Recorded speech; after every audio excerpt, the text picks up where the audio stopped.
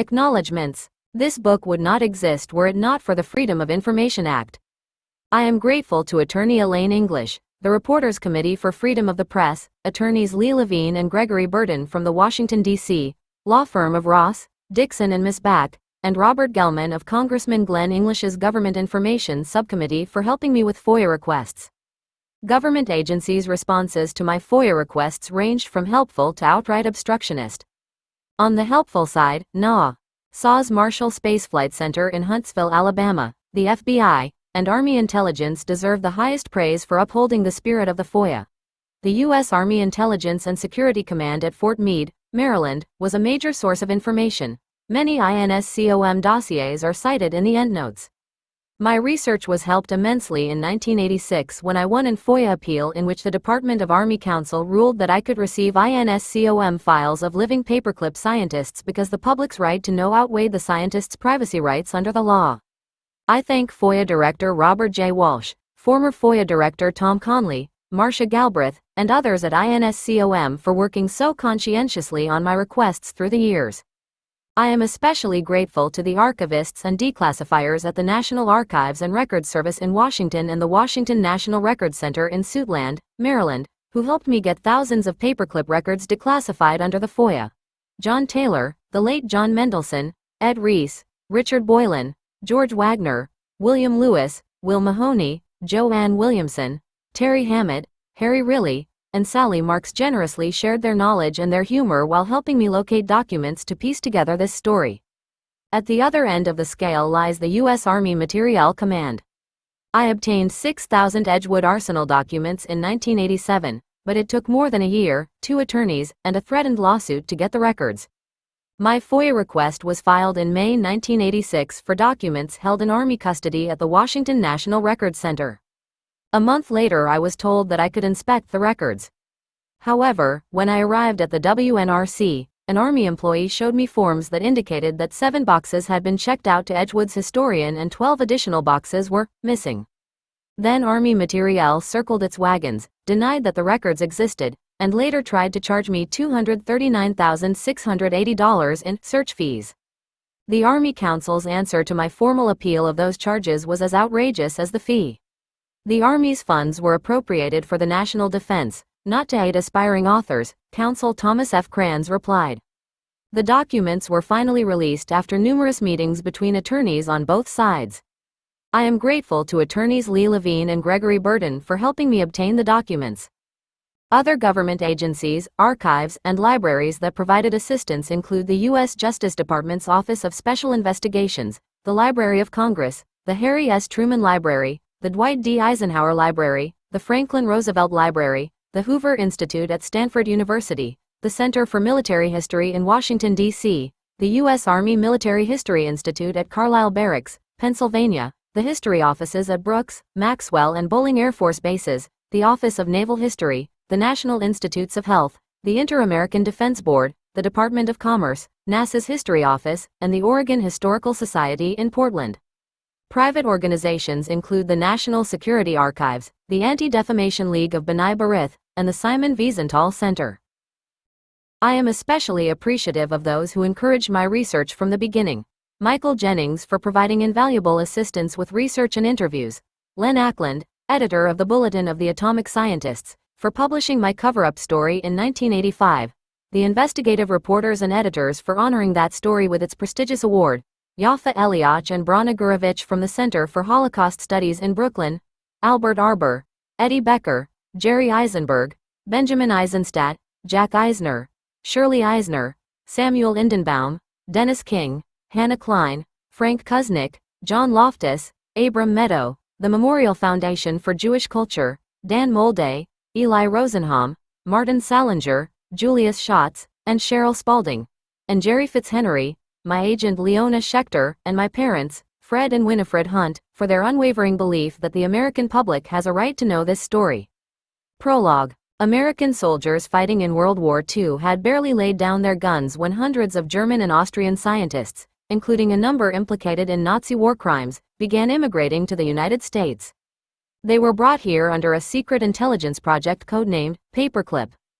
Ever since, the US government has successfully promoted the lie that Paperclip was a short-term operation limited to a few post-war raids on Hitler's horde of scientific talent.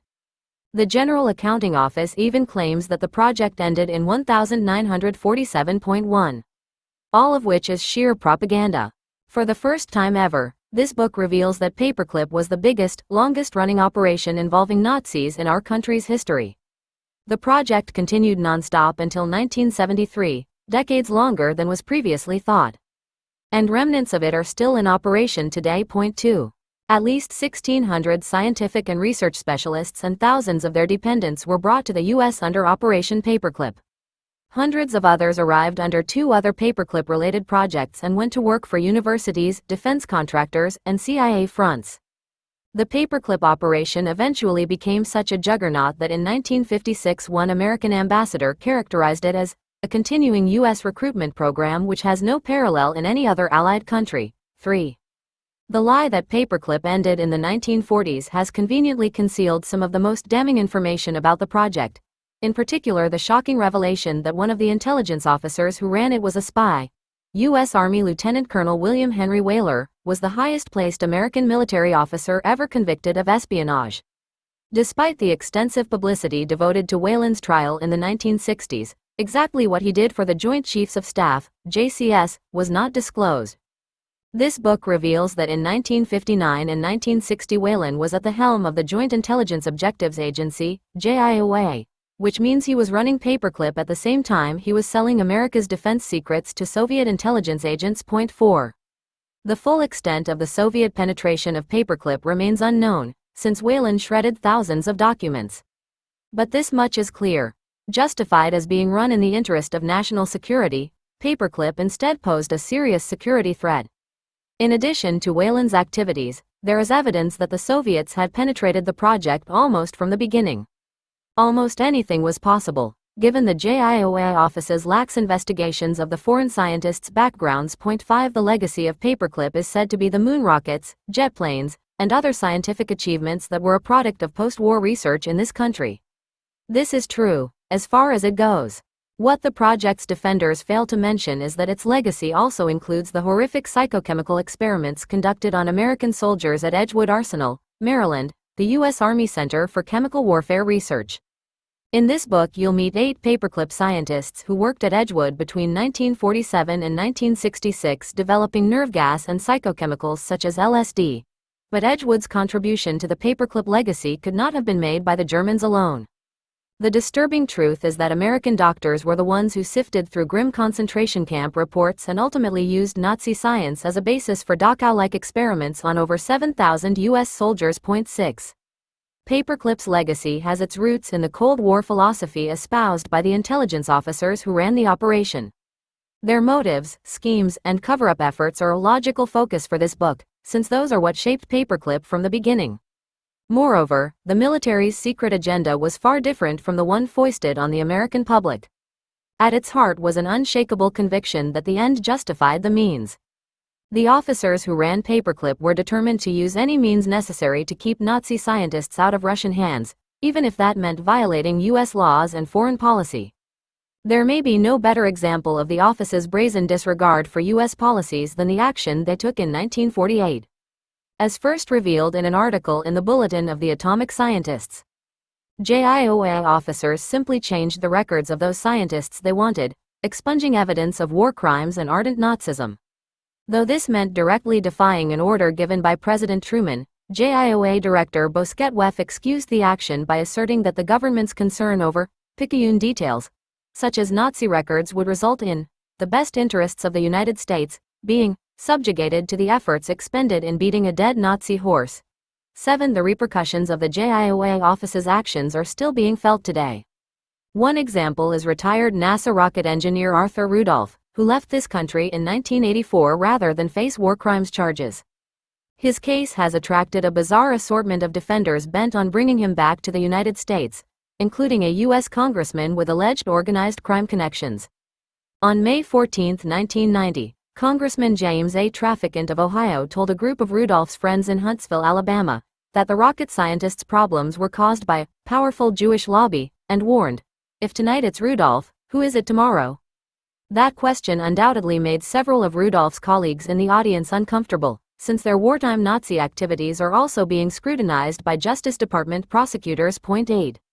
Other activities covered in this book that have not been examined up to now or that take on new significance in light of Paperclip's true history include the expansion of JIOA's intelligence operation in 1948 to include Project National Interest, which brought a convicted Nazi war criminal, an ex-Nazi spy, and other ardent Nazis to the United States to work for universities and defense contractors.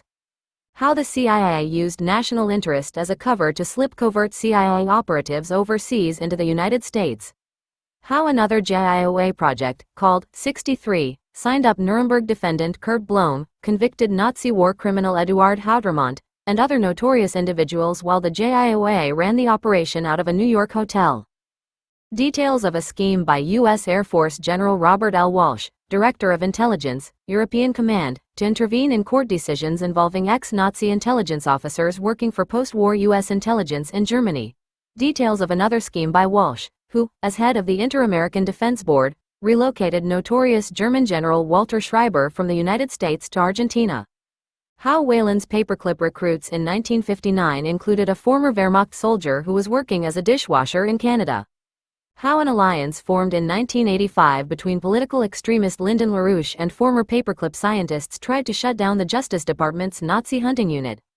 Details of another scheme in 1986 to squelch the Justice Department's investigations of former Paperclip specialists Gunther Haukel and Dieter Grau. How NASA publicly honored those same men in a 1987 ceremony commemorating Wernher von Braun. How Rudolph's friends tried to bring him back in 1990 to attend a NASA moonwalk celebration, despite laws barring his entry into the United States. In essence, this book deals with a hauntingly familiar and contemporary subject. A small group of men in the Pentagon who decided that they alone knew what was best for the country. And that, I think, is the real danger here, said former U.S. Congresswoman Elizabeth Holtzman, who authored the 1978 immigration law that bars Nazis from our shores. We have agencies that think that they are a law unto themselves, that regardless of what the law of the land is, regardless of what the President of the United States says, they'll do whatever they think is best for themselves. And that's very dangerous. 9. Notes. 1. General Accounting Office, Nazis and Axis collaborators were used to further U.S. anti-communist objectives in Europe. Some immigrated to the United States. Washington, D.C. Government Printing Office, the 28th of June 1985. 2. Federal Register, 10. August 1989. 3. Ambassador James Conant to Secretary of State, the 13th of July 1956, State Department, Operation Paperclip, Microfiche, Civil Reference Branch, RG 59, NARS, hereafter cited as State Fiche. 4. USV. Whelan, County Route 4360, EDVA, 1966, hereafter cited as Whelan. 5. One example was Soviet mole Donald McLean's influence over which scientists were hired. See John Loftus, The Belarus Secret, New York, Alfred A. Knopf, 1982. 6. For a good overview of the Edgewood experiments, see Colonel James R. Taylor and Major William Johnson, Inspectors General, Research Report concerning the use of volunteers in chemical agent research, prepared for the Department of the Army, the 21st of July 1975, obtained under the FOIA. See also USV. Stanley, 483 U.S. 669, 1987, hereafter cited as Stanley. 7. Linda Hunt, U.S. Cover-Up of Nazi Scientists, Bulletin of the Atomic Scientists. April 1985, page 24. 8. Trafficant's speech at the Huntsville Holiday Inn, the 12th of May 1990, was sponsored by the Friends of Arthur Rudolph. For information on Trafficant's mafia ties, see Dan Molday, Mafia and the Congressman, Washington Weekly. The 19th of April 1985. 9. Author interview with Elizabeth Holtzman. 1. The beginning. On May 19, 1945, a military transport plane with windows blackened to hide its notorious cargo dropped out of the steely gray skies over Washington, D.C., and lurched down the landing field. As the propellers slowed and finally stopped, 3 figures stepped out of the aircraft. The first was a middle-aged man with a scarred face whose slight build belied his importance. 1. Herbert Wagner had been the chief missile design engineer for the Henschel Aircraft Company and, more importantly, the creator of the HS-293, the first German guided missile used in combat during World War II. As of that moment, he and his two assistants were setting another historical precedent. They were the first German scientists to set foot on American soil at the end of the war. 2. Anxious to tap Wagner's expertise in the design of glider bombs for use against Japan, a U.S. Navy team smuggled him into the United States and then kept him hidden from immigration authorities so as to avoid troubling questions about his Nazi past. And no wonder. Wagner was reported to be an ardent member of the Sturmabteilung, the brown-shirted stormtroopers, as well as 4 other Nazi organizations. 3. Wagner's surreptitious arrival marked the beginning of a massive immigration of Nazi scientists to the United States and a long, sordid chapter in post-war history. Had he been kept overseas, Wagner almost certainly would have been questioned closely about his Nazi past in a denazification court. Instead, he and many of his colleagues were able to take advantage of Project Paperclip, which, in direct contravention of official U.S. policy, gave the Nazi scientists an opportunity to escape justice and start afresh in America. 4. Wagner's arrival actually predated the formal creation of Paperclip, though the effort to exploit Germany's scientific talent and resources was well underway by the time of the fall of the Third Reich. As Allied troops pushed inland from the beaches of Normandy in 1944, teams of scientific investigators trailed in their wake, roaming the battlefields in search of research installations that would yield up Hitler's scientific achievements and brain trust. The scientific teams were made up of U.S. Army, Navy, and Army Air Forces teams and Office of Strategic Services, OSS, intelligence agents attached to special military units called T-Forces. At their peak, the teams comprised more than 10,000 men scattered over the United Kingdom, where their command group, the Combined Intelligence Objectives Subcommittee, CIOS, was headquartered, France, Belgium, Holland, Luxembourg, and Nazi Germany. The team's mission was to capture and interrogate Hitler's scientists, locate and microfilm documents, and confiscate all useful equipment found in laboratories and factories. 5. According to a journal kept by civilian scientist John Harris, in May 1945 one of those teams located a carefully camouflaged IG Farben chemical plant on the outskirts of the German town of Gendorf. The entrance to the plant was flanked by 2 large brick gateposts, which Harris estimated that a Sherman tank might squeeze through with 6 inches to spare. But there was no time for such niceties. The tank accompanying Harris' team simply smashed through the entrance, knocking over one of the gateposts and trailing yards of the wire fence that had surrounded the plant behind it. 6. The spoils that Harris and his colleagues discovered at Gendorf included some of the greatest scientific minds in Hitler's chemical warfare industry. One was Walter Repp, an IG Farben director and pharmaceutical research expert. Even more impressive was Otto Ambros, a well-known chemist and Farben director who had come to Gendorf to construct a rubber plant nearby. Harris and the other members of the scientific team found Ambros to be a witty, remarkably clever man with an extraordinary command of the English language and a charming, personable manner. 7. It wasn't long, however, before they discovered another side to Ambros, one that was horrendously evil. He had overseen the use of concentration camp prisoners as slave labor when he was in charge of an IG Farben factory at Auschwitz concentration camp. It was a bitterly cruel irony, inasmuch as an IG Farben-dominated company manufactured the poison gas used to murder millions of Jews in the camps. By the time Ambros was shipped off to Munich for interrogation, he was already on the U.S. list of war criminals. 8. That dark side of Nazi science was inextricably linked to whatever benefits Hitler's technical brain trust had to offer, but from the beginning it was ignored by American military officers intent on exploiting German expertise. Even as one arm of the U.S. military was working to bring Nazi war criminals to justice after the war, another arm was using whatever means necessary to protect Nazi scientists and give them a safe haven in America. Ultimately, this country paid a heavy price for that moral indifference. The methods and philosophies that the Nazi scientists brought with them resulted in serious breaches of U.S. security and the unthinkable horror of American soldiers being used as research guinea pigs in the same way that concentration camp prisoners had been used during the war. The idea behind the original exploitation project was basically sound. During the planning phase for the Normandy invasion, it had become clear that ultimate victory depended on breaking the scientific, economic, and industrial structure of the Third Reich as well as defeating Hitler's troops in the field. German scientists had unleashed a technological war of a kind never seen before. Buzz bombs and V-2 rockets rained down on Great Britain, and in America the War Department was terrified at the thought that Hitler was close to developing an atomic bomb. 9. The main goal of the exploitation effort was to use the scientific intelligence it garnered to win the war against Nazi Germany and Japan. A secondary objective was to help advance the U.S. military's own technology once the war ended. One phase of the project, codenamed Safe Haven, was designed to prevent Germans from escaping to other countries, primarily in Latin America, to continue their wartime research. Finally, the project would rectify an old mistake. Germany had been allowed to rearm after World War I. This time Washington policymakers were determined that Germany would be stripped bare, once and for all, of any technical and scientific capability to rearm and wage another war. 10. When the exploitation project began, there was no thought of bringing German scientists to America. Indeed, there is strong evidence that President Franklin Roosevelt would have rejected the idea had it been presented to him at the time.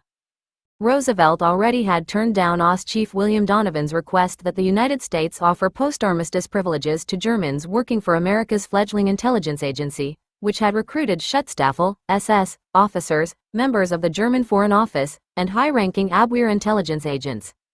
On December 1, 1944, Donovan asked the president if the recruits could be given special privileges, including permission for entry into the United States after the war, the placing of their earnings on deposit in an American bank and the like.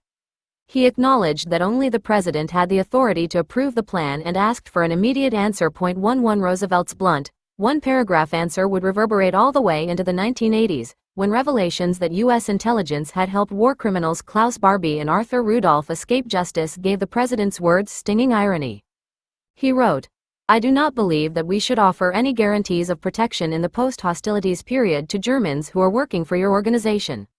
I think that the carrying out of any such guarantees would be difficult and probably be widely misunderstood both in this country and abroad. We may expect that the number of Germans who are anxious to save their skins and property will rapidly increase. Among them may be some who should properly be tried for war crimes or at least arrested for active participation in Nazi activities. Even with the necessary controls you mention, I am not prepared to authorize the giving of guarantees. 12. Yet even before the war with Nazi Germany ended, and long before official paperclip policies were set, members of the scientific teams were making unauthorized promises and cutting deals with German scientists whose names had appeared on war crimes, wanted lists. In effect, the scientific teams wore blinders. Dazzled by German technology that was in some cases years ahead of our own, they simply ignored its evil foundation, which sometimes meant stepping over and around piles of dead bodies, and pursued Nazi scientific knowledge like a forbidden fruit. The teams often included American scientists and military personnel who were familiar with the Germans' work and tended to view them as colleagues. Occasionally, the Germans even became their friends. The team whose mission it was to learn if Hitler's scientists had developed an atomic bomb was already in Europe looking for key nuclear physicists by the time the other scientific units arrived in 1944. Code-named Alsace, the atomic bomb team was headed by U.S. Army Lieutenant Colonel Boris Pash, whose long and highly controversial career ran the gamut from volunteering to fight in the 1918 Russian Revolution to being accused of running a CIA Special Operations unit which, according to testimony before Congress, was responsible for assassinations and kidnappings as well as other special operations. No evidence was presented at the hearing that the unit carried out assassinations while Pash was in charge. Pash was also security chief for the Manhattan Project during the development of the atomic bomb in the United States. 13 By the time Pash and Alsace's chief scientist, an American named Samuel Goudsmit, reached Strasbourg, France, Goudsmit was certain that the Germans had not yet completed their work on the bomb. Only a handful of men, Karl von Weizsäcker, Werner Heisenberg, and a few others, even had the expertise to do the work. Moreover, in November 1944 Goudsmit found von Weizsäcker's papers, proving that America's bomb project was at least 2 years ahead of Nazi Germany's. Nevertheless, when the Alsace team located physicist Rudolf Fleischmann, he was sent to the United States for interrogation. 14. Although best known for tracking down German physicists, Alsace also investigated biological and chemical warfare. The University of Strasbourg was a major biological warfare research base, and Pash stayed in the home of the university's biological warfare chief, Eugen von Hagen, who had fled the area before Alsace arrived. Hagen had lived in America in the 1930s, working for the Rockefeller Institute in New York while participating in pro-Nazi German-American Bund activities in his spare time. In 1946, he was arrested and used as a witness for the prosecution at the Nuremberg war crimes trials, where he admitted that several Natzweiler concentration camp prisoners had died after he deliberately had infected them with spotted fever. In 1948, Hagen was offered a job as head of the medical department at the Institute of Medicine and Biology in Berlin. Later arrested by the British and turned over to the French, Hagen was convicted in 1954 by a French court and sentenced to 20 years imprisonment for his crimes. 15. Goudsmit quickly discovered that a number of Hagen's colleagues at the University of Strasbourg were equally culpable in murder. The university was a model Nazi institution where many of the faculty were SS members whose chemical or biological warfare research consisted of horrific experiments on humans. Chief among them was Professor of Anatomy August Hirt, the official SS representative at the university, who provided other professors with prisoners for mustard gas experiments. The university proudly displayed Hirt's collection of skulls, which he had amassed by collaborating with Adolf Eichmann to kill Jews and send their still warm bodies to the university for display. 16 Alsace also interrogated Kurt Blome, Hitler's overall head of biological warfare, soon after his arrest as a war crimes suspect. Blome's sordid Nazi past and subsequent employment in a paperclip-related project are detailed in Chapter 11. When Alsace caught up with him, Blome admitted he had built a biological warfare laboratory at the request of Reichsführer SS Heinrich Himmler. Power-hungry and independent, Himmler planned to use biological warfare on Allied troops without Hitler's approval. He ordered Blome to conduct experiments on concentration camp prisoners to determine how effective a biological warfare attack would be against advancing Allied troops. But before he could begin, Blome told Alsace, Russian troops captured his laboratory. 17. While Hitler's atomic bomb project may have lagged behind America's, that wasn't the case with chemical warfare.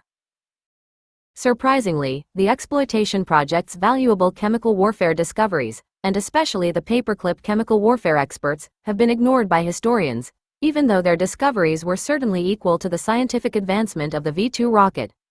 Chemical warfare service teams investigated everything from nerve gas experiments to rifle ranges where shackled prisoners under the influence of mind-altering drugs staggered around with loaded guns looking for the target.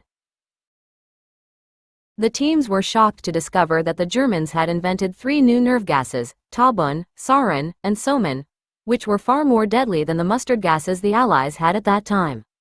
The German gases were so superior that after the war Sarin became America's standard nerve gas, while the USSR chose Taubun. 18. Formulas and samples of these gases were discovered by a team of 19 US, British, and Canadian chemical warfare experts that had targeted major German chemical warfare installations in the Münsterlager area. The team was headed by Commander A.K. Mills of the British Ministry of Aircraft Production. Mills's group tracked down a Wehrmacht experimental station at Raubkammer, a gas defense laboratory, a Luftwaffe chemical warfare experimental station, and several Luftwaffe and Wehrmacht chemical munition plants. The group was able to determine from captured documents and interrogations of German chemical warfare personnel that Taubun was produced at the rate of 1,000 tons a month at a factory in Diehenfurth that was captured by the Russians. 19. Mills's team discovered that chemical warfare experiments had been conducted on both animals and humans in the captured facilities. At Raubkammer, a main laboratory and 9 annexes housed laboratory animals used in experiments, including dogs, cats, guinea pigs, apes, and horses.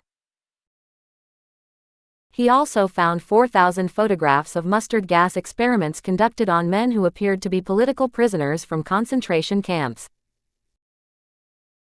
In some cases, liquid mustard had been applied directly to the victim's skin, which resulted in oozing blisters, burns, and deep scars all over their bodies. At least 6 of them had died. 20. The investigators also captured 14 of Nazi Germany's major chemical warfare experts, including General Walter Hirsch, head of WA Proof 9, the Wehrmacht's main chemical warfare section.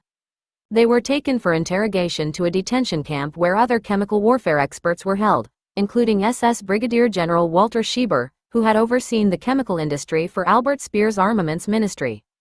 Schieber would later work under Paperclip for a decade in West Germany, making nerve gas for the chemical division of European Command. 21. In another part of Nazi Germany, U.S. Army Air Forces teams were tracking down the scientists who designed Germany's highly advanced jet aircraft, underground bomb-proof shelters, parachutes, and anything else having to do with air combat. Air Corps Colonel Donald Putt headed a team that located the Hermann Göring Aeronautical Research Institute in Brunswick. The 40-year-old officer was a friendly, adventuresome man with a weather-beaten face and a master's degree in aeronautical engineering. A veteran test pilot, Putt had helped supervise the development of the B-29 bomber at Wright Field Air Base near Dayton, Ohio. 22. Putt thought he knew all about aircraft, but he was stunned by what he found at Brunswick. There was this plane with incredible swept-back wings, he recalled 40 years later. I'd never seen anything like it. What Putt had found was Adolf Bismann's swept-back wing aircraft, which became a prototype for the U.S. Air Force's swept-wing planes in later years. 23. The institute was one of Germany's largest scientific complexes, with 1,200 specialists, 5 wind tunnels, and numerous laboratories. The specialists ran the gamut, from jet aircraft design to jet fuel, parachutes, and nearly every imaginable aeronautical invention.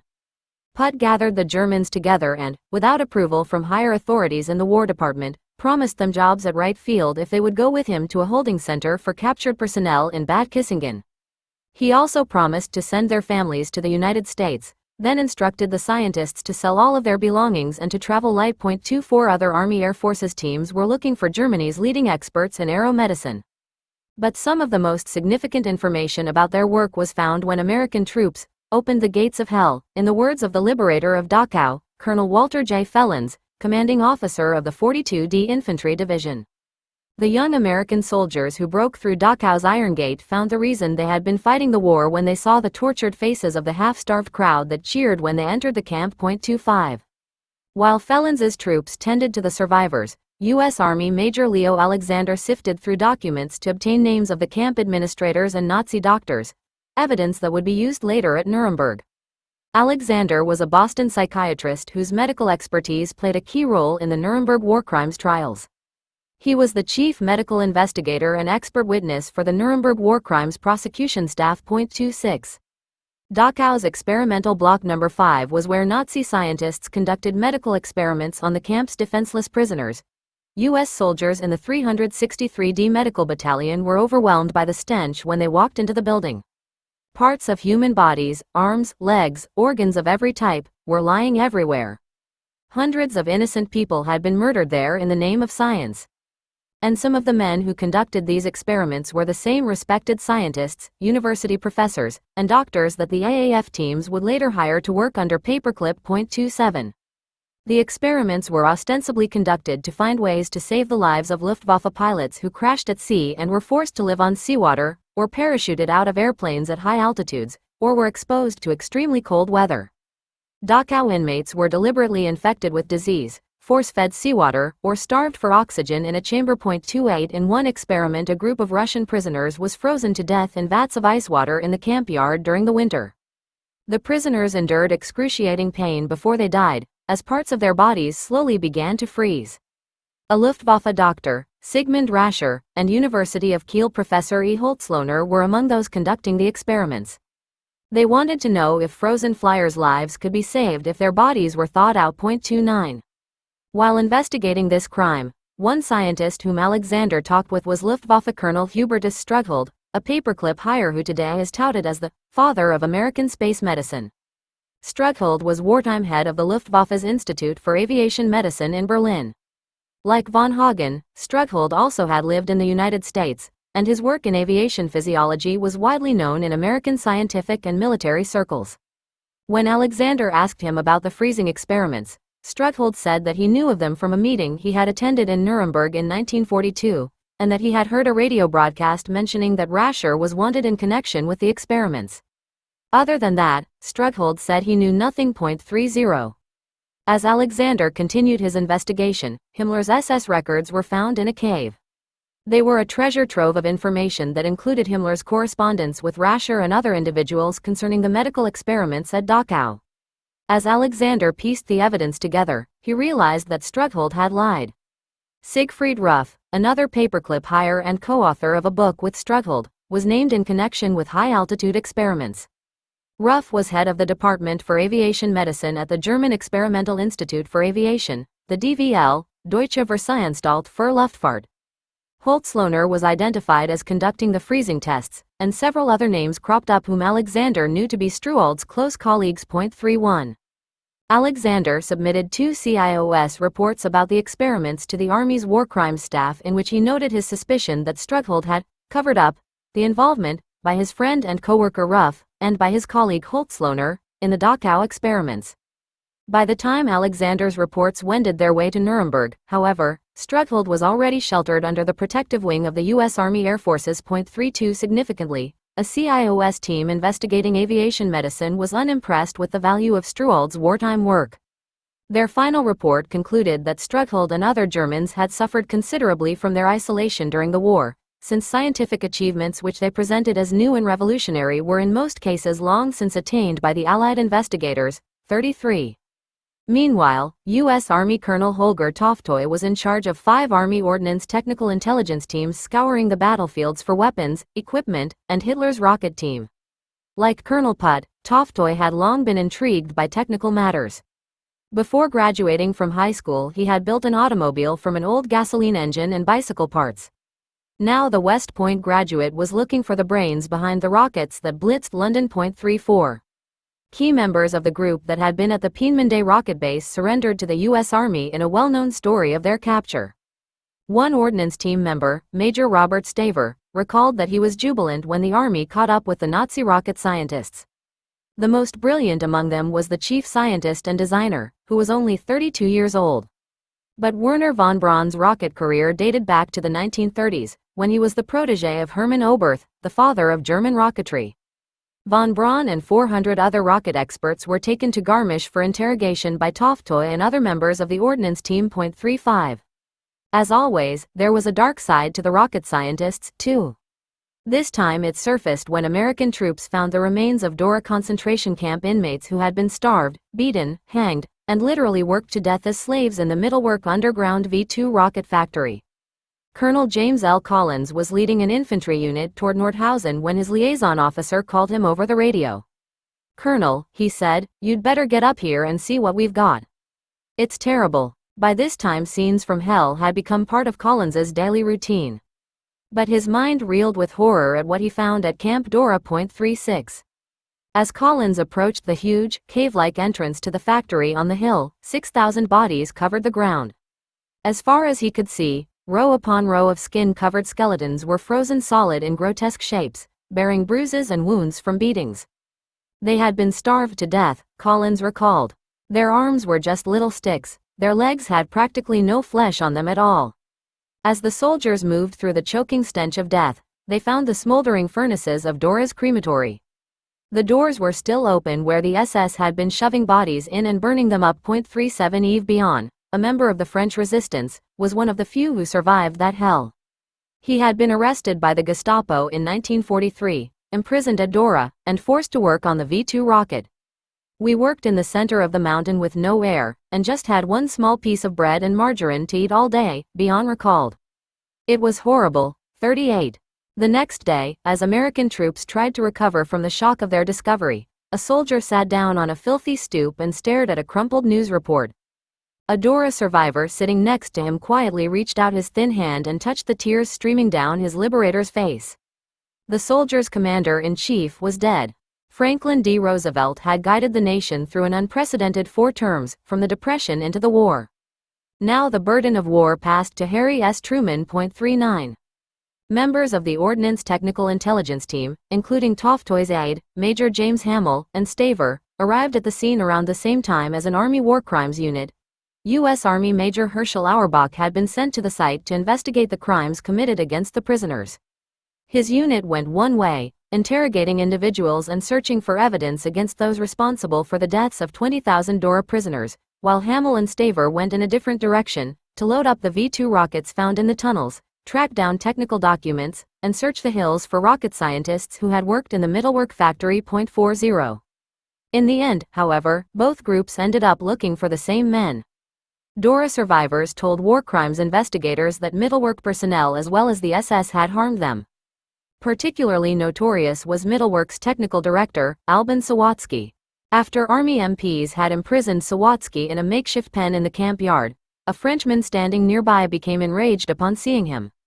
"That bastard nearly beat the life out of me a dozen times," the Frenchman yelled as he drew back his fist and smashed it into Sawatsky's face. 41 Sawatsky identified key Mittelwerk personnel and SS officers by name, and even told investigators where he thought they could be found.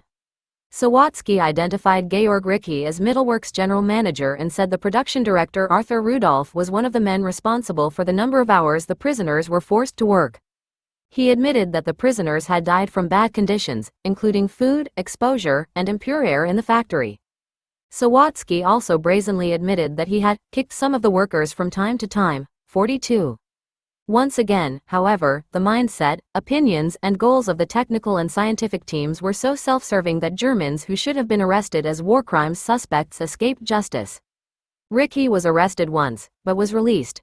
U.S. Strategic Bombing Survey Colonel Peter Beasley located Ricke, struck up a friendship with him, and even moved into his house.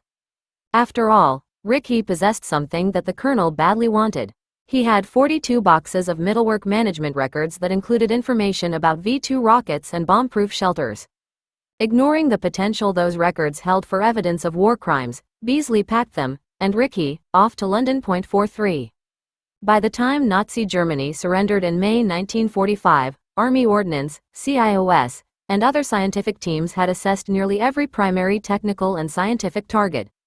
But jealous rivalries erupted between the teams and among the four Allied nations, which were competing for the same spoils of war.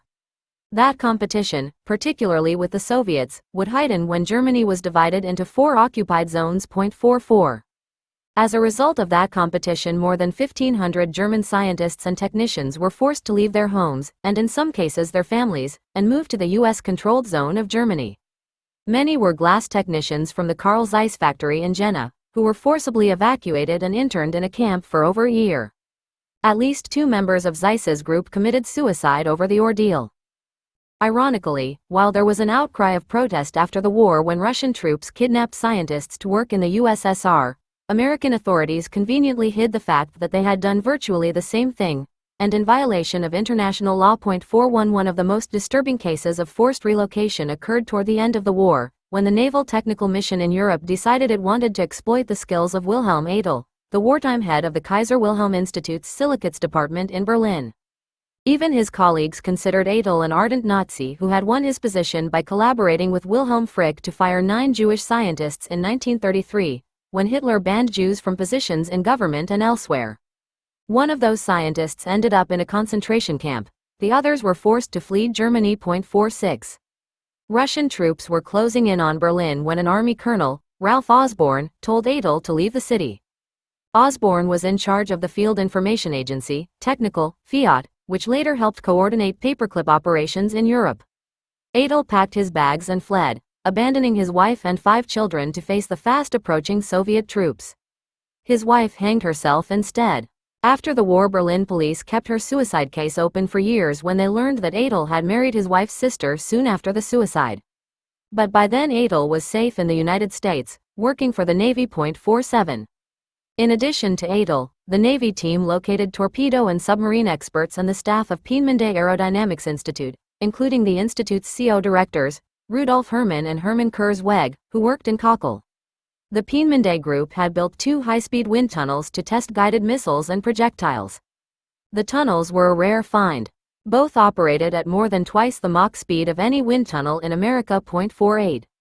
In May, the Navy team traveled to the Bavarian village of Oberammergau looking for their key target, Herbert Wagner. Just weeks after they found him, he was ensconced in a Washington, D.C. hotel, being debriefed and given a new life. 49. It had taken the greatest war in history to put a stop to an unspeakable evil. And now the cutting edge of that nightmare was being transplanted to America. Notes 1. For Navy mission history and activities, see U.S. Naval Technical Mission in Europe, historical data on NTME, and report summaries, RG 38, NARS. The Wagner description and Nazi records are in the Herbert Wagner JIOA dossier, RG 330, NARS. For general information, see Clarence Lasby, Project Paperclip, New York, Athenaeum, 1971. 2. Lasby, Project Paperclip. 3. For information about Wagner's entry date and avoidance of usual U.S. immigration procedure, see the Immigration and Naturalization Service, INS, form in the Reinhard Lauda JIOA dossier, RG 330, NARS. Lauda was brought to the United States with Wagner. Wagner's Nazi records are in his JIOA dossier, RG 330, NARS. 4. Lasby, Project Paperclip. 5. Ibid. John Gimbel, U.S. Policy and German Scientists. The Early Cold War, Political Science Quarterly, 101, 1986.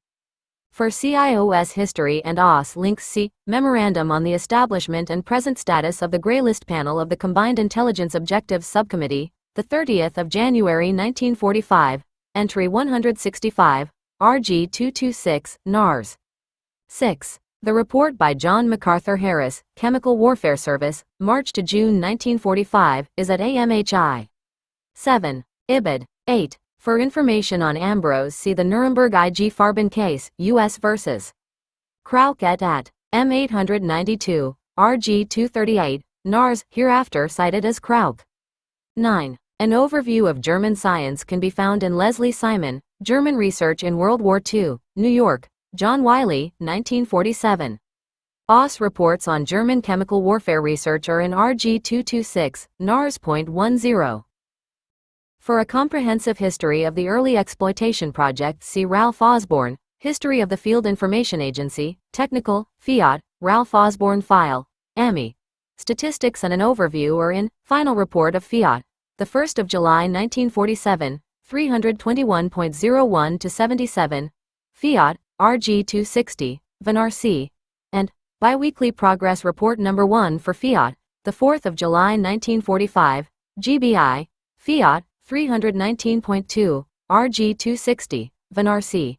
Fiat was established in July 1945 to wrap up CIOS responsibilities and oversee Paperclip in the European theater until 1947. Osborne was Fiat chief. 11. William Donovan to President Franklin Roosevelt, the 1st of December 1944, RG 226, NARS. For information on individuals used by the OSS, see Stuart Alsop and Thomas Braden, Sub Rosa. The OSS and American Espionage, New York. Renato Hitchcock, 1946. Alan Dulles' testimony as Mr. B is in House Committee on Expenditures in the Executive Department's National Security Act of 1947, 80th Cong. LST Sess. H.R. 2319, the 27th of June 1947. This hearing was not made public until 1982. When the Permanent Select Committee on Intelligence located the only existing transcript in CIA files during a committee review of CIA records. The original hearing was closed and the House's transcript was destroyed.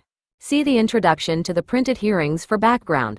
12. President Franklin Roosevelt, Memorandum for General Donovan, undated but stamped as received by Donovan's office on the 18th of December 1944, RG 226, NARS.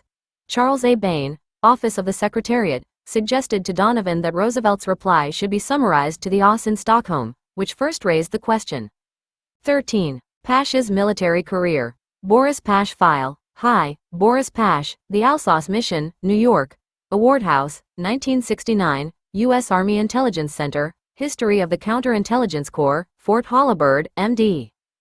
USAIC, December 1959, Volume 8, Part 3, CIC with the Alsace Mission, INSCOM. CIA, Special Operations, Unit, from Senate Select Committee to study governmental operations with respect to intelligence activities, Final Report, BK, 4, 94th Cong. 2D Sess. Report No. 94 to 755, Washington, D.C. Government Printing Office, 1976, pp. 128 to 33.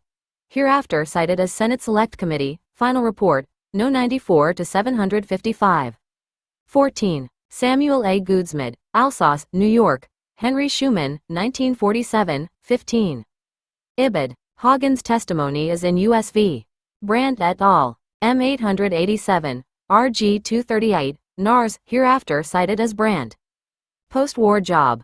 Hagen's INSCOM dossier, French trial, in, 2 German doctors sentenced, The New York Times. The 15th of May 1954.16. Goudsmit, Alsace. Information about hurt and chemical warfare experiments as in Brandt. 17. Alsace interrogation. In the Kurt Blom INSCOM dossier XE001248. Arrest reports. In Blom's Nuremberg arrest file, RG-238, NARS. 18. A comparison of the Allies' mustard gas with Taubun, sarin, and soman is in Taylor and Johnson, Use of Volunteers in Chemical Agent Research. Note: the classified Chapter 9 of this report, Intelligence Corps LSD testing, was obtained under a separate FOIA request from INSCOM, Project Derby Hat. 19. A.K. Mills, Investigation of Chemical Warfare Installations in the Munsterlager area, including Raubkammer, CIOS Report No. 8, NIH. 20. IBID. 21. IBID. Identification of some detained individuals is found in Final Report of Fiat, Chemical Corps Historical Studies, History of German Chemical Warfare in World War II, Part 1, No. 2, RG 338, NARS, and Walter Schieber INSCOM Dossier XE 001005. 22. Author interview with retired U.S. Air Force Lieutenant General Donald Putt. 23. Putt interview. Donald Putt to Commanding General, AAF, report on events and conditions which occurred during procurement of foreign technical men for work in the USA, the 25th of September 1945, located in the appendix of documents attached to Department of the Air Force, History of the AAF Participation in Project Paperclip, May 1945 March 1947, Wright Field, Ohio, Air Materiel Command, 1948, 4 vols. Bull, hereafter cited as AAF Participation in Project Paperclip. This history is valuable because its appendix contains AAF documents not found elsewhere concerning Paperclip, Wright Field, and the AAF Aero Medical Center. 24. IBID. 25. Yafa Eliach and Brana Gurevich, The Liberators, Brooklyn. Center for Holocaust Studies Documentation and Research, 1981. 26. Alexander's background and findings are in Brandt. 27. Eliach and Gurevich, Liberators. 28. Brandt. 29. IBID. 30. Leo Alexander, Neuropathology and Neurophysiology, including electroencephalography, in wartime Germany. CIOS Report L-170, found in Brandt Records. Leo Alexander, The Treatment of Shock from Prolonged Exposure to Cold, especially in Water. CIOS Report, USSR Exhibit 435, International Military Tribunal, NARS. 31. Regarding Himmler's files, see Alexander, Treatment of Shock. 32. IBID. 33. IBID. CIOS, Aviation Medicine, General Medicine, Veterinary Medicine, Chemical Warfare, item numbers 24 and 25, file no. 27. Vinar C. 34. Toftoy biography is from CMH. On Peenmonday generally see Lasby, Paperclip. Frederick Ordway and Mitchell Sharp, The Rocket Team, Cambridge, Massachusetts. MIT Press, 1982. David Irving, The Mare's Nest, London. Panther Books, 1985. Walter Dornberger, V2, New York. Viking, 1985. And Dieter Husel, From Peenmonday to Canaveral. Inglewood Cliffs, NJ. Prentice Hall, 1962. 35. Major Robert Staver letter to the author, the 4th of September 1985. 36. Author interview with retired Brigadier General James L. Collins. See also Linda Hunt, producer, reporter, Nazi Cover-Up, a 4-part series by the CNN Special Assignment I-Team, first broadcast in March 1986. 37. IBID. 38. Author interview with Yves Bion. 39. Soldiers' reactions to Roosevelt's death are in the concentration camp film Reel Nordhausen, a U.S. Army Signal Corps film, NARS. 40. Robert Staver letter to author. Author interview with Herschel Auerbach. Auerbach located dental records of SS officers that were used later for identification purposes in U.S. versus Andre et al. M1079, RG 153 and RG 338, NARS, hereafter cited as Andre. For a short history of Dora by War Crimes Staff, see William Ullman, Dora, Nordhausen Labor Concentration Camps and information on the Nordhausen War Crimes case, Prosecution Staff Booklet, in Andre. For Dora Survivors' Perspective, see Jean-Michel, Dora, London. Weidenfeld and Nicholson, 1979. Jean-Michel, de l'Enfer aux Étoiles, Paris. Librairie Plan, 1985. And Yves Bion, La Planète Dora, France. Editions du Seuil, 1985. See also Linda Hunt, Arthur Rudolph, NASA and Dora, Moment. April 1987. and Joseph Garlariski, Hitler's Last Weapons, New York, Times Books, 1978. 41. Victor Bernstein, I saw the bodies of 3,000 slaves murdered by Nazis, p.m., the 17th of April 1945. 42. Sworn statement of Albin Sawatsky, the 14th of April 1945, prosecution exhibit, André. 43. Information about the elusive 42 boxes of documents and Ricky's relationship with Beasley is in Ricky's testimony, André. 44. Osborne, History of the Field Information Agency, Technical. 45. Carl Zeiss to USFET Headquarters, Report on Evacuated Scientists from Carl Zeiss Jena, the 17th of July 1946, G2. Paperclip. Top Secret, Files, RG 319, Vinar C. 46. C. Wilhelm Adel INSCOM Dossier XEO 61886 and JIOA Dossier, RG 330, NARS, for numerous statements regarding Adel, especially the OMG-US memo to the S2 branch, the 27th of February 1949, and the Robert Havemann statement. For the fate of Jewish scientists see Bernd Engelmann, Germany Without, 7 EUs, New York, Bantam Books, 1984. 47. Ibid. 48. S.M. Hastings, The NSWC, WOL Wind Tunnels, NSWC Pamphlet, August 1979, on. For Navy Mission History and Activities see U.S. Naval Technical Mission in Europe, Historical Data on NTME, and Report Summaries, RG 38, NARS. 49. Entry dates are in the Herbert Wagner JIOA Dossier, RG 330, NARS. 2 Rules of the Game. In the summer of 1945, as American troops coped with the chaos and ruin of what once had been Hitler's Third Reich, the scientific teams held thousands of German scientists captive in detention camps across Germany. The Hotel Wittelsbacher Hof in Bad Kissingen was no exception, though it looked more like the site of a big scientific convention than a holding center for Germans captured by the Army Air Forces. American jeeps arrived daily, bringing in scientists of all ages, their luggage containing only the few personal belongings they had hurriedly gathered together. These men, some 120 in number, were jet engine, wind tunnel, and rocket fuel experts under Colonel Putt's control. 1. Putt viewed his captives not as former enemies but as scientists whose technical know-how could benefit the Air Corps. The Germans were years ahead of us in aircraft design, Putt later recalled. Nazi Germany had barely surrendered when Putt began asking his superiors to formulate a policy to bring the scientists to America.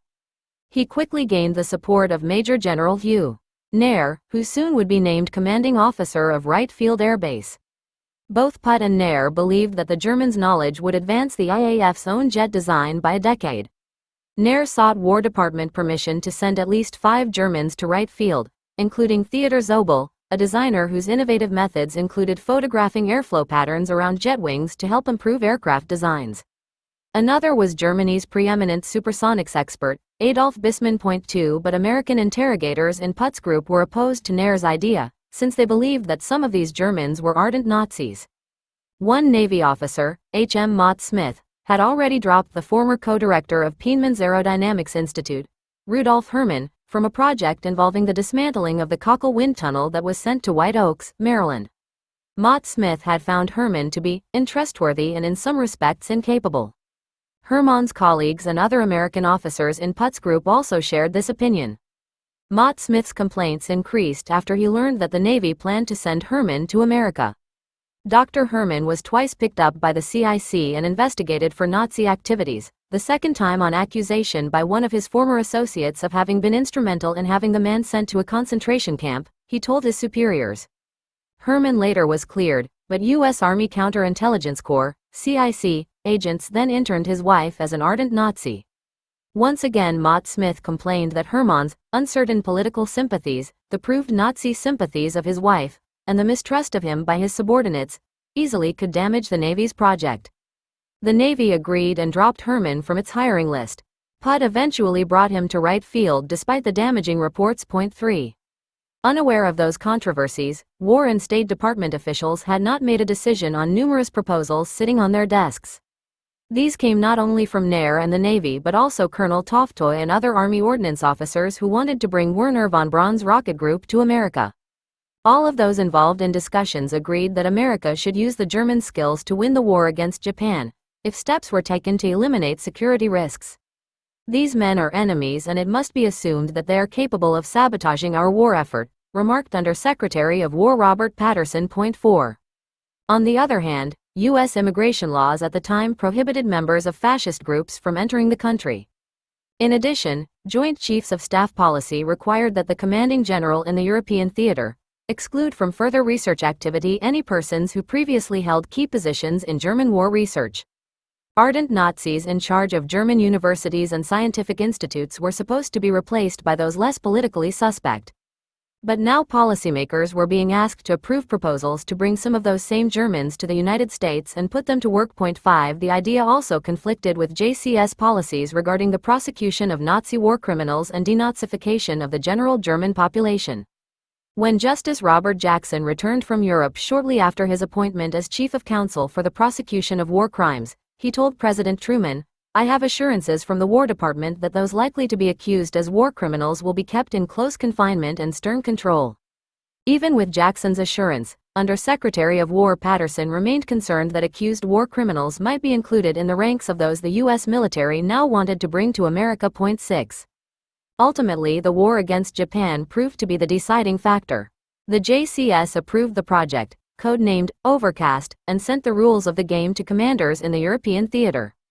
The project's stated purpose was to temporarily exploit German and Austrian scientists to assist in shortening the Japanese war.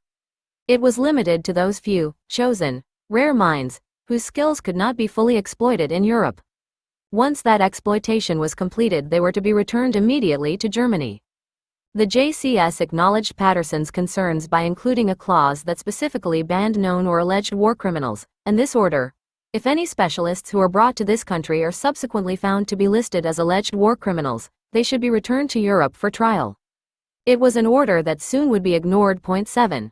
Once Project Overcast was approved, a War Department spokesman made a terse public announcement that a number of carefully selected scientists and technologists are being brought to the United States. He informed the press, however, that there would be no interviews, no itineraries, no pictures, and then refused to reveal any further information. Point 8. Over the next few months, 3 military intelligence agencies formed a power base enabling them to control the project's course for the next 2 decades and to hide their dubious activities from the American public. These were the Joint Intelligence Committee, JIC, the Joint Intelligence Objectives Agency, JIOA, and the Exploitation Branch under Army Intelligence, G2, in the War Department General Staff, WDGS. It is important to keep in mind that the project was run by intelligence officers. While the American public may have been told that the German scientists were considered valuable because of their scientific skills, the intelligence officers running the project had a far different agenda. They viewed the project as the intelligence exploitation of Germany, and along with that, the Soviet Union and France. The decisions they made, often in secret, reflected that view. Despite JCS policies, some of those brought to the United States under the project were a far cry from being scientists, or even Germans or Austrians. The scientists who did arrive were interrogated about what they knew about the Soviet Union, and their mail was constantly screened for intelligence information. The JIC was the intelligence arm of the Joint Chiefs of Staff, responsible for advising the JCS on the intelligence problems and policies and furnishing intelligence information to the JCS and the State Department. The JIC was composed of the Army's Director of Intelligence, the Chief of Naval Intelligence, the Assistant Chief of Air Staff II, and a representative of the State Department. They considered policy questions regarding the German scientist project and recommended procedural changes to the JCS. The Army's Director of Intelligence always played a key role in the project, since the policy made Army Intelligence, G2, administratively responsible for many aspects of the program, including background investigations. Lieutenant General Hoyt Vandenberg served in that position until June 1946, when President Truman appointed him director of the Central Intelligence Group, which became the Central Intelligence Agency in 1947.9. The JIOA was established as a subcommittee of the JIC specifically to assume direct responsibility for running the German scientist program until the JIOA was disbanded in 1962. The agency was comprised of a JIOA governing committee, made up of one representative of each member agency of the JIC, and an operational staff of military intelligence officers from the different services. Army Colonel E. W. Grun was the first JIOA director, a position that generally rotated annually among the agency's military officers.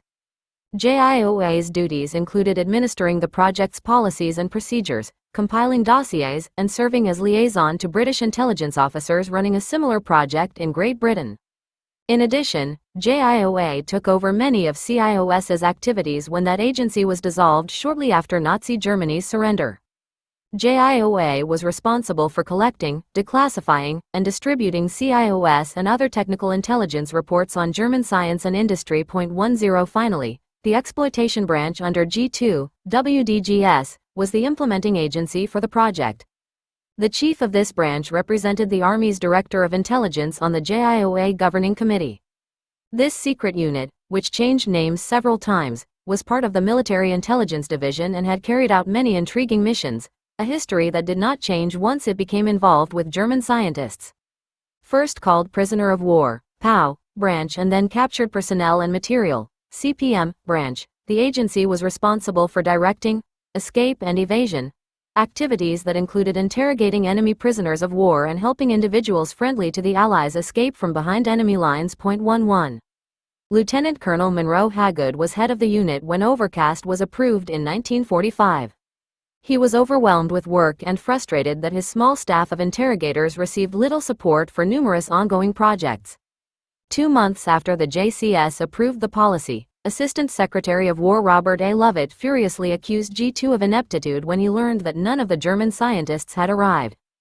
Hagood took the brunt of that criticism and later complained that while his staff was expected to be responsible for half the work needed to initiate Overcast, the War Department gave him no funds to accomplish the task. 12 Hagood's biggest problem, however, was that his CPM branch interrogation staff was too small to take on yet another group of Nazis.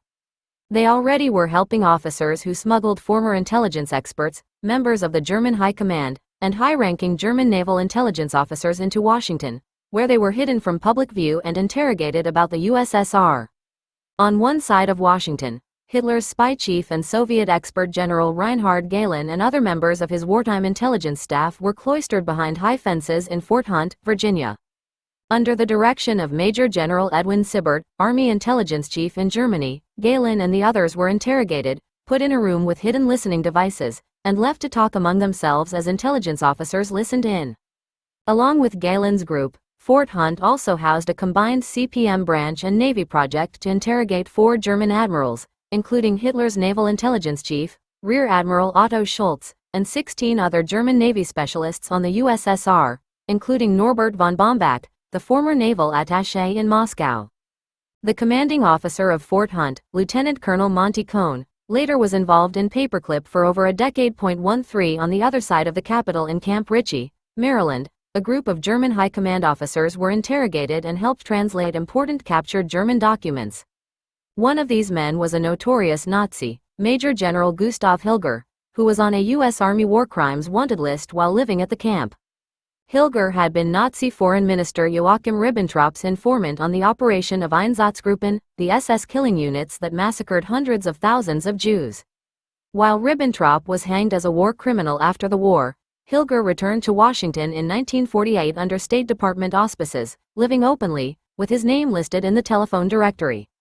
Others in the Washington area with Hilger in 1945 were Kurt Zinman, who headed the Russian section of the German War Economy Branch, General August Kestring, military attaché in Moscow, and Nazi historian Peter Heinz Seraphim, whose research on Jews was used avidly by Hitler's propaganda chief. 14 Hagood's overworked interrogators in CPM branch were not the only source of delays. A British project called Backfire lasted through the summer. It was supposed to be a major effort to study the Germans' V-2 rocket launching techniques, but it soon turned into a fiasco, tying up several of the main rocket experts. Hundreds of Allied officers and nearly 1,000 Germans, including von Braun and Arthur Rudolph, gathered at an isolated area off the Dutch coast known as Cuxhaven. Entire units of officers spent months scouring an area from Paris to Berlin, digging up fields and rummaging through factories to find enough V-2 parts to reassemble rockets that were barely operational. The British released hundreds of German Wehrmacht officers and tradesmen from POW camps to work as construction crews at the launch site. The project's director even admitted that it was necessary to give them better treatment than the normal PW to make them cooperate. By September, only 3 rockets had been launched, and the JCS angrily told the British that they wanted von Braun and other rocket experts sent to America at once. 15 In addition to the delays, Operation Backfire succeeded in blocking an investigation of Rudolph's wartime activities at Middlework. Canadian Field Service, FSSEC, officers uncovered information that Rudolph was Middlework's production director and that foreign slave labor there has been very badly mishandled, according to Rudolph's own words. They also suspected that another Middlework engineer, Hans Lindenberg, may be wanted in connection with Rudolph's activities.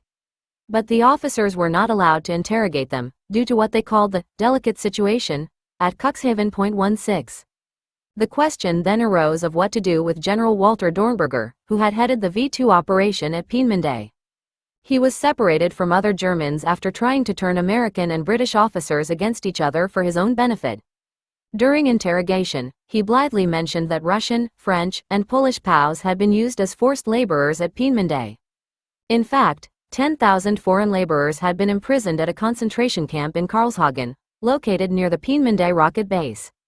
The camp included political prisoners who had been taken from their countries by force to work as slave labor on V2 rockets. Dornberger said that many of these prisoners had been killed when the Allies bombed the rocket base in 1943. Unfortunately, neither British nor American intelligence officers questioned Dornberger closely about the use of POWs and political prisoners as forced labor, and their possible mistreatment, in violation of international law. 17.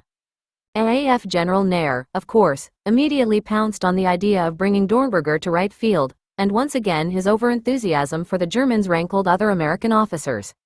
One general told Nair not only that would he block AAF efforts to employ Dornberger, but that, in fact, we may trade him to the Russians for a dish of caviar.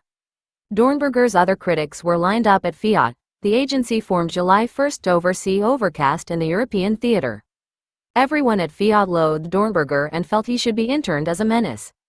The British settled the matter by taking Dornberger to London, where they planned to hold war crimes trials of German militarists.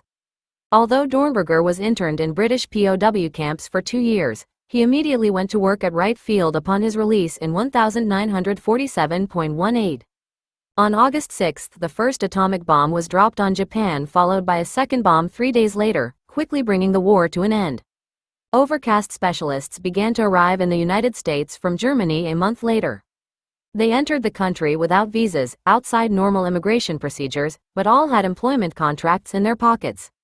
Although they were supposed to be under tight military custody, Peenemünde's former guidance department chief, Ernst Steinhoff, wasn't even met at the boat. He ended up hitchhiking to his job at Aberdeen Proving Ground, Maryland. 19 Interrogation centers were set up at Fort Strong, Massachusetts, located on an island in Boston Harbor, where the Germans were supposed to fill out forms and be interviewed. Most escaped close scrutiny. Herbert Axter, Dornberger's chief of staff at Peenemünde, recalled that the rocket group knew they were protected from the beginning. "We knew already that they wouldn't do anything to us, because they wanted something from us," Axter said. 20. Most officers conducting the interrogations did not even inquire whether the new arrivals were ardent Nazis or wanted for war crimes. One officer, obviously suspicious of Rudolph, did comment on his form, 100% Nazi, dangerous type, security threat. Suggest internment. His remarks were put in Rudolph's file, discussed occasionally during security clearance investigations through the years, and generally ignored. 21. It wasn't long before nearly 150 Overcast specialists were working at various military bases across the country under this lax policy. Rudolph, von Braun, and more than 100 other former Peenemünde and Middlework employees worked for Colonel Toftoy at Fort Bliss, Texas. Other rocket technicians joined Steinhoff at Aberdeen Proving Ground. Colonel Putt brought 30 additional jet aircraft and rocket fuel specialists to Wright Field. Torpedo and submarine specialists joined Herbert Wagner and the Navy's group at an isolated mansion in Long Island, New York. 20 other recruits helped reassemble the huge Cockle Wind Tunnel in White Oak, Maryland. A false myth persists to this day that only scientists and technicians were brought to the United States under this project, while many men in neither category were included from the beginning, in violation of the policy. For example, Armin Stelzner, who had served as a major in the Wehrmacht in Poland, France, and Africa during the war, worked under Overcast as a translator of documents dealing with high-frequency communication at Aberdeen, proving ground. 22 Colonel Putt favored high-ranking militarists, and by mid-December 1946, 5 Luftwaffe officers were employed at Wright Field to write a survey of the Luftwaffe's battles with the Soviets. The head of this group was General Herhut von Roden, commander of the Luftwaffe on the Russian front, who had worked for a U.S. military historian in Europe immediately following Nazi Germany's surrender. 23. Herbert Axter was a patent attorney and a lieutenant colonel in the Wehrmacht in command of a unit fighting the Russians. In 1943, he met a director of Peenemünde while on furlough at his ranch near the rocket base. All of a sudden I got a telegram from Dornberger telling me I'd been reassigned to be his chief of staff, Axter recalled. In 1945, von Braun and Colonel Toftoy told Axter he was going to America. I said, "Why? I'm not a technician." And Toftoy said, "The U.S. Army needs to know how Peenemünde was organized so we can organize our rocket program." Of course, being chief of staff, I knew. And that's why I went to America. 24. Project Overcast was badly organized and lacked funds to accomplish even the minimum standards set for the project. Even the Germans complained about the situation. For example, Theodor Zobel and 5 other jet aircraft specialists arrived at Wright Field only to learn there was so little money allocated to the project that equipment damaged on the trip from Germany was not even replaced.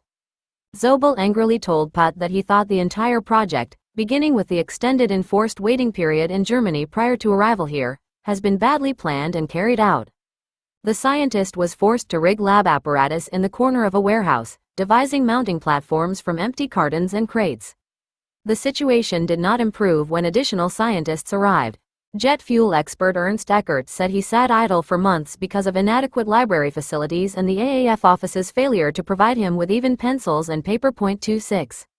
Meanwhile, one of JIOA Director Gruen's first actions as overall administrator of the project was to compile a hiring list of the best qualified German and Austrian scientists that was used by both the United States and Great Britain as a recruitment tool for decades.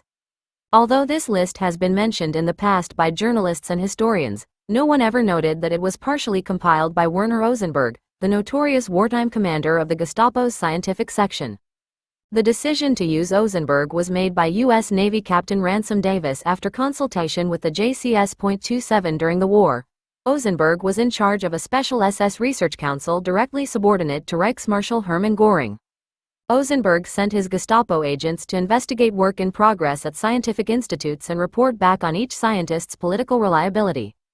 From those reports and the Gestapo's files, Ozenberg compiled a list of 15,000 names of scientists in the Third Reich. He wrote comments next to the scientists' names regarding their political affiliations, such as SS membership, and his opinion of their scientific abilities. Of course, those scientists who held fanatic Nazi views and SS membership were also those whom Ozenberg considered to be the best qualified. 28. Ozenberg had been captured in 1945 by the Alsace team and interned in a camp in Germany. Soon after the JIOA expressed interest in him, intelligence officers whisked him out of Germany to Versailles, France, where he set up business as usual, sifting through his files to suggest names of those he considered the best scientists in the Third Reich. 29. Not surprisingly, when JIOA's hiring list began to circulate, it caused an immediate uproar among American officers. One officer in Germany complained directly to the JCS that the list contained a large number of former Nazis and mandatory unemployables. He was furious when he recognized the names of ardent Nazis he had just forced out of jobs in Germany, as JCS policy required. 30. While Ozenberg influenced the hiring of ardent Nazis, there is disturbing evidence suggesting that the project was penetrated by the Soviets from the beginning. Assistance in earmarking which German scientists to recruit also was offered by Donald Maclean, the first secretary of the British Embassy in Washington and liaison for atomic secrets. Maclean was a Soviet mole. Among the top secret documents in JIOA files is a letter advising that certain scientists were too unimportant to recruit. An attached list then contained derogatory comments about the qualifications of some of Germany's eminent nuclear physicists, including Otto Hahn and Karl von Weizsäcker. The most striking comment is about Hahn, winner of the Nobel Prize in Chemistry, who was judged on the list as having negligible value. 31 members of the Joint Research and Development Board, headed by Dr. Vannevar Bush, were shocked when they saw the derogatory comments. JIOA Director Grun had sent the comments to Bush and asked for an opinion of the scientist's eminence. As a result, Bush issued a scathing retort criticizing the military for not knowing even elementary information on Germans whose names are as well known in scientific circles as Churchill, Roosevelt and Stalin or in political circles. He emphasized that Hahn and von Weizsäcker were intellectual giants of Nobel Prize stature, and that their expertise would be of great value to America. 32. Nevertheless, none of the physicists was placed on the list until the 1950s, although most worked as consultants under the project in Germany, and physicist Rudolf Fleischmann was flown to the United States for interrogation prior to the dropping of atomic bombs on Japan. Major General Leslie Groves, as head of the Manhattan Project, had already told the Director of Intelligence that he was vehemently opposed to any of the German physicists working for the Manhattan Project for security reasons. If they are allowed to see or discuss the work of the Manhattan Project, the security of our information could get out of control, Groves said. Of course, Groves had good reason to worry, since German-born Klaus Fuchs, another Soviet spy, had worked for the Manhattan Project during the war. Contrary to some published reports, Fuchs was not brought in under Paperclip. He fled Germany in 1934, worked in Great Britain, and then joined the bomb project in 1943, 2 years before Paperclip even existed. 33. Another controversy ensued when French agents nearly exposed the well-kept U.S. secret that American officers were kidnapping scientists in the Soviet zone. The French asked the Joint Chiefs of Staff for permission to see JIOA's list, supposedly to check the scientists' movements in the divided zones of occupied Germany. The list identified scientists from the well-known Carl Zeiss Optical Works in Jena who were forcibly taken out of the Soviet zone by U.S. officers in 1945. The French request came at an embarrassing time, since U.S. and British government officials were publicly criticizing the Soviets for kidnapping scientists, in violation of international law. Now the JCS was afraid that if the public learned of the Jena incident, it would expose America's activities as equally illegal. 34 The Jena group had been locked up in a detention camp for a year. In 1946, the group filed a damage claim seeking return of personal property and scientific equipment that had been confiscated and sent to Wright Field. Carl Zeiss himself complained bitterly to U.S. officers that 2 men in his group already had committed suicide and another had returned voluntarily to the Soviet zone as a result of their enforced idleness. JIOA officers inquired about employing the entire Zeiss staff under Overcast, but the plan was dropped. Colonel J.I. Johnson, who headed the board of officers processing the Zeiss group's claims, said the group wasn't worth the trouble. According to Johnson, most were automobile mechanics who hopped on the bandwagon and were attempting to make a good thing of the situation. A handful were brought in later to work for the Air Force. 35. By spring 1946, policymakers in Washington still were trying to decide what to do about the project, whose codename had been changed to Paperclip. High-ranking policymakers in the State War Navy Coordinating Committee, SWNCC, worked on a policy to be submitted to President Truman. 36 And the Joint Chiefs of Staff were getting opinions on the subject from everyone, including the British, whose own project was coordinated in Washington through the combined Chiefs of Staff. In fact, the two countries' projects were tightly linked. They coordinated policies, shared hiring lists, and U.S. and British intelligence agencies screened the Nazi backgrounds of the scientists. At the time, the British were exploiting several groups of Germans in their own country. In March 1946, British intelligence also began dumping German scientists on British Commonwealth countries, including Canada and Australia. In Operation Matchbox, 20 Germans secretly were sent to Canada to work. They included 4 wartime IG Farben chemists and a man described later by Canadian investigators as the #1 Nazi in the dental trade during the war. Some of those men would be brought to America in the late 1950s under Paperclip. 37. Of course, the JIOA Governing Committee already had begun to set their own agenda. Officers attending their weekly meetings in the summer of 1946 included U.S. Navy Captain Francis de Bourg, G2 Exploitation Branch Chief Hagood, and on various occasions other officers, including Putt and Toftoy. The group was led by 42-year-old Navy Captain Bosquet Weff, who had been named chairman of JIOA's committee in early 1946. Weff was a career naval officer who had conducted anti-submarine operations against German subs along the entire coastline of America and the Caribbean during the war. He also had been a member of the occupying forces of Japan until November 1945, when he returned to America. 38 Samuel Klaus was the State Department representative on the JIOA Governing Committee, but the 42-year-old lawyer was no bureaucrat. He was amused once in Europe when children followed him because they thought that he, with his bowler hat, cane, and mustache, was Charlie Chaplin. He once told his sister that he was like Javert, the detective in Les Miserables, in pursuit of justice, and his State Department career reflected that pursuit. During the war, Klaus worked on the department's Safe Haven project, tracing the intricate network of fronts and money funneling operations used by German banks and corporations to smuggle their assets out of Nazi Germany before its collapse. He helped set up the State Department-run Berlin Document Center, which today still houses voluminous captured Nazi organization files. Klaus also conducted numerous investigations of human rights violations in communist bloc countries, riding through Armenia on horseback. 39. Wef and Klaus clashed during the very first meeting and their relationship went downhill from there. Wef was, to put it bluntly, a loose cannon. He often tried to maneuver himself into a position where he could make decisions he did not have the authority to make, without the knowledge of either the State Department or the JIOA Governing Committee.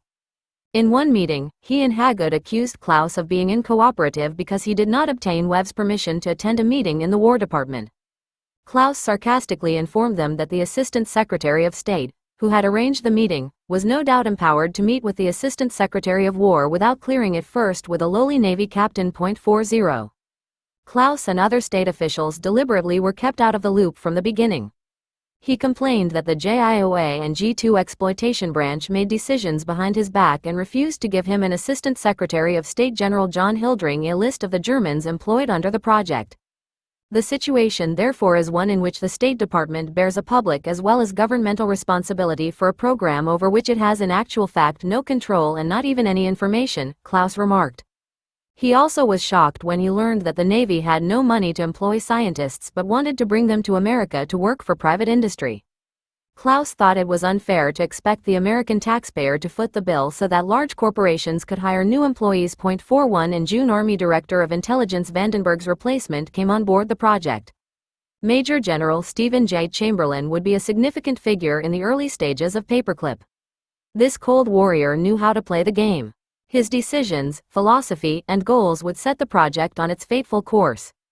The 57-year-old career officer had been General Douglas MacArthur's intelligence chief of planning and operations for the Pacific Campaign. As Director of Intelligence, Chamberlain served directly under Army Chief of Staff General Dwight Eisenhower until reassigned to another post in October 1948. 42. While the SWNCC debated a new policy that still would include only scientists or technicians, the intelligence community had other ideas. Hagood's CPM branch, AAF officers Putt and Nair and Army Colonel Toftoy were among 11 officers holding meetings on their own, without Klaus, to work on changes they wanted made in the new project. Their agenda included expanding the category of people to include prisoners of war, militarists, SS officers, and anyone else who they thought would be of use to the military. One proposal would have included 558 German POWs held in the United States since the beginning of World War II. Some of these Germans already worked at Wright Field as cooks, waiters, and busboys. Others cared for the animals used in mustard gas experiments at Edgewood Arsenal, Maryland. But the Secretary of War opposed the idea and ordered the prisoners returned to Germany. 43. 1 month after that proposal fell through, Hagood, Putt, and others in the Washington Group, in conjunction with U.S. Army intelligence officers in Germany, secretly approved a scheme to include SS officers and former high-ranking officials of the Third Reich who already were employed by Army intelligence in Germany. They would have to be smuggled into America, since their backgrounds clearly violated U.S. immigration laws. Although the identities of these dubious recruits are not known, the fact that Lieutenant Colonel Dale Garvey was among those involved in this plot in Germany gives some idea of the scurrilous group of individuals being discussed. Garvey was commander of Region 4 of the 970th Army CIC in Germany and one of the officers who later approved the Army CIC's recruitment of Klaus Barbie. 44 After the meeting, Hagood prepared a report for his superiors, Chamberlain and Eisenhower, but the group carefully expunged information they said was so controversial, it would delay action if the generals knew the full story. Hagood then told Garvey and other intelligence agents in Germany to expedite procedures and begin shipping the Nazis as soon as the revised Paperclip policy was approved. 45. It was not surprising that no one mentioned this plot to Klaus during the official JIOA meeting held later the same day. Yet Klaus certainly suspected that something was going on behind his back, judging from his comments in a memo. I gathered in the course of the meeting that there had been meetings of the group to which I had not been invited, Klaus noted suspiciously. 46. The intelligence officers quickly forged ahead with the schemes they had hatched in Klaus's absence. On July 30, Chamberlain asked Chief of Staff Eisenhower to approve a plan to smuggle in 30 ex-Nazi experts on the USSR among 1,000 scientists in the new project. Chamberlain told Eisenhower that the military intelligence division's experience in bringing similar groups to America, Galen, Hilger, and others, has proved that valuable intelligence on Russia and Russian-dominated countries can be developed more rapidly by this method than any other. 47. Exactly 1 month later, Acting Secretary of State Dean Acheson sent a copy of Paperclip policy to the White House.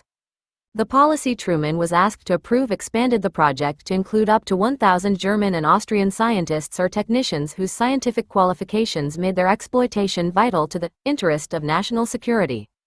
The policy, SWNCC 257-20, also spelled out procedures the War Department was required to follow. The specialists would be under military custody, since they would enter the United States without visas. The War Department would screen their backgrounds and assure that the best possible information about their qualifications was submitted to the State and Justice Departments for visa consideration. Employment contracts would provide for their return to Germany if they were found not to be qualified or acceptable for permanent residence. While war criminals were obviously excluded, one clause in the policy banned those active in Nazism or militarism as well. No person found by the commanding general, USFET, to have been a member of the Nazi Party and more than a nominal participant in its activities, or an active supporter of Nazism or militarism shall be brought to the U.S. hereunder. Acheson told the President that since the State, War, and Navy departments had approved the policy, I recommend your approval. 48. At the same time, across the Potomac, Fort Hunt bustled with activity as Hagood's CPM branch and other intelligence officers gathered in buildings isolated from the main area.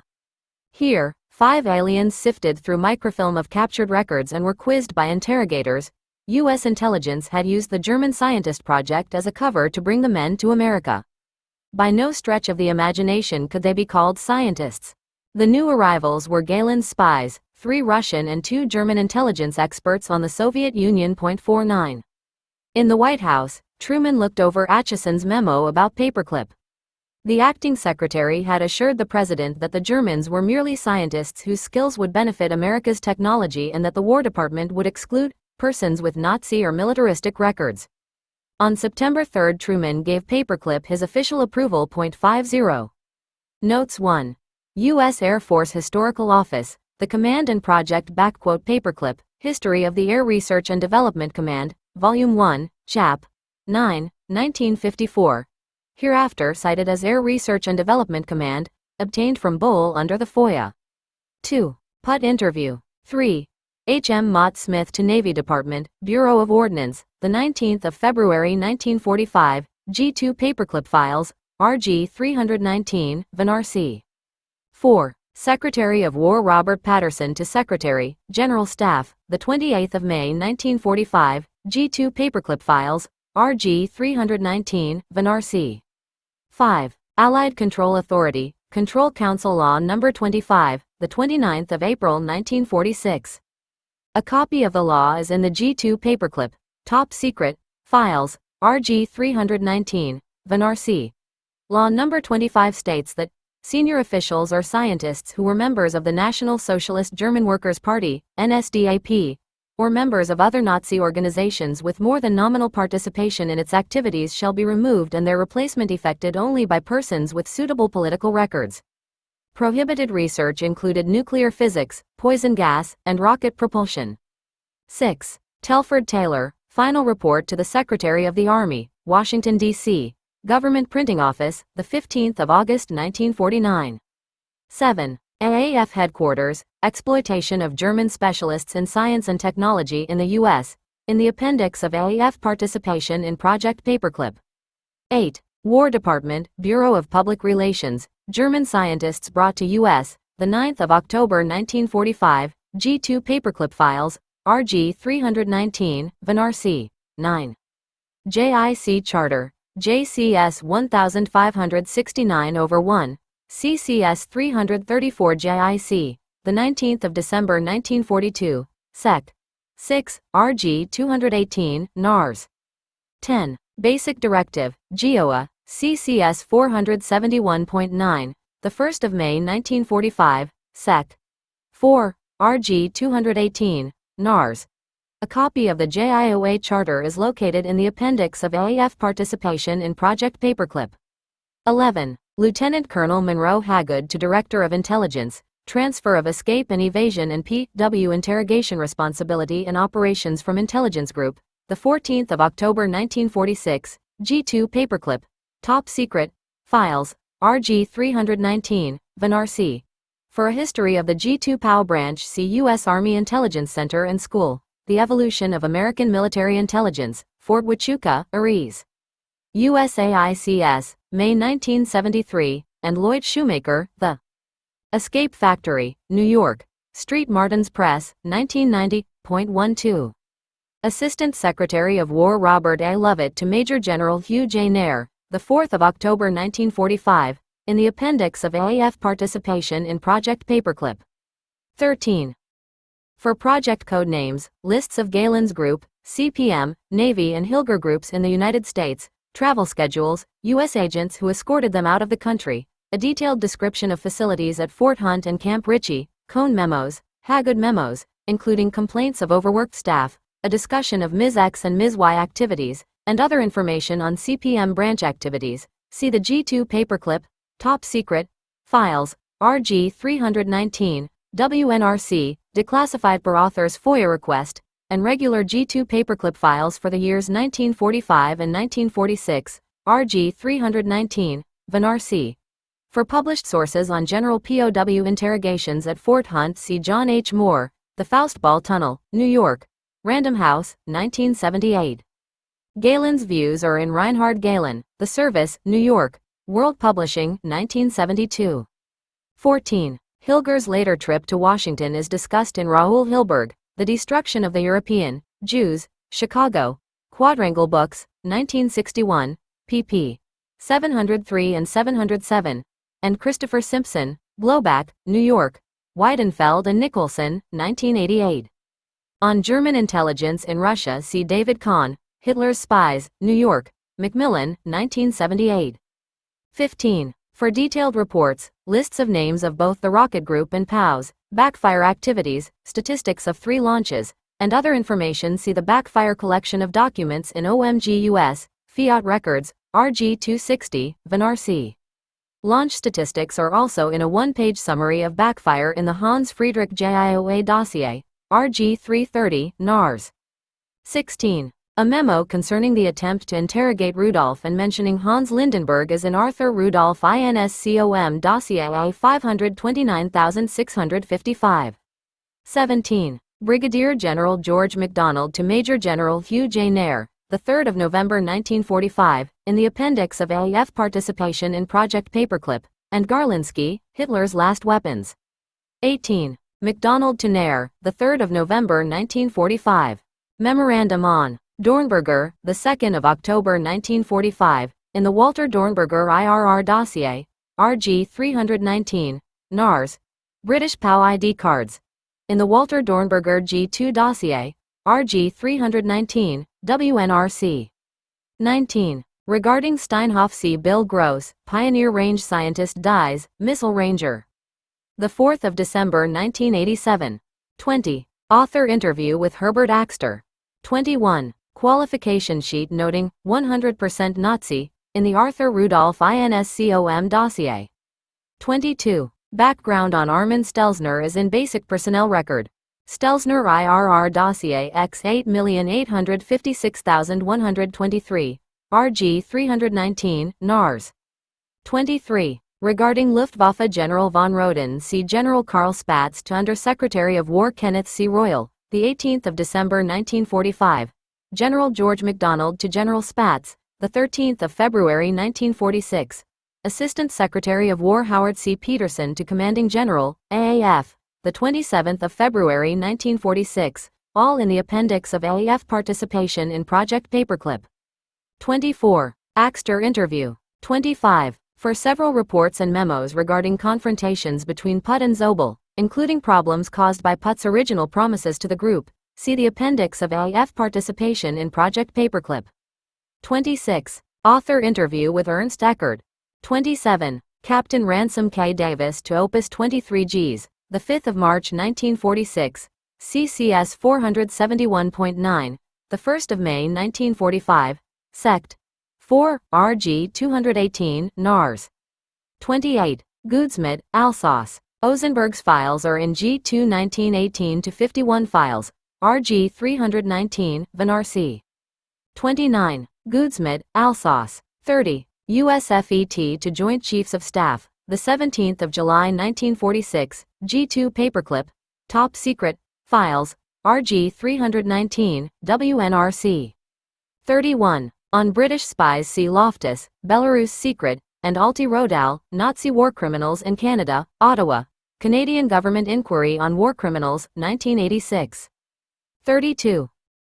JIOA to Joint Research and Development Board, the 9th of September 1947, and Joint Research and Development Board to JIOA, N.D., both in JIOA Administrative Files, RG 330, NARS. On the 22nd of January 1946, Bush wrote President Truman about his objections to Paperclip and said, the replacement of qualified American scientists and technicians, who are prevented by the military personnel policies from utilizing their skills, by imported German scientists and technicians seems to me decidedly unwise. Bush was afraid that the Germans would take jobs away from qualified American scientists. Truman replied on the 24th of January 1946, I was morally certain that our homeboys would not want any competition. Both letters are in the Paul G. Hoffman Papers, HST. 3-3. Memo, Major General Leslie Groves to Director of Intelligence, the 2nd of November 1946, JIOA Administrative Files, RG 330, NARS. 34. Carl Zeiss to USFET Headquarters, Report on Evacuated Scientists from Carl Zeiss Jena, the 17th of July 1946, G2. Paperclip, Top Secret, Files, RG 319, Vanarsi, and JCS 1363 21st, in SWNCC 257 17ths. See the SWNCC 257 series concerning the exploitation of German and Austrian scientists. The Scholarly Resources Microfilm edition of the State War Navy Coordinating Committee, SWNCC, on Paperclip decisions is available at NARS. 35. Major George Collins, Memorandum for Director JIOA, the 9th of August 1946, G2 Paperclip, Top Secret, Files, RG 319, Vanarsi. 36. See the SWNCC 257 series on microfilm at NARS. 37. German Scientist Project. See Rodal, Nazi War Criminals in Canada, pp. 327-42. Rodal also found evidence of U.S. and British intelligence establishing an anti-Soviet spy network by smuggling known Nazi collab orators out of Eastern Europe without the Canadian government's knowledge, page 448. On the Australian government's participation in a British Commonwealth nations cover-up which allowed Nazi war criminals to escape justice, see the Australian, 10. August 1985. 38. Rear Admiral Bosquet WEF File, ONH. 39. Author interview with Ida Klaus. 40. Samuel Klaus, Memorandum to the Files, the 24th of April 1946 and the 6th of May 1946. And Samuel Klaus, Memorandum for the Record, JIOA Meeting June 11, 1946, all in State Department microfiche, hereafter cited as State Fiche, RG 59, NARS. 41. Memo, Samuel Klaus to Mr. Panuch, the 20th of June 1946, State Fiche, RG 59, NARS. 42. U.S. Army Biography of Major General Stephen J. Chamberlain, CMH. 43. For a discussion of the Secretary of War's disapproval of retaining 558 POWs in United States, see Notes for Army-Navy Conference on Exploitation of Prisoners of War for Scientific and Intelligence Purposes, the 5th of April 1946, in G2 Paperclip Files, RG 319, Vanarsi. 44. proposal to include those with too close Nazi connections, SS, and General Staff Specialists as included in Exploitation of Prisoners of War, memo, in Ibid. 45. Ibid. 46. Samuel Klaus, Memorandum for the Files, the 21st of May 1946, memo regarding a JIOA meeting the same day, State Fiche, RG 59, NARS.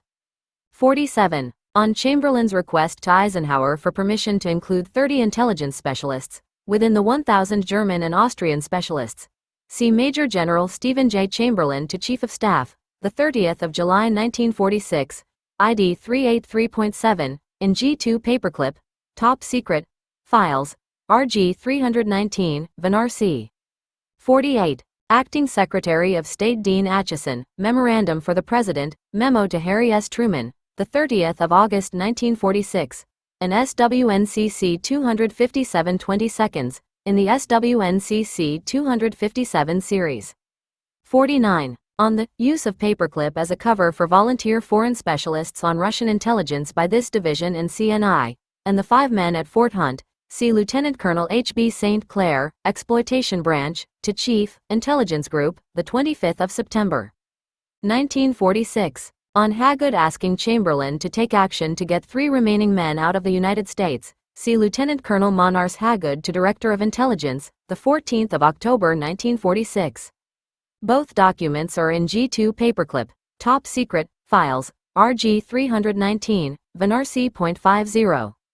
Acheson Memo, an SWNCC 257 20 seconds.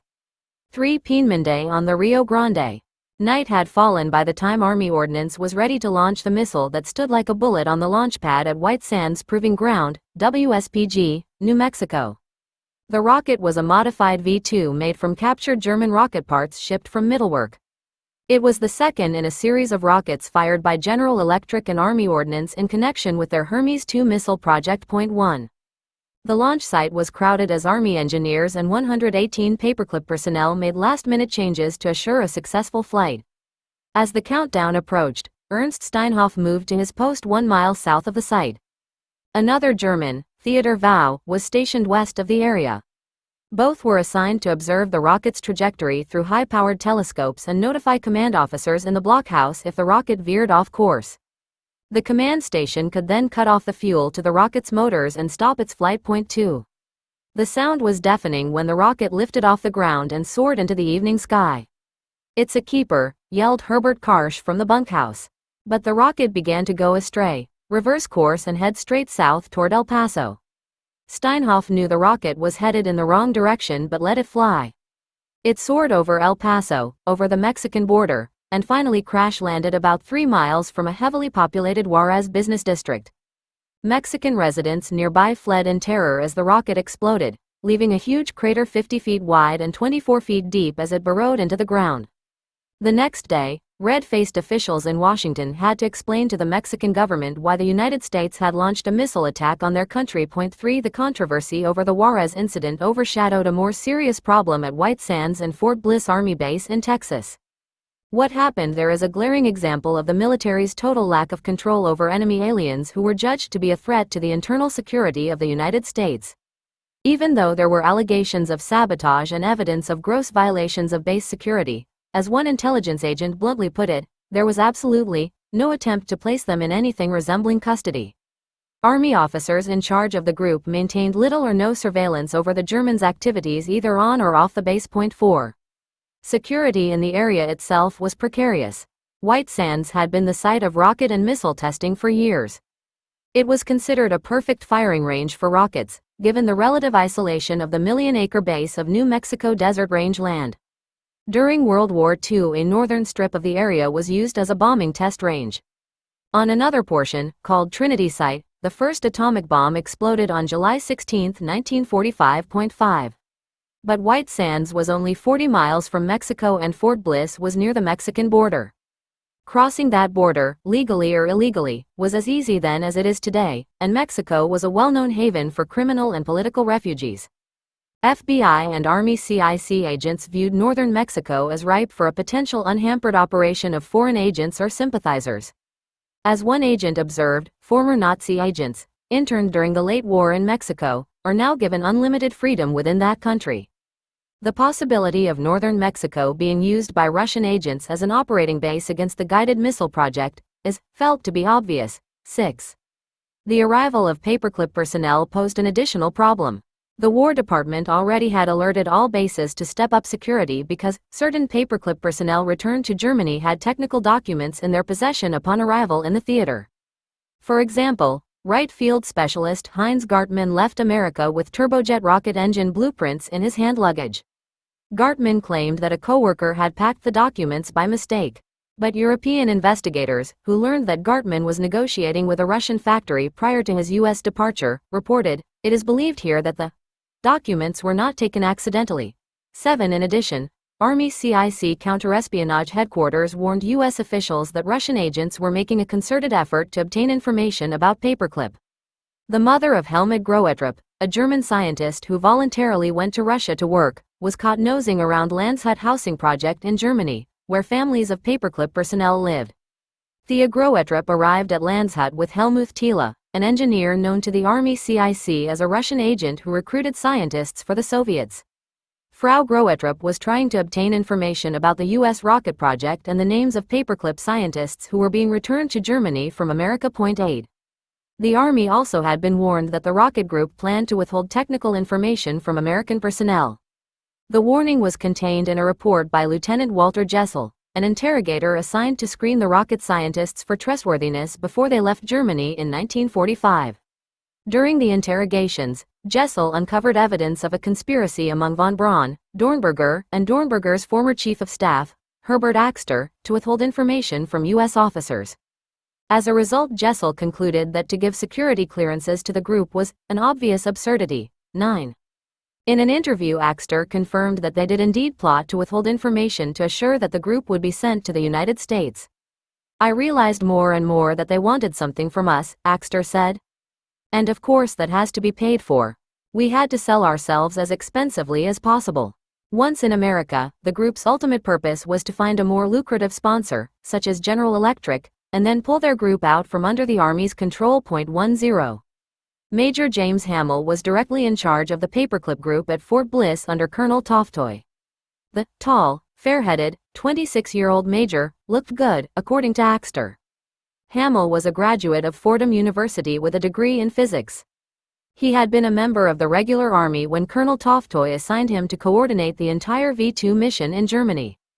In that position, Hamill played a key role in evacuating V-2 rockets from Mittelwerk tunnels to the United States. 11 Some of Hamill's charges had been members of the SS and were considered to be potential security threats by European investigators. Werner von Braun, for example, had joined the SS at the personal behest of SS Chief Heinrich Himmler and had risen to the rank of major.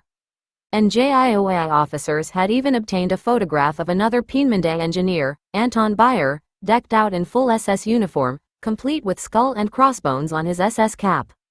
Bayer had joined the SS the same year Hitler came into power, in 1933, and was also a member of the Nazi Party and 2 other Nazi organizations. 12.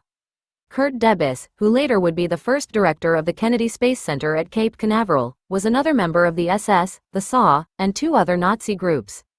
In 1942, he turned a colleague over to the Gestapo for making anti-Hitler statements during an argument over who had started World War II. As a result, the man was tried by a Nazi court and sentenced to 2 years imprisonment. When questioned about the incident at Fort Bliss, Debus claimed that he had defended the colleague during the trial and that the man's prison sentence had been suspended, mainly due to my testimony.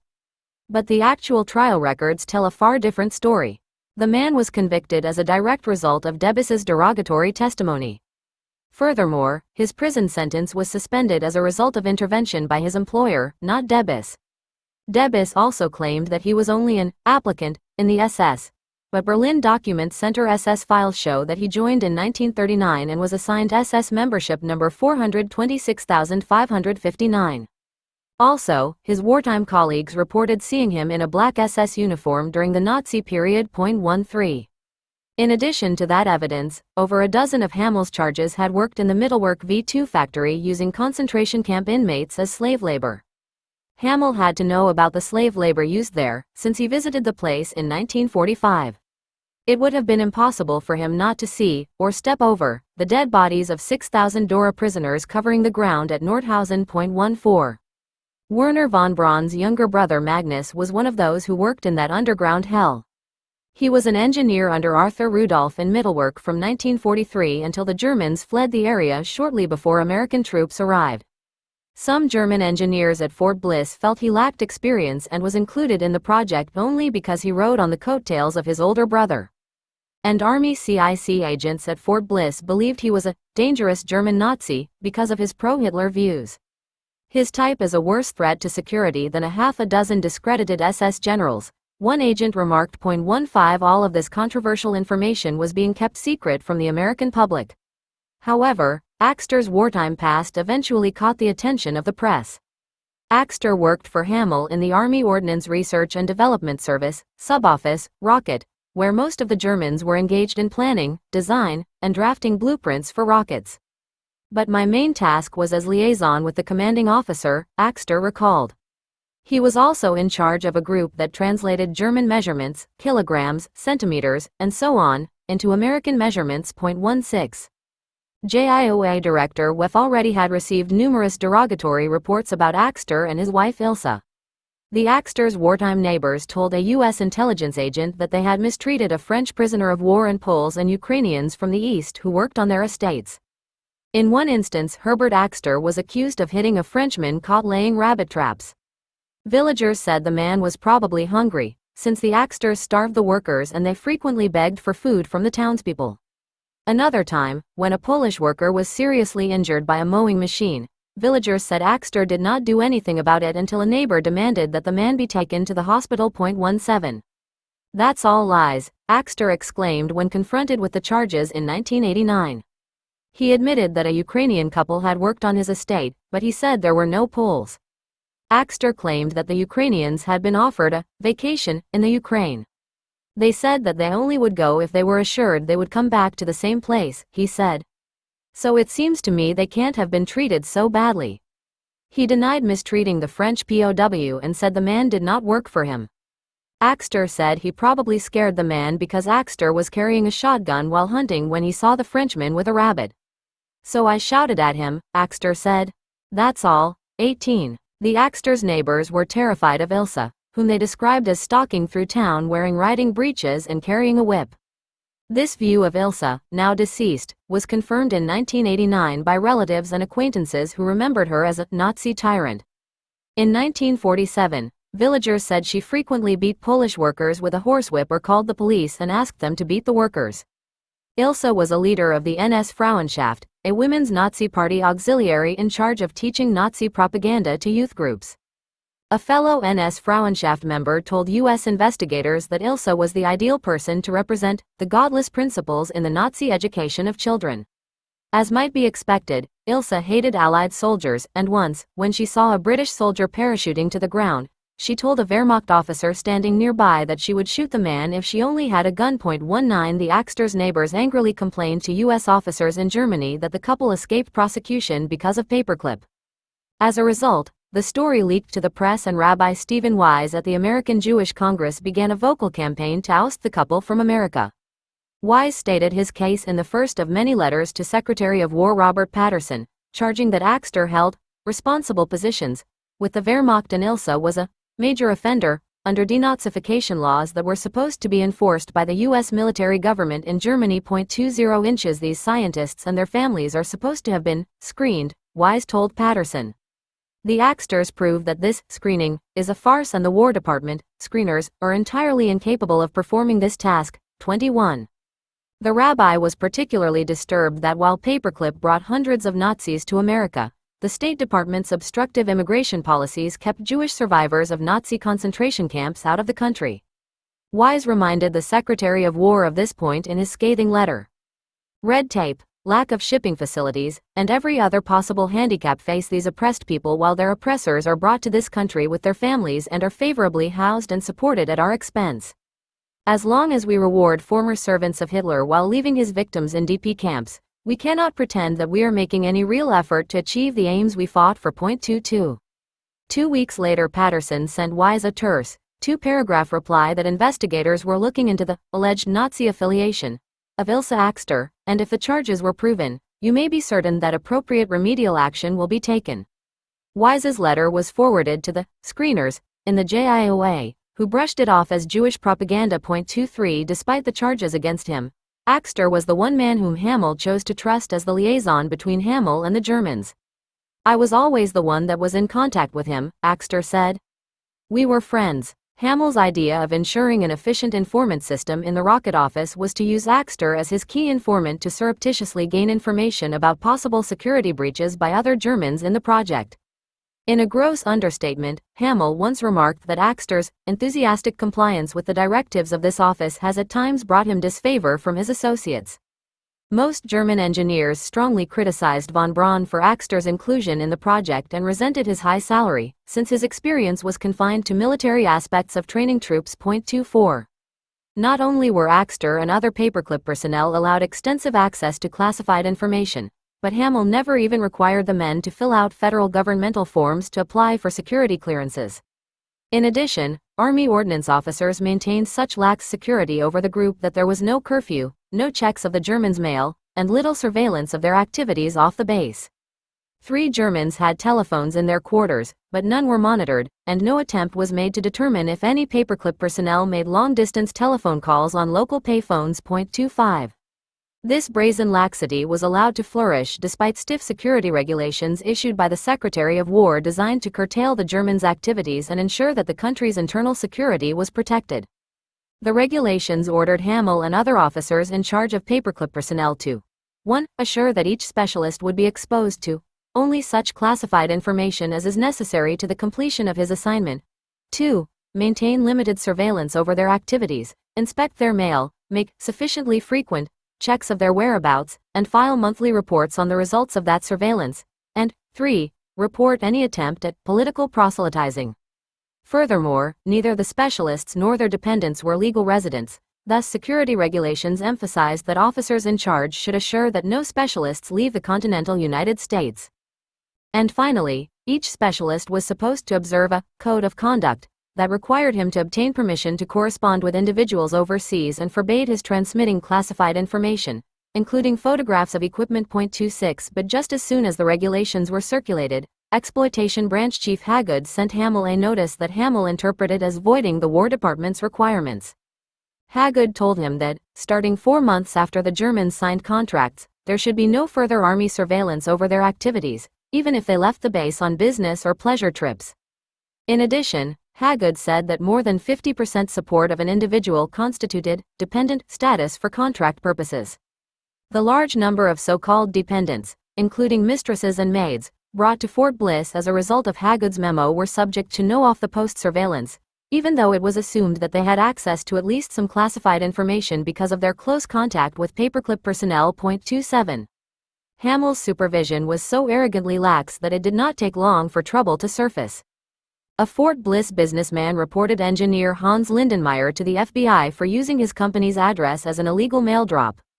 As a result, FBI agents intercepted a letter from Lindenmayer's wife in Germany, who was furious that Lindenmayer had brought his mistress to the United States posing as his wife, and she threatened to file a complaint with U.S. immigration officials unless the problem was solved. 28.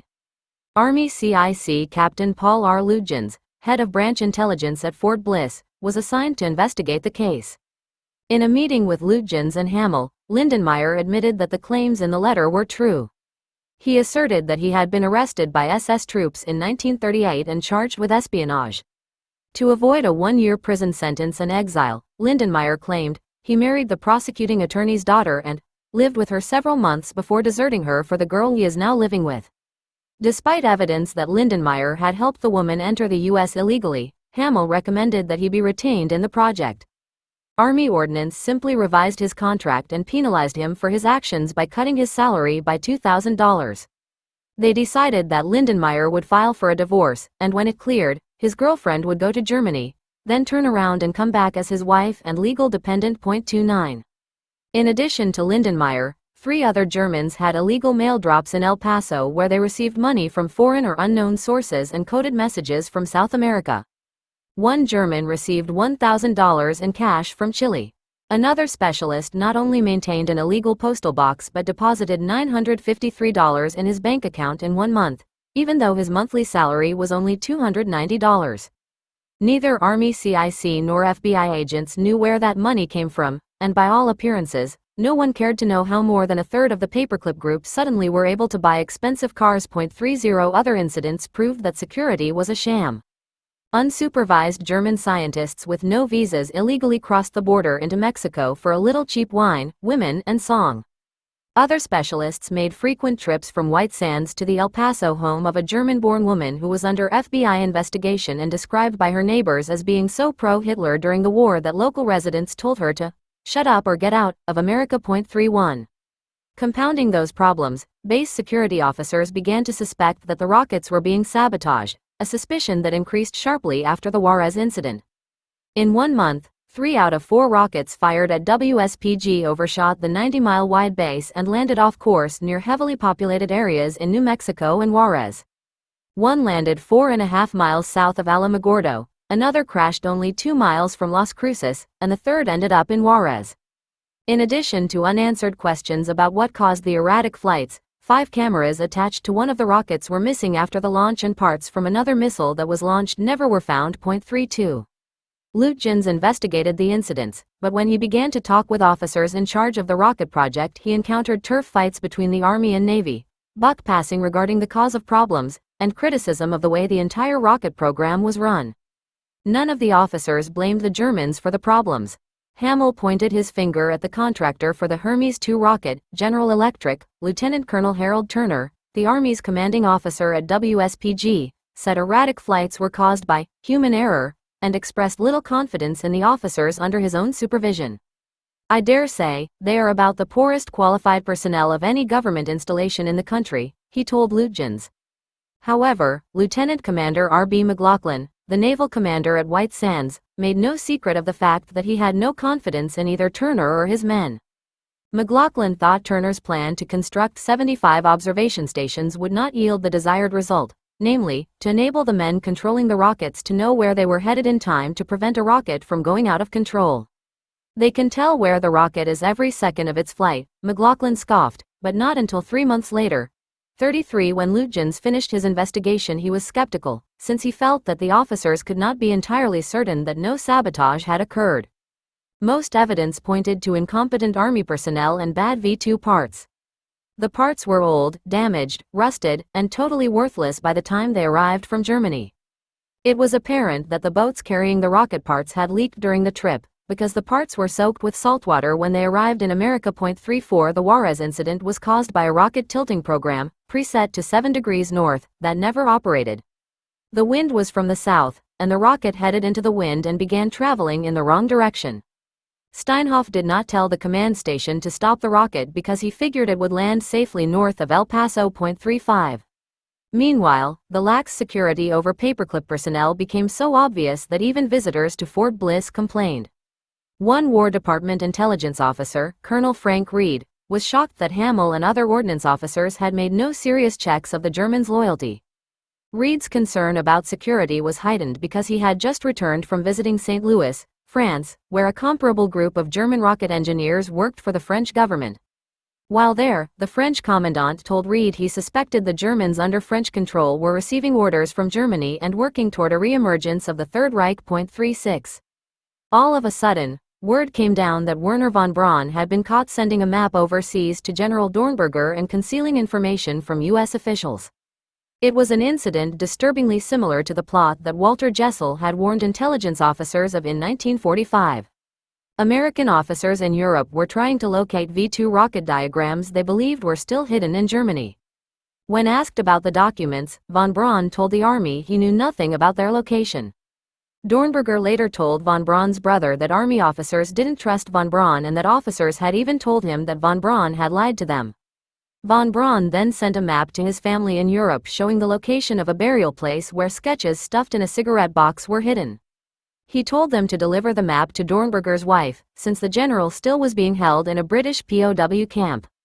The way this scheme was supposed to work, the documents then would be located and given to German scientists, who would turn them over to von Braun when they arrived in the United States under Paperclip. 37 U.S. officers reported that von Braun apparently intended to use the location of certain hidden documents as a bargaining lever with U.S. officials. 38. This plot was abruptly halted when Army officers confiscated the map from Dornberger's wife. Then the officers finagled Dornberger's release from the British and flew to Germany to look for the missing documents in a forest. Under Dornberger's direction, the officers wandered around the woods for days, digging up tree stumps that yielded nothing. The sketches eventually were found lying in the woods, practically worthless from rain and rot. 39. Despite mounting security problems at Fort Bliss, investigator Lutjens's hands were tied. Even though the Intelligence Division in Washington was aware of the security breaches and had received copies of Lutjens's reports, the War Department had ruled the Paperclip group exempt from Army CIC control. All Lutjens was allowed to do was investigate suspicious incidents and turn over the information to his superiors. Army ordnance had blocked CIC efforts to do anything about illegal activities that were uncovered. 40. The FBI fared no better. When FBI agents reported a suspicious incident involving Magnus von Braun, the Army proceeded to squelch the investigation. FBI agents had learned that Magnus von Braun sold a bar of platinum to a local El Paso jeweler. It is still not known where he obtained the platinum bar, but when FBI agents reported the incident to Justice Department officials in Washington, they were told to drop the case. The Army ordered that action not be taken for security reasons and possible adverse publicity which might affect the long-range objectives of the project on which the group of Germans was employed. 41. Meanwhile, FBI Director J. Edgar Hoover had a pile of FBI reports sitting on his desk.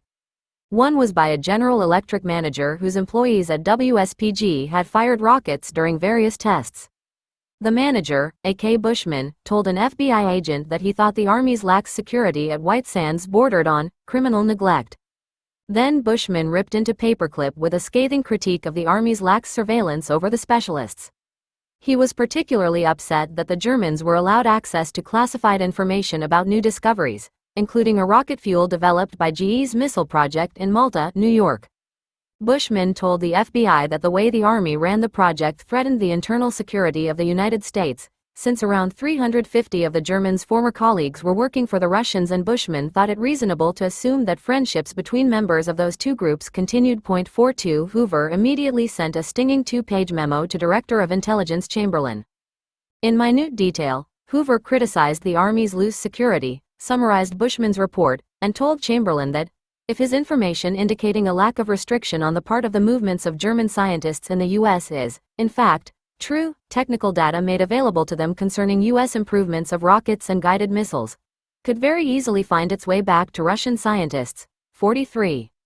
Once Chamberlain received Hoover's hand-delivered critique, there was an instant flurry of activity in the Intelligence Division of the War Department. Chamberlain ordered the Exploitation Branch to investigate whether security had been breached at Fort Bliss. 44. By then Lieutenant Colonel Monty Cohn had replaced Hagood as chief of G2's Exploitation Branch.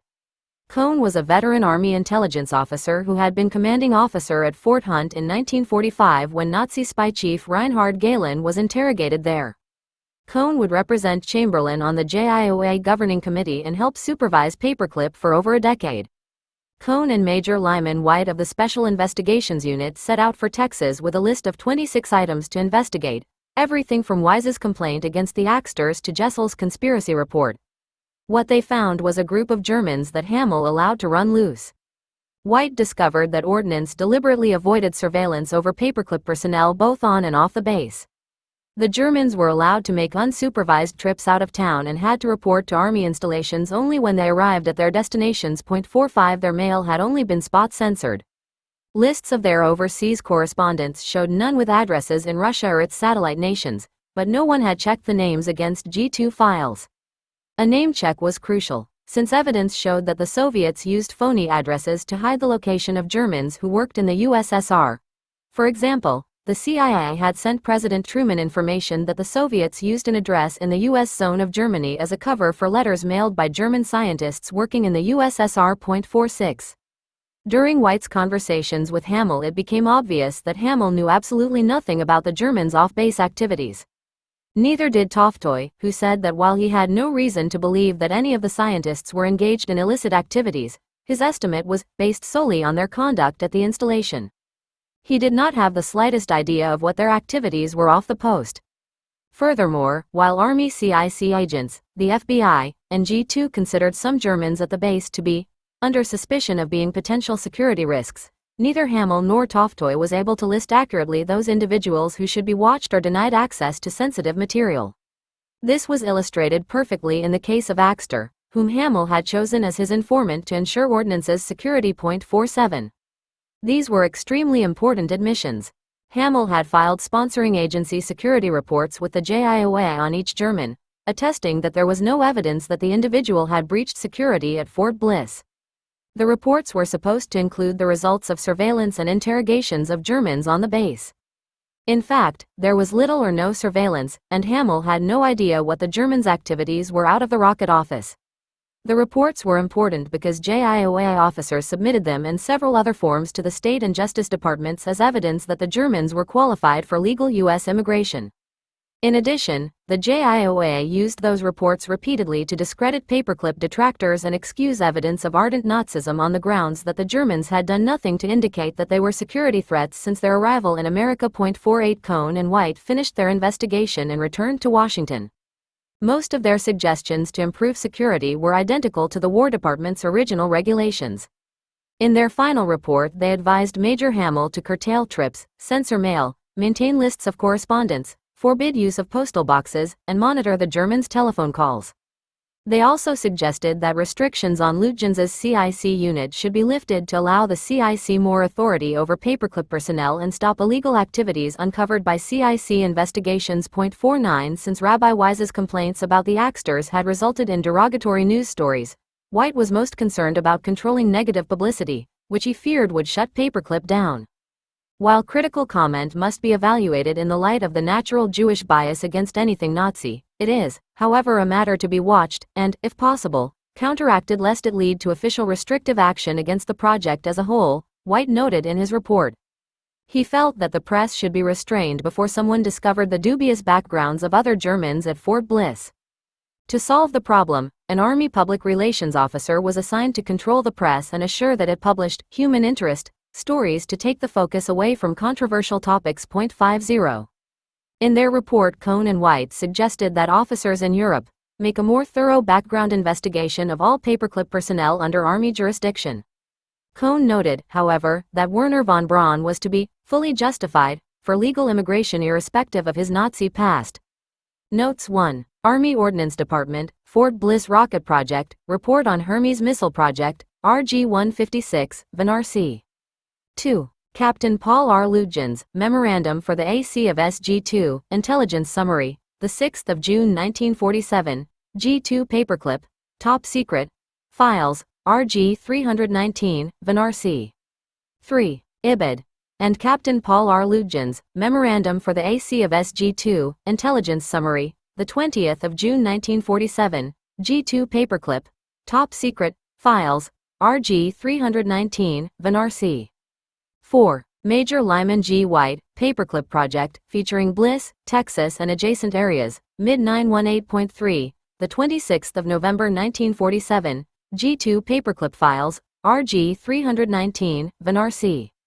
5. White Sands Missile Range, Riverside, California. Armed Services Press, 1987. 6. White, Paperclip Project. 7. Certain Paperclip personnel. Quote is in Colonel R.F. Ennis to Commanding General, 17 April 1947, GOA 1331, ID 400.112 Research, RG 330, NARS. On Gartman, Descriptions of Documents, and, not taken accidentally, quote C, Secret, Memo, Captain John P. Roth, UCOM, to Chief, Technical Intelligence Section, AC of S, 8 April 1947, Lieutenant Colonel M.C. Taylor to Director of Intelligence, 14 April 1947, and Colonel R.F. Ennis to AF Commanding General, 5 May 1947 in G2 Paperclip, Top Secret, Files, RG 319, Van C. 8. Information on Goethrop and Tila is in the INSCOM dossier on Operation Mesa. 9. Lieutenant Walter Jessel. Evidence of a conspiracy among leading German overcast personnel, the 12th of June 1945, OMG US, Fiat, RG 260, Venar C. 10. Ibid. Axter interview. 11. Axter interview. Hamel bio. In James McGovern, Crossbow and Overcast, New York, William Morrow, 1964. 12. Von Braun's SS membership. In Berlin Document Center Reports and JIOA Memo 691, the 3rd of March 1947, in the Werner von Braun INSCOM dossier. See also Werner von Braun's FBI dossier. Von Braun's JIOA dossier is missing from the RG 330 files at the NARS. Anton Bayer's SS records are noted in the Berlin Document Center report in Bayer's JIOA dossier, RG 330, NARS. 13. For Debus's actions against a colleague, see the Office of the Public Prosecutor case against Richard Kramer, Gestapo Headquarters, Berlin, in the Debus JIOA dossier, RG 330, NARS. Debus's SS membership records and witnesses who saw him in an SS uniform, in the Debus JIOA dossier and IRR dossier XEO 34033, RG 319, NARS. 14. Hamel's visit to Nordhausen is from McGovern, Crossbow and Overcast. 15. Army CIC cards with comments and the 27th of May 1953 agent report are in Magnus von Braun INSCOM dossier C 3,001,437. Von Braun middlework dates are from the Magnus von Braun interrogation, Andre trial records. 16. Axter interview. 17. OMG U.S. Public Safety Branch, Investigation Section, The Axter Couple, the 25th of March 1948, and OMG U.S. Public Safety Branch, Investigation Section, Sworn Statements, especially those of Konrad Mommsen, the 18th of December 1946 and the 5th of February 1948, and Gerhard Weiss, undated but certified by Captain James Stewart, all in Herbert Axter's JIOA dossier, RG 330, NARS. 18. Axter interview. 19. OMG U.S. Public Safety Branch reports on Ilse Axter or in the Herbert Axter JIOA dossier, RG 330, NARS. 20. Stephen S. Wise to Secretary of War Robert Patterson, the 14th of April 1947, G2 Paperclip files, RG 319, Venar C. 21. Ibid. 22. Ibid. 23. Secretary of War Robert Patterson to Stephen S. Wise, the 8th of May 1947, G2 Paperclip files, RG 319, Venar C. 24. White, Paperclip Project, Herbert Axter JIOA dossier, RG 330, NARS, and Axter interview.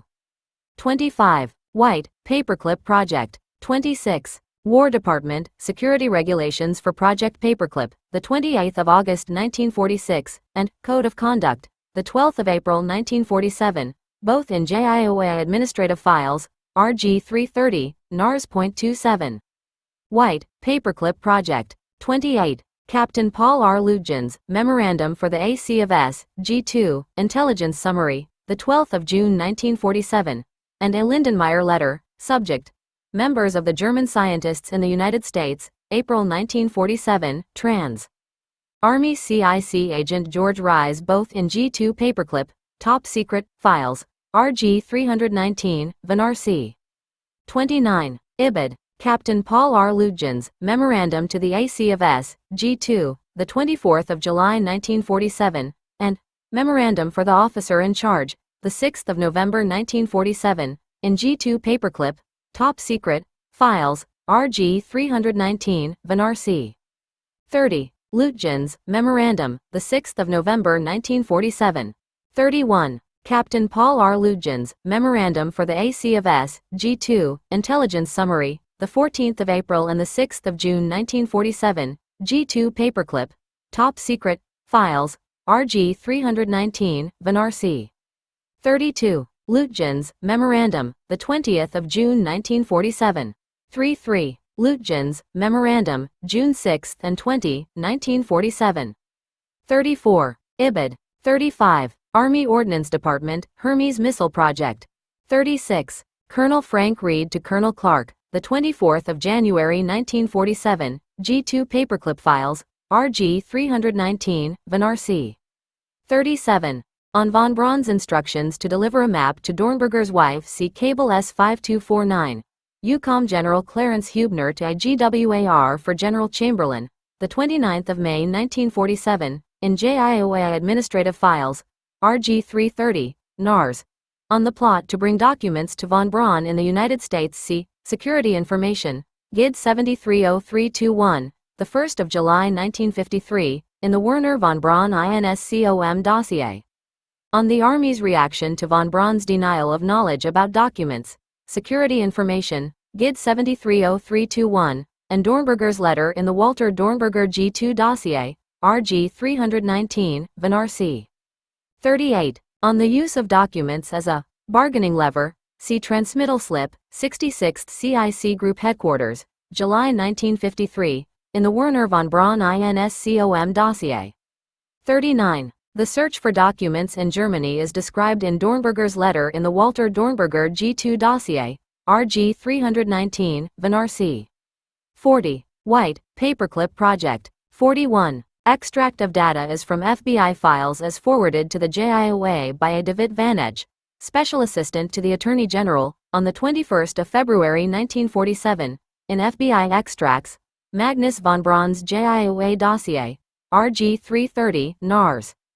42. J. Edgar Hoover to Director of Intelligence, WDGS, the 13th of September 1947, G2 Paperclip Files, RG 319, von RC. 43. IBID. 44. Lieutenant Colonel Monty F. Cohn, Report, N.D. G2 Paperclip Files, RG 319, von RC. 45. White, Paperclip Project. 46. CIA, German scientists at Sukhumi, USSR, report to President Harry S. Truman, the 31st of October 1949, HST. 47. White, Paperclip Project. 48. See examples of sponsoring agency security reports in individual dossiers. 49. Cohn, Report. 50. White, Paperclip Project. 51. Cohn, Report. For a Hell Called Dora. In the fall of 1946, Air Materiel Command Headquarters at Wright Field was bustling with activity. Dozens of reporters mingled with the large crowd that had gathered at the airbase. The War Department's news blackout had been lifted.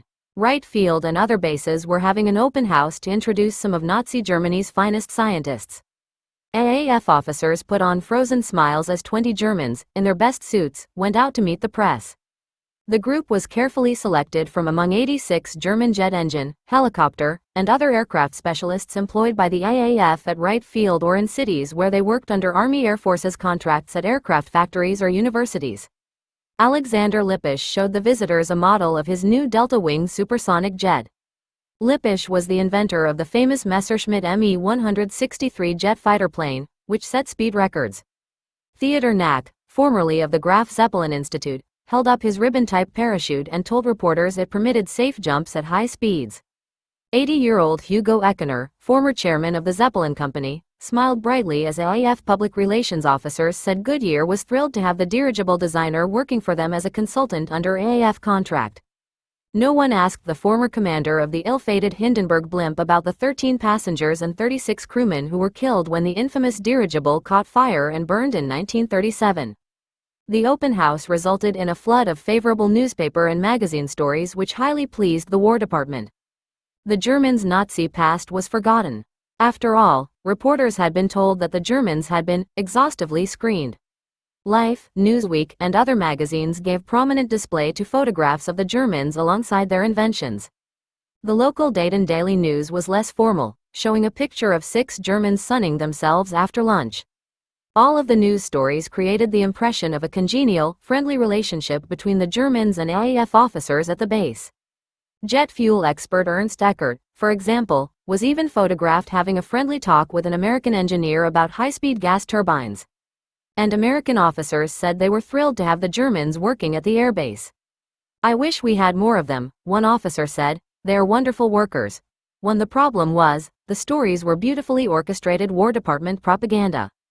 The congeniality between the Germans and AAF officers was staged. The press was required to clear their copy with military censors prior to publication. Most photographs had been provided by the U.S. military. Few stories deviated from a lengthy 5-page War Department press release, a document full of half-truths and bald-faced lies. Unfortunately, this was only the beginning of one of the most successful military intelligence disinformation campaigns ever foisted on the American public. The paperclip myth had just been hatched and was ready to fly. Point 2. On the issue of the Germans' Nazism, for example, Under-Secretary of War Patterson claimed that no scientists who are alleged war criminals are brought to the United States. Additionally, military press officers were intent on creating an image of Germans working in a state of euphoric harmony with American officers. The War Department press release emphasized how closely the Germans worked with American personnel to impart their knowledge. To date, there has been no evidence of friction between these groups. 3. Contrary to this propaganda, the Nazi past of the Paperclip group caused such violent disputes among officers at Wright Field that the air inspector once told Colonel Putt, "The mere mention of the German scientist situation is enough to precipitate emotions in Air Corps personnel ranging from vehemence to frustration." 4. Air Corps officers stationed in Germany began to arrive in Dayton and were outraged to find Germans working there whom they regarded as Nazi war criminals. Arguments and fights short of blows ensued. 2 Germans and a U.S. Army officer filed reports on Theodor Zobel charging that he had performed experiments on human beings while in charge of wind tunnels at Chalais-Meudon, France. But before the allegations were even investigated, Putt sent AAF headquarters a recommendation that Zobel be approved for legal immigration. Point 5. Other questions were raised about jet fuel expert Ernst Eckert's Nazi past, while working for the German Institute of Technology in Nazi-occupied Prague, Czechoslovakia. Berlin Document Center reports reveal that Eckert had been a member of the SA and had joined the Nazi Party in 1938 and the SS a year later. Yet during an interview, Eckert denied he had ever been a member of the SS, until confronted with his SS records. Then he talked about participating in SS meetings. "We did some sports, some exercises, talked about the state of the war, things like that," Eckert said. All of this information had been available to Putt and other AAF officers at Wright Field. "The Air Force knew," said Eckert, "they helped us fill out our forms." 6. The controversies that arose over Zobel, Eckert, and others were only the beginning. In October 1946, a letter written by a paperclip scientist to his part-time employer set off a chain of events that instigated Georg Ricke's trial for Nazi war crimes and a military cover-up to assure that the Nazi past of the rocket group at Fort Bliss remained secret. Point 7. Rickey was an aggressive, cool, and calculating man, one who didn't mind attracting attention to himself for his high-ranking position during the war. He bragged on papers filed with both Wright Field and the JIOA that he was the wartime general manager of the Mittelwerk underground V-2 rocket factory. During the entire time Rickey worked at Wright Field, from July 21, 1946, until his arrest nearly a year later, his name was prominently displayed on U.S. Army war crimes lists as being wanted for murder. Point 8. His paperclip job at the airbase was analogous to putting a fox in a chicken coop. Rickey was paid to translate 42 boxes of Mittelwerk documents shipped from Nordhausen, the very same records a U.S. Army war crimes unit sought to use as evidence of his crimes. Rickey had turned these records over to a Colonel Peter Beasley soon after the U.S. Army liberated Dora concentration camp. They were shipped first to London and then to Wright Field. Rickey once described them as including Mittelwerk management papers, lists of managers, contracts, letters, and policy, as well as information about V-2 rockets and underground tunnel construction. Point 9. Judging from his description and the available documents, the boxes contained very important war crimes evidence. For example, management papers might have included sabotage reports signed by Rickey, Rudolph, or other civilians that were filed with the SS. Sabotage reports resulted in hundreds of prisoners being hanged. Point 10. Except for a meager handful, these Mittelwerk documents disappeared from view once they arrived at Wright Field. This is not surprising, since Putt had put Rickey in charge of them at the airbase. He certainly was given more than ample opportunity to destroy anything that could be used as evidence against him or other Germans at Fort Bliss whose names appeared in those files. Equally disturbing, however, is that Putt and other Wright Field officers allowed this to happen. Unfortunately, this is only one example of how paperclip officials' callous attitude toward Nazi war crimes obstructed any possible justice. Rickey lived with 140 other Germans in a cluster of one-story barracks located on an isolated hilltop at Wright Field. Not satisfied with the money he earned under paperclip, he used liquor and other goods given to him by relatives to set up a black market in his room, selling beer, candy, and cigarettes to other Germans at a profit. His room was frequently the site of noisy card games and drinking parties that extended long into the night. 11. His card-playing partner, 59-year-old Albert Patton, had been a big-time industrialist who owned factories that manufactured automatic pilot devices for fighter planes. Patton had been a colonel in the SA stormtroopers, a position he claimed was honorary, and a director in the German Air Ministry. In a long, rambling affidavit turned over to Patton described how he had hobnobbed during the war with those in Hitler's inner circle. There were Mediterranean cruises with the nephew of Hermann Göring, the proclaimed successor to Hitler, and winter trips with Dieter Stahl, head of munitions production in Albert Speer's Armaments Ministry. 12. Even more damaging, Patton brazenly admitted using Russian, French, and Dutch POWs, along with 500 pitifully dressed, Jewish, women with shorn hair, as slave laborers in his factory. One of the first things I ordered was the issuance of scarves for the women to cover their heads as they suffered most because of their shorn hair, he said.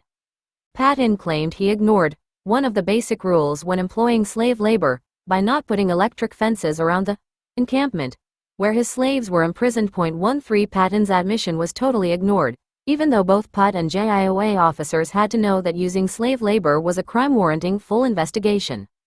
The International Military Tribunal was front-page news and had just sentenced Albert Speer to 20 years in prison for his involvement with slave labor. Yet Patton was the first German whom PUT recommended for legal immigration. And like Hammel's questionable use of Axter as a trusted informant, PUT used Patton to spy on the other Germans at Wright Field. 14. One cold October night Ricky, Patton, and another man were drinking booze, playing cards, and having a noisy good time. This was the second time in a month that Ricky's loud parties had kept his neighbor, 63-year-old Herman Nelson, awake past midnight. Ricky soon would discover that Nelson was the wrong man to cross. Unlike Ricky's crowd, Nelson had avoided even joining the Nazi party. During the war, Nelson had been a consulting engineer for an aircraft company in Austria. He told friends that he had wanted to make a better life for his daughter in America, but was now surrounded by the same Nazis and anti-Semitic views that he had encountered in the Third Reich. In addition, PUT had promised Nelson that he could work full-time for Erwin Lowy, a close friend whose engineering company in New York City had contracts with the AAF. Instead, he was allowed only short visits to New York and was otherwise confined to the airbase. 15. Angry that he couldn't sleep, Nelson went to Ricky's room and turned out the lights to stop the noise. The men around the card table lit a candle and continued with their game. As Ricky yelled, one could still play cards with a good, kosher, candle. Nelson attributed the anti-Semitic remark to the fact that Ricky was drunk. 16. When he returned to his room, Nelson wrote a 2-page letter to Lowy and told him of the unpleasant incident. He put more damaging information about Ricky on the second page of his letter, hoping it would slip by military censors. Nelson accused Ricky of being the chief culprit when 12 Dora prisoners were hanged in the V2 factory. He thought Ricky was guilty of the crime. But when he asked Wright Field officers to do something about it, he was told that they would go to any extreme to protect the scientists at the airbase. Nelson guessed that included Ricky as well as Patton, who had just been named camp spokesman. That is how things are here, Nelson sadly told his friend. Then he put the letter in the slot to be mailed. 17. A few weeks later, Nelson left the airbase without permission and spent 4 days with his brother-in-law in Ann Arbor, Michigan. As a result, PUT accused him of security violations and transferred him to Mitchell Field, New York. 18. However, Nelson's letter eventually caught the attention of censors who screened the Paperclip group's mail. Colonel Millard Lewis, an officer in AAF headquarters, asked Cohn, G2's exploitation branch chief, to investigate Nelson's charges against Ricky. Lewis also strongly suggested that a more comprehensive investigation of German scientists be made, to avoid the possibility of undesirables being admitted to the U.S. Clearly, insufficient background investigations were not the problem. Nearly everyone at Wright Field, from the Germans to AAF officers in charge, openly discussed Ricky's involvement in the hangings. As one employee put it, the whole story was common knowledge. 19. 7 months passed before AAF headquarters even assigned an investigator to the case. Meanwhile, PUT continued to consider Ricky eligible for immigration. On May 2, the same day that Air Corps Major Eugene Smith was ordered to investigate Ricky's case, AAF headquarters signed Ricky to a new 5-year contract. 20. Once Smith was on the case, he quickly traveled to Wright Field. Little is known about Smith except his rank and serial number. He did note his personal opinions of Germans he interrogated in reports he filed with the Air Provost Marshal. And his reports clearly show his frustration that headquarters had given him minimal information about Mittelwerk and Dora to begin his investigation. Smith first discussed Ricky's case with Captain Albert Abels, one of the officers in charge of Paperclip personnel at Wright Field. Abels said he'd heard rumors about Ricky but discounted them as petty jealousy among the Germans. Several other Americans at the airbase also knew about the hangings but did nothing to investigate the stories. Smith wasn't so cavalier. At his insistence, Ricky was arrested, searched, and given a physical exam. On May 19, 1947, he was returned to Germany under guard to face war crimes charges. 21 Smith went to Mitchell Field to meet Nelson and 3 other German scientists who also had heard about Ricky's activities. All had met Ricky for the first time in Germany when he boarded the ship for America with a trunk that had Mittelwerk General Manager boldly painted on its side. Once on board, a former Mittelwerk engineer, Werner Voss, openly discussed Ricky's involvement with the hangings. Voss told the Germans that Ricky had instigated several hangings of Dora prisoners in the factory. In one case, prisoners were hanged when some of them tried to revolt after British planes dropped leaflets on the area urging them to do so. 22. The hangings were so gruesome that even today Dora survivors, such as Eve Bion, remember them vividly. In one case, 12 prisoners were simultaneously hanged on an overhead crane near Arthur Rudolph's office. With their hands tied behind their backs and wooden sticks in their mouths to stifle screams, the electric crane slowly lifted them above a crowd of engineers and prisoners gathered in the tunnel. Instead of letting them drop and killing them on the spot immediately, they let them hang very slowly with pain that's absolutely horrible, said Bion. Their bodies were left hanging in the tunnel for hours as a warning to the other prisoners. 23. Nelson confided to Smith how odd it was that Ricky was deliberately separated from Rudolph and other Mittelwerk engineers at Fort Bliss. "I think he is protected," Nelson said in a guarded voice. "All those who had been at Nordhausen were already in this country. They were brought to this country to work." 24. 2 days later, when Smith arrived at Fort Bliss, he began to see that the Germans were protected there, too. Werner von Braun and his brother Magnus, who had worked at Mittelwerk, were conveniently out of town on business when Smith arrived. Hans Lindenberg, whom the Canadians wanted to interrogate during backfire, had died a few months earlier. And even though Major Hamel had visited Mittelwerk in 1945, he told Smith he knew nothing about the place. 25. Information that surfaced years later certainly explains why Werner von Braun would have wanted to avoid talking to Smith. A transcript of a meeting held in Ricky's office in 1944 to discuss slave labor lists von Braun as one of those attending the meeting, along with high-ranking SS officers as well as Arthur Rudolph, General Dornberger, Ernst Steinhoff, Hans Lindenberg, and Hans Friedrich. The group discussed bringing more French civilians to work as slaves in the underground factory and the requirement that they wear striped concentration camp inmate uniforms. There was no indication that von Braun or anyone else at the meeting objected to this proposal. 26 of the German Smith did interrogate. 3 men gave him so little information that he did not bother to conduct formal interrogations under oath. That is unfortunate, since one of the men, Gunther Haukel, is currently under active investigation by the Justice Department. Haukel was assigned to Mittelwerk in 1943, helped design the assembly line, and supervised V2 production. Yet he told Smith he had only heard rumors of hangings. Both Hans Palauro and Rudolf Schlitt were tight-lipped about their activities.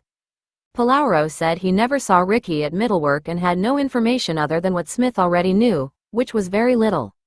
Schlitt said he had seen Ricky only a couple of times and never witnessed any instances of prisoners being shot, hanged, or stabbed in the tunnels. 27. Werner Voss, the source of the rumors about Ricky, told Smith another story when he was interrogated. He said that twice he had seen up to 20 men at a time hanged in the tunnels, but he did not see Ricky at the hangings. Voss denied telling Nelson that Ricky had instigated the hangings and said he had talked about the hangings with the men on board ship only because he had a personal grudge against Ricky.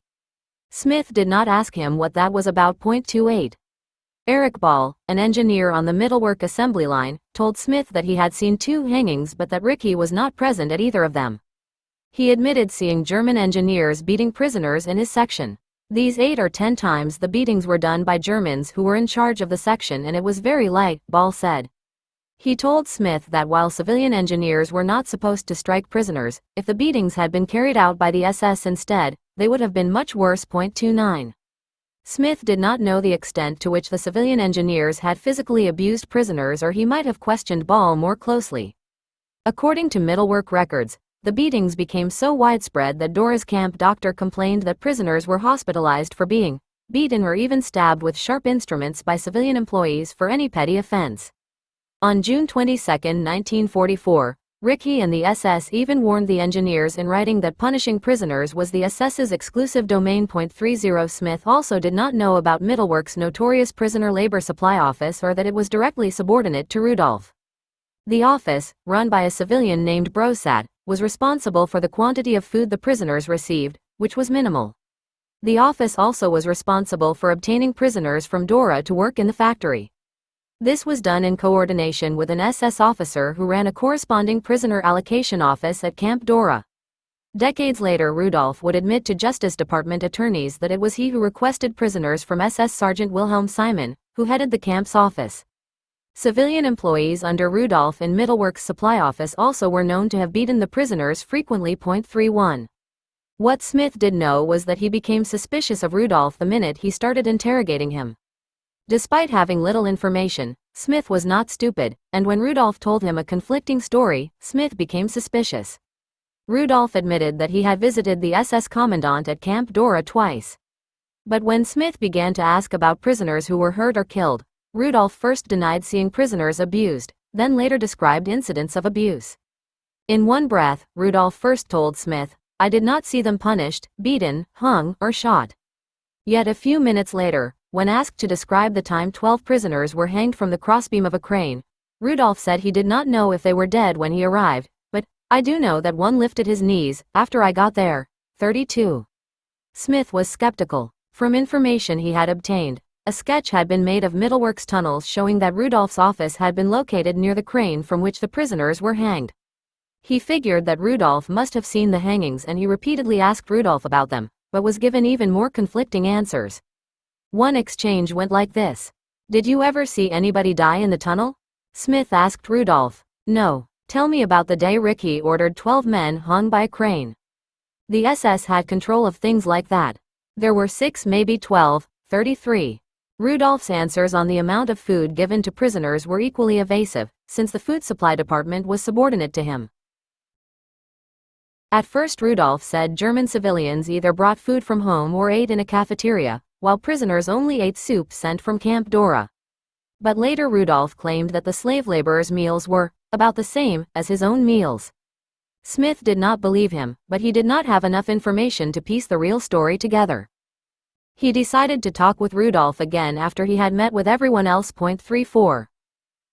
Hans Friedrich had been in charge of a consulting committee for V2 electrical devices at Middlework. But some of his activities may have resulted in prisoners being hanged. According to Dora records, German engineers turned prisoners over to the SS for minor offenses, such as leaning over to tie a shoelace, and the prisoners were hanged as a result. Friedrich admitted that he had once reported a prisoner to the Prisoner Labor Supply Office for offering him a cigarette, and he believed the complaint was given to the SS. Unfortunately, Smith did not pursue this point with Friedrich. 35. Friedrich said that once, while prisoners were hanging on a crane, he telephoned Rudolph to ask how long the crane would be out of operation. "He told me that the men would be hanging there the last 6 hours of one work shift and the first 6 hours of the next work shift, so that all Germans and Häftling, prisoners, could see," Friedrich said. But when Smith questioned Rudolph a second time and asked about that incident, Rudolph said he did not remember the telephone conversation. 36. Smith thought it was unusual that the men he interrogated knew so little about Middlework's tunneling operations. Many of their answers were so alike that it was almost as though they had agreed on them beforehand. They claimed that the slave laborers' living, sanitary, and working conditions were the same as theirs, even though 20,000 prisoners had died. All of them said they had seen only 2 hangings. And if prisoners were hurt, beaten for instance, the SS or prisoner capos were at fault. According to them, German engineers had nothing to do with punishing prisoners. 37. Smith also was suspicious about Rudolph, and he noted those suspicions in his final report. Mr. Rudolph impressed the undersigned as a very clever, shrewd individual. He did not wish to become involved in any investigations that might involve him in any way with illegal actions in the underground factory, and as a result, was cautious of his answers. 38. On June 10, 1947, Smith sent the Air Provost Marshal a detailed 16-page report on the sworn interrogations he had conducted at Fort Bliss and Mitchell Field. Smith included the sketch showing the location of Rudolph's office adjacent to the crane used to hang prisoners. All of this information was sent to Germany and introduced as evidence during Ricky's trial. 39. Ricky was confined in an old barracks at the former Dachau concentration camp, awaiting trial as a Nazi war criminal. Armed American soldiers stood guard in watchtowers from which the SS had once looked down on their victims. A large part of the Dachau complex had been turned into a prison for SS officers and other hardened criminals awaiting war crimes trials. One barracks was used as a courtroom for 489 war crimes cases conducted by U.S. Army military courts between 1945 and 1949. The Nordhausen cases were among those trials. They consisted of the main case, U.S. vs. Andre Eitel, and the cases of 5 other individuals tried separately. Ricky posed a serious problem for the Army. On one hand, he was a sacrificial lamb. He was not a brilliant visionary like von Braun or a highly experienced engineer, but only a bureaucrat whose skills were expendable. On the other hand, the Army could not afford to make him too angry, since he knew too much. Imprisonment did not dampen Ricky's arrogant spirit. He thought he was still employed under the Paperclip contract he had signed at Wright Field shortly before his arrest. He sent reports of his exploits in Germany to Paperclip officers at Wright Field, reminding them of his valuable work. One report, directed to Putt, was pompously entitled, "Report from Germany." In it, Ricky reminded Putt that he had generously turned over his middlework management records to the IAF. In a brazen lie, he told Putt he had been cleared of war crimes charges. "The suspicion manifested about me was in error and was rectified by Call. Berman, chief of the Nordhausen prosecution, he lied. His confinement at Dachau was a mere inconvenience, since he had to give authentical information in the war crimes case. But he soon would be free to visit Paperclip offices at Landshut to discuss technical information about underground tunnels with Germans he recommended be hired under Paperclip. 40. Lieutenant Colonel William Berman was outraged when he heard about Ricky's letter. He immediately contacted the commanding officer of the Army's War Crimes Unit, Lieutenant Colonel Cleo Strait, and told him that no error had been committed. Ricky was still imprisoned as a war crimes suspect and would be a defendant in the main Nordhausen case. 41. Ricky's chief defense attorney, Major Leon Paulada, demanded that von Braun and his group testify at Ricky's trial. Paulada told War Department officials he wanted von Braun, as well as some engineers who worked in the different departments of the so-called middlework, as witnesses. Lieutenant Colonel Strait supported the request, emphasizing that Ricky faced a death sentence and that the personal attendance of von Braun and other witnesses was essential. Sworn statements would be inadequate due to necessity for detailed explanation of complicated managerial structure of middlework company and overlapping chains of command in Nordhausen. 42. Ricky's trial posed a serious threat to the Germans working for the Army under Paperclip. Detailed explanations of Middlework's management structure would expose Rudolph's authority over the Prisoner Labor Supply Office and his connection to SS officer Simon, who was a defendant in the trial. Von Braun would be forced to explain his own dubious activities at Middlework. Both might have to explain their attendance at the meeting in Ricky's office in which the idea of sending more French civilians to Dora was discussed. And then there was the ultimate threat: Dora survivors, who were witnesses at the trial, might recognize them if they were present in the courtroom. Army ordnance officers solved the problem by flatly refusing to comply with Strait's request, saying that von Braun should not leave the United States for security reasons. If this refusal stemmed from ostensible concern that von Braun might be kidnapped by Russians, it was a hollow excuse. Ordnance had allowed von Braun to travel to Europe exactly 5 months prior to Strait's request, on February 11, 1947. The sole purpose of his trip was to meet his girlfriend and bring her back to America. Ordnance officers first claimed that von Braun had made the trip to take care of his personal affairs. But to get their superiors to approve of von Braun's trip, the officers quickly changed the story and claimed that the trip had been an emergency. They pointed out that von Braun's Paperclip contract allowed his return to Germany when a state of emergency exists. 43. Ordnance officers won the battle. The group never appeared at the trial. The best Paulada got were sworn statements from von Braun, Rudolph, and others in which no questions were asked about their own involvement in Middlework's sordid affairs. Paulada's efforts to get Middlework records from right field also failed, even though General Clarence Huebner, Commander-in-Chief of the U.S. Army in Europe, told the War Department to turn over the documents as expeditiously as possible. 4 months later, Ricky's family hired a lawyer in the United States and began to campaign for his release. They sent numerous irate letters to congressmen, including a gross accusation that the War Department had used Gestapo methods against Ricky. Congressman John Anderson from California tried to get the Middlework documents after Paulada's efforts failed. Anderson finally obtained a mere handful of records and sent them to Dachau with a request that Ricky's cooperation under Paperclip be brought to the judge's attention at the trial. 44. The Andre trial began August 7, 1947. Except for Ricky, the defendants were either SS officers or prisoner capos. The defendants were charged with the murders of at least 20,000 prisoners who were starved, beaten, tortured, or hanged.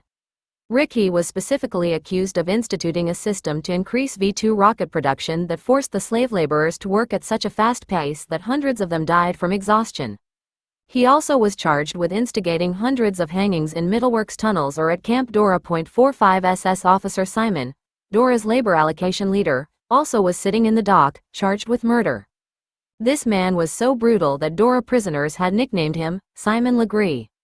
An example of his brutality occurred one summer day in 1944, when a trainload of Hungarian Jews, including children, arrived from Auschwitz so weak from hunger they had to be carried into the camp.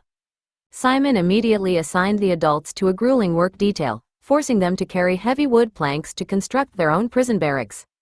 Soon many of them dropped dead from exhaustion. Then Simon went after the children, whom he considered useless because they were too young, no more than 10 or 12 years old, to work in the tunnels. He ordered the SS to round them up in the camp yard and beat them to death with clubs. 46. In his opening statement, Lieutenant Colonel Berman, the chief prosecutor, described Dora as unique among concentration camps in that it was created to serve the German war machine.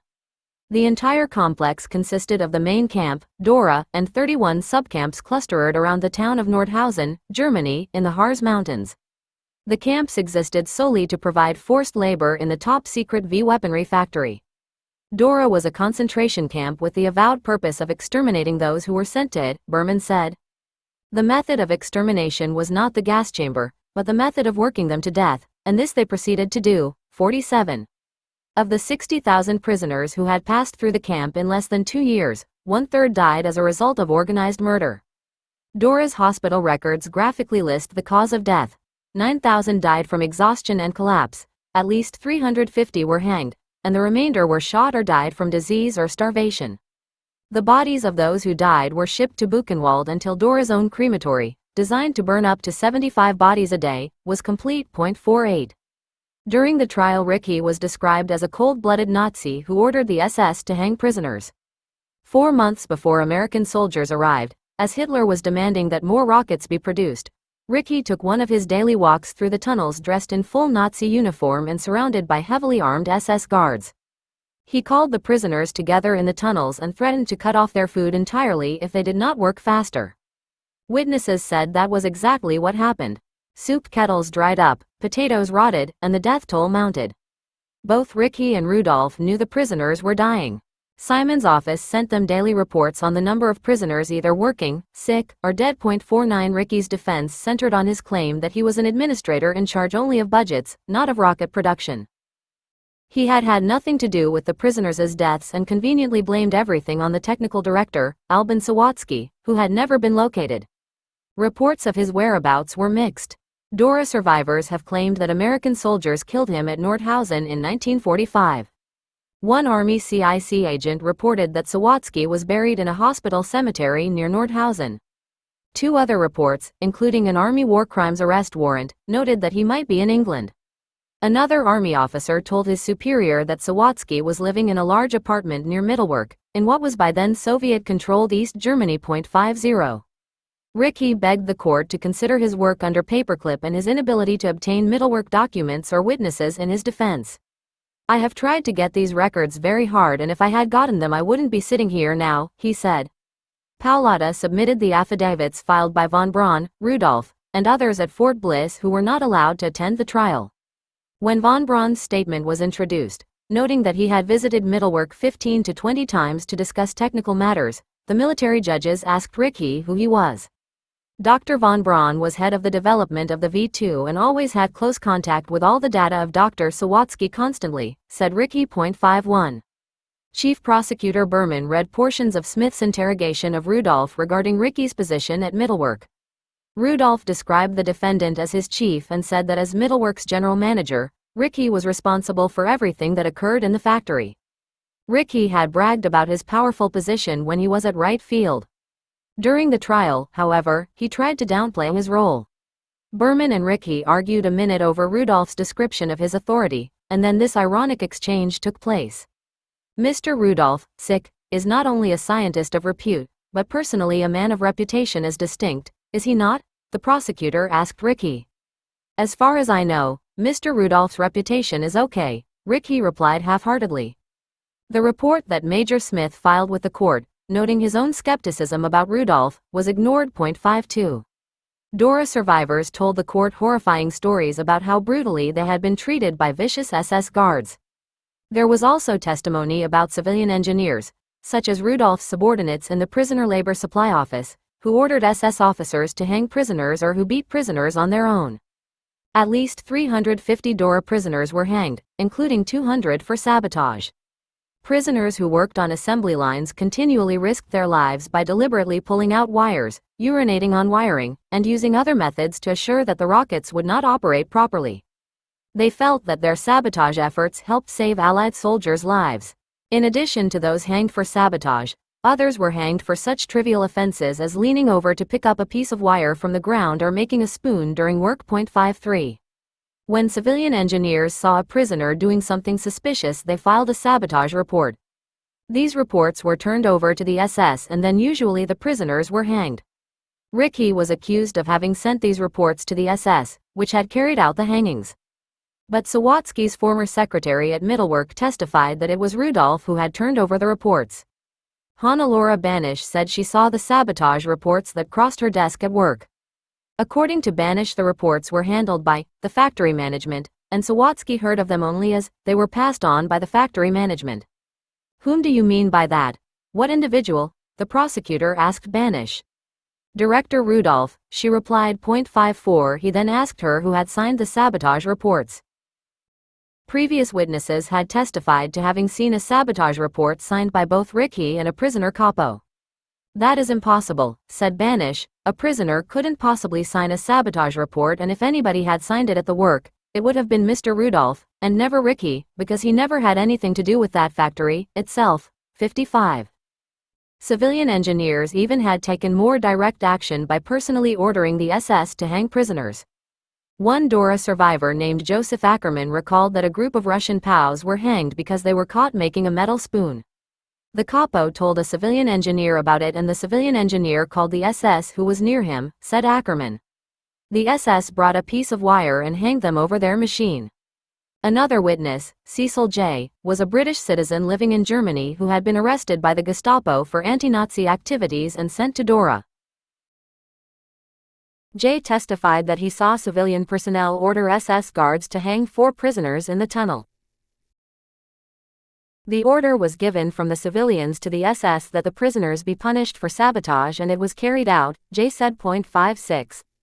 Rudolph's subordinates in the Prisoner Labor Supply Office were notorious for beating prisoners.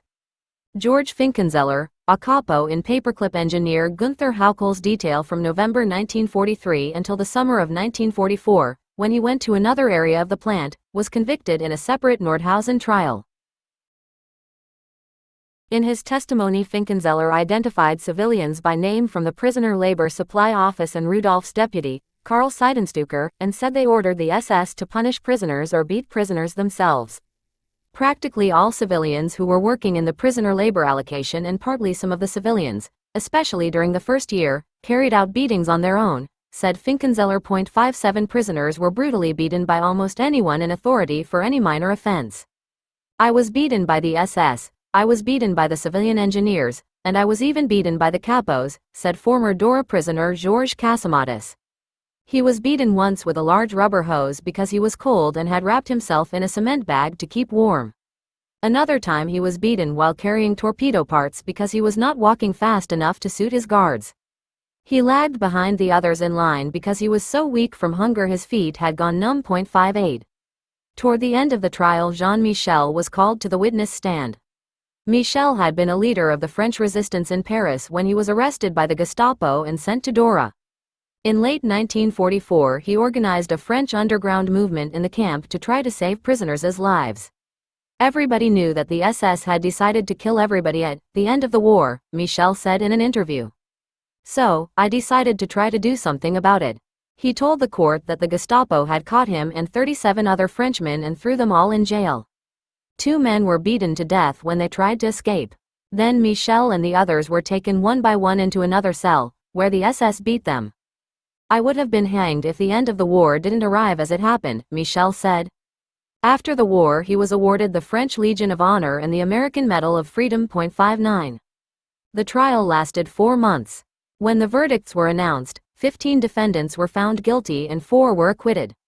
Ricky was found not guilty, and he immediately complained in a letter to Beasley that the trial had been a communist plot. Rudolph had sent Simon's attorney a letter in Simon's defense claiming that the SS officer had tried to help the prisoners. The court, however, thought the evidence against Simon showed entirely the opposite and sentenced him to life imprisonment. 60. In Washington, G2 Exploitation Branch Chief Monty Cohn was busy in his office in the Intelligence Division when the telephone rang. State Department Representative Henry Cox wanted to know if there had ever been a paperclip specialist returned to Germany for a war crimes trial. I thought a moment, said Cohn, and realizing that the Ricky case was in the public domain. I did not dare deny the story. He told Cox that one Air Force case had been returned to Europe under suspicion and that he recollected that the man was cleared. In any event, Cohn said, we did not desire to take further chances on the case. 61. Then, in an unprecedented move, the Army classified the entire trial record. The American public would not know that Rudolph, Magnus von Braun, and others at Fort Bliss had worked at Middlework, not Peenemünde.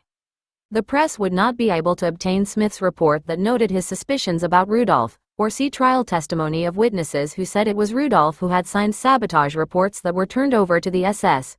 Werner von Braun would be saved from having to answer awkward questions about his frequent visits to that underground hell. No one would know about 20,000 men who died while working as slaves on Hitler's V2. No one would even know that Camp Dora existed. All of that evidence was now safely hidden from public scrutiny. And it stayed that way for decades. Notes 1. Nazi Brains Help Us, Life. The 9th of December 1946, pp. 49-52. Herbert Shaw, Right Field reveals, Operation Paperclip, Dayton Daily News. The 4th of December 1946, page 5, and Newsweek.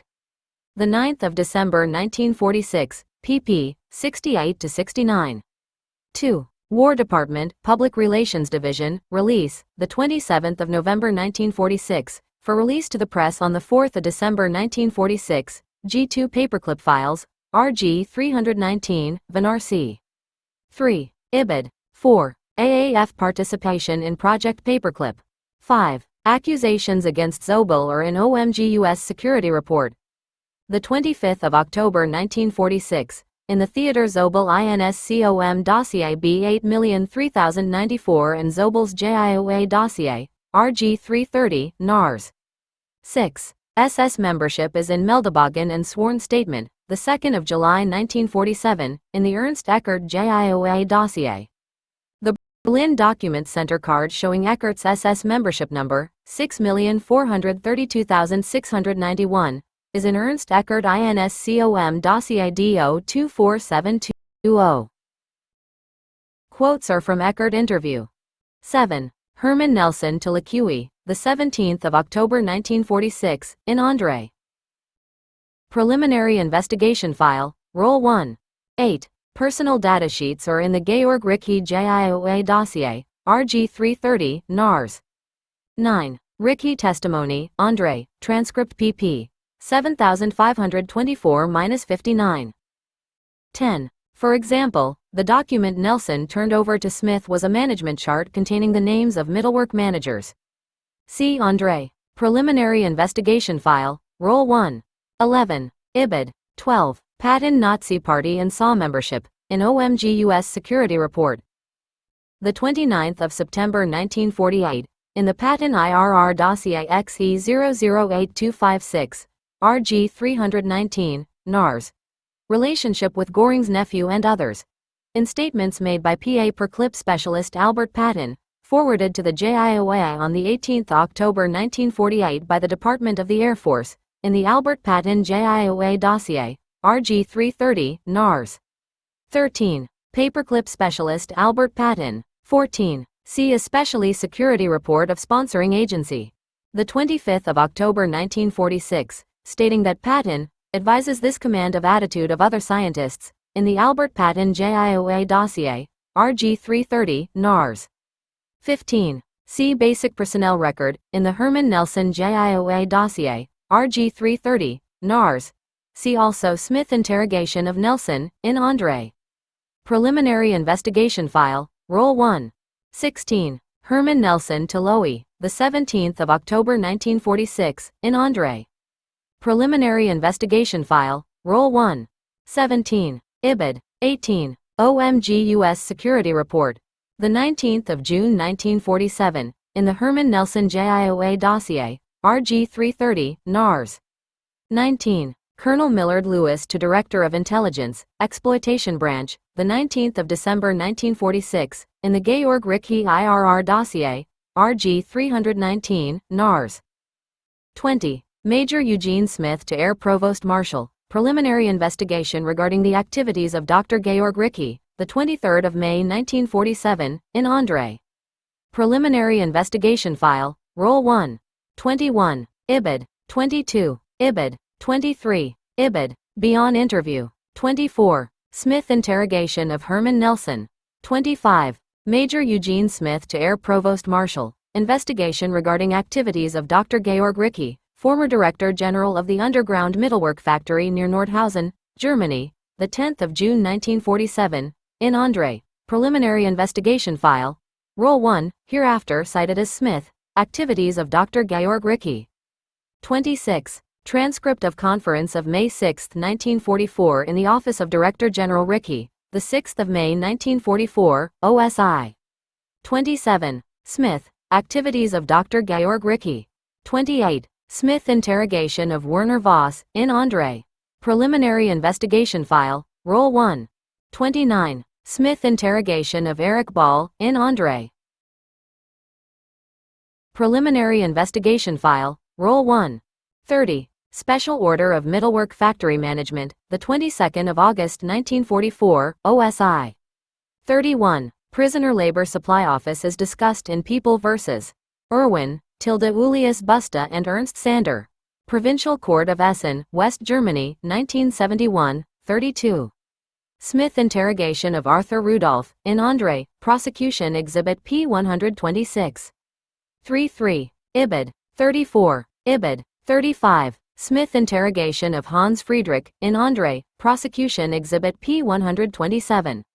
36. IBID. 37. Smith, Activities of Dr. Georg Ricke. 38. IBID. 39. IBID. 40. Georg Ricke, Report from Germany, N.D., in Georg Ricke IRR Dossier X 8,737,323, RG 319, NARS. 41. Lieutenant Colonel William Berman to Chief, 7708 War Crimes Group, the 17th of June 1947, in Ricke's IRR Dossier, RG 319, NARS. 42. Lieutenant Colonel Cleo Strait to War Department, the 31st of July 1947, in Andre. Preliminary Investigation File, Roll 1. 43. Cable, War Department to 7708 War Crimes Group, the 7th of August 1947, in Andre. Preliminary Investigation File, Roll 1. On von Braun's trip to Germany, Colonel R.F. Ennis to Executive Intelligence Division, the 11th of February 1947, G2 Paperclip Files, 400.112, RG 319, Vinar C. 44. Requests for documents. In Cable S 1804, UCOM Headquarters to WDGID, the 4th of August 1947, in Andre, Preliminary Investigation File, Roll 1. Congressman John Anderson and Ricky family correspondence, including the Gestapo accusation from Andre. Preliminary investigation file, Roll 1, the Georg Ricky IRR dossier, RG 319, NARS, the Ricky JIOA dossier, RG 330, NARS, and the Ricky G2 dossier, RG 319, VNRC.45. Charges are in Andre, Roll 5. 46. Wilhelm Simon testimony, Andre. 47. Prosecution's opening statement, Andre, transcript page 35, 48. William Allman, Dora booklet, in Andre.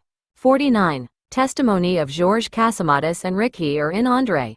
For testimony that Ricky and Rudolph were on the distribution list to receive daily reports, see Lineweber testimony, Andre, transcript pp. 4029-44. 50. Author interviews with Jean-Michel and Bion. Sawatsky arrest reports, Army CIC reports on whereabouts, and memos from the War Crimes Group are in Albin Sawatsky INSCOM dossier Z 185239. 51. Ricky testimony, Andre, and Werner von Braun statement, Defense Exhibit D38, also in Andre. 52. Smith interrogation of Arthur Rudolph, and Ricky testimony, transcript pp. 7560-82, both in Andre. 53. Testimony about civilian engineers. In Casamatis testimony, Andre. Information on prisoner sabotage of rockets is from the Bion interview. 54. Testimony of Hannelore Banish, Andre, transcript page 7237. 55. Ibid. 56. Joseph Ackerman and Cecil J. testimony, Andre, especially transcript pp. 75-76. 57. George Finkenzeller testimony, in main trial, Andre, transcript page 6476. Finkenzeller's trial records are located on Roll 16. For background on Gunther Haukel, see his IRR dossier, RG 319, NARS, Haukel's JIOA dossier, RG 330, NARS, OSI interrogation of Arthur Rudolph, the 13th of October 1982 and the 4th of February 1983, and Hunt, Nazi cover-up. 58. Casamatis testimony, in Andre, transcript pp. 1283-97. 59. Jean-Michel testimony, in Andre, transcript pp. 4153-213, Michel interview, and Hunt, Arthur Rudolph, NASA and Dora. 60. Letter, Georg Ricky to Colonel Peter Beasley, in the Ricky JIOA dossier, RG 330, NARS. Information about Rudolph letter in Simon's defense, in OSI interrogation of Rudolph. 61. Colonel Monty Cohn, Office Memorandum, the 5th of March 1948, in the Georg Ricky G2 dossier, RG 319, VNRC. 5. Experiments in death. It was mid-afternoon, March 16, 1946, when the guests arrived at the old Kaiser Wilhelm Institute in Heidelberg, Germany. Hundreds of Americans had been invited to the open house at the new AAF Aero Medical Center set up to exploit German aviation medicine. The center's commander, Air Corps Colonel Robert Benford, greeted guests at the door and sent them to the large library that had been transformed into a cheerful cocktail lounge decorated with brightly colored flowers. A bartender recruited from a local hotel kept the liquor flowing throughout the afternoon. 1. The party provided an opportunity for the guests to meet more than 100 German scientists working at the AAF Center under Paperclip. Benford and other AAF officers had recruited some of Germany's best-known specialists in aviation medicine. Many Americans at the party already knew Hubertus Strughold, who was in charge of the German staff. During the war, Strughold headed the Luftwaffe Institute for Aviation Medicine in Berlin under Oskar Schroeder, chief of the Luftwaffe's medical service. The German staff at the AAF Center included Struwald's former wartime subordinates at the Institute, Konrad Schaefer, Otto Gauer, and Hans Klammen. 2. As part of the festivities, guests toured the AAF Center to get first-hand information about the more interesting projects underway. Thousands of captured German documents and copies of the scientists' published and unpublished research were being translated into English for later publication in AAF monographs. 3. Konrad Schaefer's study, Thirst and Thirst Quenching in Emergency Situations at Sea, was part of this project. Schaefer had worked at Struwald's Institute on problems of how to make seawater relatively safe to drink. The Luftwaffe, and now the AAF, considered this research an important step toward saving the lives of downed flyers with no water available to them except seawater. 4. Other Paperclip scientists had conducted aeromedical experiments using the scientific equipment housed at the IAF Center. One was the well-known high-altitude specialist Siegfried Ruff, who works today as a consultant for Lufthansa German Airlines in West Germany. He was wartime head of aeromedicine at the German Experimental Institute for Aviation, the DVL, Deutsche Verkehrsanstalt für Luftfahrt. Ruff and Strughold Co. authored several articles and a book on aviation medicine. 5. Ruff recalled his work under Paperclip at the IAF Center. "I worked on ejector seats," Ruff said in an interview. "We tested how much humans can stand." He and Gower conducted experiments to test the body's ability to withstand sudden thrust accelerations, simulating a flyer's experience when catapulted from an aircraft after an accident or ramming. 6. Another Paperclip recruit, Hermann Becker-Freising, worked on high-altitude experiments with Ruff at the IAF Center. Becker-Freising was formerly head of the Department for Aviation Medicine under Schroeder and worked afternoons at Struwelds Institute. Under Paperclip, he and Ruff conducted 70 experiments with a German low-pressure chamber to study ways to prevent the bends. They put volunteer test subjects into a chamber and simulated an altitude of 39,260 feet to determine whether the bends were less painful when the body was in a prone position or sitting up. 7. But a dark side of the Germans' work was kept secret from the guests at the party. Both Schaefer and Becker-Freising knew far more about seawater's effects on the human body than was stated in the published version of Schaefer's study.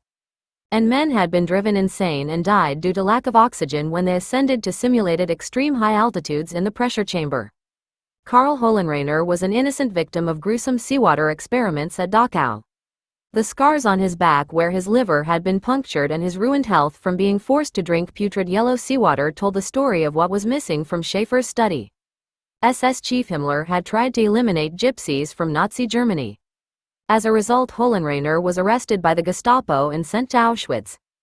He was only there a month, but that was long enough for the Nazis to kill his child, his sister, and both of her children, and throw their bodies into the smoldering furnaces at Birkenau.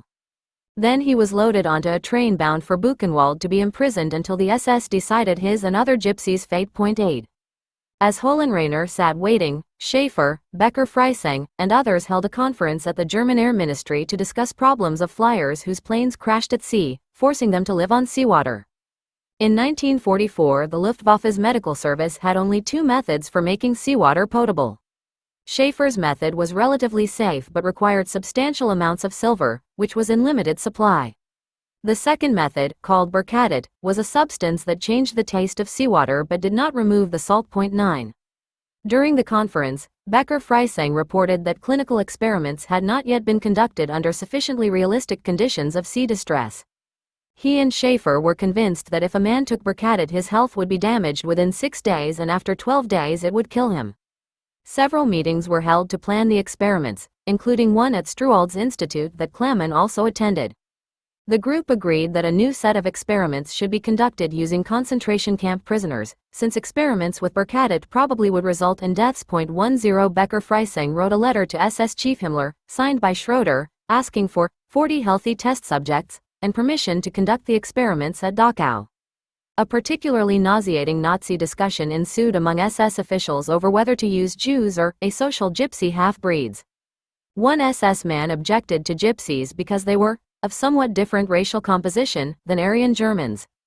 Himmler finally arranged to transfer gypsies to Dachau for the experiments. 11. Hohenreiner got the word when the SS summoned him and 40 other gypsies to the camp yard and said they were being transferred to a work detail at Dachau. When they arrived, however, they were sent to a hospital ward, stripped, and x-rayed. Wilhelm Baybuck, a Luftwaffe doctor in charge of the experiments, told them their fate. When one gypsy protested, Baybuck pulled out a gun and said, "If you are not quiet and want to rebel, I will shoot you on the spot." 12. The prisoners were fed cookies, rusks, and brown sugar during the first week of the experiments and then were starved. Over the next month they were forced to drink plain seawater or water that was treated in either the Schaefer or the berkadit method. Those who refused to drink the putrid water, which made them violently ill, were tied up and force-fed with long tubes stuffed down their throats. 13. The people were crazy from thirst and hunger. "We were so hungry, but the doctor had no pity on us," said Hohenreiner. Then one gypsy ate a little piece of bread once, or drank some water. The doctor from the Luftwaffe got very angry and mad. He took the gypsy and tied him to a bedpost and sealed his mouth. 14. A number of victims suffered heart seizures and went into comas. Others were seriously wounded when Babuk took a long, sharp instrument and punctured their livers to drain the salt water along with blood. When it was over, Hohenrainer could barely walk, but he was still assigned to a work detail in another camp. The bodies of his dead companions were covered with sheets and carried across the camp yard to be burned in the crematories. 15. The story behind the pressure chamber experiments involved Dachau prisoners who met an equally grim fate. Many victims died from being sent to high altitudes without oxygen, and others were driven mad from the horrifying experience. The idea for the experiments originated in 1941, when Sigmund Rascher attended a course in aviation medicine at the German Air Force headquarters in Munich. He told Himmler that he was disappointed to learn that no tests at extremely high altitudes had ever been made using human subjects, as such experiments are very dangerous and nobody volunteers for them.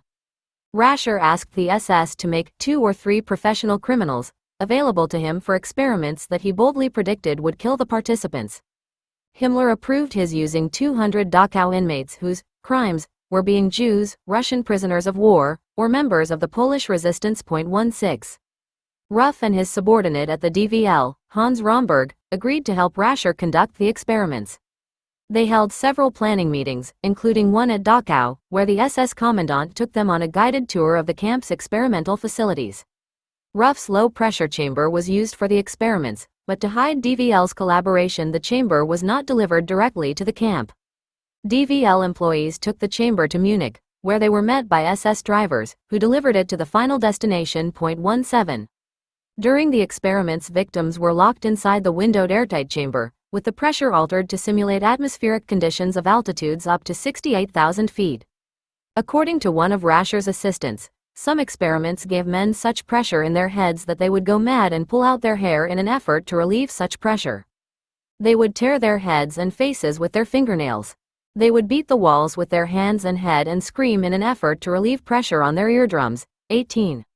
Nearly 80 men died when they were kept at high altitudes without oxygen for up to 30 minutes.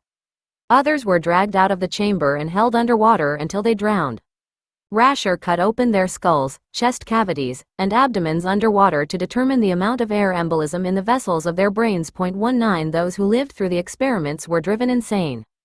One of the victims, a former Jewish delicatessen clerk, was used as a guinea pig in an experiment to simulate what would happen to a flyer parachuting out of an airplane at high altitudes without an oxygen mask. The experiment was described in detail in a report signed by Ruff, Rascher, and Romberg. The victim was locked inside the chamber, given an oxygen mask, and raised to a simulated altitude of 47,000 feet. According to the report, when the mask was removed, Ruff reported that the victim yells loudly and gives the impression of someone who is completely out of his mind. As the poor man huddled in the corner of the chamber, doubled over with convulsions and gasping for air, his tormentors cold-bloodedly filmed the experiment to make a faithful record of his agony. 20. The U.S. military still viewed Ruff and Becker-Freising as valuable assets, despite their connection to these crimes. They were even employed under Paperclip to continue the same type of research that had resulted in the murder of Dachau prisoners. By June 1946, AAF headquarters in Washington was flooded with requests to bring Ruff and the others to America. Brigadier General Norris Harbold asked for Paperclip contracts for Ruff and Becker-Freising. 21. At the same time, an Army War Crimes unit also was interested in these men. Investigators sifted through SS Chief Himmler's files and found the records of the experiments. The scientists' names were placed on Army War Crimes wanted lists. On September 16, Army CIC agents arrived at the AAF center with a handful of arrest warrants. Colonel Benford recalled that when the CIC agents arrived, some of my people were on their list, but he still believes that the charges against them were nothing serious. Ruff, Schaefer, Becker-Freising, Schroeder, and Theodor Benzinger were arrested and taken to a Nuremberg prison. 22. Benzinger claims his arrest was a set up by Strughold to take the heat off Struwald's own questionable wartime activities. When he arrived at Nuremberg, he was interrogated but not charged. His interrogators were interested in who had been present, besides Benzinger, at 2 meetings with high-ranking Nazis in which the experiments were openly discussed. Benzinger, former head of the Department of Aviation at the Luftwaffe Institute in Rechlin, had attended one meeting in which film of high-altitude experiments was shown in the office of the Secretary of the German Air Ministry. He also had attended a conference where Dachau cold experiments were discussed in detail, including information that concentration camp prisoners had died during the experiments. Benzinger's interrogators never mentioned Strughold or a dozen other Paperclip scientists who also had attended the conference, even though Struwald's subordinates, Schaefer and Klaman, had presented research papers at the conference. 23 Benzinger said he and his colleagues had conducted explosive decompression experiments on themselves at his institute during the war. They were trying to find out what happens when the pressurized cabin in an aircraft fails. During one experiment, Benzinger was sitting in a chamber across from a Junkers factory engineer. I did not panic when the explosion came, but this man fell right into my lap, Benzinger said. After a few minutes he came to and he was all right. But one colleague died during the experiments. Benzinger said he was away from the institute at the time, flying a spy mission over England to photograph an aluminum factory near Oxford. Benzinger was released after spending a month in the Nuremberg prison. He was brought to the United States by the Navy and worked under Paperclip contract at the Naval Medical Research Institute in Bethesda, Maryland. 24. 8 days after Becker-Freising's arrest, Nuremberg investigator Herbert Meyer questioned him at length about Struwald's role in the Dachau experiments. Strughold had been directly subordinate to Erich Hipke, chief of the Luftwaffe's medical service, and then to Schroeder when he replaced Hipke later in the war. Both men had signed orders that authorized experiments in the camps. Becker-Freising was intimately familiar with the three men's activities. He had been an assistant in Schroeder's office and also worked afternoons at Struwald's institute. He told the investigator that Strughold had advised Hipke and Schroeder on research matters, especially regarding high-altitude testing, that Strughold had known about the experiments, and that he had received copies of Becker-Freising's reports and those submitted by Ruff and Schaefer. Meyer then repeatedly asked Becker-Freising whether Strughold had had the authority to stop the experiments. 25. If Dr. Strughold did not agree with a specific experiment, could he interrupt it? Meyer asked Becker-Freising. I would assume, yes, Becker-Freising replied. Did he have the power at his disposal? Of course, he was the director of the institute. He could do what he wanted there. If he had not agreed with the work of the doctors, could he have sent for them and said, "You must stop that or go to another institute"? Yes. That is, he would have had to report to his superiors, because it was a military institution. As director of the institute he could distribute and stop work? Yes. 26. Strughold was not arrested, interrogated, or even called as a witness at the trial, despite the derogatory information against him. It was a glaring example of how far the U.S. military went to protect him. His wartime superior, close associates, and a subordinate all were tried at Nuremberg, while Strughold blithely continued business as usual at the IAF Center. The trial, known as the medical case, was the first of 12 war crimes trials conducted by the U.S. government at Nuremberg. A tribunal of American judges presided over the trial. The case involved a long, grisly list of experiments and other medical crimes, such as experiments with bone transplant techniques, sterilization with X-rays, and deliberate infection with malaria and typhoid. On December 6, 1946, the Chief of Counsel for War Crimes, Brigadier General Telford Taylor, stood before a podium in the makeshift courtroom crowded with spectators and delivered the prosecution's opening statement. He spoke of nameless victims who numbered in the millions and of those who still did not believe the crimes had occurred. For them it is far more important that these incredible events be established by clear and public proof, so that no one can ever doubt that they were fact and not fable, and that this court, as the agent of the United States and as the voice of humanity, stamp these acts, and the ideas which engendered them, as barbarous and criminal. 27. To Taylor's right, 23 defendants sat in the dock accused of crimes committed under the guise of scientific research. Both Schroeder and Becker-Freising were charged with personal responsibility for high-altitude, freezing, sulfanilamide, seawater, epidemic jaundice, and typhus experiments.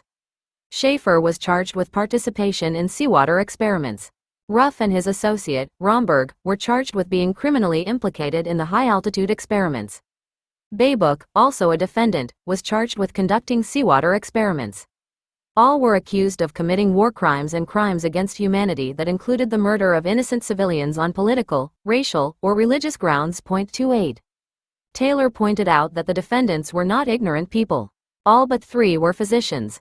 They had been department chiefs, members of German research institutes, or high officials of the Luftwaffe, Wehrmacht, or SS Medical Services.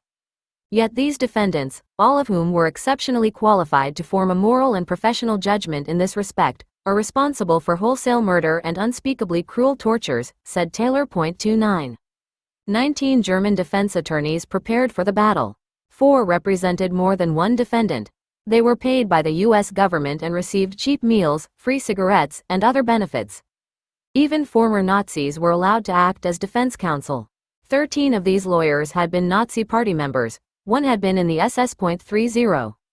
There was no disposition for some of that group to worry about scruples when it came to their client's defense. Baybuck's attorney submitted evidence in court that he knew had been altered by his client. Names of experimental subjects had been erased from clinical charts of the seawater experiments in an effort to stop prosecutors from locating survivors and using them as prosecution witnesses. Baybuck also admitted having erased information about how critically ill a prisoner had become as a result of the experiments. He and his attorney were in agreement at all times that the charts should be submitted in court only after derogatory information had been removed. 31 Each of the defendants had an excuse for his behavior. They had merely carried out orders and their experiments were no different from those conducted by scientists in Allied counties. No one was a criminal. Becker Freising said the experiments benefited society. Schaefer had only attended meetings. Ruff's victims were well-fed, model prisoners who had volunteered to be guinea pigs. Everyone blamed the dead. Rasher was the murderer. His experiments were the ones that had killed the prisoners. Ruff and his cohorts could not be blamed if their superiors had ordered them to work with that murderer. 32.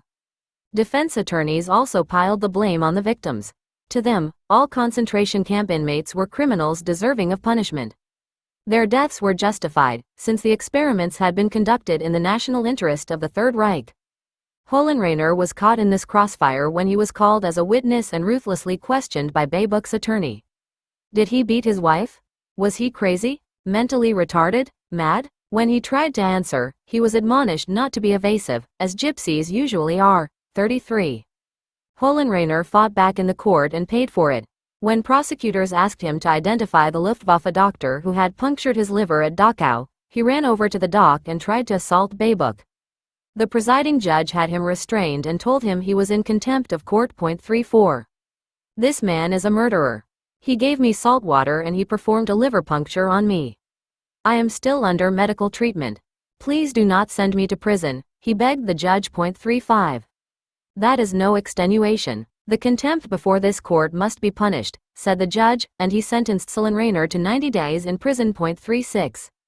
The defendants who had worked under Paperclip played their American connections to the hilt. Strughold, Gower, and Klaman submitted glowing references in their behalf. Strughold described Schaefer as very humane and socially minded.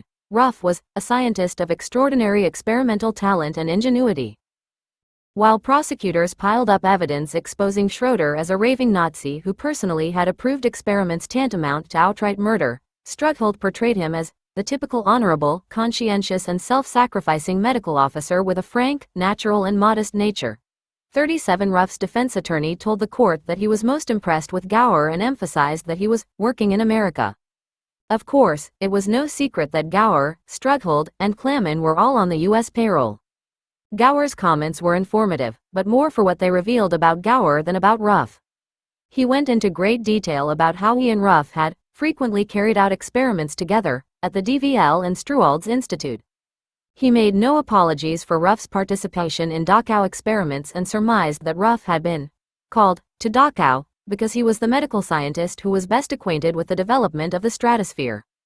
Although Dachau victims had suffered extraordinary, long periods of unconsciousness during the experiments, Gower thought that was no proof of a particularly reckless method of experimenting. Gower cited a report that Ruff, Rasher, and the others had sent to Himmler that explicitly detailed the victims' plight and brazenly suggested that further experiments on humans should be conducted. If we do not wish to stop halfway, corresponding experiments are categorically demanded by the above-named results, he exclaimed. Using animals as subjects was unsuitable to him, since they differed from humans in size and metabolism. 38. The trial lasted for 9 months before the tribunal rendered a decision. Part of that decision included written guidelines covering the legal and ethical use of humans as experimental subjects. Throughout the trial, defendants had excused their crimes on the grounds that there was no consistency in international scientific circles regarding rules governing use of human subjects. The argument raised several pertinent questions. Should prisoners be used as experimental subjects? What rights should human volunteers have during experiments? Do the rules apply if a government contends that the experiments were conducted in the interest of national security? As a result of these and other questions, the tribunal listed 10 basic principles that should be observed during any experiments using human subjects in order to satisfy moral, ethical, and legal concepts. These important guidelines will surface later in the Paperclip story. First, in the 1950s, Paperclip scientists at Edgewood Arsenal, Maryland, violated the guidelines, particularly the first rule, that the voluntary consent of the human subject is absolutely essential, when American soldiers were used in LSD experiments in an atmosphere disturbingly similar to Dachau. 30 years later, in 1986, the U.S. Supreme Court ignored the guidelines in the case of James Stanley, an American soldier who was an unwitting guinea pig in the LSD experiments. 39 When the Nuremberg Tribunal announced its verdict, Schroeder and Becker Freising were found guilty and sentenced to life and 20 years imprisonment, respectively. Baybuck was sentenced to 15 years imprisonment. Although Schaefer had attended meetings where the seawater experiments were planned, the tribunal acquitted him, stating, "Nowhere have we been able to find that Schaefer was a principal in, or accessory to, or was otherwise criminally involved in or connected with the experiments mentioned." 40. The court's verdict concerning Ruff and his assistant, Romberg, was a closer call. Both admitted having been involved with high-altitude experiments.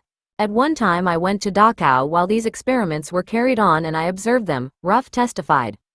But they maintained that two separate groups of experiments had been carried out at Dachau, one conducted by them with the use of exhibition subjects, in which no one died, the other conducted by Rascher on a group of non-volunteers in which 70 to 80 died. In the end, Ruff was acquitted, but the court conceded that the question of his guilt or innocence was close, and found much in the record to create at least a grave suspicion that Ruff was implicated in criminal experiments at Dachau. Romberg was acquitted for the same reason. 41. By the time the trial ended, Strughold, Gower, Klaman, and others had already been brought to the United States under Paperclip. The AAF Aero Medical Center was shut down for violating U.S. law, which forbade certain types of military research from being conducted in the U.S. zone of Germany. Under a reorganization of the U.S. military in 1947, the AAF became a separate military service, the U.S. Air Force. Strughold headed a new Air Force School of Aviation Medicine at Randolph Field, Texas, and 2 years later was placed in charge of a newly created Department of Space Medicine. Several Air Force officers complained angrily about Struald's employment at Randolph. General Harry Armstrong, who was commandant of the school, admitted that he protected Strughold by appointing himself director of the new Space Medicine Laboratory. "If it came down to a fight, I wanted to take the brunt of it," Armstrong said. "I thought if there was any adverse reaction it should fall on me and not on Dr. Strughold." 42 Strughold also spent considerable time in Germany recruiting other German scientists to work for the Air Force under Paperclip.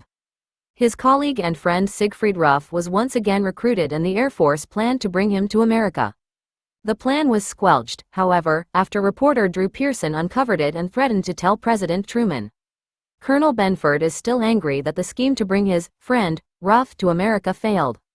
In his view, the Air Force lost a great man. 43 The Air Force did hire Schaefer, and when he arrived in San Antonio in 1950 he was touted as the leading German authority on thirst and desalinization of seawater. No one, including JIOA Director Colonel Daniel Ellis, cared that he had been a Nuremberg defendant. Schaefer admitted on his entry papers that he had been arrested and tried at Nuremberg. Despite that admission, Ellis recommended his immigration and told the State Department that the JIOA had investigated Schaefer's background and found nothing in his records indicating that he was a war criminal or an ardent Nazi, or as otherwise objectionable for admission into the United States as an immigrant. 44. Nevertheless, it was not long before the Air Force repatriated Schaefer to Germany. After choosing to ignore his past, Air Force officers then raised questions about his competency. They said Schaefer had been assigned to 3 different departments at Randolph Field in a little over a year and had produced no finished work at any of them. Air Force Captain Seymour Schwartz told the Director of Intelligence that Schaefer had displayed very little real scientific acumen, and recommended that he be returned to Germany. The experience of this headquarters indicates that this man is a most ineffective research worker, and on the basis of his performance here his future worth to the U.S. Armed Forces is nil, said Schwartz. He also recommended that Schaefer not be placed on any future JIOA hiring lists, since it is doubtful if he will be of interest to anyone. 45. In 1949, Nuremberg prosecutor Telford Taylor submitted his final report to the Secretary of the Army, which outlined what had been accomplished by the Nuremberg trials. He felt that one significant accomplishment was that there was now a public record of the Nazis' crimes and of the United States prosecution of the perpetrators. In the aftermath of Nazi Germany's defeat, the victors bore sole responsibility for stating the principles that should be followed regarding crimes, so calculated, so malignant, and so devastating that civilization cannot tolerate their being ignored because it cannot survive their being repeated. The Nuremberg trial records provided an unprecedented reminder of those principles. Taylor therefore strongly recommended that those records be published, so that future generations would know the terrible secrets of the men who sat in the dock at Nuremberg. But it would be years before all of the volumes of the 12 trials were printed. 46 Around the same time, the Department of the Air Force expanded the Paperclip cover-up when it proudly published translations of the Germans' wartime research in 2 volumes as German Aviation Medicine, World War II.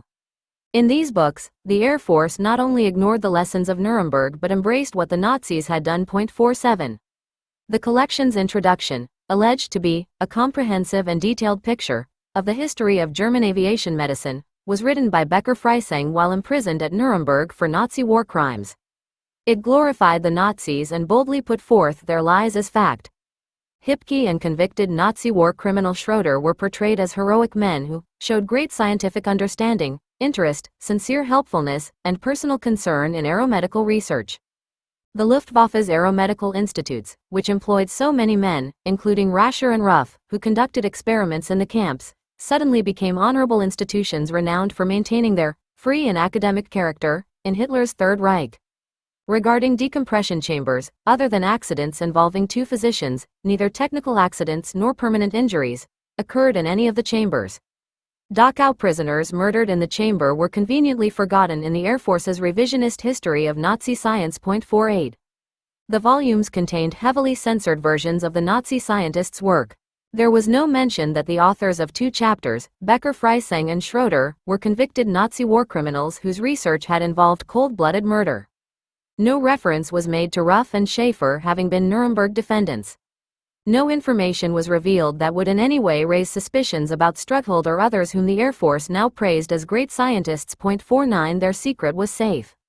Notes 1. Robert J. Benford, Report from Heidelberg, Germany, 1947. The administrative records of the AAF Aero Medical Center never have surfaced. Some original reports by German scientists that were translated at the center are located at the WNRC. Monthly status reports of research conducted at the center and lists of the center's Paperclip employees, including Ruff, Schaefer, and Becker Freising, are in the appendix of documents attached to AF participation in Project Paperclip.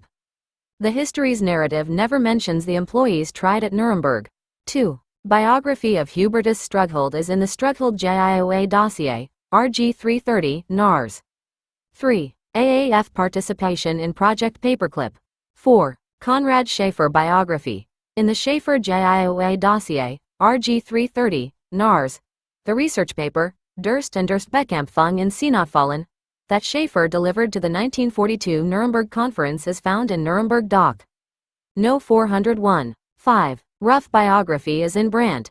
Ruff and Struald's publications are listed in the Strughold JIOA dossier, RG 330, NARS. 6. CNN West Germany News Bureau telephone interview with Siegfried Ruff, for authors, Nazi Cover-Up, series on CNN. Roof P's work at the AAF Center. AAF Aero Medical Center, monthly status report number 6, the 31st of March 1946, in the appendix of AAF participation in Project Paperclip. 7. Becker Freising biography, from Brandt. His work at the AAF Center. In monthly status report, in the appendix of AAF participation in Project Paperclip. 8. Carl Sullenrainer testimony, Brandt, transcript pp. 10,229-34 and 10,508-44. 9. Brandt, No 177, Prosecution Exhibit 133. 10. Ibid. Brandt. No. 184. Prosecution Exhibit 132. And interrogation of Conrad Schaefer, M. 1019, RG 238, NARS. 11. Brandt. No. 185. Prosecution Exhibit 134. Becker Freising admitted on the witness stand that he was the author of the letter signed by Scherceder, Hilberg, Destruction of the European Jews. 12. Hohenreiner testimony in Brandt. 13. Ibid. 14. Ibid. 15. Ibid. 16. Brandt. PS 1602. Prosecution Exhibit 44. 17. Welt's testimony, transcript page 7188, NO 476, Prosecution Exhibit 40, NO 437, Prosecution Exhibit 42, NO 263, Prosecution Exhibit 47, and Transcript pp. 6550 and 7199A11 in Brandt. 18. Affidavit of Dr. Paholig, Brandt, transcript page 15348. 19. Brandt. No. 220, Prosecution Exhibit 61.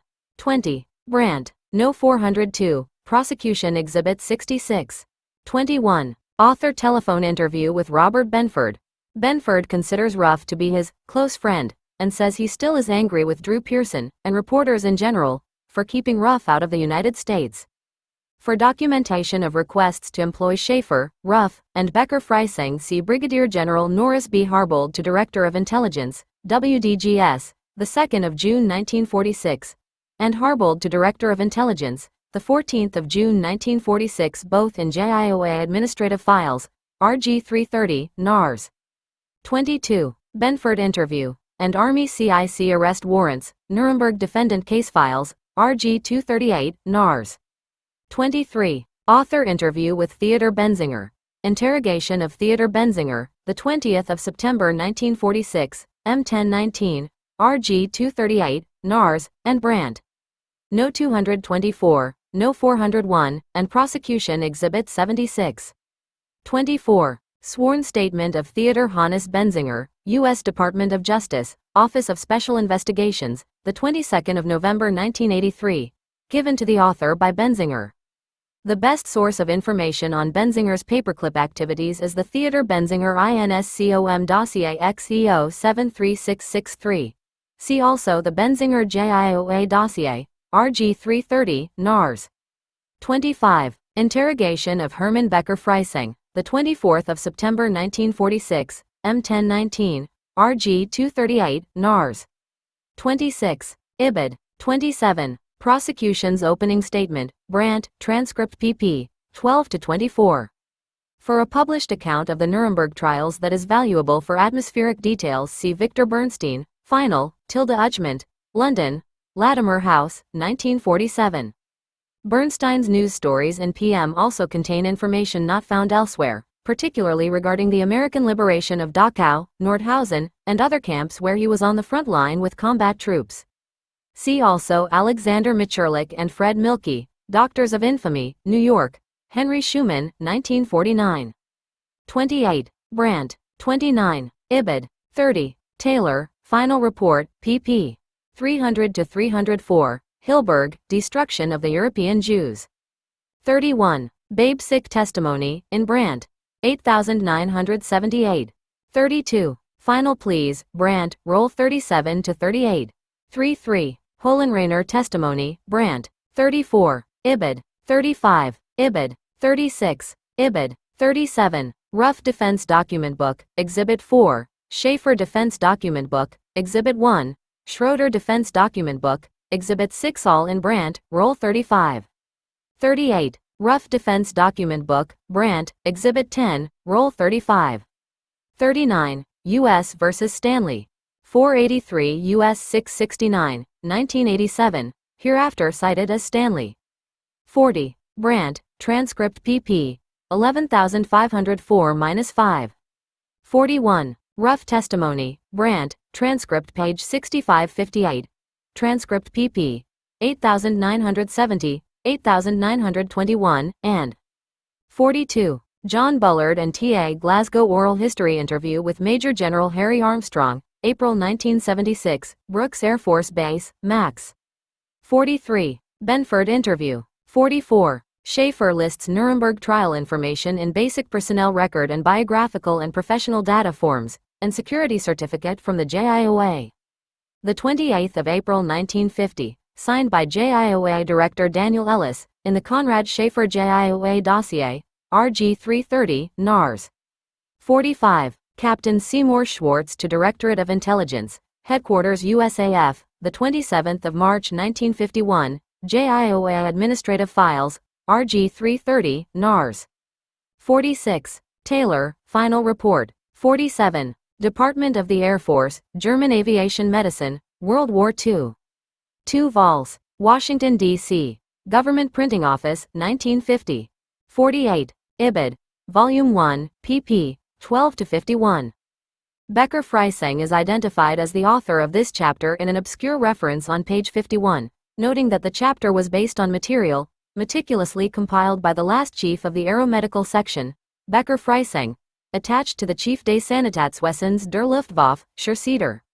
49. Ibid. 6. Escape from Justice. In late 1947, numerous critics in Germany were charging that scientists had escaped denazification trials by fleeing to America under the auspices of Project Paperclip. Peenemünde Chief of Staff Herbert Axter and his wife Ilse were the focus of much of this criticism. Their former neighbors marched into the Public Safety Branch of the Office of Military Government U.S., OMG-US, which enforced the denazification law in the U.S. zone of Germany. They were furious that the Axters had escaped justice for mistreating foreign laborers during the war. 1. JIOA Director Bosquet Weff had a serious problem with denazification, since the Axters were not the only ones evading justice. Less than a handful of the 350 German specialists living in the United States had been through the process. New arrivals left Germany before their court cases were finalized, and none of the early Overcast group had been denazified, including Werner von Braun and Theodor Zobel, who had been living in America for nearly 2 years. At the same time, the Director of Intelligence of the European Command had a similar problem in Germany. U.S. Air Force General Robert L. Walsh was employing another group of Nazis who also had not been through the denazification process. 53 SS officers and Abwehr intelligence agents were giving U.S. Army intelligence information about the USSR under a project code named Greenhouse. Now their work was over, but the men were unable to obtain regular jobs in Germany because they had not been cleared by denazification courts. 2. The solution to both groups' problems provides an example of how Paperclip was used as a guide by other U.S. intelligence agencies employing Nazis. As a result, both the JIOA and EUCOM circumvented the law and helped accused criminals escape justice. Denazification was supposed to help democratize the German population. Under U.S. denazification law, every German over the age of 18 was required to disclose his or her wartime Nazi affiliations on a Fragebogen, or questionnaire. These forms were then submitted to a denazification court, Sprühkammer, for review. The law categorized individuals according to their Nazi activities. These categories ranged from Class 1, major offenders, which included war criminals, to Class 5, made up of persons who either actively resisted National Socialism or showed a passive attitude toward Hitler's policies. Penalties ranged from imprisonment to small fines. Under the law, persons judged to be ardent Nazis were forbidden to work or hold public office in Germany. As noted earlier, Paperclip policy barred war criminals and Class 2 offenders from U.S. entry. 3. Despite the law, denazification proved difficult, if not impossible, to execute. OMG U.S. status reports filed in 1947 noted some of the problems encountered by public safety branch officers in Germany. OMG US was understaffed, underfunded, and overwhelmed with work, since they had to distribute questionnaires to over 12 million people. German denazification officials, who were supposed to be anti-Nazis, were accused of accepting bribes and threatening prosecution witnesses. One report noted that falsification of questionnaires was flourishing. And despite American policies designed to eliminate Nazism, the Germans blamed Jews for the Allies' policies, and anti-Semitism was rampant, particularly in the schools. For example, a speaker at the Munich Institute of Technology was forced to cancel a lecture after students stomped their feet at the mere mention of Albert Einstein's name. 4. General Lucius Clay was the man ultimately responsible for enforcing the denazification law.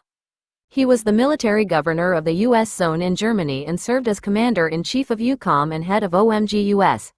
His views on denazification were far different from those of the intelligence officers involved with Paperclip. He was a hardliner when it came to America's attempt to denazify the entire German population and make them believers in democracy. Our job, as I see it, is to see that only the right type of Germans are permitted to take leadership until democratic processes become a habit, Clay said. 5 Clay strongly believed that all Germans, scientists included, needed denazifying. Once he fired a scientific advisor who insisted that German scientists were not Nazis, an attitude that caused extreme friction in OMG-US. Clay complained bitterly to Assistant Secretary of State John Hildring that the scientific advisor blamed Public Safety Branch severely for treating scientists as Nazis, even though the record is clear. That record included the Dachau experiments conducted by scientists who were tried for murder in the Nuremberg medical case. 6. Clay was getting criticism from both sides over how OMG-US was handling the denazification of Paperclip recruits. On the one hand, the New York Times charged that Paperclip provided an escape route whereby ardent Nazis evaded the denazification process altogether. American officials in Europe generally absolved Clay of the blame. But critics told the Times that many of Clay's subordinates do not know what makes a Nazi or do not care so long as the German has good table manners, speaks good English and is efficient in the job assigned to him. 7. On the other hand, military officers who recruited scientists for Paperclip in Germany were angry that U.S. enforcement of denazification, stiffer than in the other 3 zones of Germany, hindered their recruiting efforts. Many Germans refused to sign Paperclip contracts because they were afraid that if they went to America prior to denazification, they risked being categorized as unemployable if they returned to Germany. Furthermore, competition was fierce, since the United States, Great Britain, France, and the USSR were all competing for the same men. The British offered the Germans a variety of places they could go, including Canada, Australia, and Pakistan. The French offered higher pay. And, as one American officer noted, the Soviets offered everyone contracts, even Germans whose names were on automatic arrest lists. 8. In this atmosphere, JIOA officers were trying to solve 2 types of problem cases under Paperclip. The first group consisted of specialists like Axter and Arthur Rudolph who had arrived in the United States before their denazification process even began. JIOA governing committee members suggested that General Clay handle these cases by trying the scientists in absentia. The scientists' Fragebogen would be submitted to a court in Germany, while the scientists stayed in America. JIOA Director Weff was afraid that pro-communists might interrogate the scientists in court about their work in America if the group was returned to Germany. 9 But Clay's decision on the matter went ever further than Weff's idea. He decided to forego trials of any sort for Paperclip recruits. Clay noted that trials in absentia were not permitted even in cases of Nazis located in Germany. Special treatment like that would only draw attention to the project and indicate to the German people that special procedures would be used if American interests were involved. It would be much better to permit them to remain in the U.S. as Nazis without bringing them to trial than to establish special procedures not now within the purview of the German law, Clay concluded. 10. Nevertheless, Clay's policy did in fact establish special procedures for the group. As one OMG-US official noted, "We are, for the first time, removing a group of Germans from normal denazification process." Paperclip policy already required U.S. agencies to conduct background investigations of the scientists' Nazi pasts. Clay thought those investigations would exclude ardent Nazis from the group. But as noted earlier, the JIOA screeners had turned those investigations into a farce. 11. In the second type of cases, the JIOA officers brazenly flaunted the law. This group involved scientists whose denazification process had begun prior to their U.S. entry. First, JIOA Director Weff asked Clay's personal advisor, Dr. Walter Dorn, to expedite their trials. Dorn was against the scheme because it contravened normal procedures. But the Public Safety Branch did not think the request was unusual. Assigning of priority of trials of individuals has been frequently carried out in the past so that it is almost routine, Public Safety Branch Officer G.F. Corrigan said. 12. Perhaps expediting trials in special cases had become routine, as Corrigan said. What was not routine, however, was that once courts judged some of the scientists as ardent Nazis, the Germans quickly left for America while U.S. intelligence officers in Europe intervened in the court decisions. One case involved Hans Ziegler, chief scientist for the U.S. Army Signal Corps in Fort Monmouth, New Jersey. Ziegler had been a dues-paying member of the Nazi Party and 5 other organizations and a candidate for membership in the SA. Denazification court officials accused him of falsifying information on his Fragebogen. But Ziegler left for the United States and never appeared at a scheduled hearing. When asked about his case, Ziegler stated in a sworn affidavit that Army CIC agents had obtained an exemption for him from the denazification law. One OMG U.S. officer, Captain Jack James, explained that dubious excuse in a report on Ziegler's denazification status. The subject never came to trial because of the interference of certain persons in Munich. The subsequent qualifications of Dr. Ziegler for Project Paperclip seemed to terminate all further actions in the denazification. 13. Another case involved Rudolf Thauer, a medical specialist on the effect of heat on pilots during flight, who worked for the Navy Air Materiel Center in Philadelphia.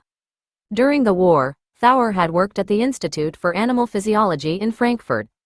A denazification court originally had judged him to be a Class II offender because of his membership in the Nazi Party, the SS, the SA, and 5 other Nazi organizations.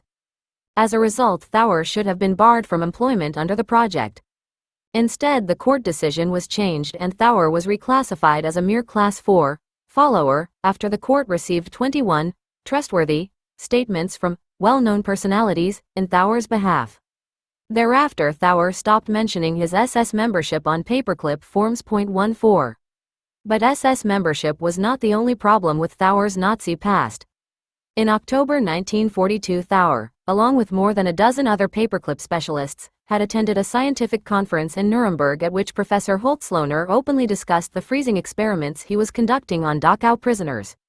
At the very least, JIOA officers or the Navy should have confronted Thauer and asked him what else he had learned about the Dachau experiments at the conference. The officers also should have confronted the other Paperclip scientists in attendance, including Hubertus Strughold and 3 of his associates, Hans Klammen, Konrad Schaefer, and Konrad Buettner, a speaker at the Nuremberg Conference. 15. Colonel Putt actively fought to get his specialists cleared of charges, and he was backed by Air Force headquarters. The Germans' technical expertise was considered even more important after the birth of the U.S. Air Force in September 1947. Putt brought many new recruits to the airbase in Dayton, Ohio, which was renamed Wright-Patterson Air Force Base. When a Sprukammer imposed a fine on Ernst Silaf, Putt asked the court to postpone the proceedings until Silaf returned to Germany, which, of course, he never did. Putt got Winnebold Kamm's case postponed as well. Kamm had been dismissed from his faculty position in Germany as a result of denazification judgments that he was an ardent Nazi. Like Silaf, Kamm never returned to Germany. 16. Putt even turned down one scientist's request for permission to return to Germany voluntarily to clear his name. Radiation specialist Heinz Fischer had signed a 6-month contract and wanted to return to Germany to settle his denazification. But Putt was afraid that Fischer would not return, since the scientist had told him he was unhappy at Wright-Patterson because opportunities for new research assignments were limited. The colonel denied Fischer's request and Air Force headquarters backed him up. 17. Even the most blatant Nazis in Putt's group slipped through the net. Emil Salmon, a jet engineer, signed a Paperclip contract on June 2, 1947. 1 month later, he was convicted by a denazification court of helping the SS torch a synagogue and participating in an SA assault unit assigned to squelch an anti-Nazi revolt. The court sentenced him to 6 months of hard labor. Police reports had noted that Salmon, a troop leader in the SA, was a good Nazi who frequently wore his SA uniform and took his rifle to work. Witnesses said that Salmon had bragged to coworkers about the torching incident the next day. "There, we have done a proper job," Salmon reportedly had told them. He had said he did feel sorry for the Jewish women who were forced to flee the synagogue as it burst into flames. 18. 2 days after Salmon's conviction, Paperclip officers shipped him to America, where he went to work for Putt at Wright-Patterson. Neither the Air Force nor JIOA officers cared about Salmon's offenses or that he had escaped imprisonment due to his Air Force contract. They were only worried that State or Justice Department officials might turn Salmon down for immigration to the United States, since Class II Nazis were barred from employment under Paperclip. Putt had Salmon sign a statement claiming that his SAW activities had involved only athletics and sports. The police reports detailing the synagogue torching, court records, and Salmon's Fragebogen were ignored. 19 JIOA officers hid Salmon's dossier from State and Justice Department officials for 3 years because they were afraid that Salmon would be denied a visa as a result of his Class II status. JIOA officers finally settled the problem in 1950 when they told the Intelligence Division at UCOM to change Salmon's court decision. A short time later, Salmon was reclassified as a mere Class 4 follower. Air Force headquarters admitted that the military was cognizant of Mr. Salmon's Nazi activities and certain allegations made by some of his associates in Europe, but desires his immigration in spite of this. 20. Meanwhile, UCOM Director of Intelligence Robert Walsh had been observing the Paperclip process and decided to copy the JIOA's methods to help the Project Greenhouse Group. Prior to this book, Walsh's significant involvement in Paperclip has not been exposed. The 53-year-old general's wartime assignments had given him first-hand experience with Soviet operations. He had been commanding general of the U.S. Strategic Air Forces in the USSR and air member of the U.S. military mission to Moscow. Now, as Director of Intelligence at UCOM, Walsh made decisions that directly involved Nazis employed by U.S. Army intelligence in Europe as well as the Paperclip Group. 21. 53 individuals in Greenhouse worked at the UCOM Intelligence Center in Oberursel. This was a high-level POW interrogation center, commonly known as Camp King, where Reinhard Gehlen's Nazi intelligence organization was reactivated by the CIA. Klaus Barbie was among the more notorious individuals who passed through the camp. The Greenhouse Group wrote reports and gave Army intelligence agents information about Soviet military tactics and the Soviet Intelligence Service. 22. At the time, we desperately needed intelligence information on the Russians, recalled former Army CIC agent Albert Losch, who ran operations using other types of Germans for intelligence purposes. We thought there was going to be a Russian army invasion of the U.S. zone and the Germans were the only ones with good information on the Soviets. 23. Most of the Greenhouse Group had connections with Gehlen and all were knowledgeable about the USSR. For example, Herbert von Dirksen had been the German ambassador to Russia. Nazi historian Peter Heinz Seraphim got his expertise on Eastern Europe by tracking the whereabouts of Jews in Poland and other areas in Eastern Europe. He had been brought to the United States for interrogation at Fort Hunt in 1945. Several other Greenhouse employees had served in the Waffen-SS on the Eastern Front. Karl Hernberger, for example, had been an officer in an SS battalion in Poland, Holland, Belgium, France, and Russia. 24 Some men in the group had been Abwehr intelligence agents. Heinz Schmalschlager claimed he was the nephew of Abwehr chief Wilhelm Canaris, who was executed in connection with the July 20, 1944, plot on Hitler's life. Schmalschlager had been head of the Abwehr in Vienna and Poland. In 1941 he was named commander of Leistel III Ost, the Center for Tactical Counterintelligence for the Eastern Front. Based in Warsaw, Schmalschlager had operated in Poland, Yugoslavia, Greece, and Hungary. 25. Most of the Abwehr agents in Greenhouse were Russian-born citizens of Nazi Germany and had worked under Schmalschlager's command. Their fluency in Russian had made them valuable assets to Nazi Germany's intelligence service. Dietrich Abels, for example, had been in charge of a Leistel III Ost department that investigated the Soviet intelligence service. He had traveled along the entire Eastern Front and made a detailed psychological study of Soviet intelligence agents from information obtained from captured Russian POWs. Another Abwehr agent, Georg Streiter, had interrogated Russian POWs and translated captured Russian documents. 26. In 1945, U.S. intelligence agents had even gotten Gestapo officers released from internment camps so they could work on the Greenhouse project. One Gestapo officer, Fritz Fischer, had been judged an offender under the denazification law and was imprisoned at Dachau. Another Gestapo officer, Franz Regnath, had been head of the criminal police in Munich until 1943, when he was transferred to Poland. At one point Regnath had run a unit that recruited spies to work for the Gestapo. 27. Now they were about to be released from the project at Camp King, but they could not work in Germany because they had not been denazified. The men had not even turned in a Fragebogen, as required by American denazification law. On September 15, 1947, Walsh's executive officer, Major Thomas Grant, told the UCOM Intelligence Division and the OMG U.S. Public Safety Branch that he wanted the Greenhouse Group to be amnestied from the denazification proceedings. Walsh felt that the services they had rendered the United States were of such high value that a request for exemption under the law was justified. 28 Intelligence officers were concerned about the denazification proceedings for the exact same reasons that the JIOA was concerned about Paperclip. Colonel W. L. Fagg, the executive officer in the Intelligence Division who also worked with Paperclip, agreed with Walsh's proposal and noted the division's concerns. If the Greenhouse Group appeared before denazification courts, they might be forced to reveal the work they had done for U.S. intelligence. If any pro-communists were on the courts, they might compromise U.S. intelligence activities or give the group harsher sentences because of their employment. 29. But Public Safety Branch Chief Theo Hall objected to the amnesty proposal. He felt that an outright pardon would create a security hazard rather than protect information about U.S. intelligence activities. Germans on the courts certainly would speculate as to why they were being asked to pardon the group in the first place. Hall suggested they use Paperclip as the model for handling the cases. The denazification cases would proceed normally through the courts but would be carefully watched. If any individuals were fined or given jail sentences, either the court decisions could be modified or the individuals could be amnestied. 30. Hall sent his suggestions to Walsh and explained why he thought the procedure would work.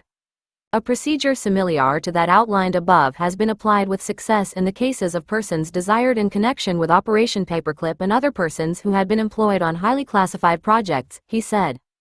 On November 20, 1947, Walsh approved the recommendation and told the Public Safety Branch to take action on the Greenhouse cases. 31. The resulting legal action was a charade.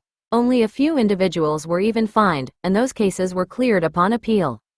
Johannes Hoeisel originally was given 3 years probation and fined 5,000 German marks for his wartime Nazi activities. His case was immediately appealed with a change of venue to Frankfurt, where OMG US officials watched over the proceedings.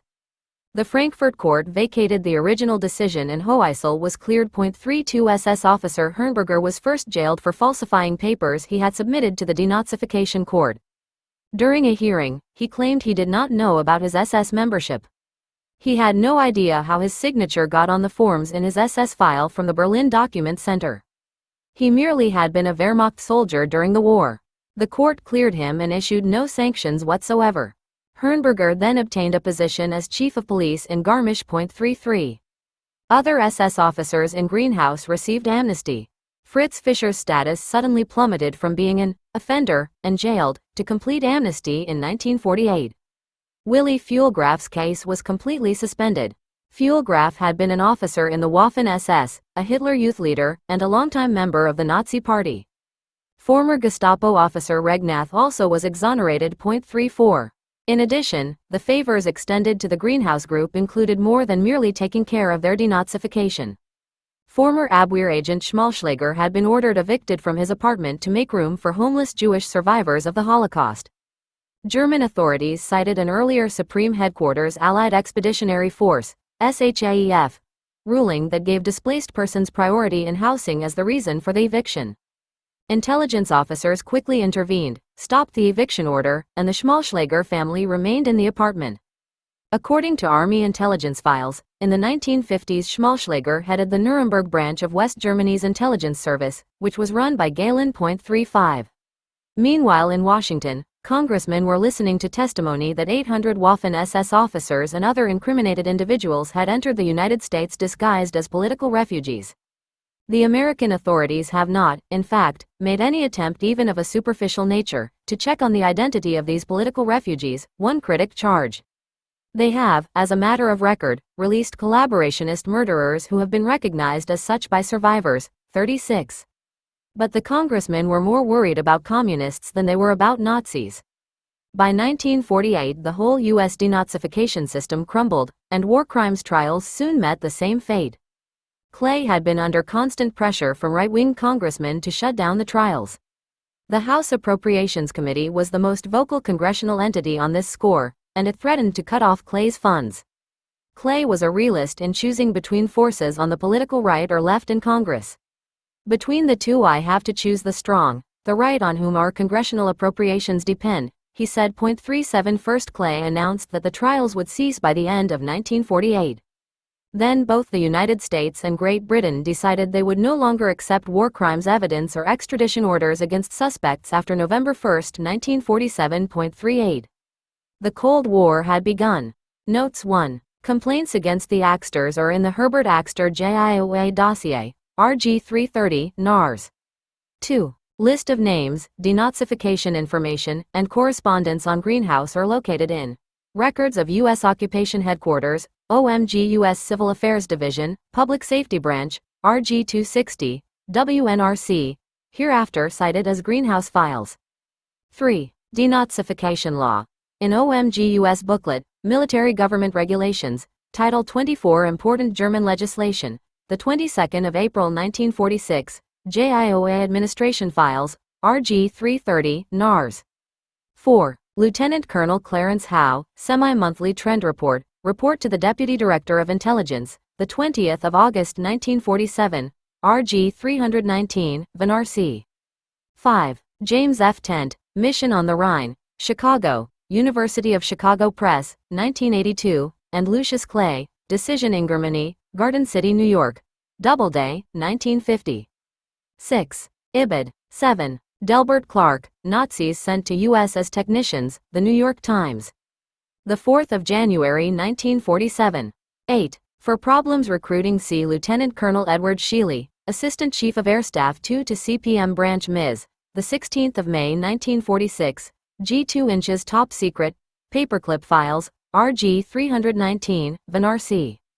9. Commander C.R. Welt, July Report, Exploitation Division, Memo to the JIOA Director, 5 August 1947, JIOA Administrative Files, RG 330, NARS. 10. General Lucius Clay to AGWAR, Cable CC 1671, 20th of September 1947, JIOA Administrative Files, RG 330, NARS. 11. OMG US, EA&C Division, to Chief of Staff, Political Clearance of German Scientists presently in the U.S., and Supporting Documents, August 1947, OMG U.S. Civil Affairs Division, RG 260, VNRC. Stephen S. Wise to Secretary of War Robert Patterson, 14th of April 1947, G2 Paperclip Files, RG 319, VNRC. 12. OMG U.S., EA&C Division, to Chief of Staff, Denazification of Scientists Desired for Operation Paperclip, and Supporting Documents, 6th of February 1945, OMG USAG Files, RG 260, VNRC. 13. Hans Ziegler's Nazi membership information is in Berlin Document Center Reports and Meldebogen, a sworn statement by Hans Ziegler dated 28 October 1947, and Captain Jack James, Report on Denazification Procedure, Memo to the Office of Military Government of Bavaria, 13th of April 1946A11 in the Hans Ziegler JIOA dossier, RG 330, NARS.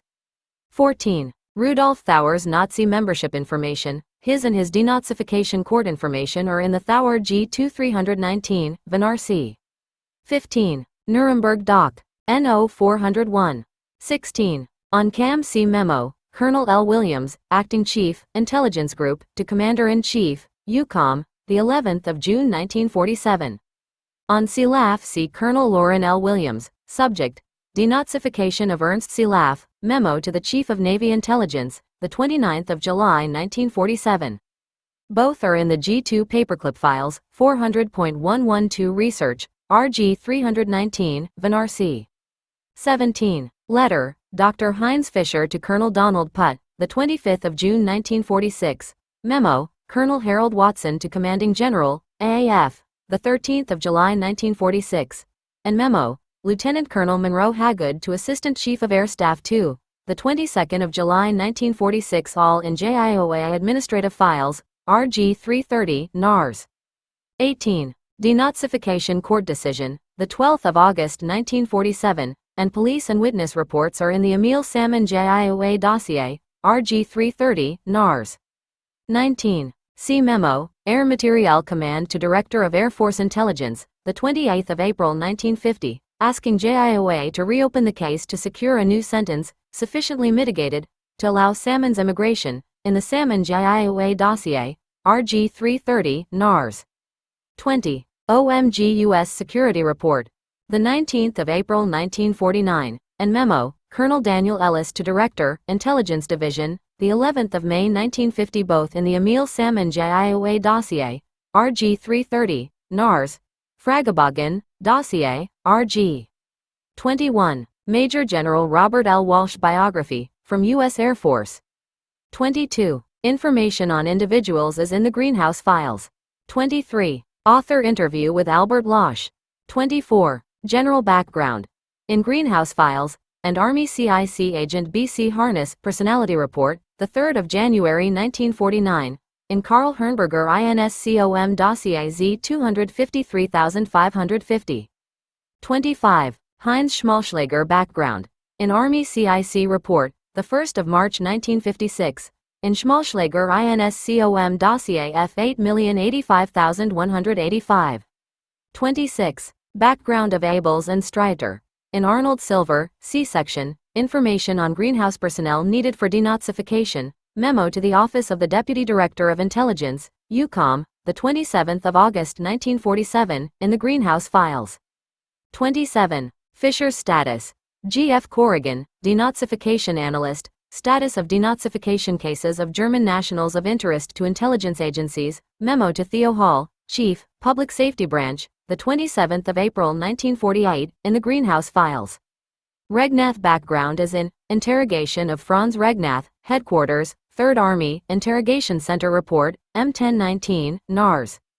28. Major Thomas Grant, ODI, UCOM, Request for Amnesty from Denazification for Certain German Nationals, Memo to Colonel W. L. Fagg, Office of the Deputy Director of Intelligence, UCOM, and Theo E. Hall, the 13th of October 1947, in the Greenhouse Files. 29. Colonel W. L. Fagg to ODI, UCOM, the 7th of November 1947, Greenhouse Files. 30. Theo Hall, OMG U.S., Public Safety Branch, to ODI, UCOM, the 13th of October 1947, Greenhouse Files. 31. IBID, Major General Robert Walsh to Public Safety Branch, the 20th of November 1947, Greenhouse Files. 32. Albert Schweizer, Civil Administration Division, Denazification of German Nationals formerly employed on Intelligence Project, Memo to OMG U.S., the 1st of June 1948, Greenhouse Files. 33. Personality Report, Army CIC Agent B.C. Harness, the 3rd of January 1949, in Herrnberger's INSCOM dossier. 34. Robert Bruce, OMG U.S., Denazification of German National formerly employed on Intelligence Project, Memo to the Office of the Military Governor, the 6th of May 1948, Greenhouse Files. 35. Eviction Order.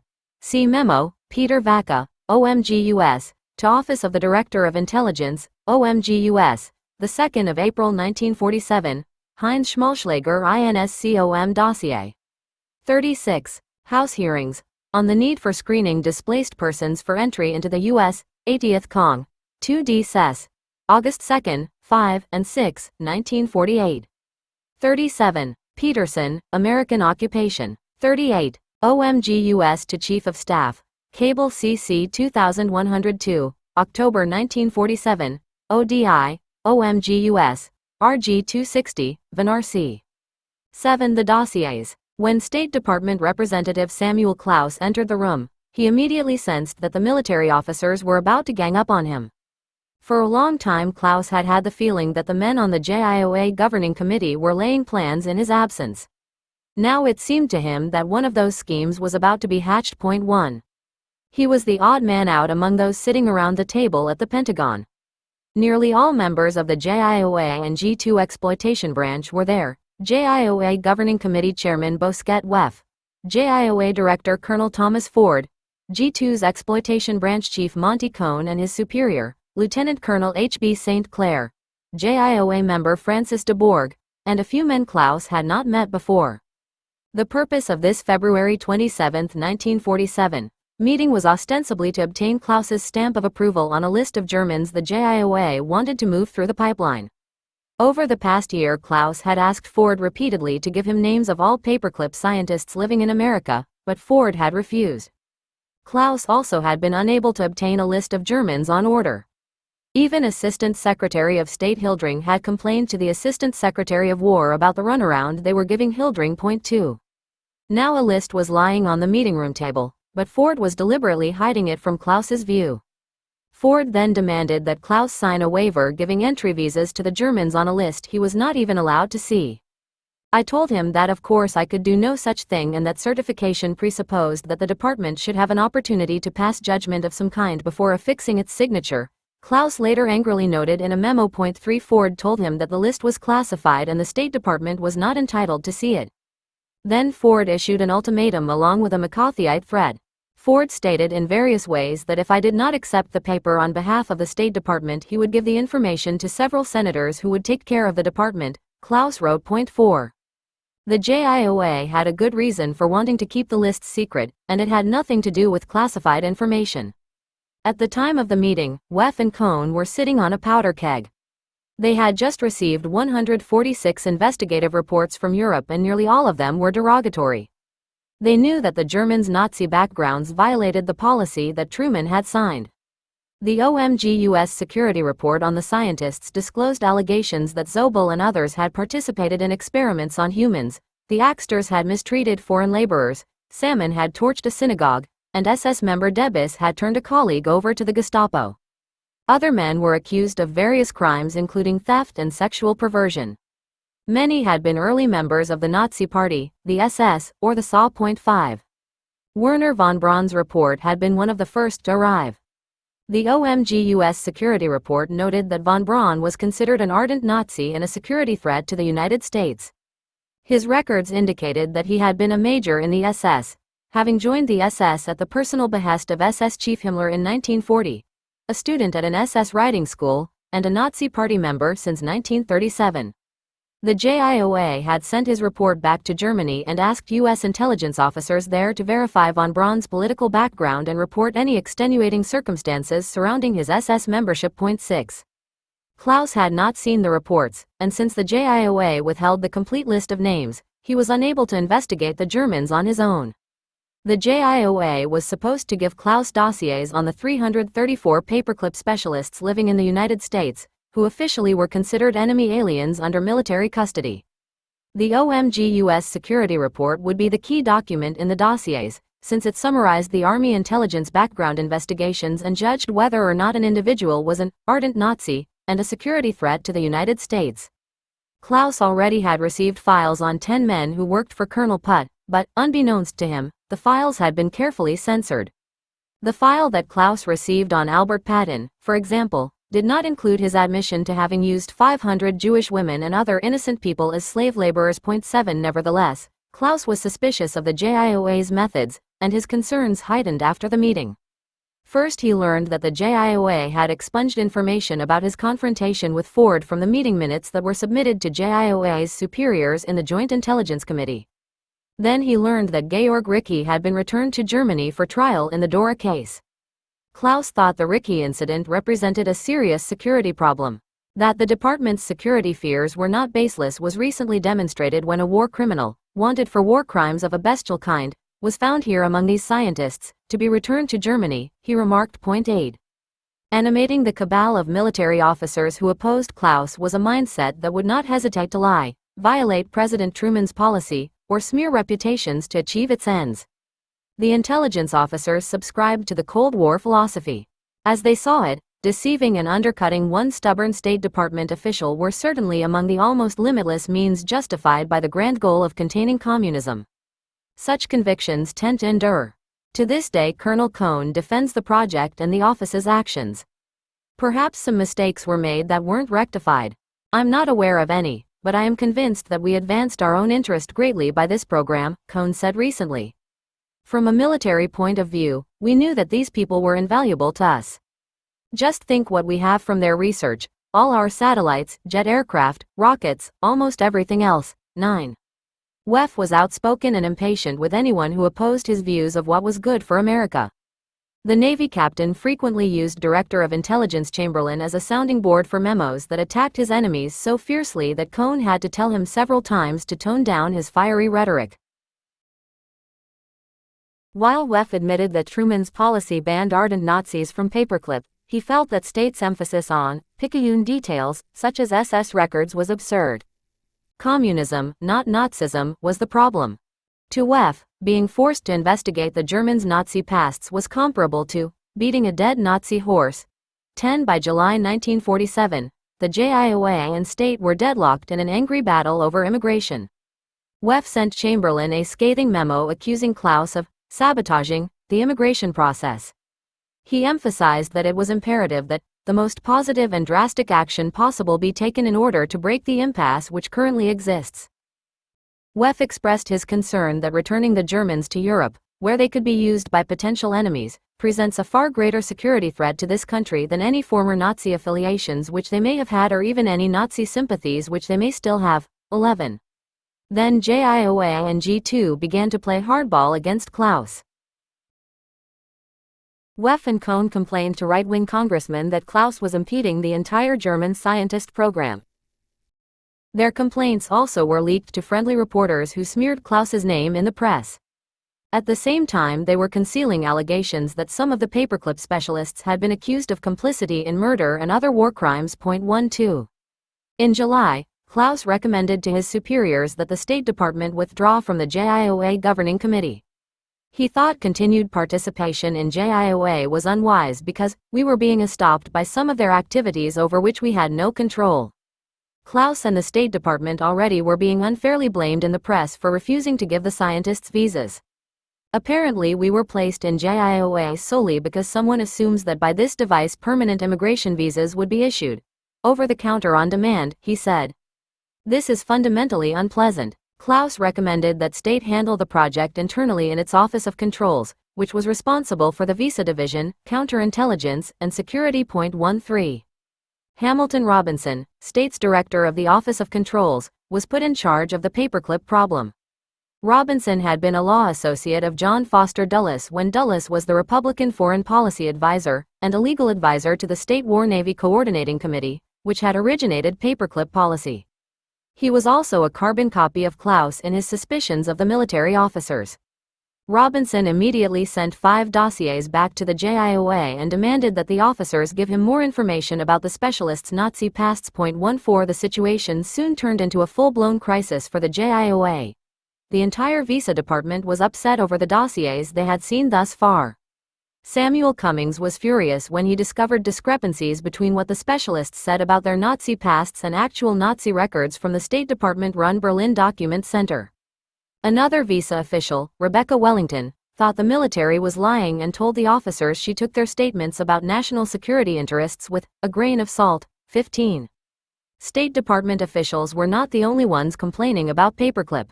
FBI Director Hoover constantly was reminding JIOA officers that he thought members of the Nazi Party were security threats. And the FBI planned to conduct its own investigation of all Paperclip personnel. The idea of a full-scale FBI investigation made the JIOA officers shudder. The FBI's own files already acknowledged that rocket technician Hans Giesecke had more to hide than just his SS membership. Members of Giesecke's family, who had lived in the U.S. during the war, had been under FBI investigation for Nazi espionage activities. The investigations were part of the FBI's massive wartime assault on the pro-Nazi German-American Bund, which resulted in the prosecution and deportation of German-born Nazi Bund leader Fritz Kuhn and others. FBI agents had staked out, photographed, and investigated Giesecke's parents, who were active Bund members in Portland, Oregon, and his brother Oscar, a Bund leader in Chicago. One undercover agent had attended weekly pro-Nazi rallies held in a back room at Earl's Cafe in downtown Portland. Speakers included radical leaders of the Silver Shirts, who patterned themselves after the SAW. The agent learned that Giesecke regularly sent his parents anti-Semitic Nazi pamphlets from Germany which were distributed at the Bund meetings in Portland. 16. It is important to remember that the American public was unaware of the scientists' sordid Nazi pasts. And Army public relations officials brazenly lied to them about it. For example, the Army's intelligence division had claimed that no big Nazis were employed under Paperclip.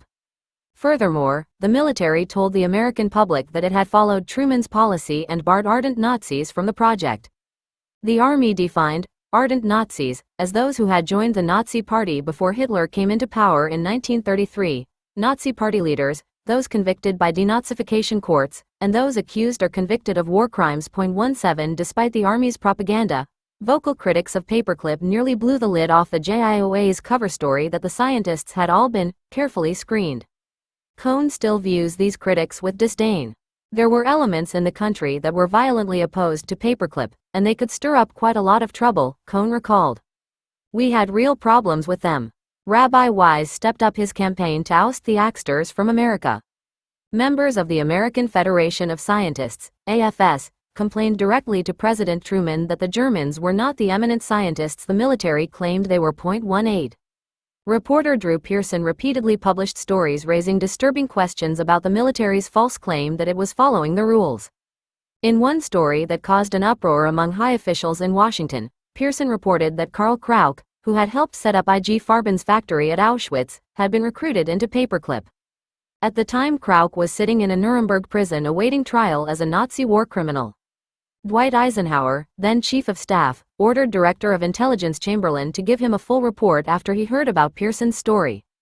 Chamberlain and Colonel Hagood gave Eisenhower a brief history of the project, and Hagood assured the general that all of the Germans had been carefully screened. 19 The ideological battle lines were drawn between the intelligence officers and their critics.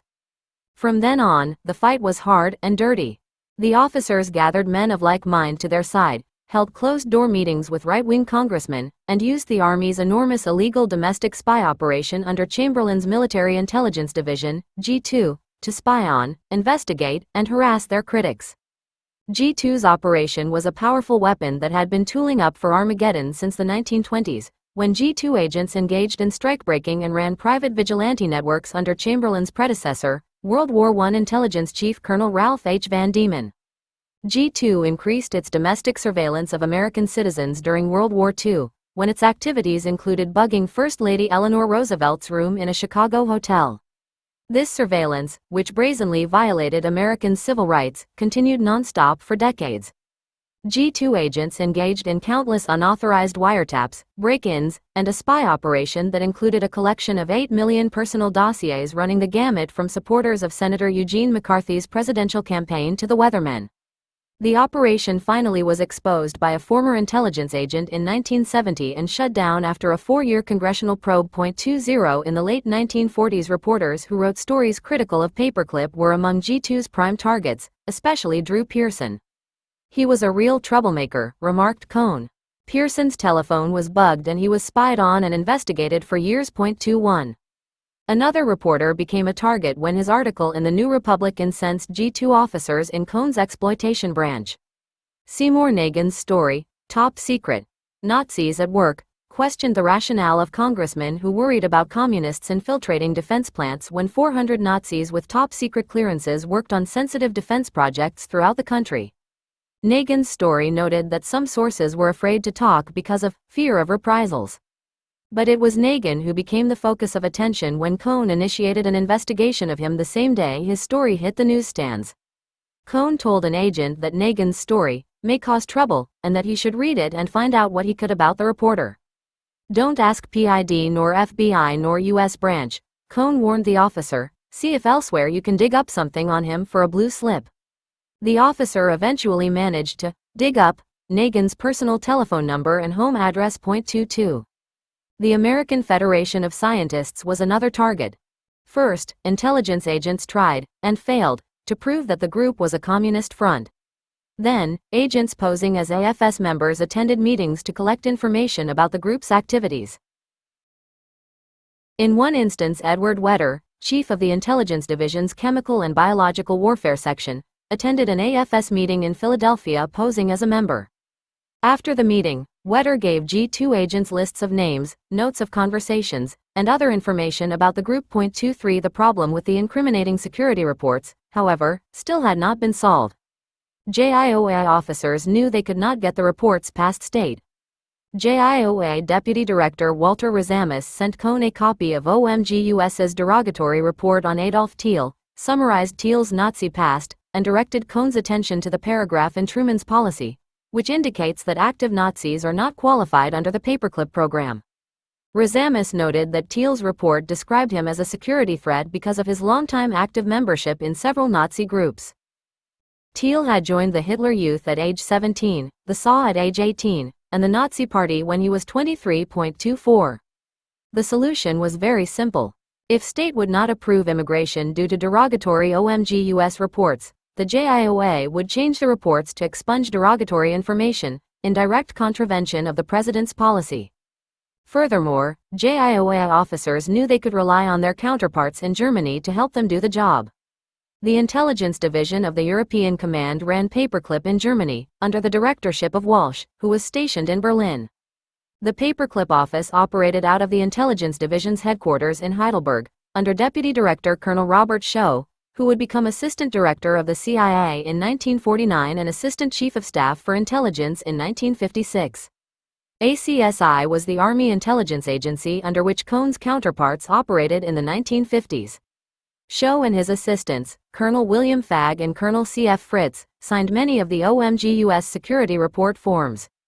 Some investigators were borrowed from OMG US's Public Safety Branch, the Denazification Division. Military Governor Clay was commander-in-chief over both EUCOM and OMG US.25. The plot to change the records was discussed during a JIOA Governing Committee meeting on November 14, a meeting that Klaus did not attend. Razamis mentioned that many OMG US reports listed individuals as security threats with what appeared to be insufficient data. Cohn said the reports needed to be changed. Someone should be sent from here to Europe to fully inform them there as to just what is wanted, Cohn told the group. In the meantime, the officers withheld from the State and Justice Department's dossiers that contained derogatory information. 264 days after the meeting, Razamis sent Cohn the dossiers of 7 individuals who were wanted for denazification trials because of their Nazi activities. Warning: it is not considered advisable to submit any of the enclosed dossiers to the Departments of State and Justice at this time. Werner von Braun's dossier was one of those enclosed. Razamis said that von Braun's OMG US security report indicates that he is regarded as a potential security threat to the United States and he will be wanted for denazification trial in view of his party membership. 27. Anton Bayer's dossier also was withheld. Bayer's SS records, which were over 2 inches thick, became such a hot item that G2 classified the entire file, top secret. Bayer had been in charge of assembling rocket testing stands at Peenemünde and now worked for the Army at Fort Bliss. His OMG US security report noted that he was an ardent Nazi and, judging from the cap device on his SS uniform, was a member of the Death Head Division. He had been a platoon leader in the SS from 1933 until 1945.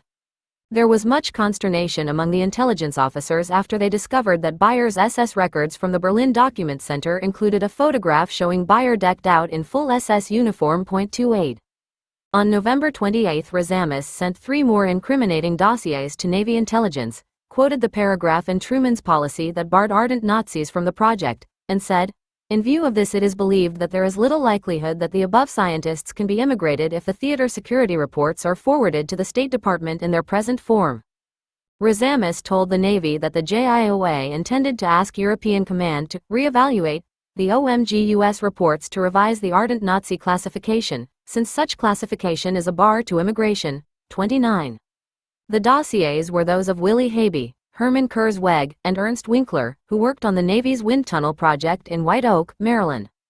Kurzweg, who had been chief of the wind tunnel project at Kassel, Germany, was judged by OMG US to be an ardent Nazi because he had been a member of the SS Elite Guard from 1934 until the end of the war. Habe had been a longtime member of the SA. Winkler had been a member of the SA from 1933 until 1939, the Nazi Party, 4 other Nazi organizations, and the counterespionage branch of Abwehr Intelligence. 30 The same day that Razamis returned those dossiers to the Navy, G2's Cohn told the JIOA that he recommended they ask the intelligence division in Europe to review and change the reports because they were having a negative effect on the scientists' immigration. Cohn identified 6 individuals whom OMG US classified as security threats and said that none were politically active. 31. The list included former Mittelwerk V2 rocket technicians Gunther Haukel and Hans Friedrich. Haukel was judged by OMG US to be an ardent Nazi because he had been a member of the SS from 1933 to 1939, the SA, the Nazi Party, and 2 other Nazi organizations. Friedrich had joined the Nazi Party in 1932, a year before Hitler came into power, and actively participated in SA election propaganda and party processions. In 1947, Friedrich was still touting Hitler's leadership as a positive force in Nazi Germany. The entire living standards of the people rose, unemployment disappeared, and most men seemed to be happier, Friedrich said in a sworn affidavit. No one asked Dora survivors if they had been happy working as slave laborers under Friedrich and Haukel in the underground hell known as Mittelwerk.32.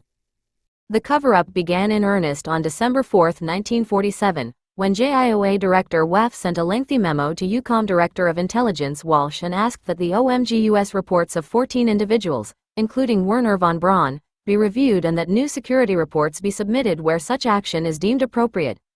WEF made it clear that there was very little possibility that the state or justice departments would approve the immigration of any individual who was classified as a potential or actual security threat. This may result in the return to Germany of specialists whose skill and knowledge should be denied other nations in the interest of national security, WEF told Walsh.33. In his memo, WEF repeated Cohn's assertion that the OMGUS reports were unrealistic, since none of the specialists had been politically active.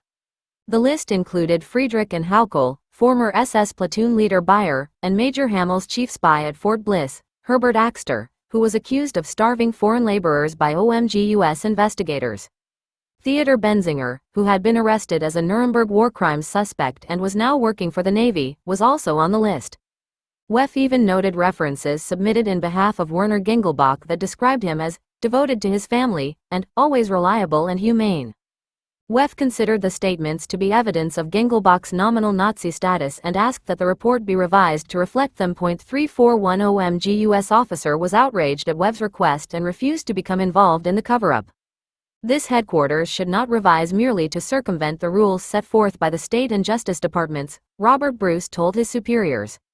Bruce refused to change the reports on Gengelbach and Adolf Thiel because OMGUS denazification officers believed that their early membership in the Nazi Party and numerous other Nazi affiliations were evidence of considerable political incrimination that made them security threats. 35. He also refused to change Heinrich Klewe's incriminating security report, thereby unwittingly squelching a secret intelligence plot to lure Klewe out of the French zone of Germany and send him to the United States under Paperclip. Klewe had been chief sanitary officer of the Wehrmacht, in charge of human experimentation for Hitler's biological warfare program. In 1946 he was judged merely a follower of Nazism and fined 2,000 German marks by a denazification court on the basis of favorable statements made by alleged anti-fascists in his behalf. But later, OMGUS public safety officers discovered that some of the statements were entirely false and actually had been made by Klewe's close friends, who were well-known ardent Nazis. A retrial was ordered and a warrant was issued for Klewe's arrest. Nuremberg prosecutors also wanted him detained as a witness in the Nuremberg medical atrocities case. But Klewe escaped arrest by slipping over the French zone border, where he joined other biowarfare experts on the run. 36. Bruce was furious that the JIOA planned to include Klewe's falsified statements, which were attached to his OMGUS security report, as well as statements claiming that Gengelbach was reliable and humane, in dossiers sent to the State and Justice Departments. Even the highly incriminated can produce good evidence with extreme ease, Bruce complained.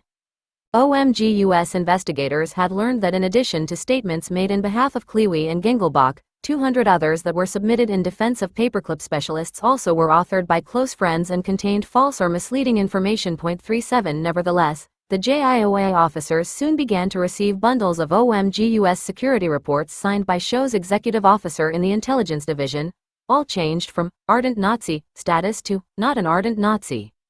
Colonel Fagg and other intelligence officers had even signed most of the reports on the same day. The reports included numerous records of former SS members. Bayer's 12-year SS membership was excused by saying he was a mere opportunist. Eckert, who had admitted attending SS meetings, was not an ardent Nazi, according to the revised OMGUS report.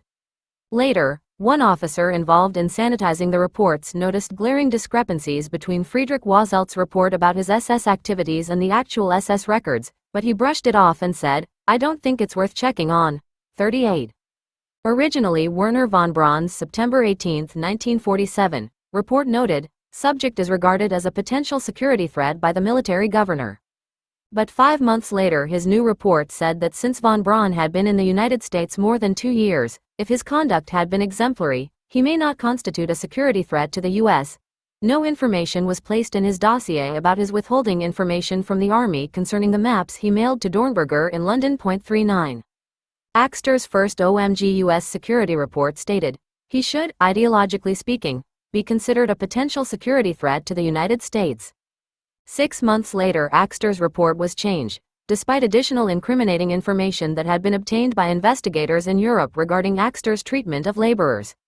Nevertheless, Axter's revised report concluded, subject was not a war criminal and was not an ardent Nazi. The record of Herbert Axter as an individual is reasonably clear, and as such, it is believed that he constitutes no more of a security threat than do the other Germans who have come to the U.S. with clear records in entirety. 40. Wilhelm Adel, who had fled Berlin in 1945, worked for the Navy in a nuclear plant in Norris, Tennessee.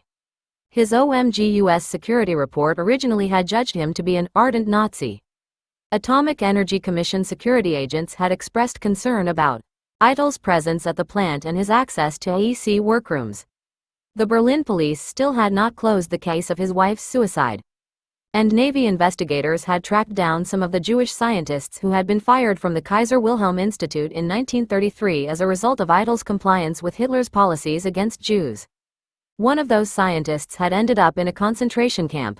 Others told investigators that the famous chemist Fritz Haber had quit the KWI and fled to England rather than comply with the policies. 41 Despite the incriminating evidence, Adel's OMG U.S. security report was changed to read that he was not an ardent Nazi.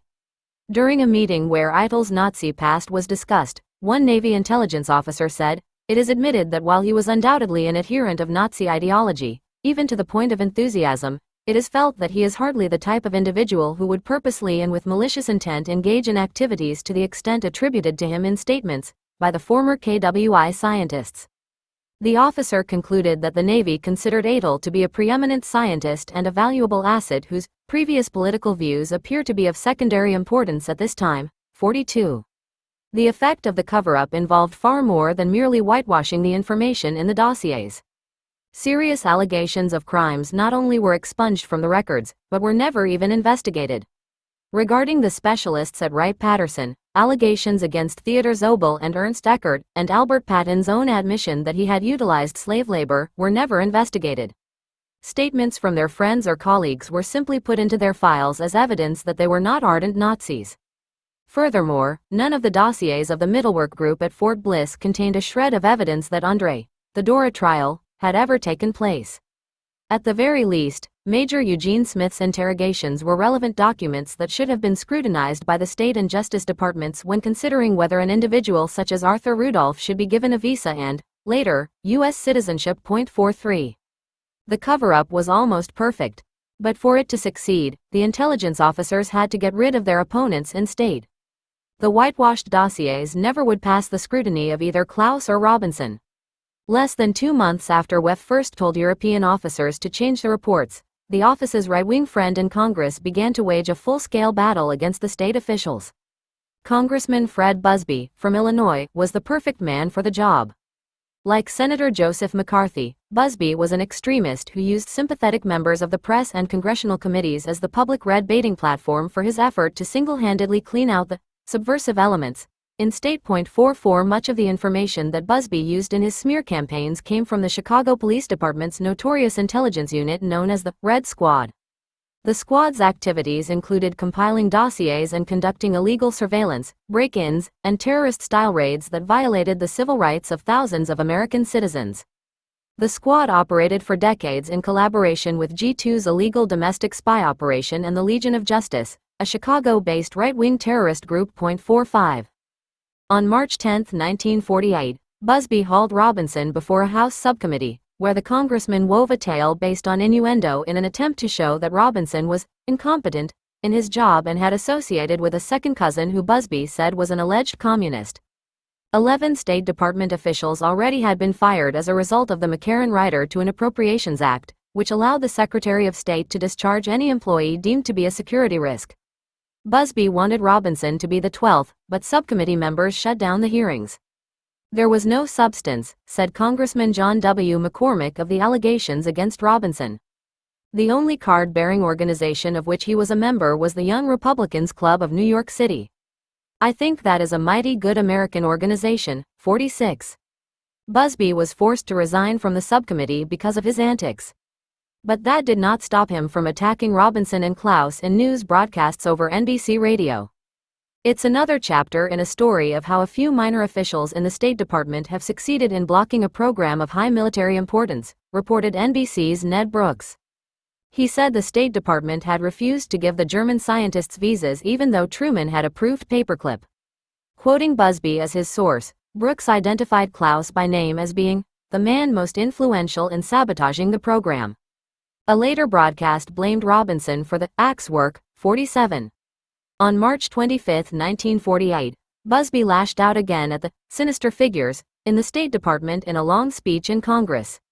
According to Busbee, the State Department was infiltrated with communists and Robinson had refused to go along with Busbee's plan to fire employees accused of disloyalty. But Robinson's biggest crime, Busbee said, was that he was in charge of a clique in the visa department, including Klaus and others, that had sabotaged the German scientist program. In Busbee's view, all of these fellow travelers were at the root of the State Department's problems. 48 Busbee's campaign succeeded, and not just in the short term. With Robinson's resignation 2 days after Busbee's speech, the last State Department watchdog was gone, leaving the JIOA conspirators free to proceed unimpeded with their scheme to circumvent Truman's policy. Beyond these immediate effects, the smear campaign of which Busbee was the mouthpiece left the historical record biased against the two State Department officials who strove to uphold the very policy they were accused of obstructing. Klaus, who died a few years after his losing battle with the JIOA officers, never was able to erase the undeserved stain on his record, a stain that endures to this day. More than 20 years after the events in question, Klaus still was being castigated for being, in historian Clarence Lasby's term, the one man in the State Department who was holding up progress. And to date, no history of those events has called to account those in the JIOA, in Congress, and in the press who plotted against this lonely, engaging figure with integrity and who dragged his name through the mud. 49. On May 11, 1948, Director of Intelligence Chamberlain met with FBI Director Hoover and convinced him to change the FBI's long-standing policy that anyone with a record of Nazi Party membership should be considered a security threat. Chamberlain told Hoover that immigration was the only way to successfully deny a gold mine of brains to the Russians. Regarding the specialists' Nazi pasts, although Chamberlain admitted that some were affiliated with Nazism, he told Hoover that none were active participants of the party or its political activities. 50. After the meeting, Chamberlain told the JIOA officers the good news. FBI Director Hoover had volunteered to meet personally with the Attorney General to eliminate bureaucratic red tape in order to expedite the visas. Hoover was on their team. 51. As a result of whitewashed files, many Paperclip personnel would obtain visas, and later American citizenship, on the basis of false or misleading information in dossiers that the JIOA officers submitted to the state and justice departments. By 1949, JIOA officers bypassed the OMG U.S. security evaluations entirely in most cases. JIOA Director Daniel Ellis told a screening panel his reasoning behind that decision. This action should be taken in view of the apparent inability of OMG US to supply security evaluations on a wholesale basis. 52. Notes 1. JIOA meeting is from Samuel Klaus, Memorandum for the File, the 27th of February 1947, State Fiche, RG 59, NARS. 2. Ibid. For Hildring complaints about JIOA see Samuel Klaus, Memorandum for the Files, the 26th of February 1947, State Fiche, RG 59, NARS. 3. Ibid. 4. Ibid. 5. Lieutenant Colonel Monty Cohn to JIOA, memo regarding 146 reports, the 8th of May 1947, JIOA Administrative Files, RG 330, NARS. 6. Memo discussing von Braun is in JIOA Director Thomas Ford to USFET, the 3rd of March 1947, JIOA Administrative Files, RG 330, NARS. 7. Samuel Klaus, meeting, the 5th of June 1946, State Fiche, RG 59, NARS. 8. On JIOA expunging information see Samuel Klaus, Memorandum to Secretary JIOA, regarding meeting of February 27, 1947, the 5th of March 1947, on Ricky C. Samuel Klaus, German Scientist Program, the 17th of July 1947, both in State Fiche, RG 59, NARS.9.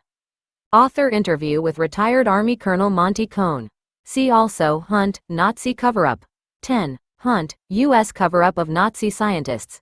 JIOA Director Bosquet N. WEF to Major General Stephen J. Chamberlain, the 2nd of July 1947, G2 Paperclip Files, RG 319, Vinar C. 11. Ibid. 12. For WEF and Cohn's complaints to Congressman C. Samuel Klaus, Memorandum, the 9th of July 1947, State Fiche, RG 59, NARS. 13. Memo, Samuel Klaus to Mr. Eddy, the 13th of March 1947. Samuel Klaus, German Scientist Program, the 17th of July 1947, both in State Fiche, RG 59, NARS. 14. Robinson Biography. House Committee on Expenditures in the Executive Departments, State Department. Subcommittee Hearings, 80th Cong. 2D Sess. March 10 and 12, 1948. 15. Author interview with Samuel Cummings, and Rebecca Wellington letter to author. 16. Hans G. 6 JIOA dossier, RG 330, NARS, and microfilm investigative records of Portland Bund, OS. 17. Colonel R.F. Ennis, press release on Project Paperclip, Correspondence, Public Relations Division, the 20th of February 1947, and letter, Major General F.L. Parks to Colonel George Aister, the 21st of May 1947, both in G2 Paperclip Files, RG 319, Vinar C. 18. Cohn interview. AFS complaints to Truman. In Our Scientists Say, Send Nazis Home, Washington Daily News. The 24th of March 1947. UPI story. USFET to General Parks, War Department, Cable SX 2691, the 27th of February 1947, in JIOA Administrative Files, Cables, RG 330, NARS. Regarding Axters, Delbert Clark, Nazis sent to U.S. as technicians, The New York Times. The 4th of January 1947. 19. Pearson story about Krauk. In Cable, War Department, Intelligence Division, WDGS, the 11th of March 1947, JIOA Administrative Files, RG 330, NARS. See also, Outline for Briefing General Eisenhower on German Scientists' Exploitation Program, I the 1st of March 1947, and The High Points of Conference on Paperclip, meeting held on March 11 and 12, 1947, between General Chamberlain and the Chief of Staff, the Secretary of War, and the Assistant Secretary of War, with Lieutenant Colonel Hagood briefing both from G2 Paperclip Files, RG 319, WNRC. 20. Key sources on Army intelligence domestic spy operations are in Senate Committee on the Judiciary, Report on Military Surveillance of Civilian Politics. 93D Congress, LST Sess. 1973, Senate Committee on the Judiciary, Military Surveillance, Hearings 93D Congress, 2D Sess. 1974, Senate Committee on the Judiciary, Army Surveillance of Civilians, a documentary Anal YSIS, 92D Cong. 2D Sess. 1972, and Senate Select Committee to Study Governmental Operations with Respect to Intelligence Activities, Final Report, No. 94 to 755. For an overview of military intelligence domestic spy operations, see Frank J. Donner, The Age of Surveillance, New York, Alfred A. Knopf, 1980. 21. Cohn interview, and Tyler Abel, ed. Drew Pearson Diaries, New York, Holt, Reinhardt and Winston, 1974. 22. Seymour Nagin, Top Secret, Nazis at Work, New Republic, 11. August 1947, and memo, subject, Seymour Nagin, the 11th of August 1947, G2 Paperclip Files, RG 319, Vinar C. 23. Regarding AFS, Colonel R.F. Ennis to Public Relations Division, the 3rd of March 1947, and report by Edward Wetter, Chief of the Chemical and Biological Warfare Section, Scientific Branch ID, Public Meeting on Biological Warfare, the 5th of March 1947, both in G2 Paperclip Files, 400.112 Research, RG 319, Vinar C. 24. JIOA Deputy Director Walter Razamis to Chief, Exploitation Branch, the 17th of October 1947, JIOA Administrative Files, NARS. For more on Adolf Thiel, see his JIOA dossier, RG 330, NARS. 25. Major General Robert LeGros Walsh Bio is from the U.S. Air Force. Major General Robert Shaw Bio is from CMH. Brigadier General William Fagg Bio is from the U.S. Air Force. 26. JIOA Governing Committee Minutes of Meeting, the 14th of November 1947, G2 Paperclip, Top Secret, Files, RG 319, VNRC.27. Hunt, U.S. Cover-Up of Nazi Scientists, and JIOA Deputy Director Walter Razamis to Exploitation Branch, 18. November 1947, JIOA Administrative Files, RG 330, NARS. 28. Anton Bayer's Berlin Documents Center SS Card, Meldebogen, and other reports are in Bayer's JIOA dossier, RG 330, NARS.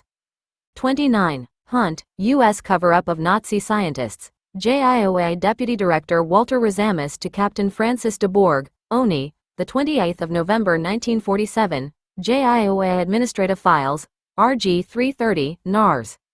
30. Herman Kerweg's OMG U.S. Security Reports, signed by Colonel C.F. Fritz, the 10th of July 1947, and the 16th of February 1948, are in Kerweg's JIOA dossier.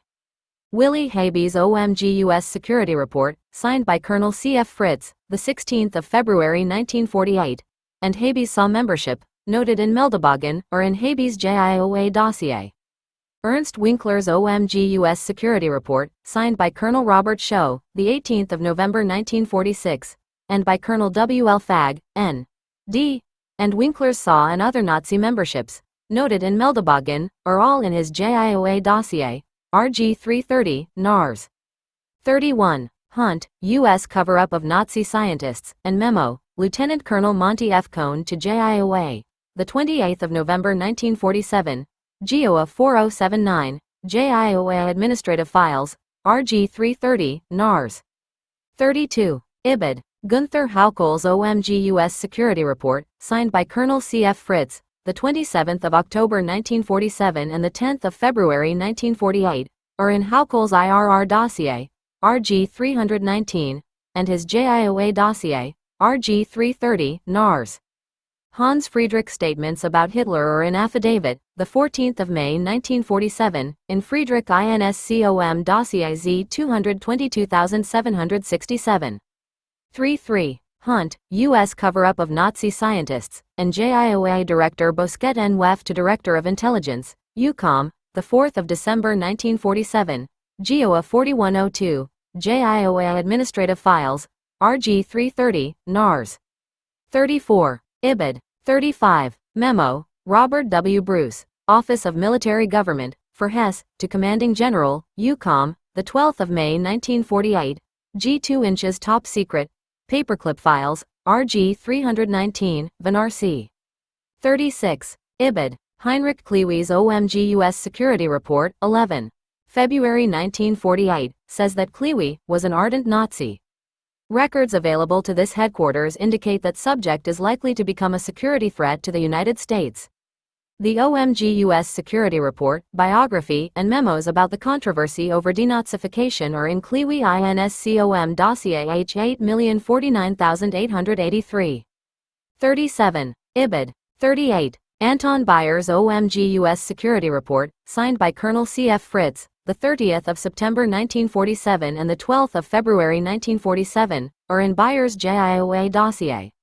Ernst Eckert's OMG U.S. Security Report, signed by Colonel C.F. Fritz, the 10th of February 1948, is in Eckert INSCOM dossier DO 24720. Information on Friedrich Wazet is in Security and Immigration dossier check sheet, signed by MB, the 14th of February 1950, in Wazelt's JIOA dossier, RG 330, NARS.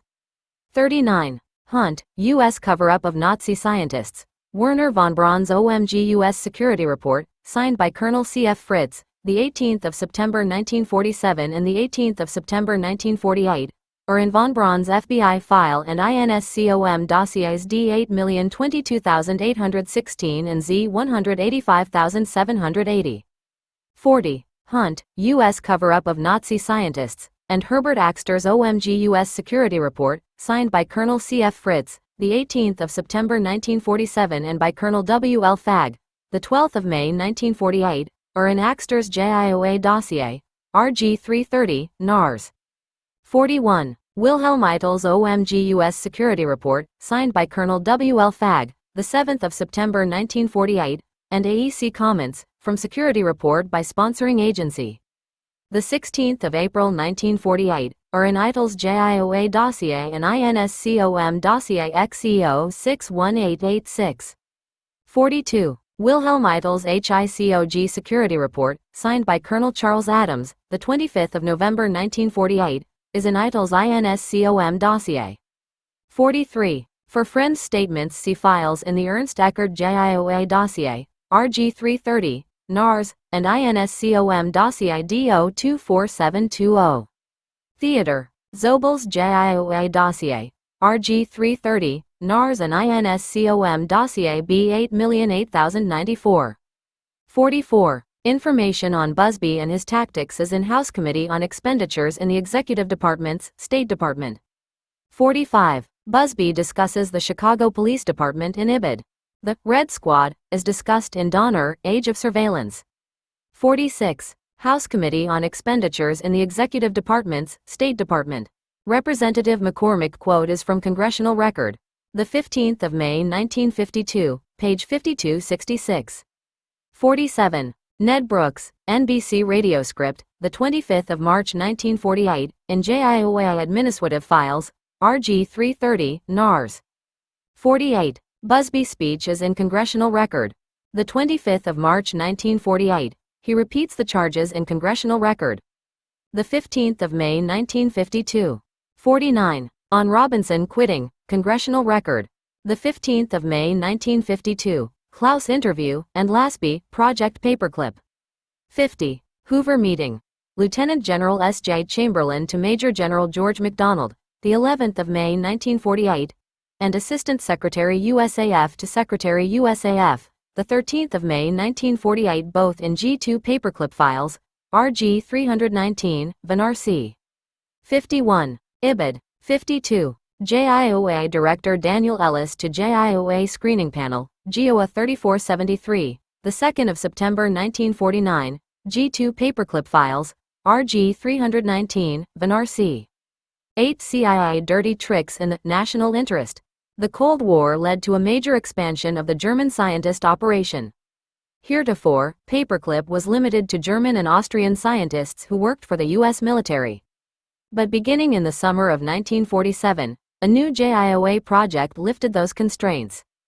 Code-named National Interest, the individuals brought to the United States under this program ran the gamut from Nazi scientists, including a convicted Nazi war criminal, to East Europeans involved in CIA covert operations overseas. The sole standard for these transfers was that they be deemed in the national interest. National interest operated on two levels.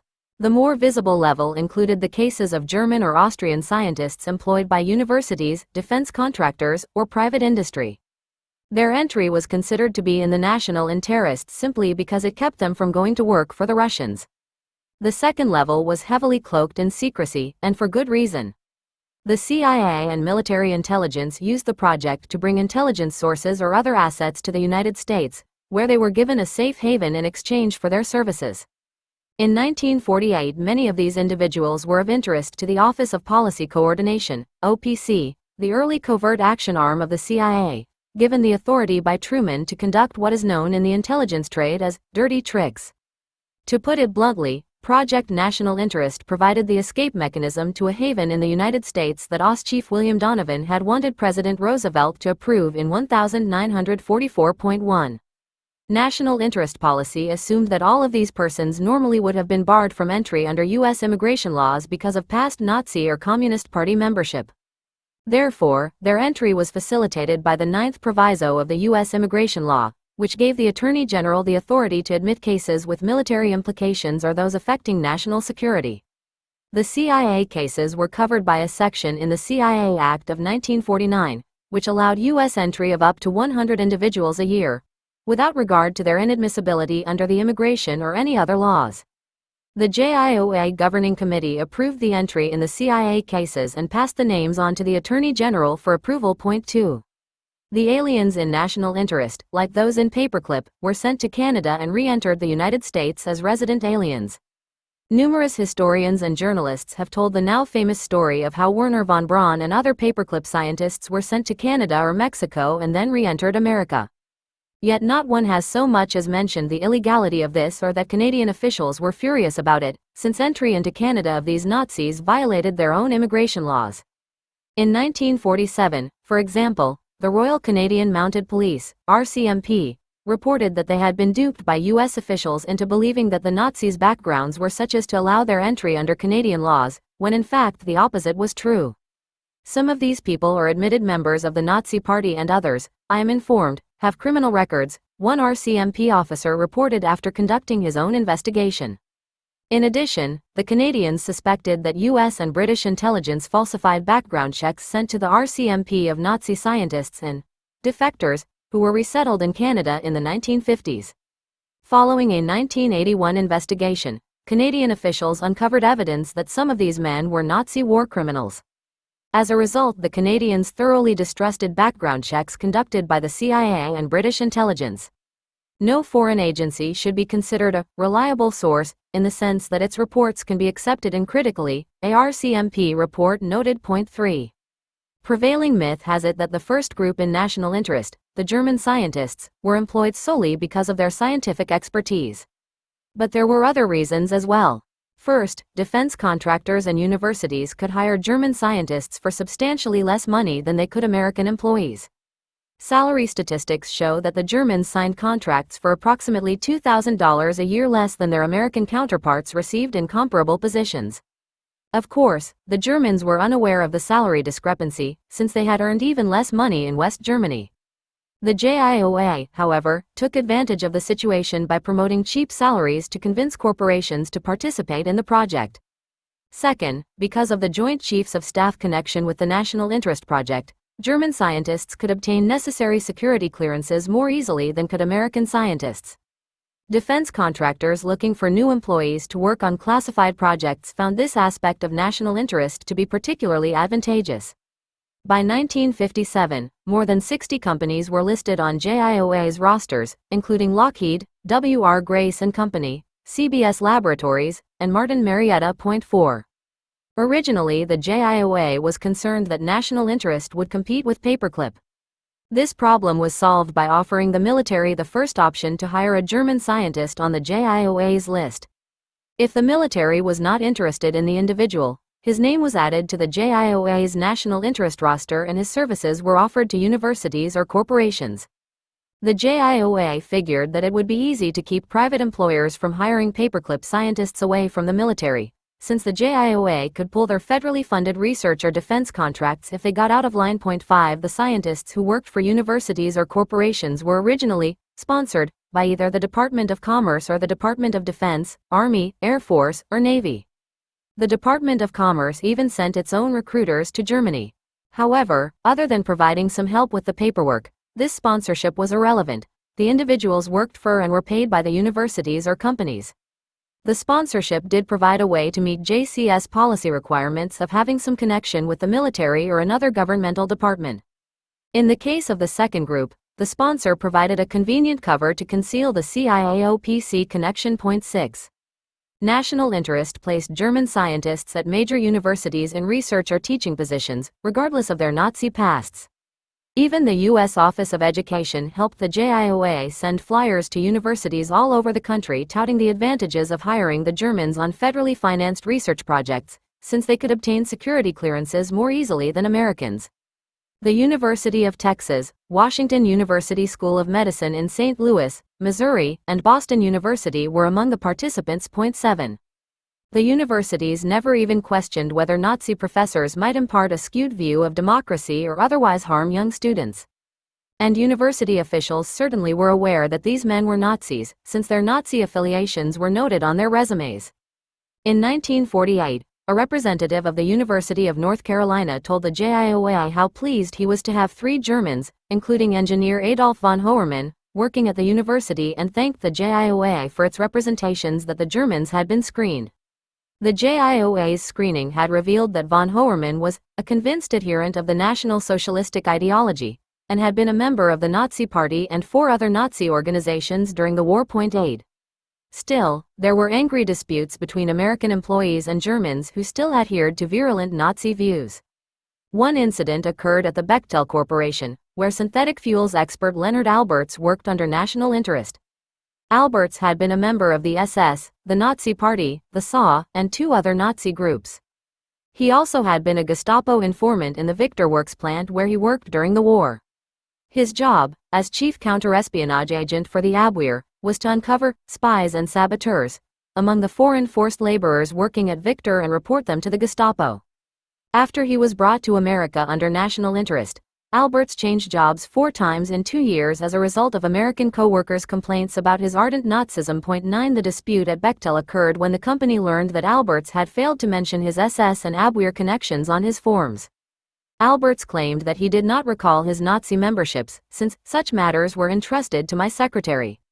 Bechtel officials also gave the FBI a pile of complaints from Alberts's co-workers and an Army security officer, Major Robert Humphreys, who accused Alberts of being a security threat.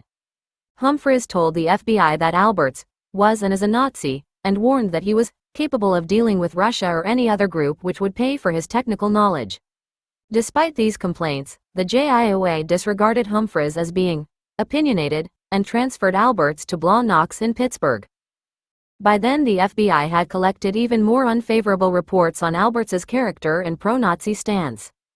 JIOA officers eventually helped Alberts obtain permanent residency, despite derogatory reports, because they were afraid he would work for the Russians if returned to Germany. 10.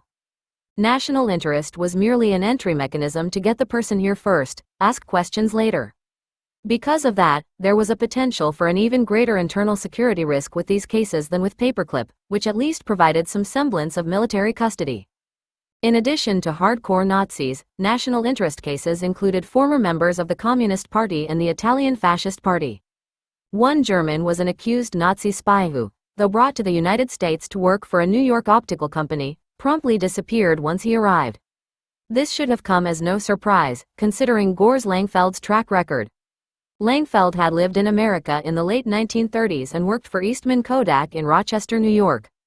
The FBI suspected that Langfeld and several top U.S. businessmen were meeting with a notorious Nazi spy, who later was convicted of espionage. Langfeld left America in 1941, and reports of his wartime activities are conflicting. Langfeld claimed on one form that he had gone to Tokyo as a tourist. On another, he said he had returned to Nazi Germany and joined the Luftwaffe. Yet another story was that he had worked for the German naval headquarters in Berlin. One thing is certain. In late 1945, Army CIC agents thought he looked suspicious and threw him in jail. He was caught wearing a British uniform, brandishing a gun, and carrying falsified papers, including identity cards under several names. Langfeld escaped soon after his arrest and, under yet another alias, obtained a job at the Office of Military Government for Bavaria's film division. By the time he was brought to the United States in 1952, his records revealed that he had used at least 5 different aliases. 11. Even convicted Nazi war criminals were accepted under the project. Otto Ambrose's case is by far the most brazen example of how national interests circumvented U.S. immigration laws. The fact that W.R. Grace and Company, headed by J. Peter Grace, employed Ambrose as a consultant for decades is well known. But newly declassified JIOA and U.S. Army documents shed new light on this sordid affair. 12. During the war, Ambrose was a director of IG Farben, the chemical company that owned a firm that manufactured Zyklon B, the gas used to kill millions of Jews in the camps. Ambrose took part in the decision to use Zyklon B in the gas chambers and personally selected Auschwitz as the site of an IG Farben factory, which he later managed, because Auschwitz concentration camp prisoners could be used as slaves in the factory. Nuremberg trial witnesses recalled the deplorable conditions under which Auschwitz prisoners were forced to work at Ambrose's IG Farben Auschwitz plant. Thrashings, ill treatment of the worst kind, even direct killings were the fashion, testified Rudolf Wittek, both a physician and an Auschwitz inmate. The murderous work speed was responsible for the fact that while working many prisoners suddenly stretched out flat, turned blue, gasped for breath and died like beasts. 13 IG Farben also manufactured nerve gas that was used in poison gas experiments on Auschwitz prisoners. These experiments, conducted in secret laboratories at IG Farben factories, were used to determine how fast nerve gas would kill Allied soldiers. The helpless victims of these experiments died instantly. According to British intelligence, Ambrose and other IG Farben officials justified the experiments not only on the grounds that the inmates of concentration camps would have been killed anyway by the Nazis, but also that the experiments had a humanitarian aspect in that the lives of countless German workers were saved. 14. Ambrose was found guilty of slavery and mass murder at Nuremberg, but he was sentenced to a mere 8 years imprisonment. Chief Prosecutor Josiah Dubois regarded the sentence as light enough to please a chicken thief, and was so outraged that he wrote a scathing book about the men he called the devil's chemists. The JIOA had no such qualms and kept Ambrose's name on JIOA hiring lists, even during his imprisonment. These lists were significant, since they contained the names of German scientists who had been cleared for employment under various JIOA and British projects. In addition, these Germans' families received benefits, including food supplements, not available to average German citizens. 15. In 1951, General Clay's successor, the High Commissioner of Germany, HICOG, John McCloy, released from prison many convicted Nazi war criminals, including Ambrose. The Nazi chemist immediately was hired as a consultant by Grace, Dow Chemical, and other American companies, as well as the U.S. Army Chemical Corps under a consultancy project that was run administratively in Germany by HICOG, conveniently the same agency whose chief had just set Ambrose free. The full details of Ambrose's consultancy with the U.S. military are unknown. The effect of that work, however, is abundantly clear. During the time that Ambrose was a consultant, the Chemical Corps, using Auschwitz documents as a guide, conducted the same type of poison gas experiments that had been done in the secret IG Farben laboratories. This time, however, the experiments were conducted at Edgewood Arsenal, Maryland, and the unfortunate guinea pigs were more than 7,000 American soldiers. 16. In the 1950s, Grace repeatedly tried to get the State Department to issue Ambrose a visa but was turned down because he was a convicted Nazi war criminal. Then national interest entered the picture, as it provided a way to bring otherwise excludable individuals to the United States under the Attorney General's waiver provision. According to state sources, the Justice Department approved Ambrose's entry and he visited the United States at least 3 times. 17 The CIA's tremendous influence on national interest and Paperclip has been ignored prior to this book. The CIA was formed as a separate intelligence agency as a result of the National Security Act of 1947. A year later, the Office of Policy Coordination began operating as the CIA's covert action arm, headed by Frank Wisner, formerly Chief of OSS Operations in the Balkans during World War II. Wisner's OPC operated out of the State Department, which proved highly advantageous to the intelligence agents running Paperclip. His considerable influence in the State Department meant a more favorable climate, particularly since Samuel Klaus and other Paperclip detractors had been forced out of the picture. In addition, Wisner handled the CIA investigations of individuals brought to America under all JIOA projects. Considering the well-publicized facts surrounding the CIA's own use of Nazi war criminals, it should not be surprising that the CIA name checks reported no derogatory information. 18. Wisner also helped the JIOA obtain visas for Paperclip scientists. For example, in February 1948, Director of Intelligence Stephen Chamberlain met with Wisner to discuss JIOA's problems with Klaus and the Visa Department. Chamberlain told Wisner that around 350 Germans were still living in the United States under military custody, but they could not become permanent residents without State Department approval. This condition has resulted in an unfavorable reaction on specialists' morale, Chamberlain said. He asked Wisner to accelerate the visas and to support JIOA's efforts to change Paperclip policy to enable the Germans to get visas before their arrival in America. 19. Less than a month later, the State Department notified the JIOA that it would accelerate its processing of visas in the Paperclip cases. The new director of the Visa Department, Hervé Leroux, also issued instructions to consuls in Germany that only major Nazi leaders would be barred from obtaining visas. By 1949, Paperclip scientists began to obtain visas prior to their arrival in the United States. 20. The National Interest Project provided a way to slip military or CIA intelligence assets into the country. The CIA group involved defectors or individuals who possessed information of significant intelligence value. JIOA officers passed on the names of the CIA group to the Attorney General for final approval. "We just did the paperwork," recalled retired U.S. Army Colonel Bernard Jehan, who served on the JIOA from 1953 to 1957. But that approval process was crucial, because the law was designed to admit people who otherwise would be inadmissible. As one CIA attorney admitted in 1979, the provision allowing the CIA to bring 100 persons to the United States waived all grounds of exclusion, so theoretically, drug traffickers or persons convicted of serious crimes could be admitted into the country under the law. The sole consideration for entry was that the aliens had performed significant services for the United States or had the potential for performing those services in the future. In some instances, those services included working in CIA covert operations overseas. 21 Some of these aliens had escaped to the West via an underground railway operated by a special unit of intelligence agents in Berlin.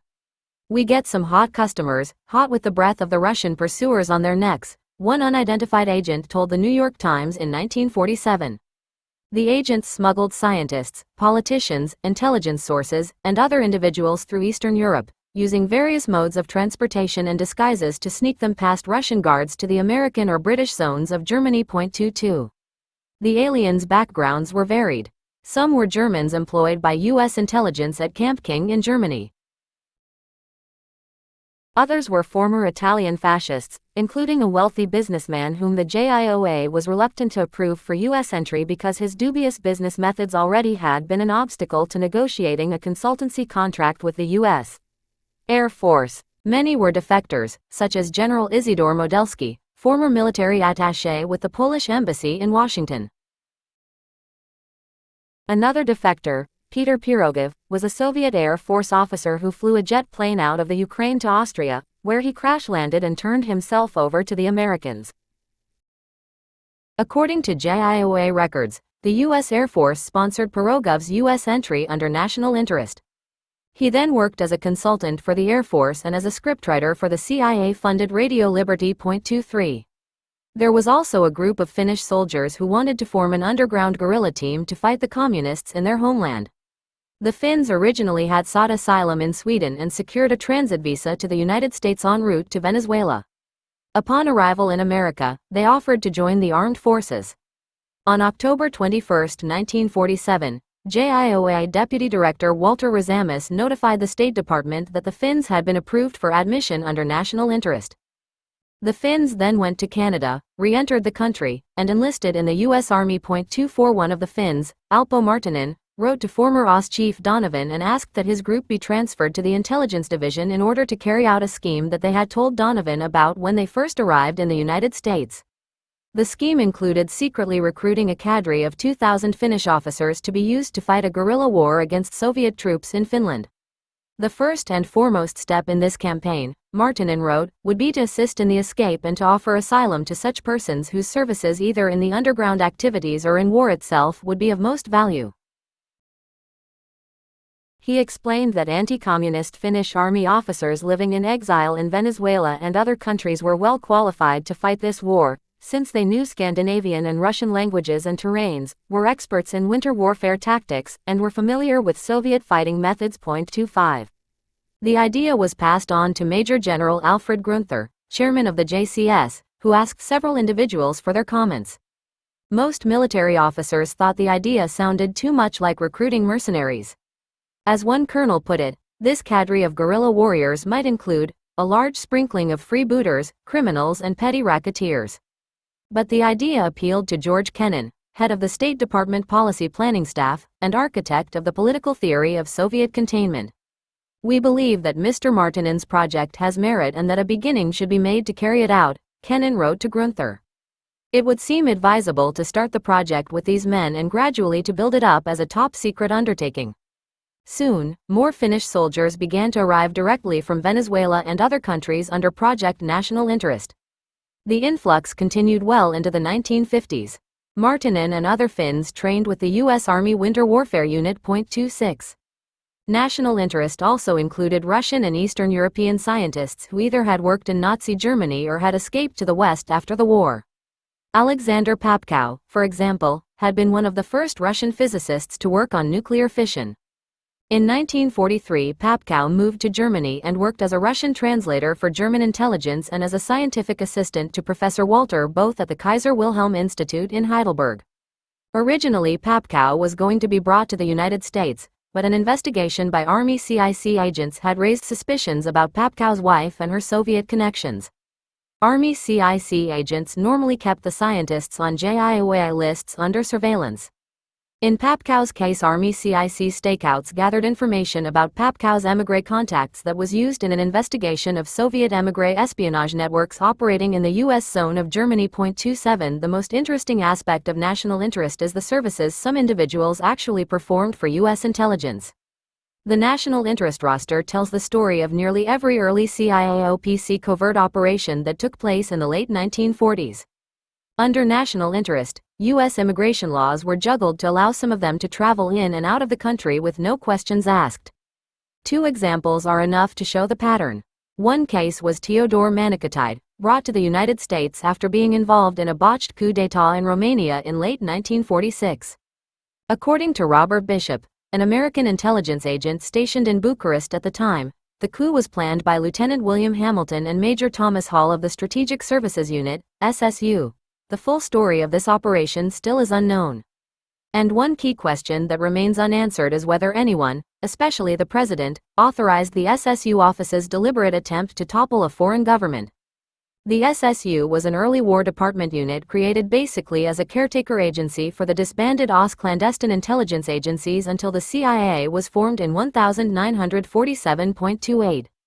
In Bishop's account of this debacle, Hamilton and Hall recruited factions of dissident political groups in Romania to form a resistance movement against the communist-backed Romanian government.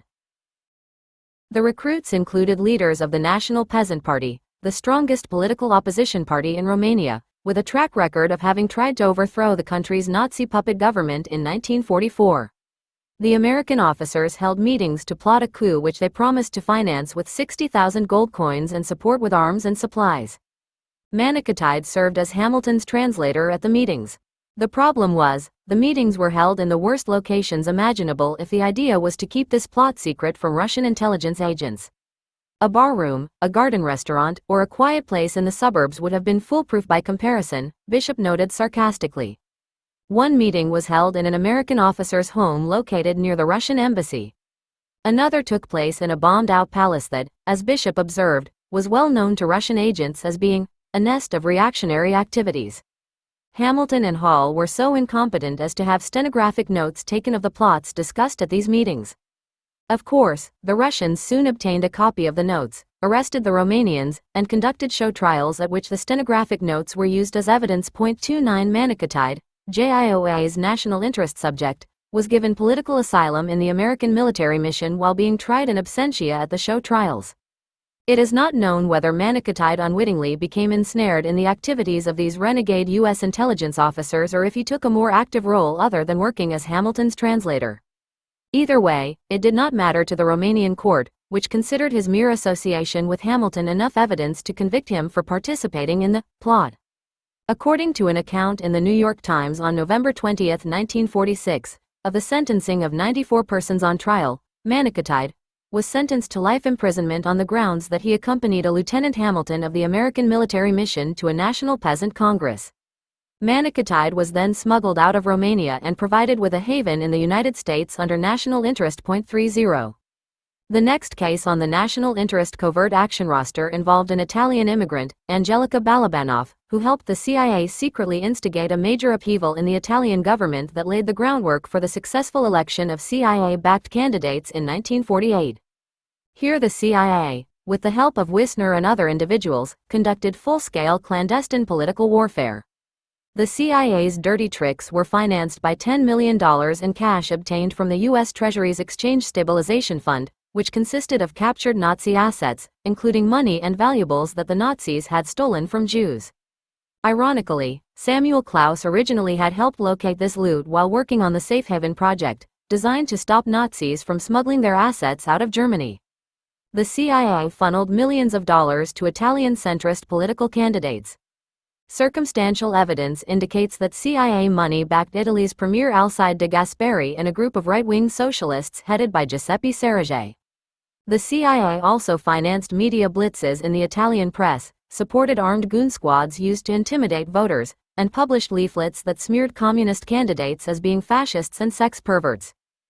The money was funneled through various fronts, including the Vatican, which is known to have helped smuggle numerous Nazi war criminals, including Klaus Barbie, to South America. 31 In the 1970s, U.S. congressmen investigating the CIA's secret involvement in Italy's affairs were led to believe that the CIA's operation had begun in 1948. In fact, the Balabanov plot had begun a year earlier, in January 1947. Balabanov was a former leader of the Italian socialist and labor movement who lived in New York as a resident alien. Because she was a former communist, she risked being judged inadmissible to the United States if she traveled to Italy and then tried to re-enter America. The National Interest Project not only provided her re-entry with no questions asked but allowed her to come and go between the United States and Italy at will in order to participate in this scheme. 32. Raymond Murphy, the State Department's special assistant to the director in the Office of European Affairs, explained the reasoning behind the Balabanov operation during a JIOA governing committee meeting on October 20, 1947. This government is trying to evoke a response along democratic elements in Europe to organize resistance against the engulfment of their countries by an internal communistic machine, Murphy said. Murphy told JIOA officers that Balabanov, working in close cooperation with certain officials of the American embassy at Rome, had helped cause an upheaval and split in Italian politics that strengthened the CIA-backed right-wing Socialists Party headed by Giuseppe Serraggi. Balabanov made numerous speeches in Italy and held press conferences in the United States that publicized CIA-backed candidates. These trips were made possible by juggling U.S. immigration laws under national interest. 33 By 1948, the Cold War had escalated national interest and revitalized Paperclip. Washington already was full of rumors of war when General Lucius Clay sent his now famous telegram from Berlin warning that war with the Soviets might be imminent. According to military historian Stephen Reardon, evidence suggests that the idea of the telegram may have originated with Lieutenant General Stephen J. Chamberlain. At the time, Director of Intelligence Chamberlain was desperately trying to salvage Paperclip. In February 1948, he told Wisner about his concern over the Army's considerable burden of maintaining custody. The Army wanted to shut Paperclip down because there was no money to continue surveillance and other custodial duties over Paperclip scientists. 34. The same month, Chamberlain went to Berlin and cautioned Clay as to the pitiful state of readiness of U.S. forces, the fact that military appropriation bills were pending before congressional committees, and the need to rally the public to support increased military expenditures. Chamberlain then asked Clay to sound an alarm to galvanize support. At first, Clay insisted that his intelligence reports showed nothing to arouse suspicion about the Soviets, but later he decided to send a message to Washington. The primary purpose of Clay's telegram, according to the editor of Clay's papers, was to assist the military chiefs in their congressional testimony. It was not, in Clay's opinion, related to any change in Soviet strategy. 35. On March 5, Clay sent Chamberlain the cable expressing his belief that war with the Russians might be imminent. Within the last few weeks, I have felt a subtle change in Soviet attitudes which I cannot define but which now gives me a feeling that it may come with dramatic suddenness, Clay told Chamberlain. The fact that Clay's telegram went on to say that his opinion was not supported by data or hard evidence went unnoticed. 36 Clay's war warning, as it later was referred to in the Pentagon, hit Washington like an earthquake. Within hours, Chamberlain and the Assistant Secretary of Defense had briefed Secretary of Defense James Forrestal on the contents of Clay's message. By evening, the word had reached the top echelons of the Navy and Air Force. Within a few weeks, Forrestal had a full-blown war scare on his hands. Papers this morning, Forrestal wrote in his diary, are full of rumors and portents of war. The New York Times reported, top military men urge U.S. to arm to show we would fight for freedom, while Clay, trying to undo the damage, told reporters that he was not the least bit apprehensive, and that much too much is being made of this. Clay's comments went unheeded in Washington, where, during a Senate hearing, Secretary of the Navy John Sullivan announced that submarines belonging to no nation west of the Iron Curtain have been sighted off their shores. Ignoring the lack of evidence, the Washington Times Herald headlined the disclosure, Russian subs prowl West Coast waters. 37. The significant effect of Clay's cable on JIOA projects previously has been ignored by historians and journalists who falsely assumed that the projects ended in the late 1940s. In fact, the resulting war scare escalated national interest to such an extent that by 1950 U.S. intelligence was smuggling Eastern Europeans with false identities through immigration to Canada, where they were resettled. Later, one Royal Canadian Mounted Police officer was shocked to discover that 6 files of incriminating information had been destroyed and replaced by a false docket on a Yugoslavian war crimes suspect who had been sent to Canada by U.S. intelligence. I would be interested to know how the decision for destruction was reached, for it is an action similar to the destruction of police files on Nazis in South America, the RCMP officer told his superior. British intelligence, which ran an identical project, also dumped their so-called defectors on Canada, as they had done with Nazi scientists. Canada's Under-Secretary of State recalled in November 1954 that Canada took in British ex-agents who were not in fact defectors as originally understood. A Canadian government investigation determined that many of these ex-agents were alleged war criminals or Nazi collaborators. 38 The false war scare also invigorated Paperclip as the military received additional funds needed to keep the project going. Paperclip had been operating under a new policy that was supposed to eliminate the project's procurement phase. But JIOA Director Bosquet-Weff aptly pointed out in a meeting that the JIOA never interpreted that to mean the end of Paperclip altogether. In my mind, there was no thought given to any ultimate termination date in this thing, and the policy was a procedure to go on until such time as a peace treaty with Germany was signed, or until the thing just petered out of its own accord, Weff said.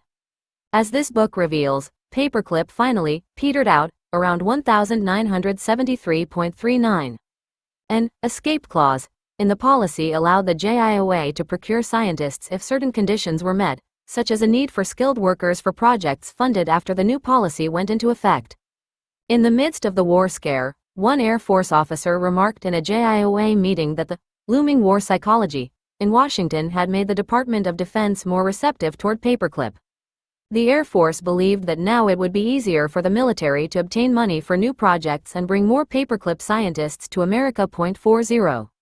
Ultimately, the overall effect of the war scare on Paperclip was dramatic. The project's focus suddenly shifted toward one goal: to get German scientists out of Europe and away from the Russians by any means possible, even if that meant smuggling them to South American countries, such as the Argentine Fourth Reich of Juan and Eva Perón. Notes. 1. CIAOPC cases are in state national interest cases. NIC, JIOA Administrative Files, RG 330, NARS. 2. Procedures for admittance notes that the 9th proviso is used if they are inadmissible under U.S. law.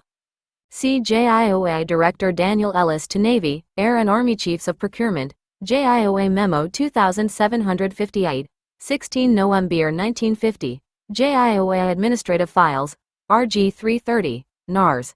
The CIA 100 Persons Act is Sec. 7. Of the CIA Act of 20 June 1949, 50 U.S.C. 403H. 3. Rodal, Nazi War Criminals in Canada, Chap. 7. Endnotes. 4. For an example of JIOA's sales pitch, see JIOA Director Daniel E. Ellis to Dr. Ernest Hollis, U.S. Office of Education, 31 January 1950, JIOA Administrative Files, RG 330, NARS. Company lists are in JIOA post-1952 Administrative Files, declassified per author's FOIA request, RG 330, NARS. 5. JIOA Director to Chief, Special Procurement Section, Intelligence Division, 17 October 1949, G2 Paperclip Files, RG 319, VNRC. 6. Most CIAOPC cases were sponsored by state, but the military did sponsor some of them, for example, Air Force cases involving Soviet defectors. See NIC Files, JIOA Administrative Files, RG 330, NARS.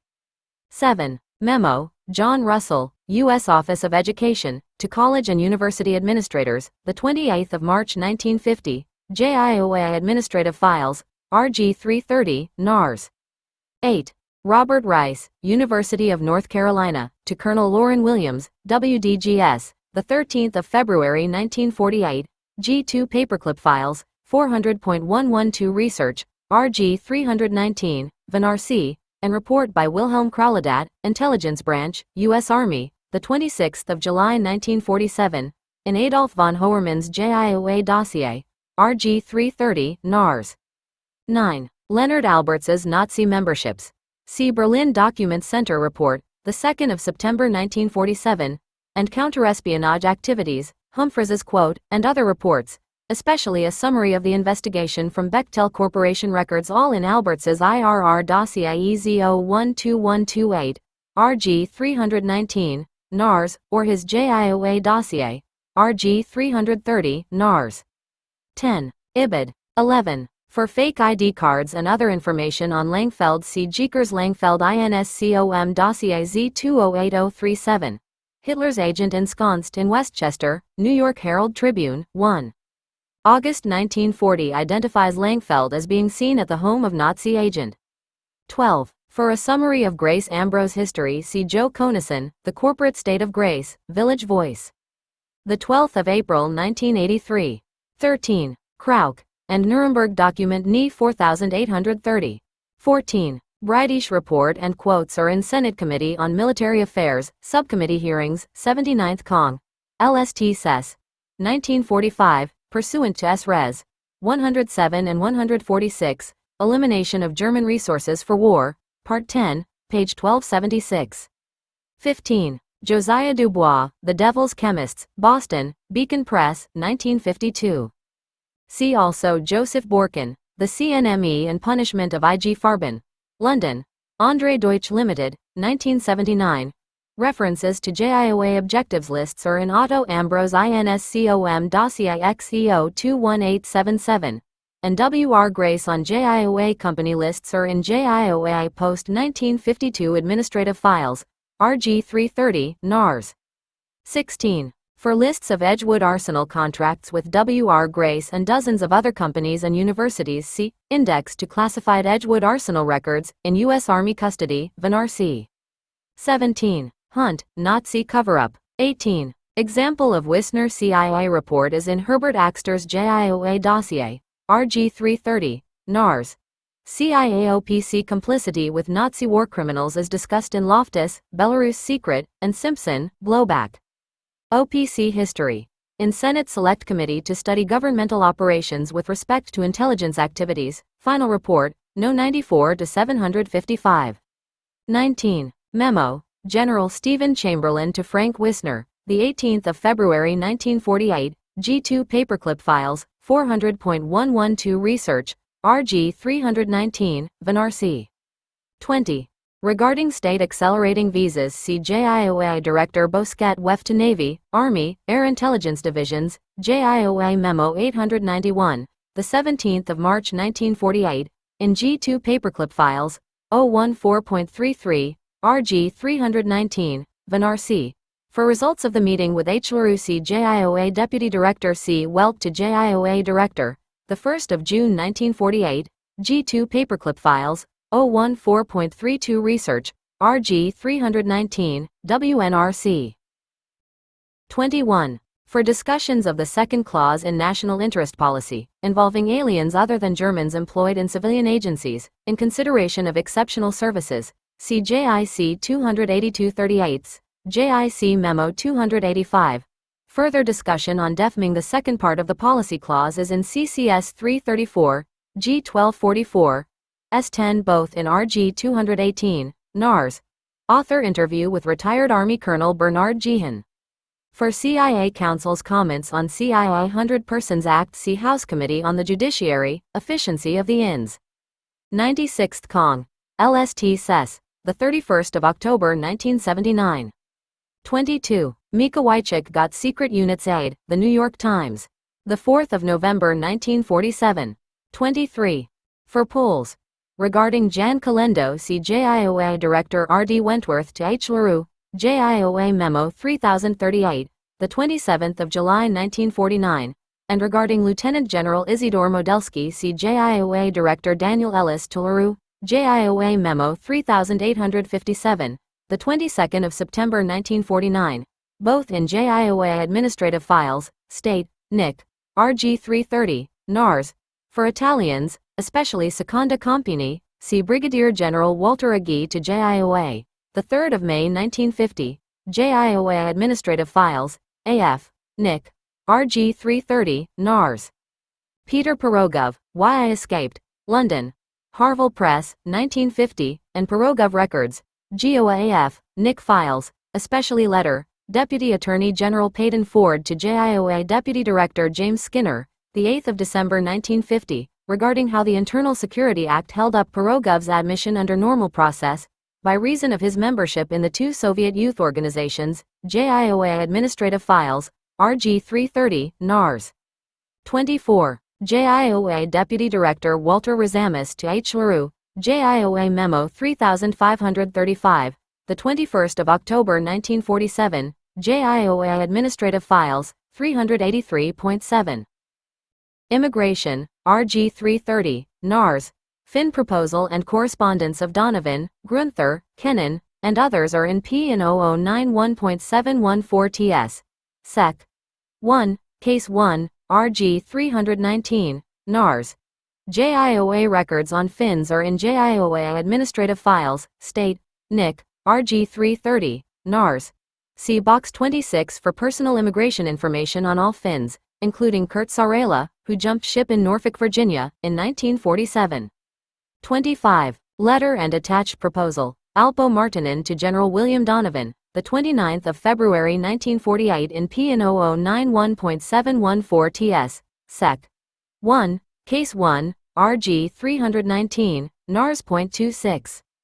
IBID. For later Finn arrivals see State, Nick Files in JIOA Administrative Records, Boxes 26 and 33 for lists, entry dates, and a JIOA conference with State in 1950 regarding Finns illegally residing in the United States. 27. For Army CIC reports and other information on Papkow see Alexander Papkow INSCOM Dossier F8011971. 28. Robert Bishop and E.S. Crayfield, Russia Astride the Balkans, New York, McBride, 1948. 29. IBID. 30. Information on Manicottide. In Nick Files, JIOA Administrative Files, RG 330, NARS. Court sentence noting Manicottide by name is in Romanian Sentence 82 in Treason Trial, The New York Times. 20th November 1946. 31. CIA activities in Italy were first disclosed in Representative Otis Pike, Special Supplement, the CIA report the President doesn't want you to read, Village Voice. February 16 and 22, 1976. See also William Corson, The Armies of Ignorance, New York, Dial Press, 1977, and Simpson, Blosbyback. 32. Balabanov Case. Discussed in Minutes of JIOA Governing Committee Meeting, 20th October 1947, G2 Paperclip Files, RG 319, Vanarsi. 33.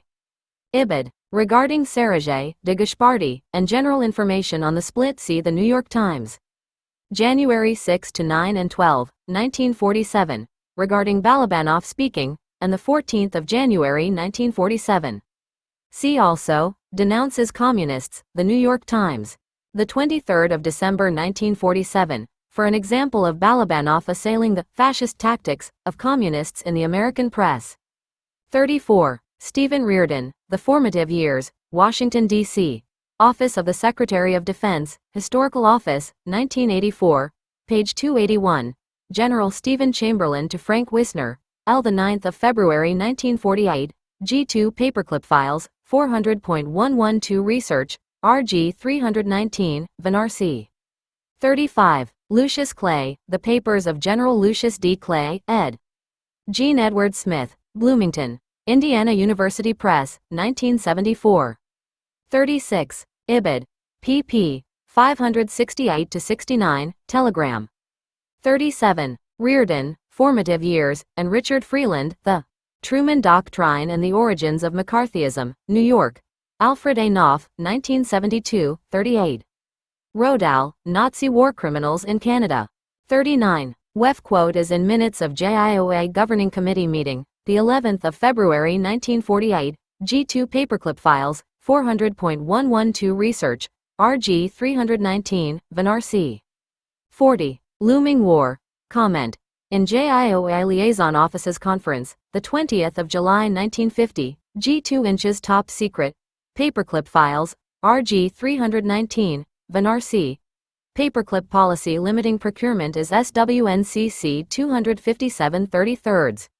9. The Argentine connection. Argentina was a hotbed of fascism in exile. Nazi fugitives on the run arrived by the boatloads in Buenos Aires, carrying false papers provided by pro-Nazi Catholic priests who helped them travel Vatican escape routes to freedom in South America. Croatian Nazis, Italian fascists, and a Norwegian Nazi doctor charged with conducting experiments on humans all arrived in Buenos Aires carrying their irregular documentation. One talkative Abwehr intelligence officer, Otto Wiedemann, even boasted when he arrived in 1949 that he had been allowed to escape from an American POW camp in Germany after bribing an Army Counterintelligence Corps officer. "I would never have gotten out of American CIC hands, had there not been one second lieutenant who liked $300 more," Wiedemann said. 1. By 1950 Argentina had become tightly linked to the German scientist project. That connection represents yet another example of how the project expanded as a result of the Cold War. The JIOA helped Argentina recruit German scientists and then used the Argentine connection to provide a safe haven for Nazi war criminals. Had it not been for the Cold War, Argentina never would have been considered habitable by anyone with democratic ideals. The country was swarming with Nazi war criminals. The chief butcher among them was Adolf Eichmann, the SS officer who was personally responsible for carrying out the final solution of the Jewish problem. As America's outspoken ambassador Sproul Braden bluntly stated, "There is no country in the world where the Nazis find themselves in such a strong position as Argentina." 2. The country was run by the smiling despot Juan Perón, characterized by Braden as one of the few fascist dictators left in the world. In return, Perón looked upon his American adversary with disdain, bragging to supporters that he was going to throw out the Yankee pig.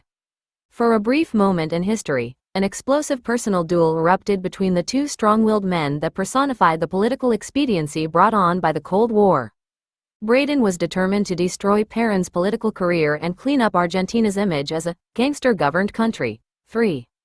Instead of destroying Perón, the Argentinian was elected president and, with his blonde wife Eva by his side, became the most powerful man in the country. Braden was sent home, replaced by the pragmatic friend of U.S. business, John Bruce, who immediately began to repair the damage by praising Perón as the greatest leader in Latin America. The Nazis were forgotten and Perón's image was transformed by U.S. policy and the press from that of a regressive strongman to a key figure in the collective self-defense of the Americas against communist aggression. 4. America's changing views included a policy to allow German scientists hired by friendly nations, including Argentina, to legally leave the U.S. zone of Germany and relocate in South America. Having pressured Latin American nations after the war to deport Germans and reduce German influences in their country under the State Department's Safe Haven program, State was now being asked to approve the Germans' legal migration to South America. 5. General Robert Walsh played a key role in the Argentine connection, as he had in earlier paperclip plots. It was Walsh who initiated the policy in 1948, when he was reassigned from his position as UCOM Director of Intelligence to the U.S. Air Force representative on the Inter-American Defense Board in Washington. Walsh was already a familiar figure at the IADB. An IADB report describes him as one of the oldest members in point of service in the history of the Inter-American Defense Board. He represented the Army Air Forces at the IADB's inaugural session in 1942, was AAF delegate on the IADB from 1945 to 1946, and was Director of Staff from 1948 to 1950. In addition, Walsh formulated the basis of the IADB's entire military plan when he was head of the U.S. delegation of the IADB from 1950 to 1952. The IADB still operates today in a shroud of secrecy, though its current activities certainly would interest Americans. 3 of its member nations are headline news: Panama, Nicaragua, and El Salvador. And remember, this is the same IADB that received an award in 1986 from then Panamanian strongman Manuel Noriega when he attended an IADB conference in Washington. This dubious event occurred while Congress was investigating Noriega's involvement in assassinations and drug trafficking. 7.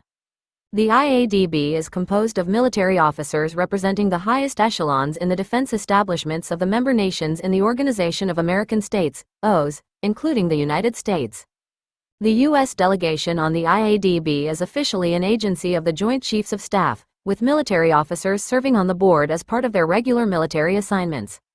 Although the IADB is a separate agency from the OAS, it receives its funding through that organization, which means that there is no public accounting of how that money is spent. There is also no public accounting of the IADB's secret activities, since Joint Chiefs of Staff records of the U.S. delegation are exempt from the Freedom of Information Act. 8. In the late 1940s, the U.S. delegation on the IADB was composed of military officers who were directly involved with the JIOA, Paperclip, or other U.S. intelligence operations using Nazis. In addition to Walsh, the IADB members included former JIOA Director Francis de Bourg, a Navy captain, who served on an IADB staff committee under an Army general from Paraguay. Lieutenant General Alexander R. Bowling, who replaced Stephen Chamberlain as Army Director of Intelligence and godfather to the JIOA and Paperclip in late 1948, when Chamberlain became Commander-in-Chief of the Fifth Army in Illinois. General Edwin Sibert, who was Chief of U.S. Army Intelligence in Germany and supervised the operation to bring Hitler's spy chief Reinhard Gehlen to the United States in 1945. Army Chief of Staff Omar N. Bradley, who was Boland's superior and later a guest speaker at an IADB meeting in 1952, when Bradley was chairman of the Joint Chiefs of Staff. Deputy Chief of Staff General Joseph Lawton Collins, who became Army Chief of Staff after Bradley in 1949. Collins also served on the Joint Intelligence Committee, which oversaw the JIOA's involvement with Paperclip. All of these generals were criticized by Congress in 1948 when they were decorated by Perón himself and made honorary members of his armed forces while spending a week in expensive Buenos Aires villas as Perón's guests. Some congressmen thought it was inappropriate for U.S. military officers to accept honorary membership in the armed forces of a fascist dictator who had collaborated openly with Hitler during World War II. 9. Walsh and other U.S. delegates worked at the IADB with Latin American nations, in addition to Argentina, whose dictators harbored Nazi war criminals and used Gestapo tactics to prop up their repressive military regimes. Bolivia, Chile, and Paraguay, and later, Anastasio Somoza of Nicaragua, were all members of the board. Like Noriega, notorious Latin American leaders were flown to Washington and touted as honored guests at special IADB assemblies held in their behalf. For example, the IADB's guest on June 19, 1953, was General Alfredo Stroessner of Paraguay, where Nazi Dr. Joseph Mengele, the "Angel of Death," in Auschwitz, was allowed to live in peace. Stroessner ruled Paraguay with an iron fist for over 3 decades until he was overthrown in a coup in 1989. He headed a government that repeatedly has been accused of genocide of ethnic Indians, child prostitution, gross human rights abuse, and heroin smuggling. In addition, in 1961 the IADB honored Brigadier General Alfredo Ovando Candia of Bolivia, where Klaus Barbie had taken refuge.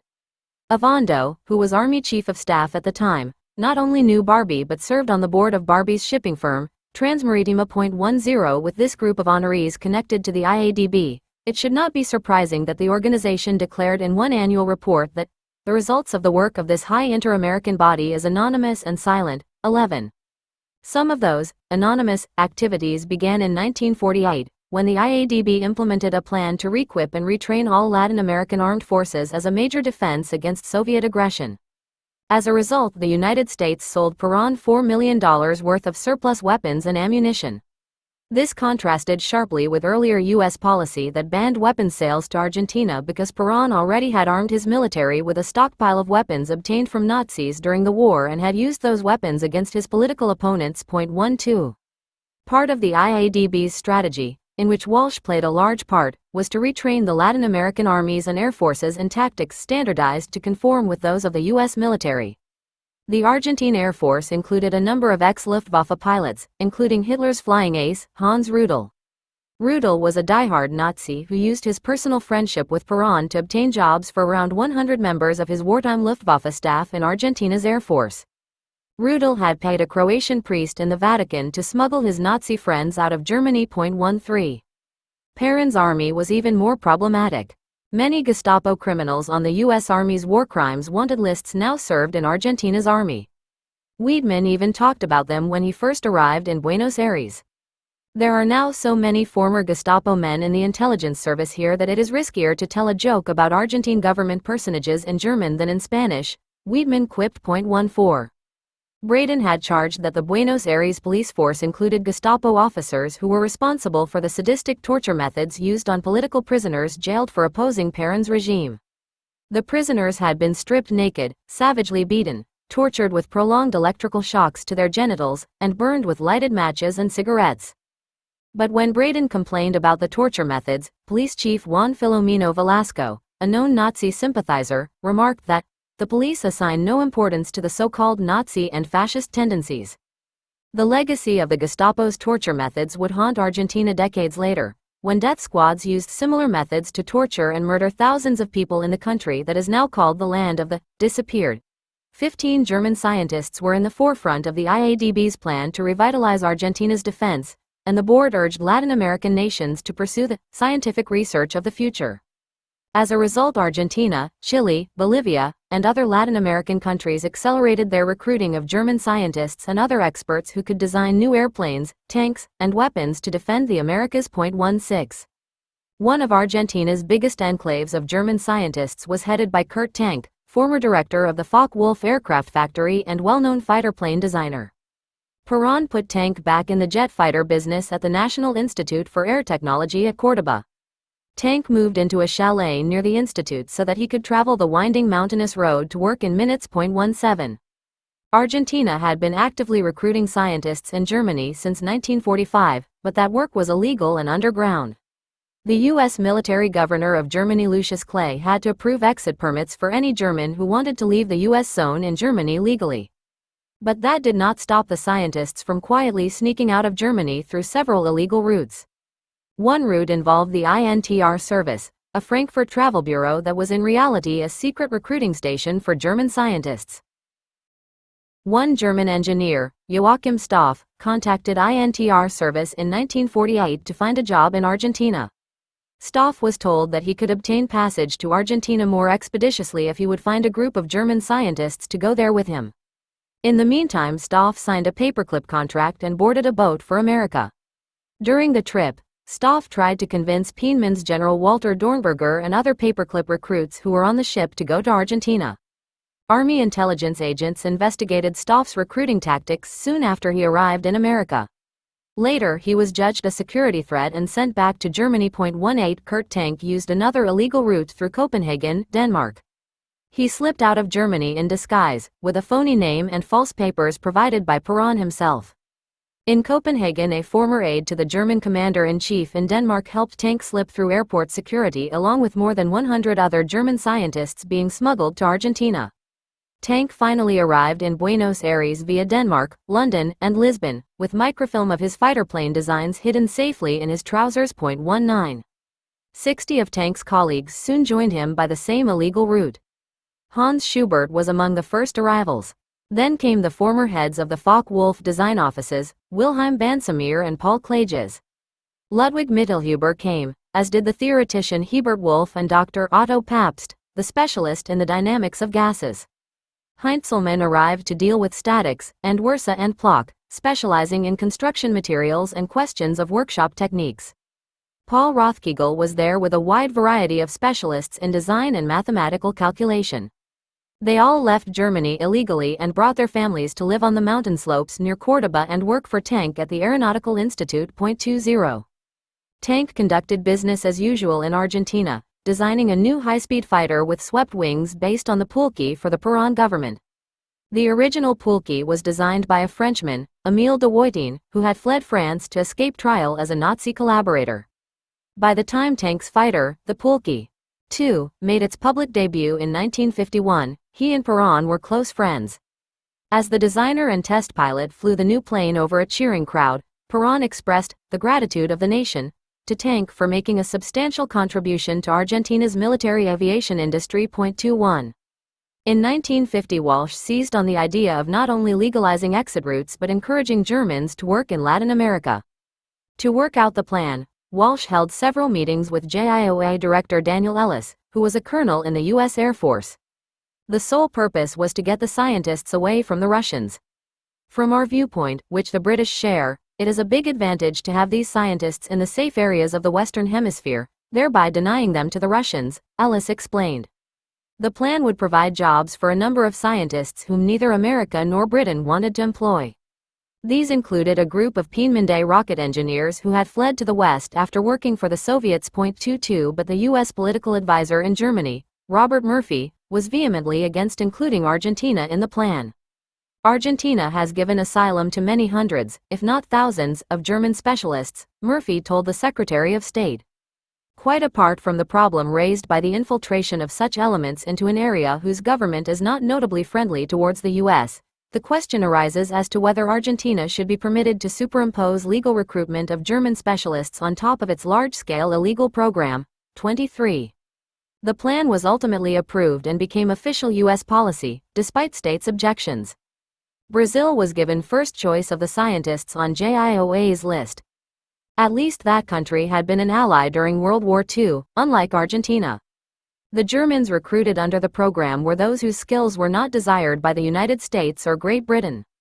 Ellis distributed 250 brochures describing Brazil's job opportunities to Germans on the JIOA list. He also arranged for Army intelligence agents to conduct limited background investigations in order to exclude communist sympathizers from the employment lists. Ellis considered Nazi background checks irrelevant. 24. Gerhard Schultz, a German engineer in Berlin, was one of the first scientists to leave Germany under the new policy. Schultz had worked in Brazil during the war and wanted to return. 11 other scientists quickly signed up for the trip. All of them were working as consultants for the U.S. High Commissioner in Germany. The group included chemical warfare expert Max Gruber. 25. Other German and Austrian scientists eventually made Latin America their home. Franz Gerlach headed a biological warfare unit at the Bacteriological Institute in Santiago, Chile. In 1945, Gerlach had been fired from his position as director of the Veterinary Epidemiology Institute in Austria because of his wartime Nazi activities. Friedrich Fleischhacker worked in a forging plant in Brazil. And Ferdinand Porsche, the famous designer of Volkswagens and Panzer, Tiger, tanks, signed a contract with Argentina to produce automobiles on a large scale. 26 Meanwhile, Walsh and the JIOA found an even more sinister use for their Argentine and IADB connections by arranging a safe haven for a scientist who was a notorious Nazi war criminal. General Walter Schreiber had been chief of the Sanitary Division of the Military Medical Academy, the division that had had jurisdiction over numerous experiments conducted in the camps. Schreiber also had been a member of the Reich Research Council, which had supported, funded, and commissioned these experiments. 27. In one instance, he personally assigned doctors to work on epidemic jaundice experiments at the Sachsenhausen and Natzweiler camps, where prisoners died as a result of being deliberately infected with the disease. On another occasion, Schreiber was the senior officer present at a meeting in which Dr. Ding Schuler was ordered to inject Buchenwald camp prisoners with phenol to see how long it took them to die. 5 prisoners were murdered in cold blood this way. They sat down on a chair quickly, that is without emotion, near a light, Ding Schuler later confessed. During the injection they died in a momentary total cramp without any sign of other pain. He notified Schreiber's group in Berlin that the men had died in about 1/2 second. After confessing to this and other crimes, Ding Schuler later committed suicide in prison. SS Brigadier General Joachim Marugowski, who also attended the meeting, was convicted at Nuremberg and hanged. 28. Schreiber, on the other hand, was captured by Russian troops in 1945 and held prisoner in various POW camps, including the infamous Lubyanka prison in Moscow. He attended Antifa schools to undergo communist indoctrination and was trained to take over as chief of sanitation for the East German police. In 1946 he was taken to Nuremberg to testify before the International Military Tribunal as a Soviet witness for the prosecution. Associate U.S. Prosecutor Alexander Hardy was shocked to see Schreiber, since his name was on a list of 200 persons implicated in medical crimes who were supposed to be under arrest. Hardy and other American Nuremberg officials told the Soviets that Schreiber was wanted for interrogation and possible trial. But the Soviets quickly took him back to Russia. I was unofficially informed that he was working on some hot assignment for the Russians and that they required his services without interruption, Hardy reported. 29 2 years later Schreiber reappeared in West Berlin and told reporters at a press conference that he had miraculously escaped from his captors. But his arrival in the West was amid rumors that he was a Soviet plant. A former Soviet POW told Army CIC agents that Schreiber had cooperated willingly with the Soviets during his capture and that his flight to freedom was not a flight at all but a mission. Despite this warning, Army intelligence employed him for the next few years as a doctor at Camp King in Oberursel, Germany. He also was a CIA source of information on a project involving the use of drugs in interrogations. 30.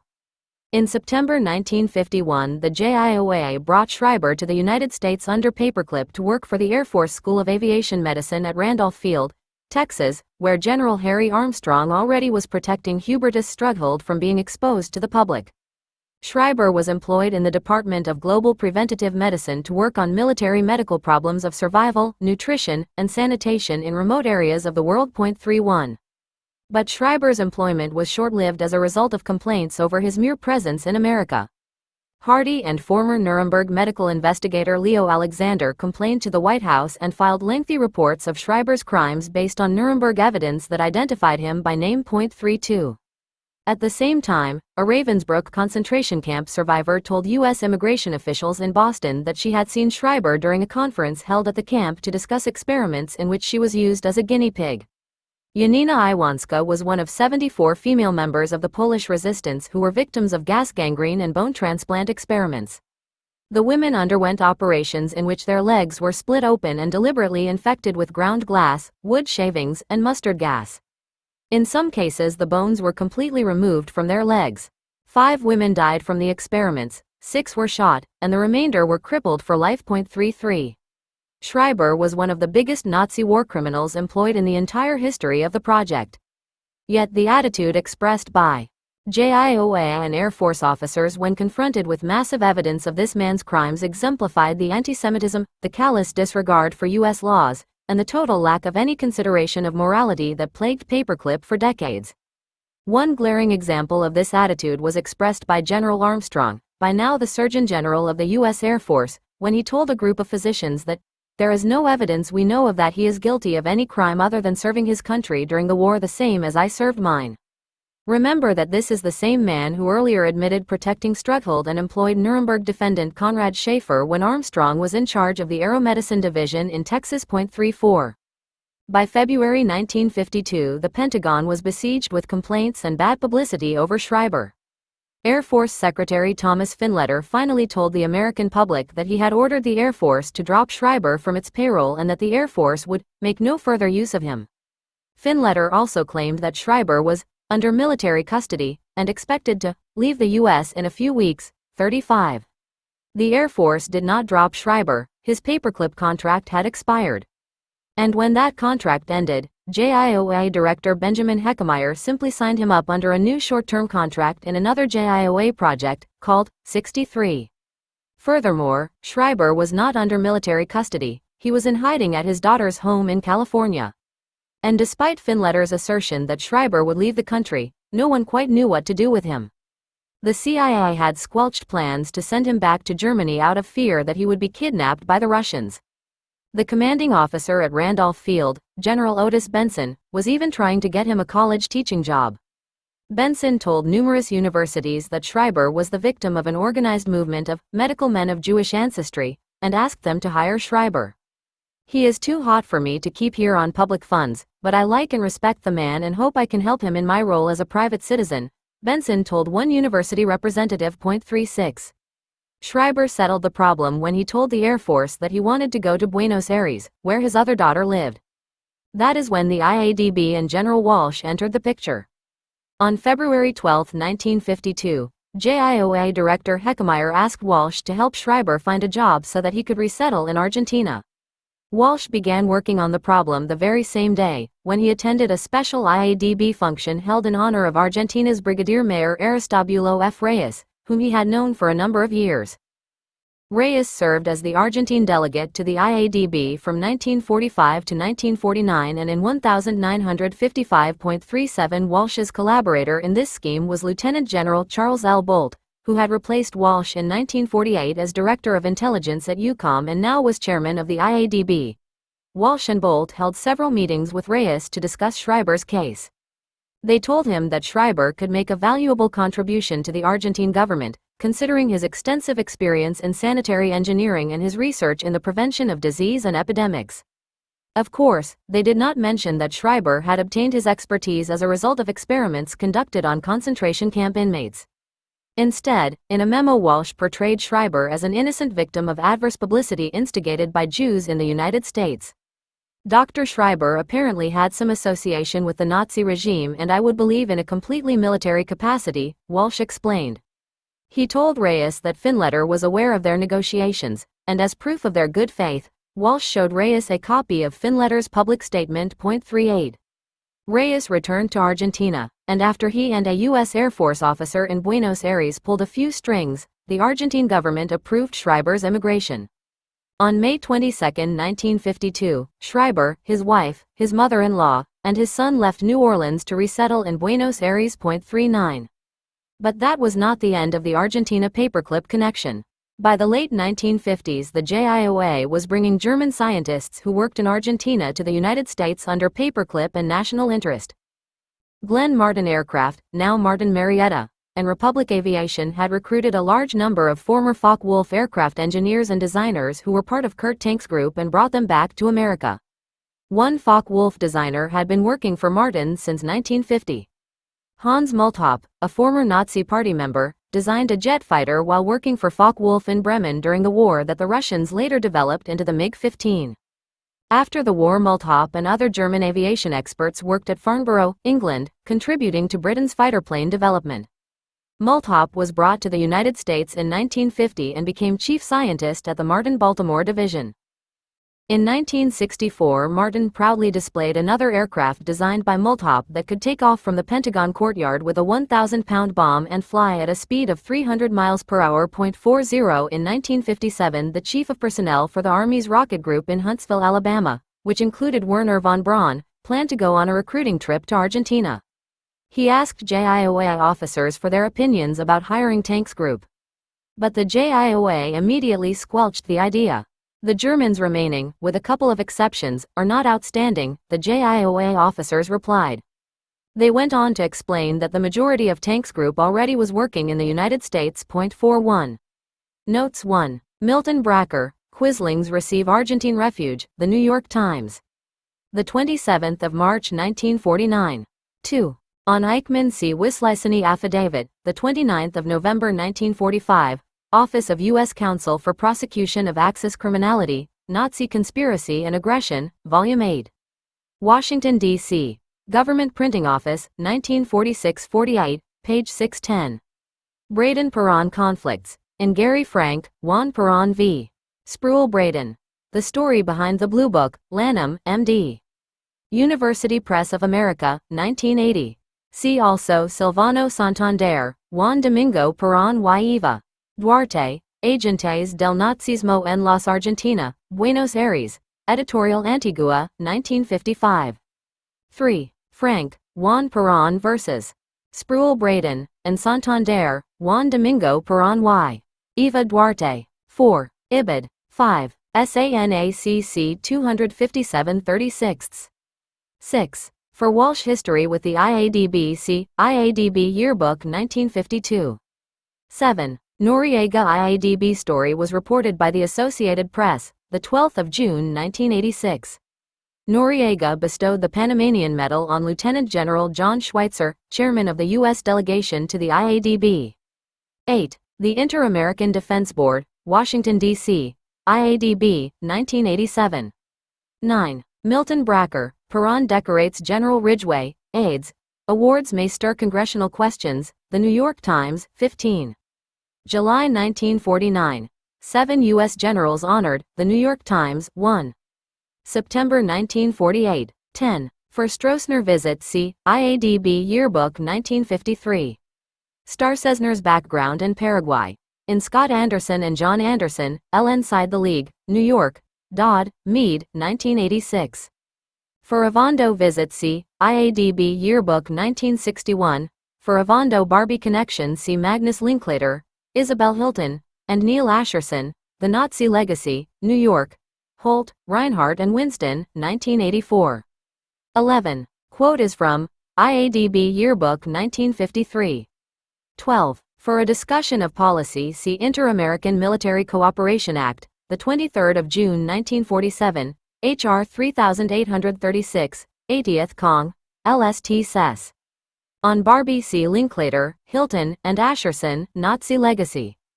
13. Ladislas Farago, Aftermath, New York, Simon & Schuster, 1974, an Inter-American Defense Board. 14. Milton Bracker, Anti-Peron Group Pushes Nazi Issue, The New York Times. The 25th of July 1949.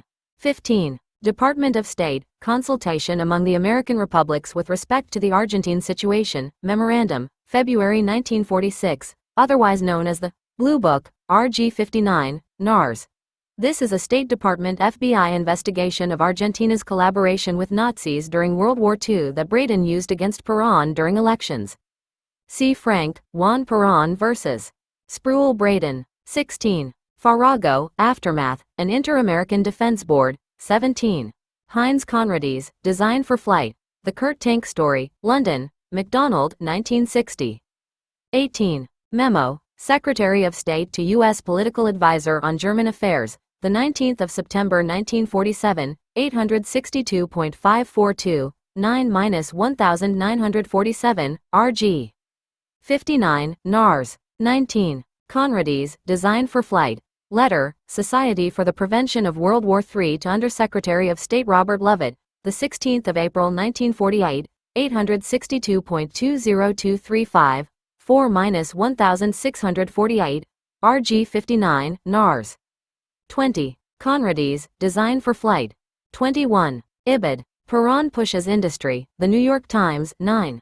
February 1951. 22. See attachments to memo. JIOA Director Daniel Ellis to Robert Spalding, Intelligence Advisor, Department of State, the 10th of July 1951, JIOA Administrative Files, RG 330, NARS. 23. Memo, Robert Murphy to Secretary of State, the 18th of December 1948, JIOA Administrative Files, RG 330, NARS. 24. C. Ellis to Spalding, including attachments. 25. Schultz is discussed in SANACC 257/28. Gruber and HICOG Group are discussed in JIOA Director Daniel Ellis to OL de Berenguer Cesar, Brazilian Embassy, the 9th of February 1951, JIOA Memo 263, in JIOA Administrative Files, RG 330, NARS. 26. Austrian Scientists, IRR Dossier, RG 319, NARS. 27. Walter Schreiber's Bio and Connections to the Reich Research Council are from Alexander Hardy, The Case of Walter Schreiber, Memorandum, the 17th of February 1952, in Schreiber's JIOA Dossier, RG 330, NARS. 28. Ibid. Ding Schuler quote is from Nuremberg Doc. NO 257. 29. Schreiber's Antifa Training, CIC Investigation Report, the 15th of December 1949, and Hardy, Case of Walter Schreiber, both in the Walter Schreiber JIOA Dossier, RG 330, NARS.30. Minutes of Schreiber's press conference, the 19th of November 1948, and CIC interrogation of Carl Busing, the 3rd of December 1948, are in ODI subject file, RG 260, VNRC. For CIA interrogation of Schreiber and other sources, see CIA. Background and procedures used in the preparation of defendants for confessions, Memo, N. D. John Marks Files, NSA. 31. Brigadier General Otis Benson, Jr., to Commanding General, Air University, the 4th of June 1951, in JIOA Administrative Files, RG 330, NARS, 32. Hardy, Case of Walter Schreiber, and Dr. Leo Alexander to Dr. John Conlin, February 1952, both in the Walter Schreiber JIOA Dossier, RG 330, NARS. 33. INS Boston, Statement of Yanina Ivansky, the 27th of February 1952, in the Walter Schreiber JIOA Dossier, RG 330, NARS. 34. Armstrong quote is in Memo, Dr. Edward Young, Physicians Forum, February 1952, in the Walter Schreiber JIOA Dossier, RG 330, NARS. 35. Finletter Release, in Schreiber's JIOA Dossier, RG 330, NARS, 36. Benson is quoted in memo, Dr. Gaylord Anderson to the Association of Schools of Public Health, the 6th of February 1952, in Schreiber's JIOA dossier, RG 330, NARS. 37. JIOA Director Colonel Benjamin W. Heckmeyer to Major General Robert L. Walsh, Chairman, L.S. Delegation IADB, JIOA Memo 238, the 12th of February 1952, in JIOA Administrative Files, Miscellaneous Correspondence, RG 330, NARS. For meeting of the 12th of February 1952 to honor Reyes C. IADB Yearbook 1952, and IADB Yearbook 1955. 38. For Reyes Meetings see Headquarters, USAF to USAIRA Buenos Aires, Cable AFOIN 52571, the 14th of February 1952, and letter, Walsh to Argentine Attaché, the 28th of February 1952. Walsh quote is in letter, Walsh to Reyes, the 17th of March 1952A11 in the Walter Schreiber JIOA dossier, RG 330, NARS. 39. Schreiber later worked in Paraguay, according to the International Herald Tribune. The 21st of February 1983. For details of Schreiber's departure for Buenos Aires see letter, JIOA Director Colonel Benjamin Heckmeyer to James Riley, U.S. Immigration, the 19th of June 1952, in JIOA Administrative Files, RG 330, NARS.40. Multhop's Nazi Party membership and biography are from Agent Report, signed by Sergeant Cornelius Walsh, the 22nd of December 1949, in Hans Multhop's INSCOM dossier, and Martin Company claims plane can fly from Pentagon, Washington Post. The 14th of April 1964. 41. On Glenn Martin, Republic Aviation, Kurt Tank, and the ABMA recruiter see memo, Colonel Harlan Hallman to Assistant Chief of Staff, G2, the 29th of August 1957, in ACSI post-1952 Paperclip files, RG 319, WNRC, declassified per author's FOIA request. 10 Spies, Spooks, and LSD. Edgewood Arsenal, the most secret military base in the country, is located in a secluded area on the Chesapeake Bay 20 miles northeast of Baltimore, Maryland. A high fence stretches for miles around the facility to shield the Army's secret work on chemical warfare from the prying eyes of the American public. The arsenal has always been the Army's center for chemical warfare, and the base's original mission has never changed. It is charged with finding out how and why poison gas works, discovering antidotes to its lethal effects, and inventing new, ever deadlier clouds of poison that bring a swift, painful death. 1. Edgewood was the first American installation to test lethal agents on humans. The experiments began in 1922, when the Chemical Warfare Service created a medical research division charged with providing a defense against chemical agents. Since that time, thousands of military and civilian volunteers have been used in experiments with mustard and nerve gas, riot control agents, LSD, PCP, mescaline, and hundreds of other chemicals, including many that had been rejected by manufacturers for commercial use because they contained deadly poisons, such as dioxin. 2 Some of those experiments were conducted at Edgewood's medical facilities, in isolation rooms with barred windows, padded walls, and furniture bolted to the floor. It was in such a room that Master Sergeant James Stanley was locked in February 1958. The young soldier was based at Fort Knox, Kentucky, and had volunteered to participate in experiments to test protective chemical warfare clothing. Instead, Stanley became an unwitting victim of mind control experiments with psychochemicals, including LSD. 3. Stanley remembered sitting across a table from a white-coated doctor with 2 glasses of clear liquid between them. "Here, have a drink," said the doctor, as he handed Stanley one of them. "It's only water, nothing more than what I drink," the doctor promised, knowing full well that it contained LSD. An hour later, Stanley thought he had gone insane. His head was filled with terrifying visions and his body seemed to tumble through time and space. Then his mind snapped and sent him into a frenzy of rage. 4. "They told me the next day that I broke down the door and ran down the hall screaming," Stanley recalled. But his misery continued as he underwent 3 more experiments. In one he was given an even stronger dose of LSD, which made him violently ill. The other experiments were apparently an attempt to induce amnesia. Stanley was injected with an unknown substance and then asked if he knew where he was. The soldier felt as if his body was on fire, and he vaguely remembered telling the doctor that he was standing by a river. The last experiment was more successful at wiping away his memory. I cannot account for that day at all, Stanley said. 5. The story of Edgewood provides another glaring example of how information about Paperclip is still being covered up today. Despite a massive congressional investigation in the 1970s into Edgewood's experiments, and despite legal action Stanley took that by 1986 had worked its way up to the U.S. Supreme Court. For all that, the secret Paperclip connections at the base remain unexposed. The fact that Paperclip scientists worked at Edgewood at various times between 1947 and 1966 has been kept a closely guarded secret. Dr. Seymour Silver, who was scientific director of Edgewood during that time, is highly critical of the Paperclip project. The whole judgment of who to pick, what they did, and who they selected was very faulty, very bad, Silver recalled, adding that none of the scientists were experts on chemical warfare. 6 Kurt Rahr was one of the first Paperclip specialists to arrive at the base. Rahr was young, brash, and had a background in high-frequency electronics. When he arrived in September 1947, he was evading a prison sentence, having been convicted by German courts of bigamy, falsifying papers, using an alias, and lying about his Nazi past. JIOA officers had received numerous reports that Rahr was a compulsive liar and a security threat. His OMG U.S. security report noted, "Subject should be considered an absolute security threat to the United States." 7.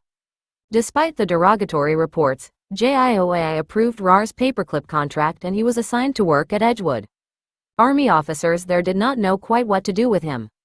Lieutenant F.E. Van Sickle complained that Rahr made conflicting statements about his past, but he brushed them off as evidence of an unusual imagination. The Army confined his work to unclassified areas, such as repairing equipment and translating Russian documents. In 1948, another German scientist, Hans Trunet, accused Rahr of being a communist, and Rahr was sent back to Germany. 8. Trunet himself arrived at Edgewood in 1947 and went to work in Silver's toxicology laboratory. During the war, Trunet had joined the Nazi Party and 4 other Nazi organizations.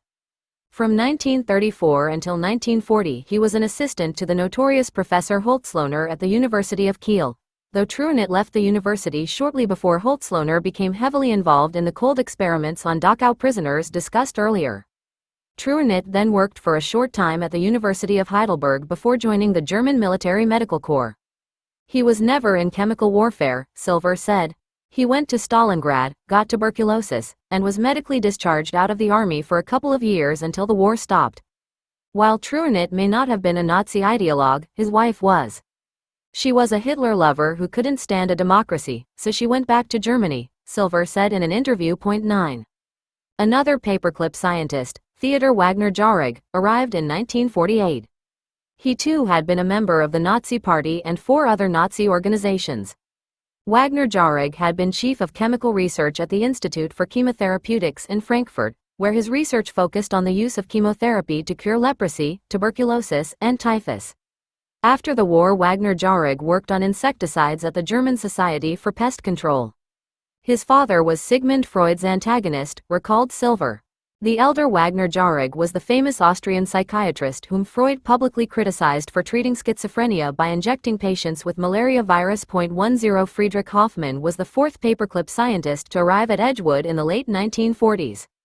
He was not a Nazi Party member, and although he applied for SA membership, he did not join that Nazi organization either. During the war, Hoffmann was a chemist who synthesized poison gases and toxins for the University of Würzburg's Chemical Warfare Laboratories and the Luftwaffe's Technical Research Institute located near Berlin. In 1946, he worked as a consultant for the chemical section of OMG US in Berlin. 11. The German scientist's main job under Paperclip was to test the poison gases that had been invented by the Nazis during the war. 2 nerve gases, tauberin and sarin, were the most deadly agents the American military had ever encountered, and it was essential that new types of gas masks and protective clothing, as well as an antidote to their lethal effects, be developed. Wagner-Jauregg worked on an anti-inflammatory drug for poison gas infections. Hoffmann compiled bibliographies of literature on toxic chemicals, wrote reports, and conducted tests using some of the 10 tons of nerve and mustard gas that had been shipped from Germany to Edgewood and other American arsenals in 1946. Truenit worked on physics problems and built a special machine in Silver's lab to measure thin films. 12. To learn how Taubun affected humans, the scientists analyzed data in captured German documents dealing with Taubun nerve gas experiments on concentration camp inmates. One American scientist, Dr. J.H. Wills, used the camp experiment records to determine not only the amount needed to kill a human but the specific effects of Taubun, such as its ability to render a man unconscious within 2 minutes. Wills's final report noted an obvious conclusion. The age of the subject seemed to make no difference in the lethality of the toxic vapor. 13. Soldiers at the base were used as the guinea pigs in Taubun and mustard gas experiments conducted in Edgewood's own gassing chamber. In a scene horribly reminiscent of the Nazi death camps, Don Bowen remembered what it was like to sit in the large chamber and breathe the toxic fumes. After being led in, he was told to remove his gas mask at a given signal. As he waited, he saw that there were dozens of animals, including dogs, cats, mice and rabbits, locked in cages covered with a clear plastic sheet along one side of the chamber. Then someone slammed the door shut and turned on the gas. 14 inches. I waited 5 minutes and took off the mask, he said. The covers were ripped off the animals, and they went crazy. They ran around the cages, screaming, and then slumped onto the floor. My immediate response was not to breathe. And when I finally did take a deep breath, the gas burned my nose, my lips and throat. 15. Some of the soldiers were seriously injured in the mustard tests. 2 were hospitalized after being exposed to mustard gas up to 14 separate times in the gassing chamber, and many others suffered serious skin injuries, including blistering that took several weeks to heal, after swatches of liquid mustard were taped to their arms. One Edgewood scientist noted in a report that in 1948 several soldiers who had been exposed to low concentrations of Taubun in Edgewood's chamber were partially disabled for from 1 to 3 weeks with fatigue, lassitude, complete loss of initiative and interest, and apathy. 16. In 1949 the direction of Edgewood's work abruptly changed. A consultant to the chemical division at UCOM sent information about an amazing drug, LSD, that caused hallucinations and suicidal tendencies in humans. As a result, Edgewood's L. Wilson Green seized the idea of conducting psychochemical warfare. He listed 61 compounds, ranging from alcohol to mescaline, and speculated that if a small percentage of the enemy's troops or civilian population was exposed to those compounds, they would suffer from symptoms of hysteria, panic, seizures, and hallucinations. There can be no doubt that their will to resist would be weakened greatly, if not entirely destroyed, by the mass hysteria and panic which would ensue, Green noted in his report. He then suggested that $50,000 be set aside in the 1950 budget to study psychochemicals. 17. Ironically, Green was trying to find a more humane way to wage war, one that would disable an enemy rather than kill him. But the CIA and military intelligence had a more sinister idea. They thought psychochemicals could be used as a Cold War weapon to control the mind of an individual being interrogated. They suspected that the Soviets already were using brainwashing techniques, including hypnosis and drugs, on POWs and defendants in political trials. During the Hungarian government's trial of Cardinal Joseph Mindszenty in 1949, for example, the cardinal confessed to crimes of treason he apparently did not commit, while sitting with a glazed look in his eyes. 18. The intelligence agency's key sources of information on anything related to chemical warfare were German or Austrian scientists who had worked for IG Farben, the company involved in manufacturing the Zyklon B gas used in concentration camps, many of whom were either in jail or under investigation by Nuremberg prosecutors. For example, Walter Repp had been the chief chemist for IG Farben at Ludwigshafen and was jailed at Nuremberg shortly after the war. U.S. Army officers frequently got Repp temporarily released from jail or transferred so that he could work on reports for the Army Chemical Corps. On September 14, 1948, Repp and 2 of his former IG Farben associates were released into Army custody to work on an opus on acetylene derivatives. Colonel Patrick Folkers told a Fiat officer that Repp's release from prison was justified because of the importance of acetylene chemistry to the U.S. Army. A year earlier, U.S. Department of Commerce Representative Robert Fry had told the State Department that even though Repp was very much a Nazi, he wanted to bring him to America under Paperclip. Fry's plans fell through when Repp was taken to England to work for the British. 19. One CIA source of information about truth drugs was Karl Taubuk, IG Farben's leading wartime expert on sterilization drugs. Taubek had been the chief plant chemist at IG Farben's Ludwigshafen factory, where he specialized in the effects of drugs on animals and humans. After 1942, he devoted his time to research on the plant Caladium seguinum, which the SS planned to use to sterilize mental patients and Jews. The SS wanted to keep this project secret, Taubek said, so that the priests should not raise hell. Taubek testified at Nuremberg that he had recognized the criminal nature of the research and had not pursued it further. Others had, however. Hitler's personal physician, Karl Brandt, admitted that the plant was grown in a hothouse at Dachau and sterilization experiments were conducted upon concentration camp prisoners. 20 after the war, Taubek gave the CIA and the Office of Naval Intelligence information about his secret wartime work on speech-inducing drugs.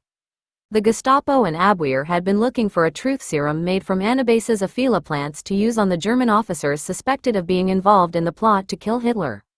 They planned to slip the drug into the officers' drinks at a party, hoping they would confess. But Taubek said he could not locate enough plants to carry out the mission. 21. Even with such information in hand, U.S. intelligence agents were tantalized by a number of unresolved questions. What chemical would force a man to reveal his secrets under interrogation? Could a drug cause total amnesia? Was there an antidote that would protect an American POW if the enemy used drugs on him? And the big question that preoccupied both Army intelligence and the CIA. Could drugs or hypnosis, or a combination of both, serve as the ultimate mind control weapon, sufficient to turn a man into a Manchurian candidate?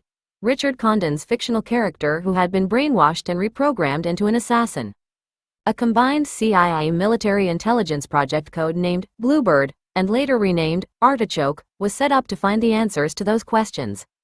Significantly, the key military intelligence agency involved with this project, the Joint Intelligence Committee, had been involved in Paperclip from the beginning. The JIC members included U.S. Army Director of Intelligence Alexander Bowling and Brigadier General John Alexander Samford, the Chief of Air Force Intelligence who later headed the National Security Agency. In addition to Bluebird, the CIA also began several mind control projects of its own, including Project MKUltra, which involved LSD and other psychochemicals. The CIA's experiments eventually resulted in the death of Frank Olson, an Army scientist from Fort Detrick who jumped out of a hotel window after his CIA colleagues secretly slipped LSD into his drink. 22. The link between Edgewood and the CIA was close. Many scientists who worked at Edgewood or under Edgewood contracts were on the CIA's payroll. Paperclip chemist Friedrich Hoffman was a CIA consultant on psychochemicals. Dr. Ray Tricolor was simultaneously assistant to the director of Edgewood's Medical Laboratories, the division in charge of human experimentation at the base, and a member of the CIA's Technical Services Staff, TSS, which was involved in the covert use of chemicals and germs against specific people. Psychiatrist Harold Abramson was a CIA consultant involved in the Olson case who also worked for Edgewood. 23 At times the CIA used its covert methods on the Edgewood scientists themselves. Do you know what a self-sustained, off-the-shelf operation means? Silver asked in an interview, referring to the Iran-Contra scandal. Well, the CIA was running one in my lab. They were testing psychochemicals and running experiments in my lab, using my people, and weren't telling me. They were spying on us. I said, you go spy on the enemy, not on us, and I had the guard throw them out. It was a real off-the-shelf operation. 24. By 1951, in the midst of the Korean War, the Paperclip scientists' primary job was to locate plants and poisons that could be turned into new hallucinogenic mind control drugs. To find them, Silver established an industrial liaison operation that was in contact with every major pharmaceutical company in the world. We had worldwide reports of any observations that produced peculiar results or death, he said. If you look for new chemicals, you have to look everywhere, into the Pacific Ocean, or follow a rumor about a Polynesian fisherman who goes into a trance. 25. Paperclip scientist Hoffman's skills as a chemist and his facility in several languages quickly were put to use. He was our searcher, Silver said. He was the guy who brought to our attention any discoveries that happened around the world and then said, here's a new chemical, you'd better test it. Hoffman's search led him all over the world. He traveled to foreign universities and visited marine labs and attended conferences in Switzerland, Czechoslovakia, Germany, England, Australia, Japan, and other countries. Toad venoms and poisonous fish from the South Pacific were among the samples that Hoffman put into his black bag and brought back to Edgewood to be tested, synthesized, and turned into a new lethal agent or psychochemical. In Hawaii, he found a conch shell that produced a highly active venom which it ejected through a hollow, needle-like tooth into its victim. The venom, according to Army intelligence records, caused paralysis and visual blurring in man and has been responsible for several deaths. 26 Hoffman often used the University of Delaware as a cover at international symposiums to hide his connection to Edgewood and the CIA. In fact, Hoffman had collaborated with William Mosher, the chairman of the university's chemistry department, and another scientist, on an article about marijuana for the Journal of the American Chemical Society. But Mosher's chemistry department itself may have been a CIA front. Mosher had been on the CIA's payroll for years, and another University of Delaware professor, James Moore, was heavily involved in the CIA's MK-Ultra project as well as being funded openly by the Army Chemical Corps. "We were all being paid by the CIA," Moore said recently. Moore described his department chief as an opportunist who used the CIA's funds not only for research but to pay graduate students and generally to build up the university's chemistry program. 27. Bluebird made full use of Hoffman's discoveries with psychochemicals in experiments conducted at Edgewood or the Army Intelligence Base at Fort Holabird, Maryland. The participation of the CIA and JIC in the project was kept hidden by using a University of Maryland contract with Edgewood as a cover. At least 1,000 soldiers, including James Stanley, were given up to 20 doses of LSD to test the drug as a possible interrogation weapon, even though Edgewood scientists already knew it could cause serious physical reactions in humans. In particular, Dr. Van Sim, the physician responsible for the human subjects used in Edgewood experiments, had worked at the British Chemical Defence Establishment at Porton Down, where similar psychochemical experiments were conducted on humans. Shortly after he returned to the United States, Sim warned that results of the British experiments had shown that, during acute LSD intoxication, the subject is a potential danger to himself and to others. In some instances, a delayed and exceptionally severe response may take place and be followed by serious after effects lasting several days. 28. Nevertheless, test subjects at Edgewood or Fort Holabird were given LSD and other drugs, then subjected to hostile questioning by intelligence officers to deliberately create an extreme state of fear and anxiety. One soldier fought his way out of a locked box in stark terror during a Fort Holabird experiment. Several soldiers were seriously harmed by the tests. One man suffered a grand mal seizure. Another went into an acute state of paranoia and had to be hospitalized for a week. 3 others developed a history of epileptic seizures after the experiments. Like Stanley, none of the men knew what was happening to him. 29 inches. I got shot in Korea and I can understand that, said Stanley. That was part of my job because I was protecting my homeland. But when they give me LSD and use me as a guinea pig, then that is unforgivable. 30. Another phase of the drug project involved interrogation teams, made up of 3 intelligence officers and a doctor, sent to Europe to assess how psychochemicals would work on suspected spies and defectors in a more realistic setting. The teams were under orders not to run their tests on Americans. But when a black American soldier, James Thornwell, emerged as a suspect in a document theft case in France, one team showed up to do a job on him. Thornwell later described in horrifying detail how he was locked in a room, pumped full of drugs, and grilled for days by interrogators who screamed obscenities at him. Thornwell later sued the government, claiming that the drugs had turned him into an epileptic. In 1984, Thornwell drowned in his own swimming pool. The coroner who examined him said the accident might have been caused by an epileptic seizure. 31.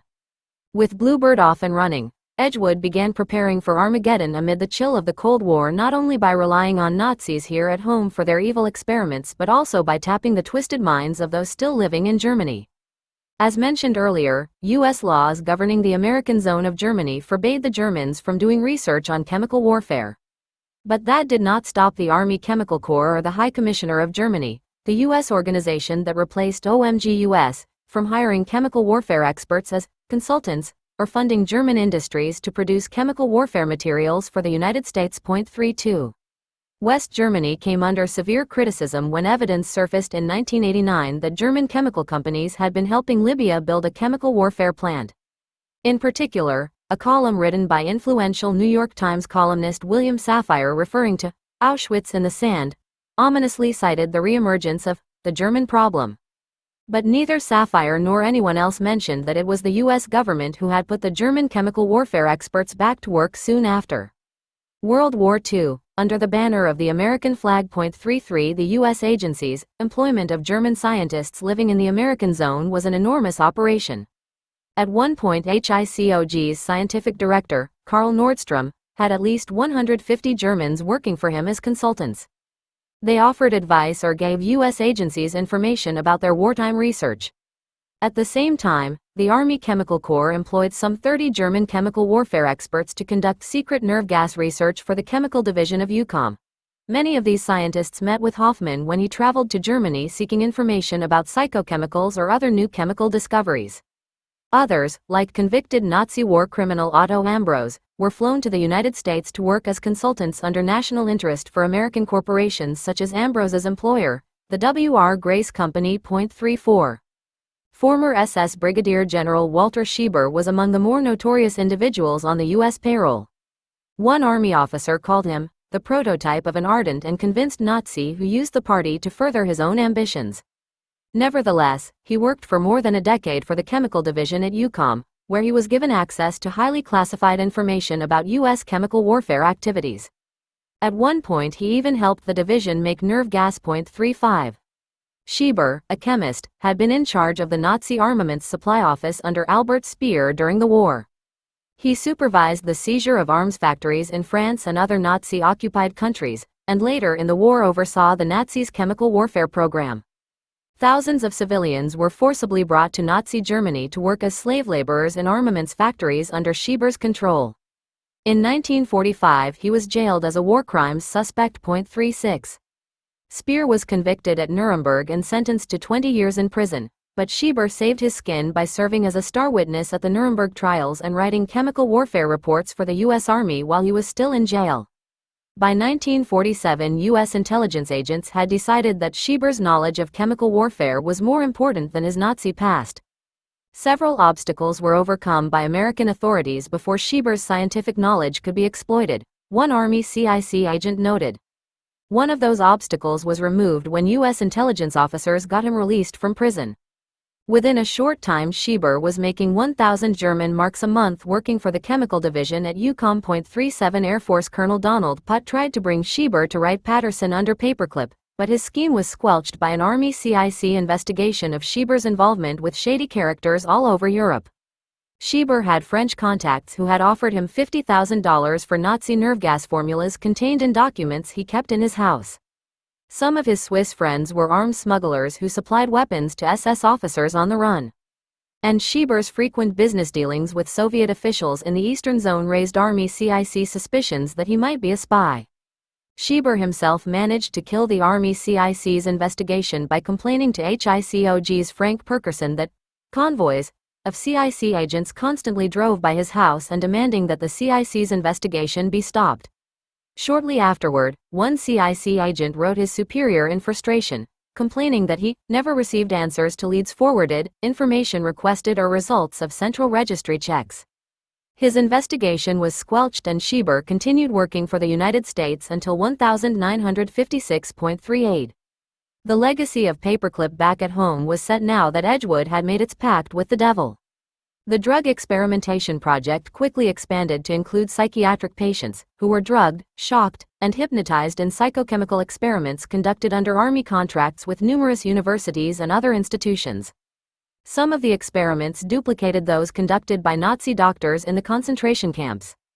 American psychiatrist Paul Hoch's experiments on mental patients at the New York Psychiatric Institute, where he was working under Edgewood contracts and as a CIA consultant, killed one patient and seriously injured another. Harold Blauer died from an overdose of methyl D-amphetamine, or MDA, known on the street as the love drug, the same day that another patient, a 21-year-old girl, went into convulsions after being injected with the same drug. As a federal judge later stated, no diagnostic or therapeutic purpose for Blauer, himself, was ever intended from the injections. Their sole purpose was to gather data for the Army's investigation of the use of mescaline derivatives for interrogations. Even after Blauer's death, the Army approved additional experiments on patients that included the use of hypnosis, drugs, and a polygraph exam to determine if A particular personality type might break more rapidly under a drug stress than another type. During military interrogations. 39 In short, experiments on our own soldiers at Edgewood mirrored the horror stories that had unfolded in the dock at Nuremberg.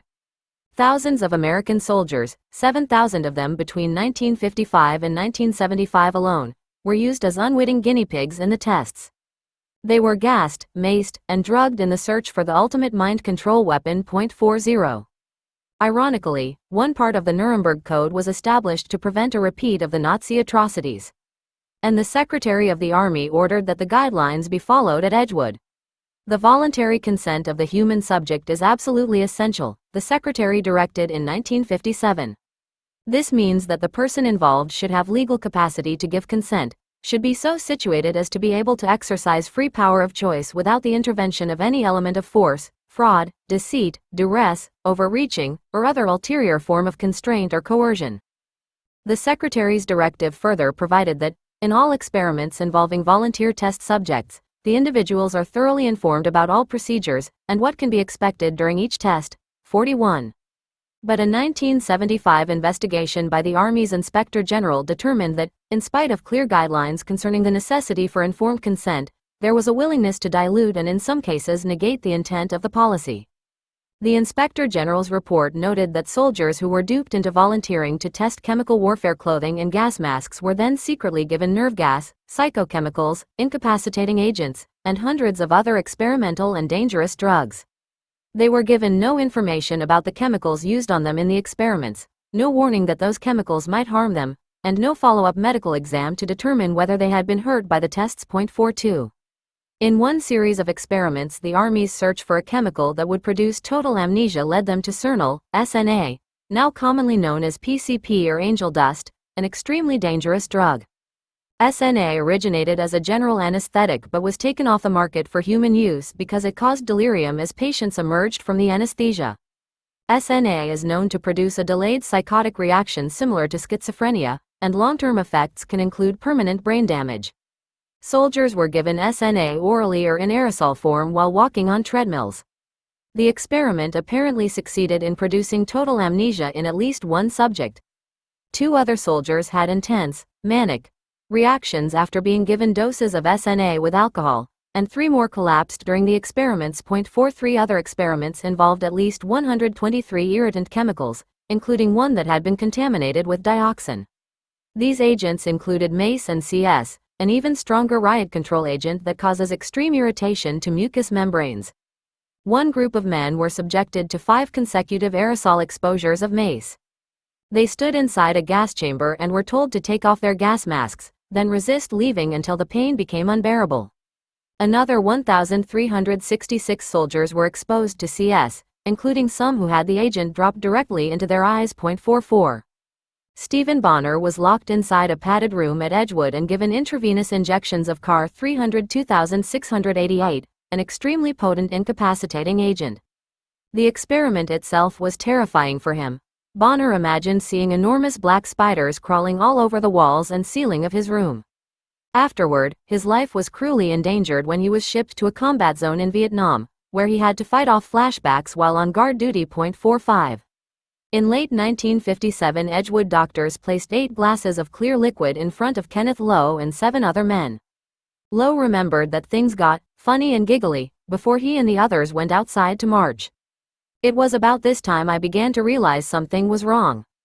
A buzzing started over him, then he saw pulsating circles, like a Looney Tune cartoon.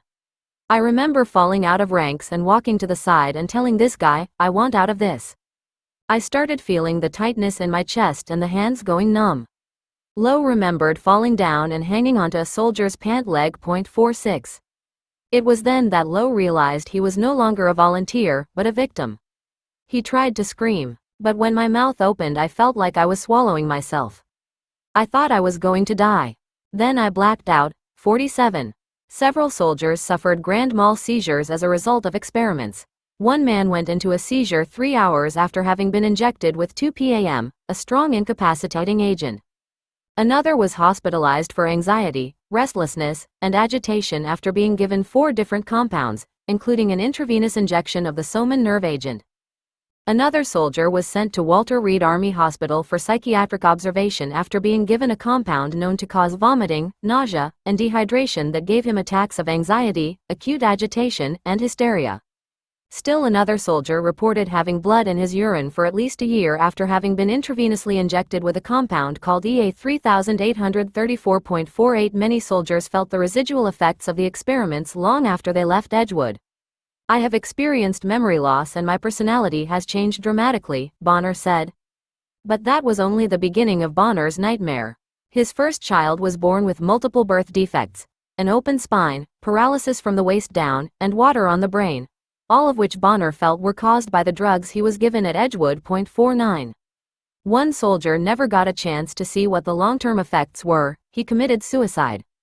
Another attempted to commit suicide by slashing his wrists. Still another tried to jump off a bridge. 50.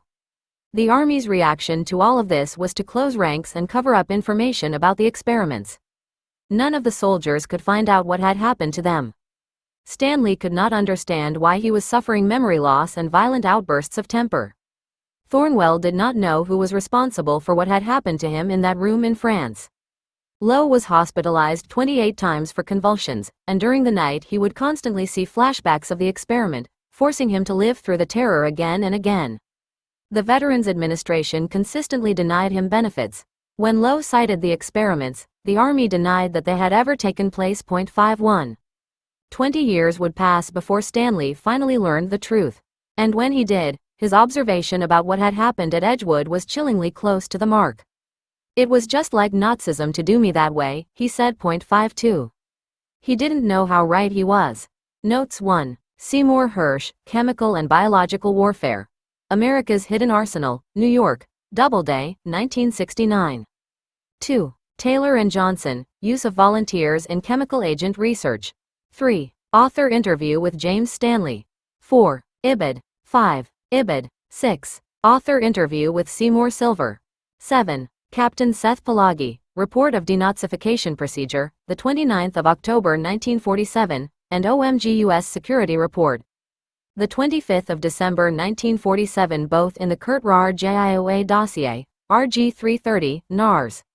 8. Lieutenant F. E. Van Sickle, Memorandum for Post-Intelligence, the 23rd of March 1948, TrueNet Accusation. CSGID to UCOM, Cable War 87364, the 30th of September 1947, both in the Kurt Rahr JIOA dossier, RG 330, NARS.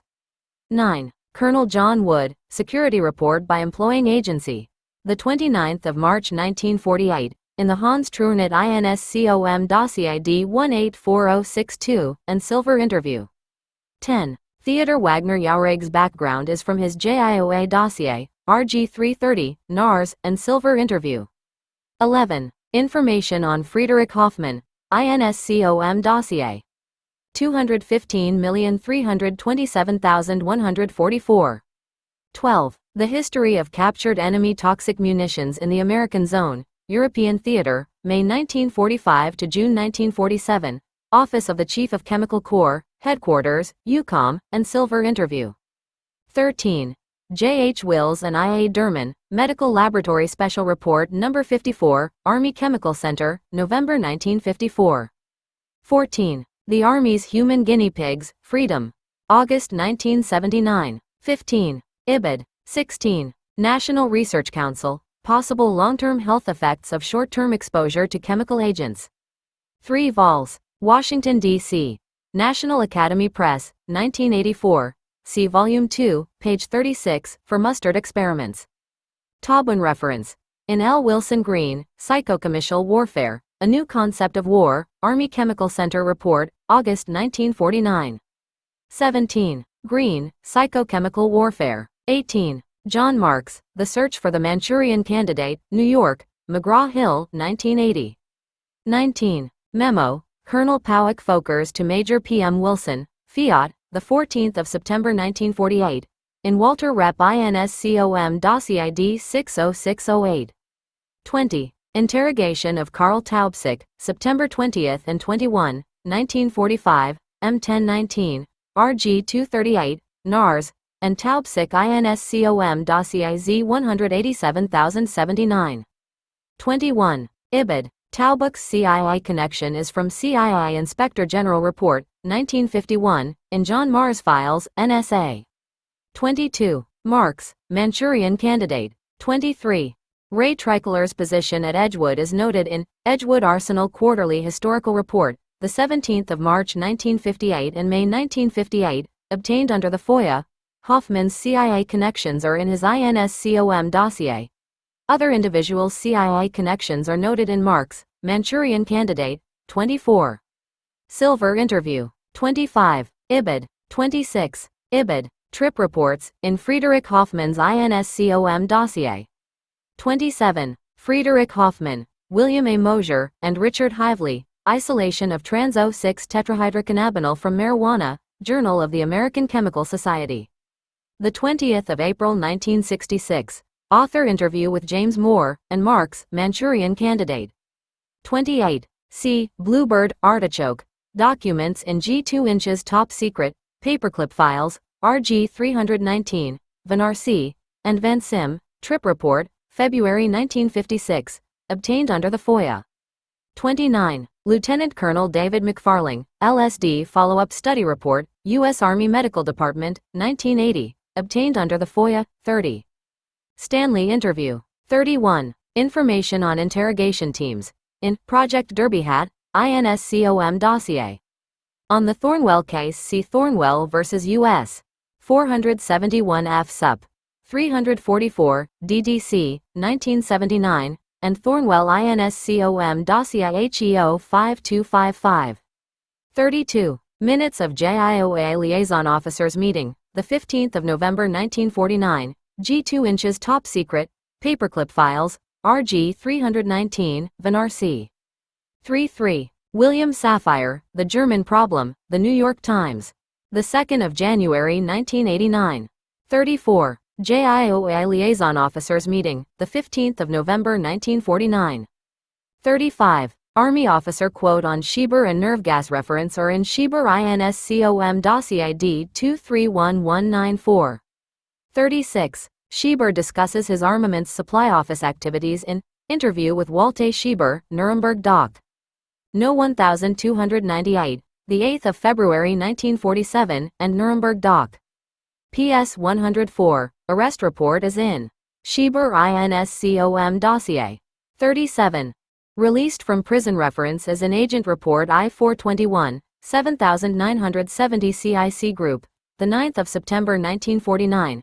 Lieutenant Colonel Morellet Moses to 7970 CIC Group, the 23rd of March 1948, and Cable, Lieutenant Colonel M.C. Taylor to OMGUS, the 26th of April 1948A11 in the Walter Schieber INSCOM dossier. 38. French Attempt. Agent Report I-421, the 9th of September 1949, Spy Suspect and Arms. Agent Report, the 19th of December 1949. CIC Agent Quote.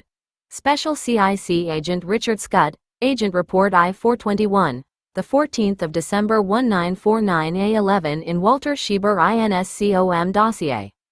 39. Blauer information is from records of his daughter's lawsuit, Barrett vs. U.S., 660 F. Sup.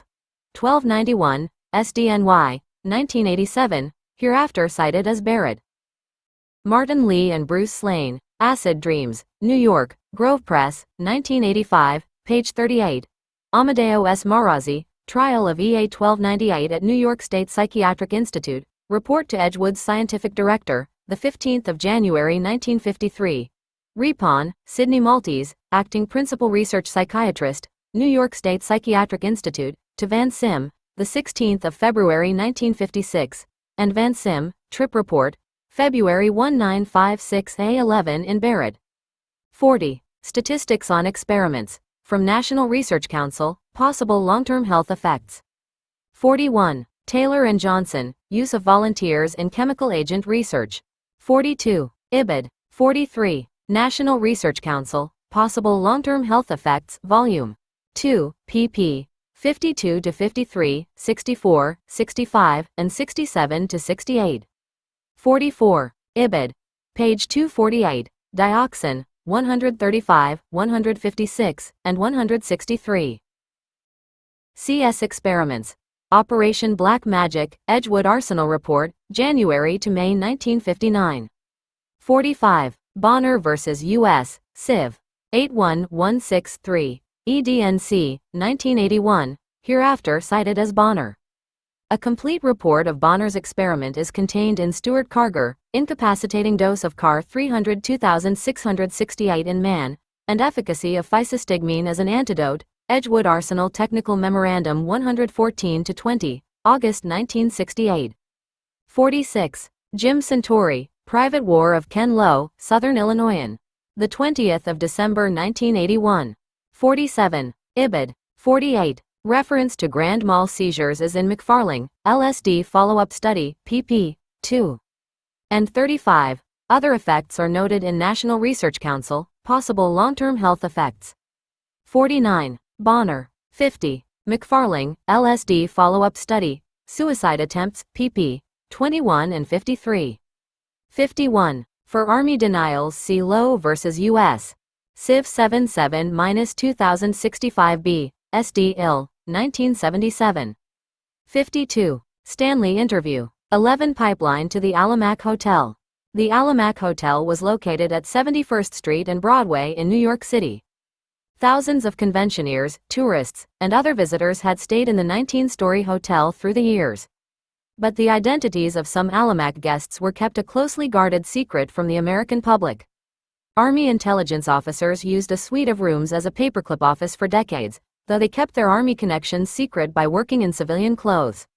They greeted scientists when their ships arrived, processed their immigration papers, and catered to their needs in the hotel. By the time Paperclip was shut down in the 1970s, at least 1,000 German and Austrian scientists had lived in the Alamac for months at a time while the military helped them find jobs. 1.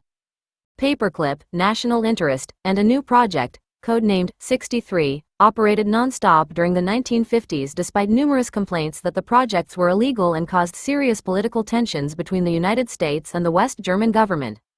Up to 1950, 665 individuals were employed under Paperclip. Notwithstanding U.S. policies in force since 1948 that barred recruiting, and no matter who complained or what political problems were caused, the military stubbornly refused to stop the projects. The fact that 687 more Germans and Austrians were brought to the United States under Paperclip alone from 1950 through 1959 shows how little effect the complaints had on the projects. 2. In November 1950, JIOA Director Daniel Ellis unleashed Project 63, which proved as controversial as Paperclip. This project's admitted sole purpose was to get the scientists out of Europe and away from the Russians. The scientists were paid $5,000 and given temporary visas to come to America for 6 months to look for jobs while being lodged in the Alamac Hotel. Most went to work for universities or defense contractors, not the U.S. government. Thus, the American taxpayer footed the bill for a project to help former Nazis obtain jobs with Lockheed, Martin Marietta, North American Aviation, or other defense contractors during a time when many American engineers in the aircraft industry were being laid off. 3. The European end of the operation was run by the Army's Special Projects Team from the Intelligence Division of U.S. Army Headquarters. The team interviewed and contracted scientists for all JIOA projects in the field or from the team's offices in Frankfurt and Munich. For a while, the Frankfurt office was located just inside the gate at Camp King, but later it was moved because of security reasons to 2 floors in a house across the street from the IG Farben building. Active recruitment was not necessary, since scientists all over West Germany already knew the location of the team's offices. Only the American public had been duped into believing that the project had ended in 1947.4. Recruiting was a nasty word, recalled retired U.S. Army Master Sergeant George Maedeline, who was with the project for over a decade at the Alamac and as a team contractor in Germany. Everything was word of mouth. A scientist would get to the States and somebody would say, "How'd you get here?" They'd say, "Contact Mr. Maedeline in Frankfurt and he'll visit you." And that's the way we got customers. Maedeline wore civilian clothes and traveled around West Germany in an army car with German license plates so that the scientists' bosses would not know they were dealing with Americans. "We didn't want to jeopardize the scientist's job until we were prepared to offer him a contract," said Maedeline. 5. Soon after Project 63 was in force, one of the team's recruiters, Ernest Richter, headed for Austria, where he found an untapped source of scientific talent. Geographer Karl Neumayer was making maps for the U.S. forces in Austria, as he had done for German intelligence during the war in China, Romania, and the Balkans. Chemical warfare expert Rudolf Ulm headed a chemical lab in Tyrol. In 1945, Ulm had been interned by the British when A.K. Mills's technical intelligence team captured Ulm at the chemical warfare experimental station at Spandau. Another Austrian, Wilhelm Lohninger, ran a nitrogen works in Linz. During the war, Lohninger had been employed in the Speer Armaments Ministry supervising war munition factories confiscated by the Nazis in France and Belgium. 6. Richter's efforts to hire the Austrians were hindered by their negative attitude toward the United States. They consider the U.S., culturally speaking, a backward country, Richter observed. He suggested that recruiters could counter that attitude by mentioning television musical programs and the Metropolitan Opera as proof that America was not as lacking in culture as the Austrians believed. 7. The team had more serious problems with the Russians. Like Germany, Austria had been divided into separate Allied zones, and some of the scientists were working in the Soviet zone or were members of the Communist Party. For example, Karl Krejci-Graf, a well-known geological expert, was director of the Soviet's Geologic Institute in Vienna. In 1944, Krejci-Graf had represented German oil interests when the Nazis occupied Hungary. He was arrested and interned in 1945 by U.S. authorities in Austria because of his high SS rank. Another Austrian, biological warfare expert Fritz Kress, was working for the Russians on a study of diseases that deliberately caused abortion in cattle. 8. The Austrians' excuses as to why they had joined the Communist Party were similar to those Germans made for having joined the Nazi Party. For example, Supersonics engineer Otto Galling told recruiters that he had been forced to join the Communist Party to obtain employment after the war. He first had worked for the French Air Ministry in Paris and the British in Londonderry before returning to the Soviet zone in 1947. The team tried to reduce the Soviet influence over Galling by arranging for his relocation to the U.S. zone of Austria. Another Austrian, Ludwig Edenreich, was director of the C.P. Gore's optical works in Vienna, which produced lenses exclusively for the Soviets. Edenreich told the team that he had resigned from the Communist Party and no longer held communist views. But an investigation later determined that Edenreich's name was still on the party's rolls. 9 Other scientists had been ardent Nazis during the war. Alfred Kepka, the inventor of the Madrid rocket, had joined the Austrian Nazi Party in 1927 and was such a Nazi activist that he had been awarded the Golden Party badge. Others had been members of the SS. A well-known coal dust explosives expert, Mario Zippermeyer, had joined the SS in 1933. And geologist Frederick Hecht had even been jailed by U.S. forces in Austria officers and fired from the University of Graz because of his SS membership. 10. Ellis and other JIOA officers were so unconcerned about the Nazi backgrounds of those they wanted to employ under Project 63 that they even considered contracting convicted Nazi war criminals who were still in prison. Take, for example, the case of Eduard Haudremont, who was still serving a prison sentence from his war crimes conviction at Nuremberg. Ellis and 7 other officers discussed Haudremont and other dubious individuals during a meeting at which they decided which scientists on the JIOA's K list should be excluded from being hired under Project 63. Individuals in the K category were those whose skills should be denied to the Russians at any cost. 11. Haudremont had been a top official of Krupp and was convicted at Nuremberg for his involvement in Krupp's massive slave labor program. Thousands of Eastern European Jews had been deported to Nazi Germany to work as slaves in Krupp factories, including a steel plant run by Haudremont. Yet the officers failed to mention this man's crimes or the fact that he had been convicted of complicity in the murder of hundreds of Jews who were beaten or starved to death. Instead, the JIOA's brief discussion of whether to offer Haudremont a contract went like this. The point to consider is whether the newspaper publicity would be adverse if he were brought over, JIOA member Max Brokaw said.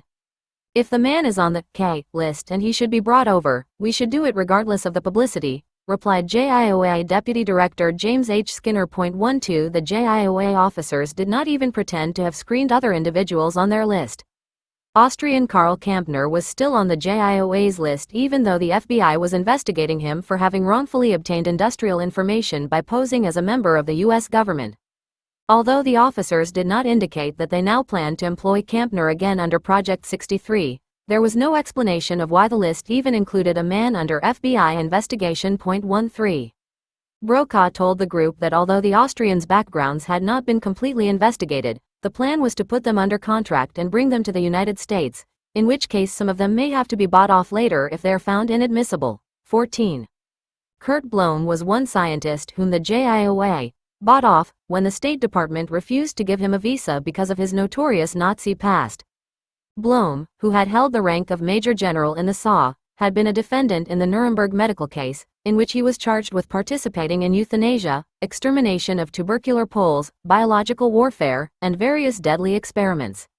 Blome had been the key biological warfare representative on the Reich Research Council, which had approved, funded, and commissioned experiments in the camps. Blome had told Alsace interrogators after the war that SS Chief Himmler had ordered him in 1943 to conduct plague vaccine experiments on camp inmates. Blome had suggested to Himmler that Blome's new institute, then under construction in Poznan, would be better suited for the experiments than a camp because it was isolated. Himmler had then assigned an SS doctor to help with the work. The Alsace agent commented that during the interrogation Blome had no hesitation in repeatedly referring to his intentions to use humans for his work on plague. 15. Despite this admission, the Nuremberg tribunal acquitted Blome of all charges, and concerning the biological warfare charge stated, "It may well be that defendant Blome was preparing to experiment on human beings in connection with bacteriological warfare, but the record fails to disclose that fact, or that he ever actually conducted the experiments."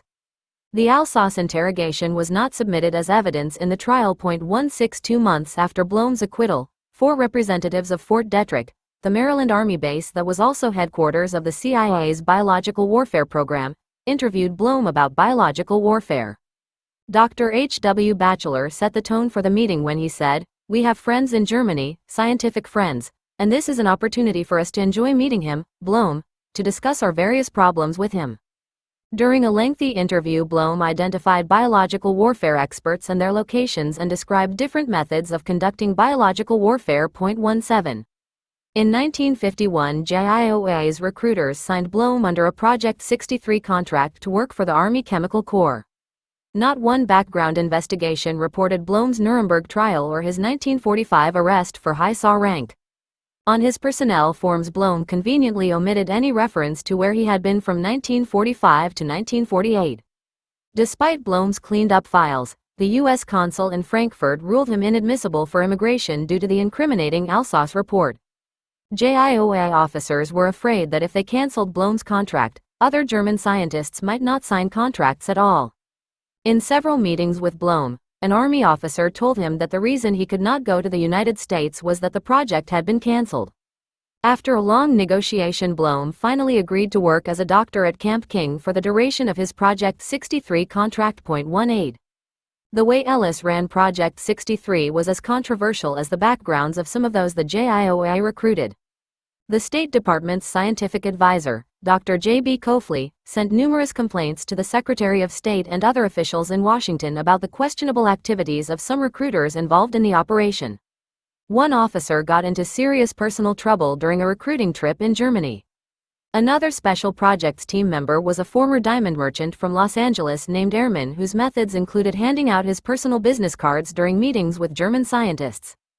You can imagine the reaction in German scientific circles of having a stranger and a diamond merchant calling on the most outstanding German scientists, including Nobel Prize winners, offering a dubious contract in the name of the U.S. government, Coffley reported. 19. The team also sent flyers describing Project 63 to nearly every German scientist living in the U.S. zone. The sales pitch in these flyers would have been more suited to selling used cars than to convincing highly intelligent scientists to move to America. As a result, the Germans were either indignant over the crass approach or were convinced that the United States feared an immediate Soviet invasion of West Germany and was using this method to evacuate German scientists from the danger zone. 20. A number of Germans complained angrily that the Special Projects team had lied to them about the contracts. For example, Helmut Ruska was in charge of the Berlin Institute for Micromorphology and had signed on for Project 63 because he had wanted to find a position with an American university. After he arrived at the Alamac, however, the military pressured him to accept jobs at military bases and refused to pay for his transportation to attend job interviews at universities. Another Project 63 recruit was unhappy from the minute he arrived in the country. Former Luftwaffe parachute designer Wilhelm Buss worked under a short-term Project 63 contract at Edwards Air Force Base in California. Buss complained that the heat and altitude made him sick and that he had been charged for Alamac hotel accommodations that he thought would be provided free. 21. In 1952, American officials in West Germany dove for cover when they learned that a new 20-man recruiting team for Project 63 was heading their way. This team included Air Force Colonel Gerald Crabb, the JIOA Deputy Director, Air Force Colonel Arthur S. Randick, Colonel Edward Berry from G2, 4 U.S. civilians, including ex-Diamond Merchant Airmen, 6 Paperclip specialists, and an assortment of lesser military personnel. U.S. High Commissioner John McCloy warned the Secretary of State that he had the gravest fears that this effort would result in a violent reaction from West German officials. 22. Indeed, the situation reached such a crisis that even the CIA complained. Dr. Carl Weber ran a CIA operation collecting information about Soviet science by interrogating persons who had escaped from the East to West Germany. The JIOA's recruiters already had disrupted Weber's operation once, when they tried to recruit some of his people. He complained to the CIA's scientific advisor that the recruiters were inept. But he was most concerned about the political repercussions. The West German government had threatened to intercede unless the recruiting was stopped, because it conflicted with NATO regulations and U.S. policies in West Germany. 23 JIOA Deputy Director Crabb was a week late for a scheduled meeting with Weber to discuss the problems. In the meantime, the JIOA group was well on its way to the repetition of previous blunders, Weber noted. When the meeting finally did take place, with Weber, HICOG's chief scientist Carl Nordstrom, Crabb, and Berry, Weber complained that the JIOA's list of recruitment possibilities included people who were too old, too rich, too busy and too thoroughly disgruntled with past experience with Americans to justify trying to hire them. In return, Crabb and Berry told Nordstrom that they regarded the CIA as saboteurs and obstructionists. 24. The JIOA's recruiting did not end, despite the complaints. In fact, they increased recruiting efforts for Paperclip as well. Even the reason for continuing that project was two-faced. On the one hand, Paperclip was defined in its policy as a project to exploit the skills of German scientists. But behind the scenes, the project was still viewed by those who ran it as a useful tool in the Cold War game against the Russians. The military used the project to obtain military and political intelligence information about the USSR and the Soviet zone of Germany. As one Air Force history reported, the loss of such intelligence and utilization to those powers not in sympathy with our way of life illustrated the program's denial value. 25. Crabb took over as JIOA director in 1953. Crabb was the typical pre-World War II aviator. If you couldn't shoot it or eat it, he didn't care about it, recalled retired Army Colonel Bernard Jehan, who served on the JIOA from 1953 to 1957. Jehan strongly believed that the United States received invaluable benefits from Paperclip and other JIOA projects. It would have been an absolute sin to have wasted this opportunity, Jehan said. 26. Jehan also claimed that there were no problems during his tenure with the JIOA. There was nothing underhanded, we had nothing to conceal, he said. There were no war criminals. We had to be careful. He described the State Department as uncooperative. Their deadpan GS-12 bureaucrat asked no questions about morality, only about a misplaced comma in the paperwork. 27. Jehan said the JIOA had several run-ins with the CIA during the time he was in the agency. One incident occurred after the JIOA contracted with 2 German scientists from Darmstadt. All of a sudden 2 guys in black suits showed up at my house, he recalled. I thought, my God, it's the IRS, but they were spooks from the CIA. They said they had a problem because our 2 German recruits were the CIA's undercover sources in R&D, research and development. 28 Paperclip also got entangled in a fierce turf fight between the CIA and the FBI in the United States. The CIA's 1947 charter forbids the agency from operating within the continental United States. Yet Jehan said the JIOA discovered that the CIA had spied on 2 Paperclip scientists who worked at Ohio State University. The scientists were terrified because they were being followed. One man called the FBI and said it must be the Russians, Jehan recalled. Now, I thought it might have been a football coach from a competitive university, but certainly not the Russians. We later found out it was the CIA. 29. The practice of employing foreign rather than American workers led to strong complaints from the Federal Employees Union. Paperclip, it said, discriminated against American workers by granting Germans preferential treatment in the job market. But Air Force officers thought American workers were mediocre. In 1954, for example, the Air Force was trying to fill 63 vacancies at the Air Research and Development Command laboratories. Air Force recruiters interviewed engineers who had been laid off from North American Aviation in California, but reported that these workers were of low caliber, essentially technicians, even though they termed themselves engineers. To fill the jobs, the Air Force sent its own 6-man team to Germany, where they recruited 35 ex-Nazi colleagues of the German Old Boy Network working for Colonel Donald Putt at Wright-Patterson Air Force Base. 30. The JIOA had problems clearing 3 of these recruits because they were agents in Germany's intelligence service. Herbert Alfke, for example, was a physicist and high-frequency specialist for the Plendel Institute in Austria. He also continued his connections with German intelligence that he had established during World War II. Alfke had been a lieutenant in the Wehrmacht from 1941 to 1944 and an Abwehr officer at the German embassy in Spain, where he engaged in clandestine intelligence activities against the Allies. The Air Force contracted him under Paperclip despite FBI and CIA reports that Alfke was considered a potential security threat due to his foreign intelligence connections. 31 Most new recruits were former colleagues of earlier Paperclip employee Albert Patton, who had obtained his U.S. citizenship despite having admitted using hundreds of Jewish women as slave laborers in his factory. In the early 1950s, Patton started his own company, Ampatco Laboratories in Chicago, to design and manufacture automatic pilot devices for jet fighter planes similar to those made by his factory in Nazi Germany. 32. Patton had given Putt a list of Germans he wanted to hire and said that their backgrounds were clean. None of the persons had affiliations with any extreme political parties, neither Nazi nor communist, Patton claimed. The list included Willy Hornauer, former chief engineer and assistant to Patton in his factory during the war, Gerhard Klein, chief of development at Siemens Electric Company, and several men who worked for the British government, including Johannes Gievers, chief engineer for Chrysler Gerät, a subsidiary of Askania that developed the Euro for the V1 and V2. But investigations uncovered derogatory information on Klein, despite Patton's claims to the contrary. Air Force Lieutenant Colonel Eugene Cook told the JIOA to drop Klein from the list, for security reasons. 33. The Askania connections of some of the men also raised disturbing questions, since several top-level Askania officials, including a national interest recruit, had been accused of collaborating with the communists. In 1948, a German court charged Askania's technical director, Guido Wensch, with knowingly having delivered optical instruments to the Soviets, in an espionage case. 2 years later, Wensch was acquitted and brought to the United States to work for an Indiana company under a 6-month contract. Wensch then returned to Germany and resumed his position at Askania. He came under suspicion again in the mid-1950s when 3 Askania directors and several employees were convicted of selling $500,000 worth of strategic military equipment to the Chinese communists during the Korean War. Trial evidence revealed that some of Askania's directors, including Wensch, were aware of the deal made with the communists. 34. In addition to the Air Force Group, the Navy brought several biological warfare experts to the United States in the 1950s under Paperclip.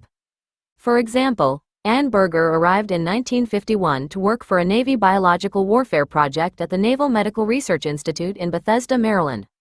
Berger had been a wartime assistant to Paperclip scientist Eric Traub, who arrived earlier.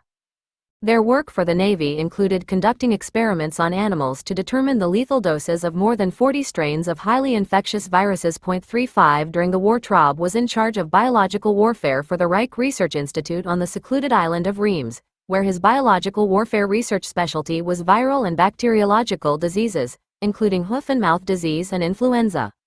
Traub's expertise fit right in with a scheme by SS Chief Himmler to prepare a vaccine against the Rinderpest virus and to conduct experiments to see whether the virus could be preserved for later use. Himmler had obtained a strain of Rinderpest in Turkey and told Kurt Blome to send someone to collect it. Traub was chosen for the job, and after reporting to SS headquarters in Berlin, he went to Turkey to get the Rinderpest. Experiments were conducted at Reims on cows that were deliberately infected by smearing the virus on their lips. In 1945, the Reims Institute was captured and re-established by the Russians. Traub, Berger, and other biological warfare experts worked there for the Russians until 1948.36. Air Force Colonel Stone Christopher joined the JIOA in 1955. A veteran intelligence officer who had worked with British intelligence during World War II, Christopher was born in Stockholm, Sweden, and came to New York when he was 18. He joked about how his first name, Sten, was changed when he filled out his U.S. citizenship papers. "This guy looks at it says, well, that's Stone. It's been Stone ever since." 37.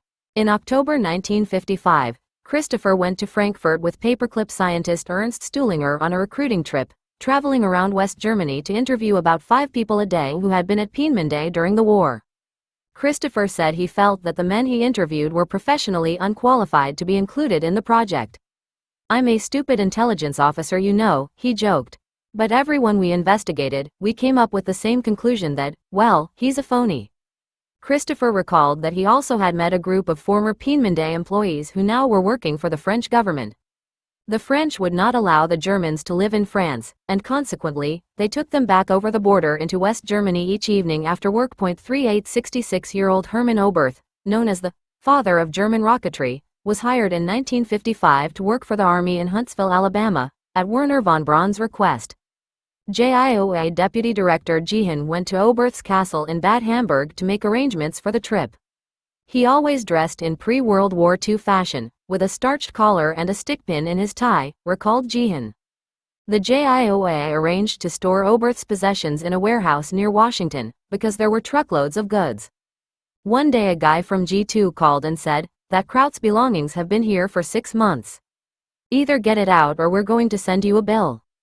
It was then that the JIOA discovered that Oberth's possessions included rare antique art and sculpture that had been taken out of West Germany in violation of that country's laws.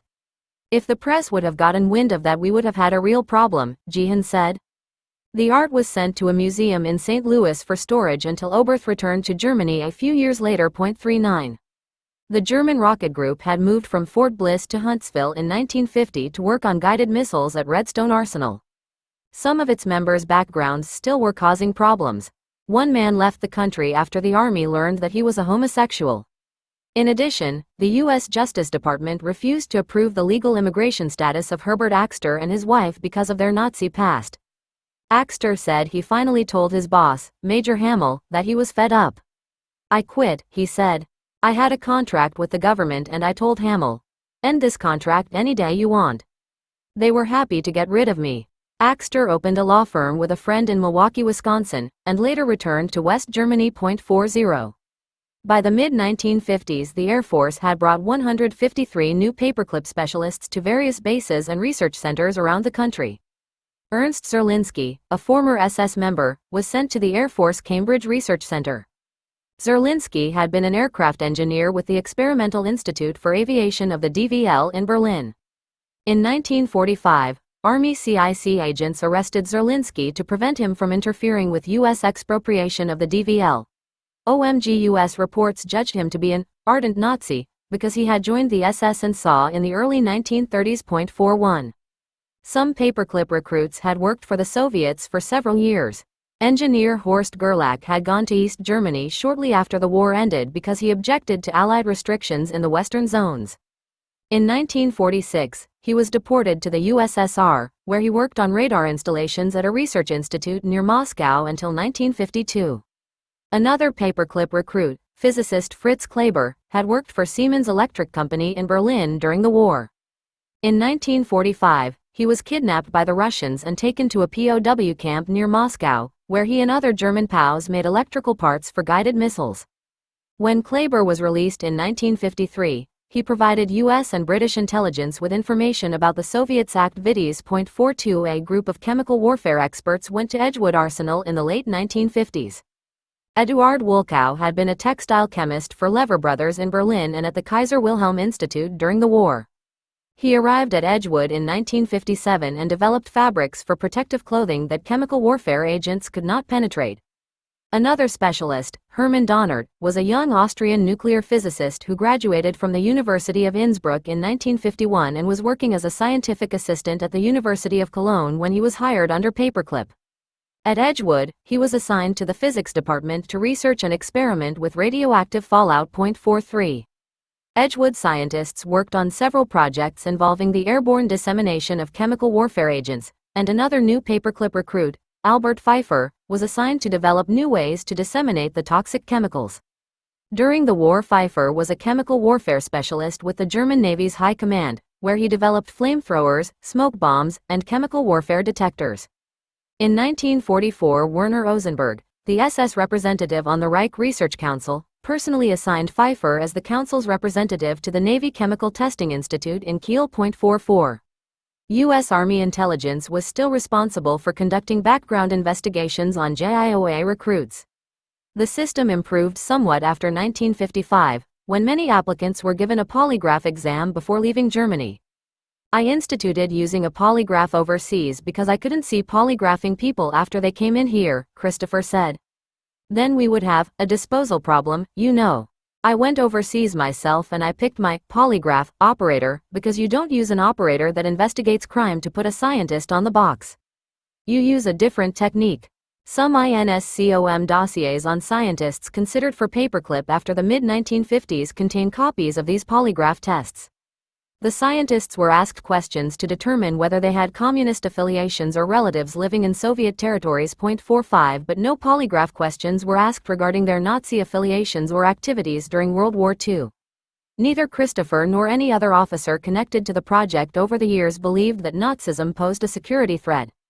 What the heck would you think if you were in Germany under a dictator and you were a scientist and you wanted to work in your scientific field? Christopher said. They were Germans fighting for their country the same as we were fighting for ours. 46. Apparently the Joint Chiefs of Staff felt the same way. The JCS had a secret plan to evacuate scientists from Europe in case of war with the USSR, and the JIOA maintained lists of those included in the plan. One list included individuals who normally would not be admitted to the United States, but whose work was considered so important that their skills should be denied to the Russians. In 1957, this list included convicted Nazi war criminal Hautermont, Nuremberg defendants Blom and Siegfried Ruff, who had returned to the DVL and later worked for Lufthansa German Airlines, and many biological or chemical warfare experts.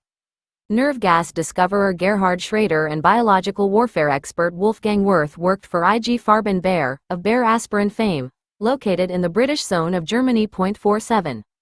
Willy Messerschmitt's name was also on JIOA's list. Messerschmitt's famous jet fighter planes, which ruled the skies over Nazi Germany during the war, had been built by Messerschmitt factories that used thousands of inmates from Mauthausen and Dachau as slave laborers. When Allied troops liberated Mauthausen, they uncovered a mound of human bones surrounding the quarry that hid the Messerschmitt aircraft factory.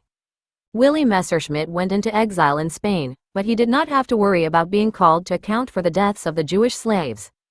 A German denazification court fined him a mere 2,000 German marks for being a fellow traveler of the Nazis. 48.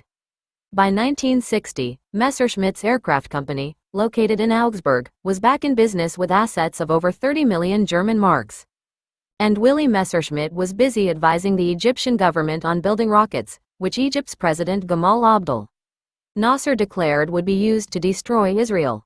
A large staff of Germans was in Cairo helping President Nasser develop his own aircraft, which the Israelis feared could carry high-explosive rocket warheads.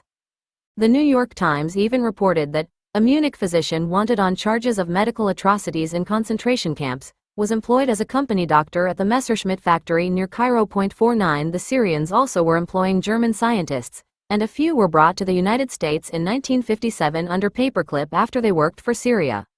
One was Wilhelm Wessel, who was in charge of a rocket design team in Syria from 1951 to 1954. Wessel had been a design engineer for BMW during the war. Another employee in Syria, Otto Cerny, had been a rocket engineer at Peenemünde.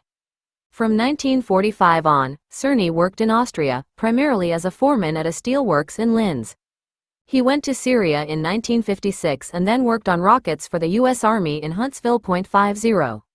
By the late 1950s, a great majority of those employed under JIOA projects were younger men with little, if any, post-university experience as scientists.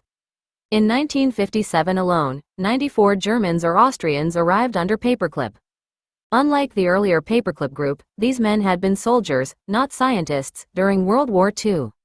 56 specialists arrived during the first quarter of 1957 to work at Fort Monmouth, New Jersey, the nerve center of scientific research and development for the U.S. Army Signal Corps.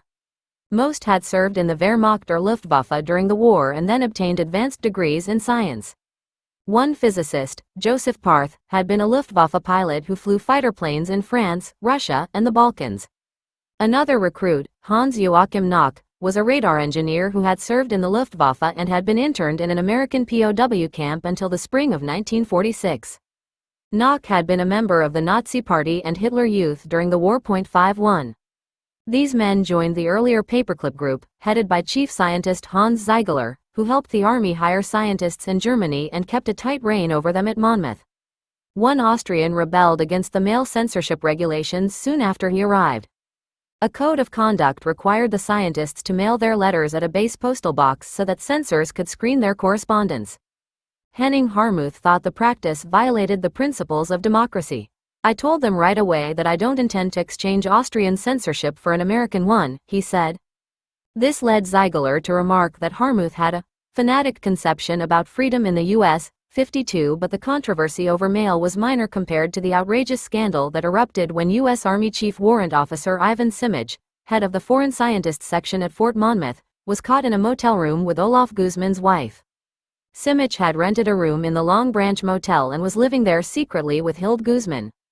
The Paperclip scientist knocked on the door and, looking through a crack, was able to see his wife naked on the bed and Simic rapidly crossing the room, clothed in a dressing gown. 53. The Austrian engineer first met Simic when he arrived at Fort Monmouth in late 1953. Guzman, a wartime member of the SA, had been working for Philips Telecommunications in Vienna. Almost immediately Simic began spending all of his off-duty hours at Guzman's apartment, and he even moved in for a while. Soon Hild told Guzman she was leaving him for Simic, who was a married man. Toward the end of October, Simic's advice assumed a threatening manner, Guzman said in a sworn affidavit. Simic told me if I did not sign a property settlement, then my wife would take me to a divorce court, and since I have only a temporary visa, it would be hard for me to get a permanent visa thereafter. I considered this a veiled threat from Simic. This frightened me because he was an officer of the U.S. Army and my supervisor. 54. Unfortunately, Simic was in a perfect position to prey on the Paperclip group. The scientists were vulnerable, since they were under military custody with no U.S. entry visas and depended on Simic for their existence. Mr. Simic was my supervisor. He distributed paychecks, made arrangements for visas, censored ailmail, provided for my aid or assistance under the terms of the contract, Guzman stated in an affidavit.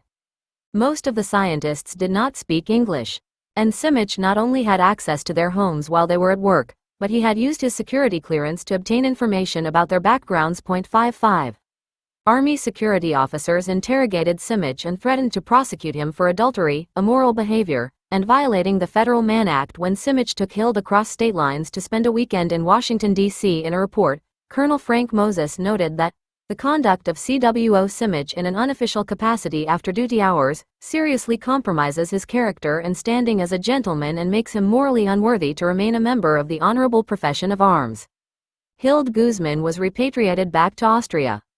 The JIOA and Army delayed Simic's resignation from the Army until Hild had left America, to stop Simic from seeing her and avoid publicity. 56. While the Army was keeping a lid on this scandal, other controversies arose in 1956 that threatened to expose the ongoing project to the American public.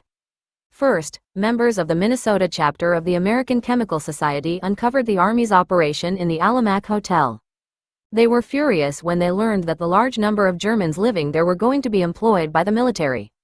The Axe was concerned that the Germans were taking jobs from Americans and it vowed to do everything possible to stop the recruitment of foreign nationals. 57.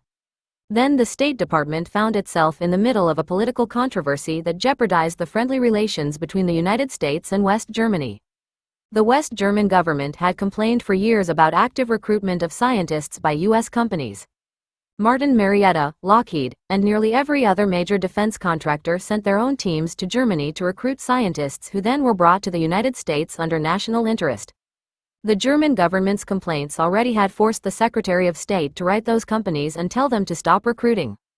Then the West Germans complained to Ambassador James Conant about Paperclip and demanded that it be shut down. Conant agreed, and he urged Secretary of State John Foster Dulles to quickly find a way to stop the project before we are faced with a formal complaint by the West German government against a continuing U.S. recruitment program which has no parallel in any other Allied country. 58. Nevertheless, West Germany's complaints did not stop the projects. In November 1956, the U.S. Army Assistant Chief of Staff for Intelligence, ACSI, Lieutenant General Robert Scho, told the JIOA that the projects would continue but recommended that they concentrate on processing current cases and immediately discontinue active recruitment in Germany. Scho's comments reflected the views of the Joint Chiefs of Staff, who felt that the recommendations would satisfy the German government while still allowing the project to continue. 59 In an effort to dupe the West German government into believing that Paperclip had ended, JIOA Director Christopher changed the project's codename to the Defense Scientists Immigration Program, DEFSIP. "I changed the name because the Germans objected to Paperclip," recalled Christopher. The State Department was told that while applications would be accepted from interested German scientists, there was no longer a formal defense project to solicit them. 60. These changes made little difference. The Special Projects team stopped overtly recruiting German specialists, but if one walked through the door, he would find a contract waiting for him. And there were few, if any, scientists in West Germany who did not know the team's address. The project's name change fooled no one. Even the JIOA continued to refer to the project as Paperclip. A few months later, the Russians' activities were used as an excuse to escalate recruitment efforts again. On October 4, 1957, a Russian rocket launched Sputnik I, the first satellite to orbit the Earth. Less than a month later, on November 3, a much larger satellite was launched that carried a dog, the first living creature to circle the Earth. 61. The space race had begun. At the time, former JIOA Director Benjamin Heckmeyer was working on Paperclip as chief of the intelligence collection branch for ACSI in Europe. As a result of Sputnik, on November 1, 1957, Heckmeyer asked Scho for permission to recruit a large number of German scientists and have them waiting at the Hotel Alamac when the go-ahead signal is given. He suggested accelerating the project by shortening the time spent on background investigations and eliminating the processing schedules altogether. 62. Heckmeyer then told Scho, in a gross understatement, "We can ship a lot of talent when you give the word." Notes 1. Contract terms with Alamac Hotel as in Minutes of JIOA Liaison Officers Meeting, the 26th of February 1951, G2 Paperclip Files, RG 319, Van C. The Alamac Hotel is now a condominium complex. 2. Detailed statistical reports are in JIOA post-1952 Administrative Files, RG 330, NARS. 3. For a copy of a Project 63 flyer with contract information, see State Fiche, RG 59, NARS. Policy. JCS 1363 75, RG 218, NARS. 4. Special Projects Team reports are in ACSI post-1952 Paperclip Files, RG 319, Van C. 5. Author interview with retired Army Master Sergeant George Meideline. 6. Information on Neumayer, Ulm, Lohninger, and other Austrians as in Austrian Scientists, IRR Dossier, RG 319, NARS. 7. Ernest Richter, Special Projects Team, Trip Report to ACSI, the 16th of April 1957, ACSI post-1952 Paperclip Files, RG 319, Van C. 8. Information on Krejci Graf and Kress, see Austrian Scientists. 9. Memo, Colonel Louis Perry to ACSI, the 6th of July 1951, JIOA Administrative Files, RG 330, NARS. 10. Ibid. 11. Haudremont was tried in Nuremberg, Case 10, U.S. vs. Krupp et al., M 896, RG 238, NARS. Quote is from Minutes of JIOA Liaison Officers Meeting, the 2nd of February 1951, G2 Paperclip Files, RG 319, WNRC. 12. Minutes of JIOA Liaison Officers Meeting, the 2nd of February 1951. 13. Ibid. On Campner CAC of S Report, USFA Headquarters, the 29th of August 1950. Encampner INSCOM dossier Z 271686. 14. Minutes of JIOA Liaison Officers Meeting, the 2nd of February 1951. 15. Blome Information. Hunt, U.S. Cover-up of Nazi Scientists. Original Alsace Interrogation. Kurt Blome INSCOM dossier XE 001248. 16. Hunt, U.S. Cover-up of Nazi Scientists. Blome Court Decision. Brandt. 17. Hunt, U.S. Cover-up of Nazi Scientists. Fort Detrick Interrogation. Blome's INSCOM dossier. 18. For copies of contracts, see Kurt Blome's INSCOM dossier and his JIOA dossier, RG 330, NARS. 19. Memo, Dr. J.B. Coffley to State Department, the 6th of April 1951. See also J.B. Casefley to Frederick Nolting, the 14th of January 1952, regarding the JIOA misrepresenting contracts and CIA and state comments about the JIOA's dubious recruiting methods, including an ex-diamond merchant from L.A. All are from State Fiche, RG 59, NARS. 20. For a Project 63 flyer, see State Fiche, RG 59, NARS. 21. Complaints by Helmut Ruska are in Memo, Carl Nordstrom, Chief Scientific Research Division, HICOG, to JIOA Director Benjamin Heckemeyer, the 7th of December 1951, JIOA Administrative Files, RG 330, NARS. Bus Complaints. Wilhelm Bus IRR Dossier EE 392034, RG 319, NARS. 22. Cable, John McCloy, HICOG, to Secretary of State, the 21st of February 1952, State Fiche, RG 59, NARS. 23. Carl Weber, CIA Frankfurt, to Marshall Chadwell, CIA Washington, CIA Memo S. C. 456, OSI, 7-8, 20. February 1952, State Fiche, RG 59, NARS, but the West German government could not have been too happy with the CIA either. See Alistair Horn, Return to Power. New York. Prager, 1956, pp.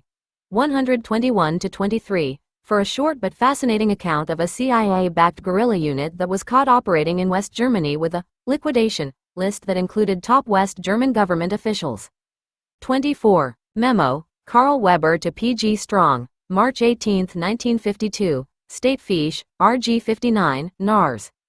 25. Air Research and Development Command. See also Colonel U.P. Williams, Alleged Recruitment Program, Memo to the ACSI, the 23rd of November 1956, noting the value of continuing Paperclip and an estimated 420,000 engineering school graduates in Russia. ACSI post-1952 Paperclip files, RG 319, Vinar C.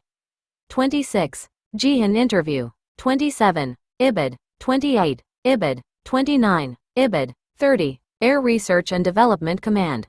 31. For information on Herbert Alfke, see CIA Biographic Register, July 1952, and Memo, CIA, Liaison Division, to Director of Intelligence, U.S. Air Force, the 23rd of August 1952, both in the Alfke JIOA dossier, RG 330, NARS. 32. See AMPATCO file, JIOA Administrative Files, RG 330, NARS. 33. Information on Klein. Lieutenant Colonel Eugene Cook to JIOA Director, the 1st of June 1950, memo noting that Klein has been dropped from the list for security reasons, JIOA Administrative Files, RG 330, NARS. 34. Wench's U.S. entry is noted in Cable, HICOG to 66th Army CIC, March 1950, in Guido Wench IRR Dossier Z 187525, RG 319, NARS. 35. Anne Berger Biography and Biological Warfare Job Description. Memo, C.F. Behrens, Naval Medical Research Institute, to Chief of Naval Operations, the 27th of November 1950, JIOA Administrative Files, Navy Escape Clause, RG 330, NARS. Eric Traub biography is in Traub's JIOA dossier, RG 330, NARS. 36. Traub's trip to Turkey is discussed in Alsace interrogation of Kurt Blome, Blome INSCOM dossier XE 001248. 37. Author interview with retired Air Force Colonel Stone Christopher. 38. Ibid. 39. Guillaume interview. Records on Oberth's U.S. entry are in ACSI post-1952 paperclip files, RG 319, Vanarc. 40. Axter interview. 41. Air Research and Development Command. Ernst Zerlinski Berlin Document Center Report, the 1st of June 1953 contract, and basic personnel record for German specialists listing NSDAP, SS, SAW, and other organizations are in Ernst Zerlinski IRR dossier Z 301,737, RG 319, NARS. 42. Biographies are in Horst Gerlach's and Fritz Kleber's ACSI dossiers, ACSI post-1952 paperclip files, RG 319, Vanarc. 43. Biographies are in Eduard Wolkow's and Hermann Donnert's ACSI dossiers, ACSI post-1952 paperclip files, RG 319, Vanarc. 44. Ozenberg signed a certificate transferring Pfeiffer to Kiel on 13 April 1944, in Albert Pfeiffer INSCOM dossier. 45. Christopher interview. For an example of polygraph questions, see Hans Dolajalek INSCOM dossiers 11 574906 and I13B 488. 46. Christopher interview. 47. JIOA 1957 list, JIOA post-1952 administrative records, RG 330, NARS, declassified per author's FOIA request. 48. Messerschmitt use of slave laborers is described in Benjamin Ferrant's Less Than Slaves, Cambridge, Massachusetts. Harvard University Press, 1979. Messerschmitt denazification. Messerschmitt fined as Nazi, The New York Times. The 27th of May 1948. 49. Ferrant's Less Than Slaves, The New York Times. April 3 and 5, 1963. 50. Wilhelm Wessel biography. Wessel's ACSI dossier, in ACSI post-1952 paperclip files, RG 319, Vanarc. Otto Cerny information is in memo, Mrs. Hedmarie Cerny to Andrew Lair, Special Projects Team, the 19th of September 1956, in Cerny INSCOM dossier GE 009781. 51. Lists of Fort Monmouth recruits. Joseph Parth's ACSI dossier, and Hans Joachim Knock's ACSI dossier are in ACSI post-1952 paperclip files, RG 319, Vanarc. 52. Ivan Simic, memo for the record, the 8th of July 1953, Hans Ziegler, memo for the record, the 14th of August 1953, and Ivan Simic, memo for the record, the 14th of August 1953, all in ACSI post-1952 paperclip files, RG 319, Vanarc. 53. Olaf Guzman statement and Major Louis Saxby, in the matter of CWO Ivan Simic and Mr. and Mrs. Guzman, the 18th of January 1954, are in the Guzman ACSI dossier, ACSI post-1952 paperclip files, RG 319, Vanarc. 54. Ibid. 55. Ibid. 56. Colonel Frank Moses, memorandum, the 11th of November 1953, in the Olaf Guzman ACSI dossier, ACSI post-1952 paperclip files, RG 319, Vanarc. 57. American Chemical Society complaint. Memo, Herbert Shawn to Colonel Kite, Army Press Desk, the 21st of November 1956, and memo, Colonel U.P. Williams to ACSI, the 23rd of November 1956, both in ACSI post-1952 paperclip files, RG 319, WNRC. 58. Ambassador James Conant to Secretary of State, the 13th of July 1956, State Fiche, RG 59, NARS. 59. ACSI Deputy Director General Robert Shaw to JIOA, the 26th of July 1956, and U.P. Williams, AC of S, to CRD, the 26th of November 1956, both in ACSI post-1952 paperclip files, RG 319, Vanarc. 60. Christopher interview. For Christopher correspondence on name change to Project DEFSIP, see memo, JIOA Director Stone Christopher to Army, Navy, Air Force Intelligence Chiefs, the 26th of March 1957, JIOA Post 1952 Administrative Files, RG 330, NARS. 61. Walter Sullivan, Soviet launches Earth satellite, The New York Times. The 5th of October 1957.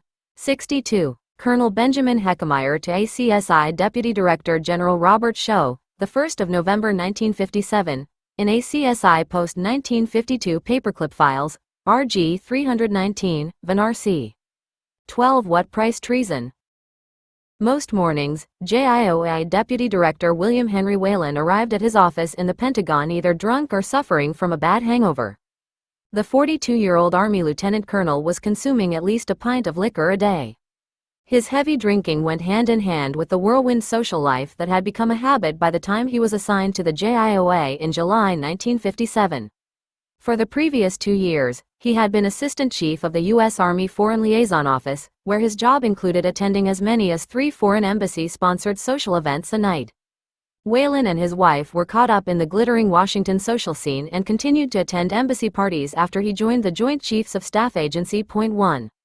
Whalen had made several friends while making the rounds of diplomatic parties. One was Colonel Sergei Adamski, the acting Soviet military attaché and a known agent of the Soviet Military Intelligence Agency, the GRU.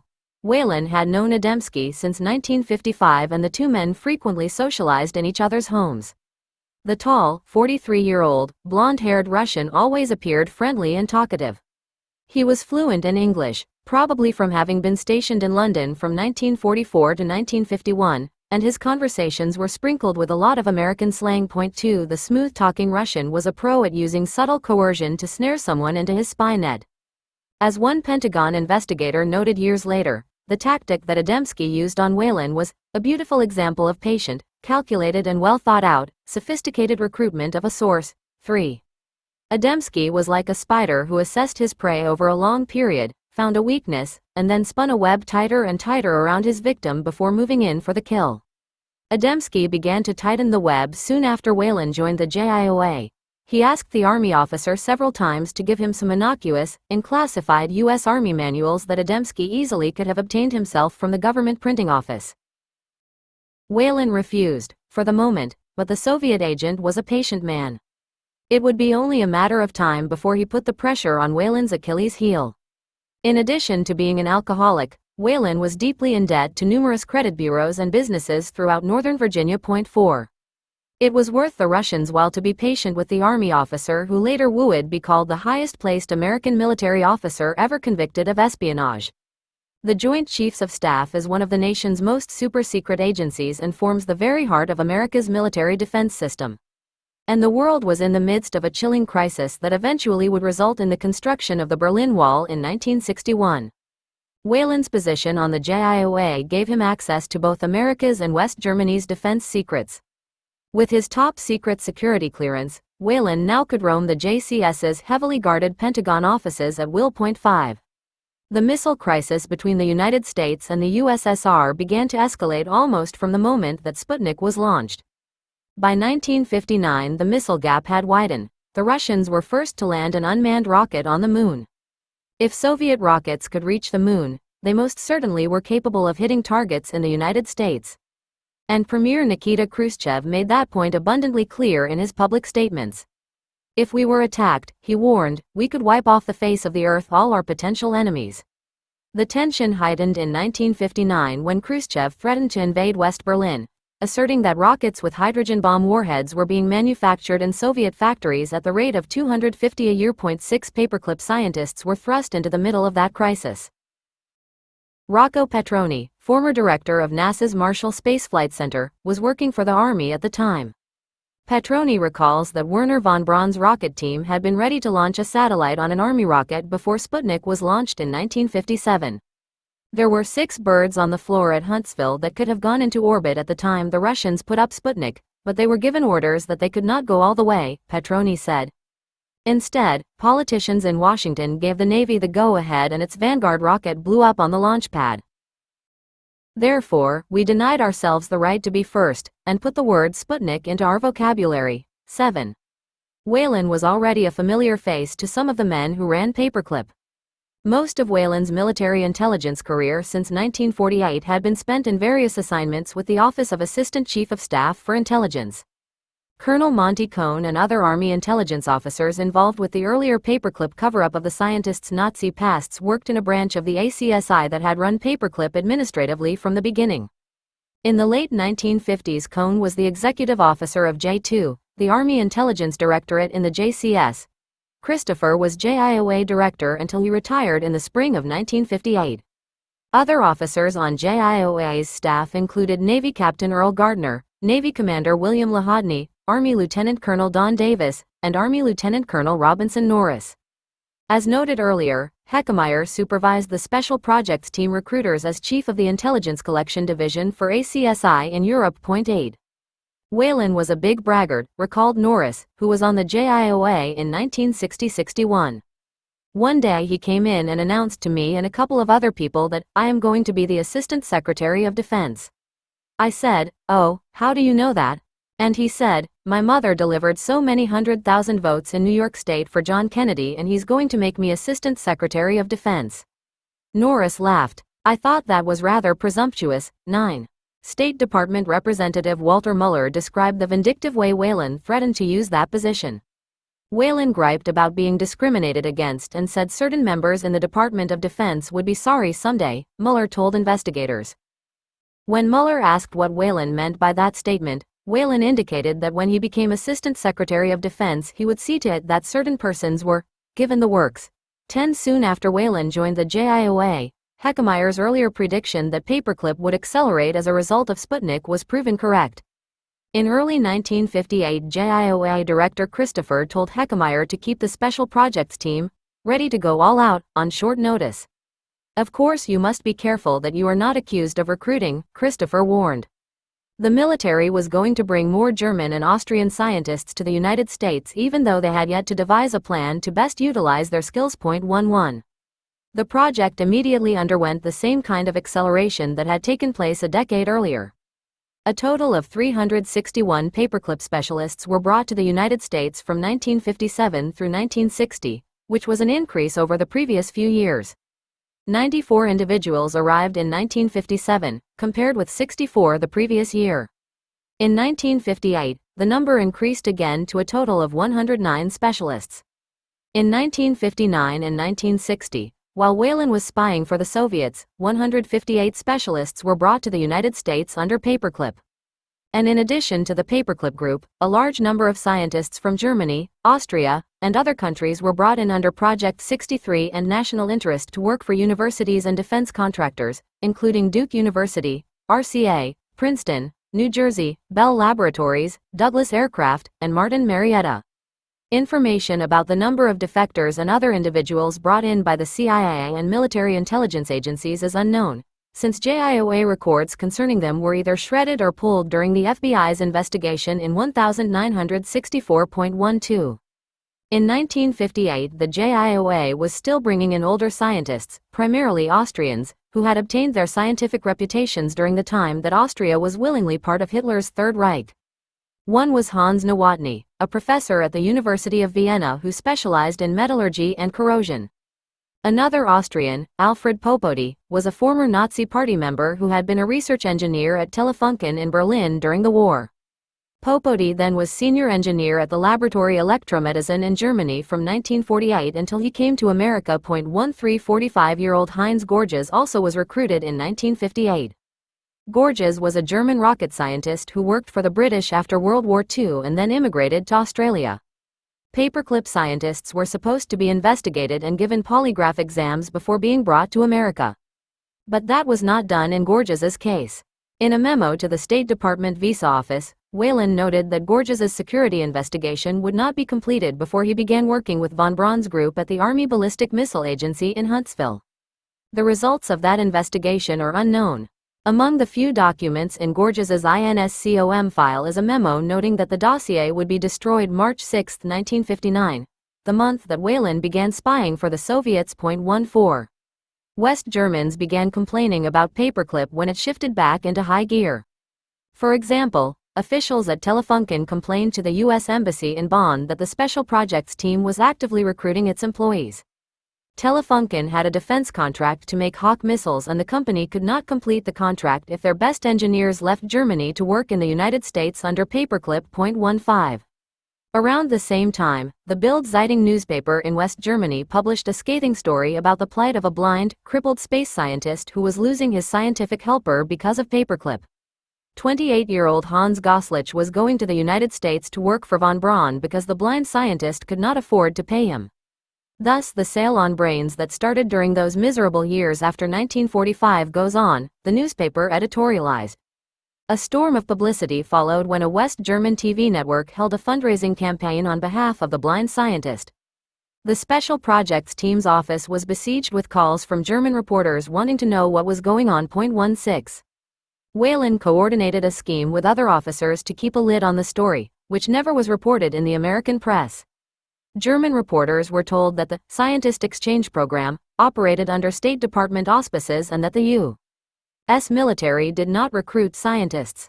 One reporter from a Cologne magazine was allowed into Camp King to talk with project officers, but they carefully kept him away from the team's offices, where a group of scientists was waiting to come to the United States. 17 Paperclip recruiting continued to escalate in 1959 as tension between the United States and Russia grew stronger and the press reported rumors of war.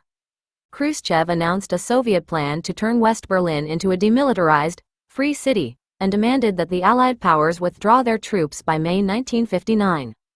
Khrushchev's plan would leave the small island of democracy defenseless in the middle of communist East Germany.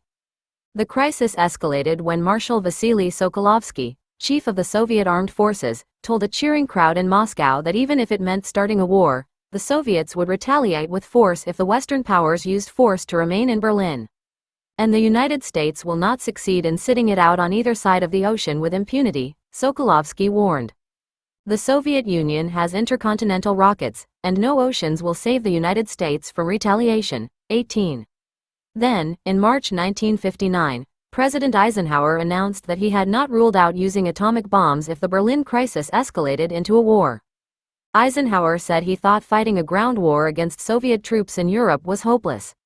What good would it do to send a few more thousands or indeed, a few divisions of troops to Europe, he asked. To attempt to fight the vastly greater number of Soviet forces on the ground would be a miscalculation and an error, Eisenhower said, but he emphasized that he had not discounted nuclear war. I think we might as well understand this. Might as well all of us understand this. I didn't say that nuclear war is a complete impossibility. 19. That same month, Weyland made the fateful decision to betray his country. He met Adamski at a shopping center in Alexandria, Virginia, and agreed to turn over America's defense secrets. From that day in March 1959, Weyland was a paid Soviet agent until he stopped spying in early 1963. He eventually gave the Soviets at least 30 to 35 U.S. Army manuals and oral information, for which he was paid approximately $14,000 in cash. 20. Adamski and another Soviet agent gave Weyland specific instructions about the kinds of information they wanted. They asked him to obtain documents relating to U.S. defense plans for West Berlin, including U.S. troop movements and plans to reinforce the U.S. forces in Germany. The Berlin crisis had resulted in a number of military exercises involving the airlift of combat troops from the United States to Europe and vice versa while Weyland was in the JIOA. The Soviets directed Weyland to get information concerning the timetables of the airlifts and the specific destinations of the U.S. troops involved.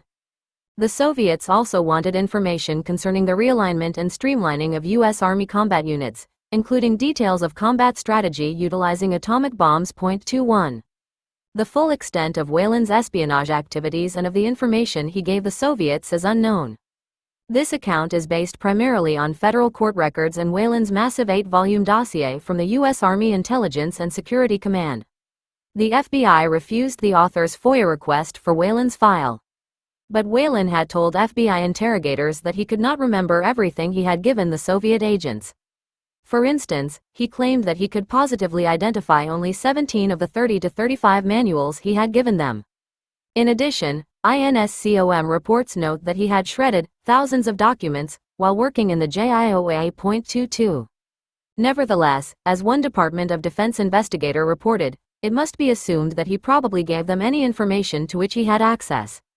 Army intelligence documents show that definitely included information about the German scientist projects. 23.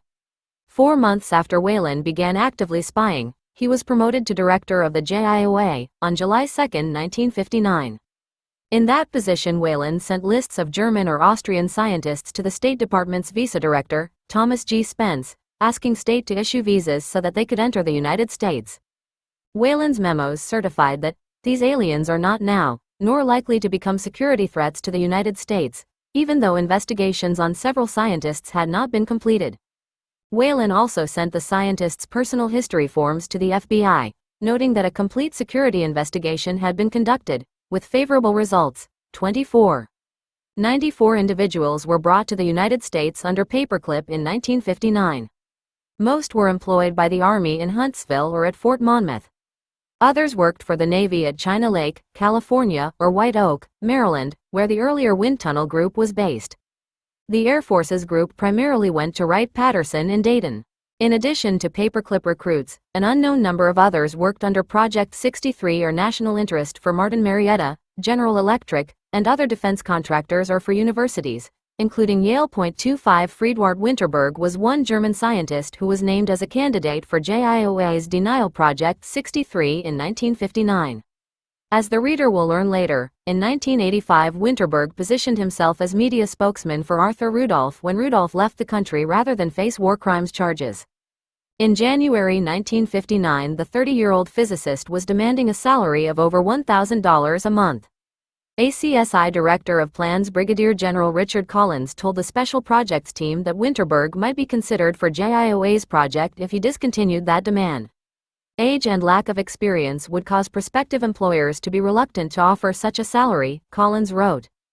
It was suggested that Winterberg be sent to the Alamac Hotel for job interviews. Winterberg accepted a position at Ohio's Case University in 1959 and currently is with the Desert Research Institute in Reno, Nevada. 26. The 1959 group also included older scientists who had established their careers under Hitler.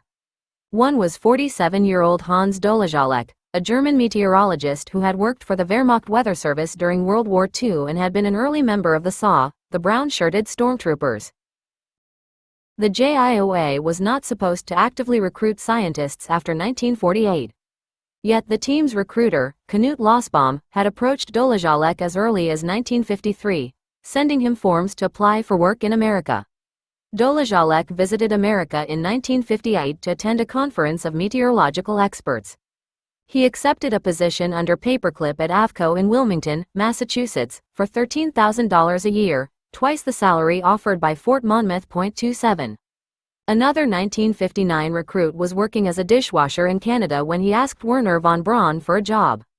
61-year-old Friedrich Wigand was first touted as a top German rocket scientist, but after he arrived in Huntsville he admitted that he had never even seen a rocket.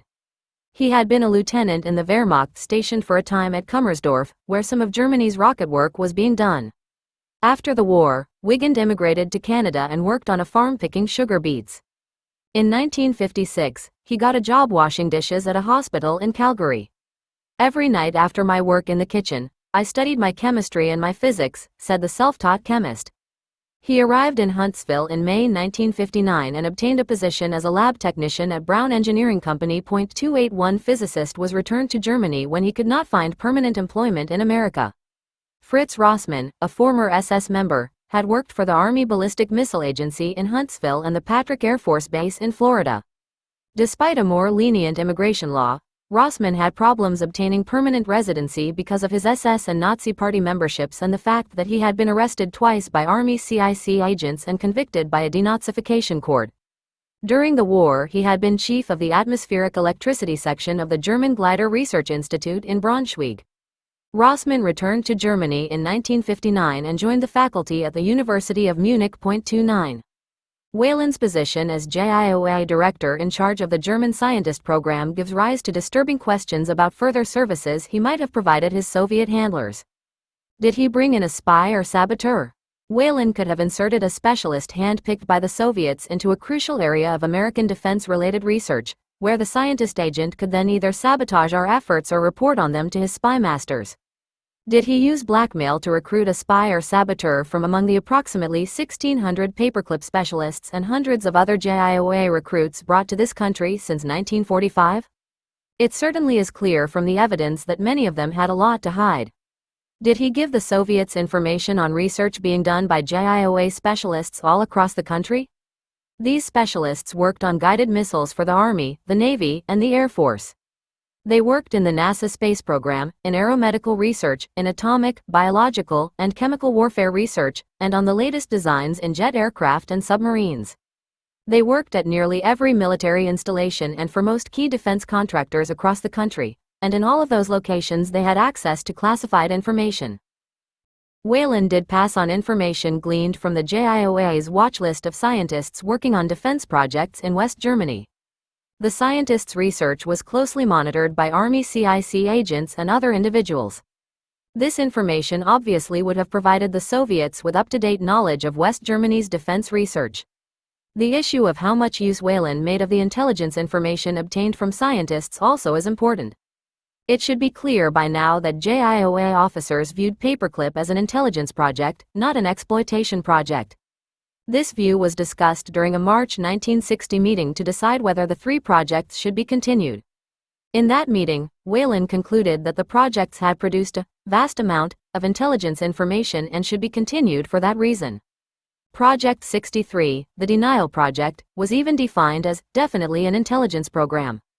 Army intelligence officers interrogated scientists in America who corresponded with foreign scientists and attended international scientific conferences to learn what other countries were doing. 30 Whatever use the Soviets made of Whalen's connection with the JIOA projects, the material he provided them from other sources was damaging enough. Because of his position in the JCS, Whalen was able to requisition documents to meet the demands of his Soviet handlers. He sold the Soviets' army manuals, which were classified as secret, that gave details of U.S. Army nuclear artillery and missile capabilities and included information on Hawk and Nike missiles. One manual was entitled, Field Artillery Missile Group. Another was a Department of the Army Technical Bulletin that described the Nike Ajax and Nike Hercules anti-aircraft guided missile systems and included detailed information on electronic countermeasures. Whalen, as one of the destruction officers for the JCS, was able to destroy the documents after they were returned by the Soviets. 31.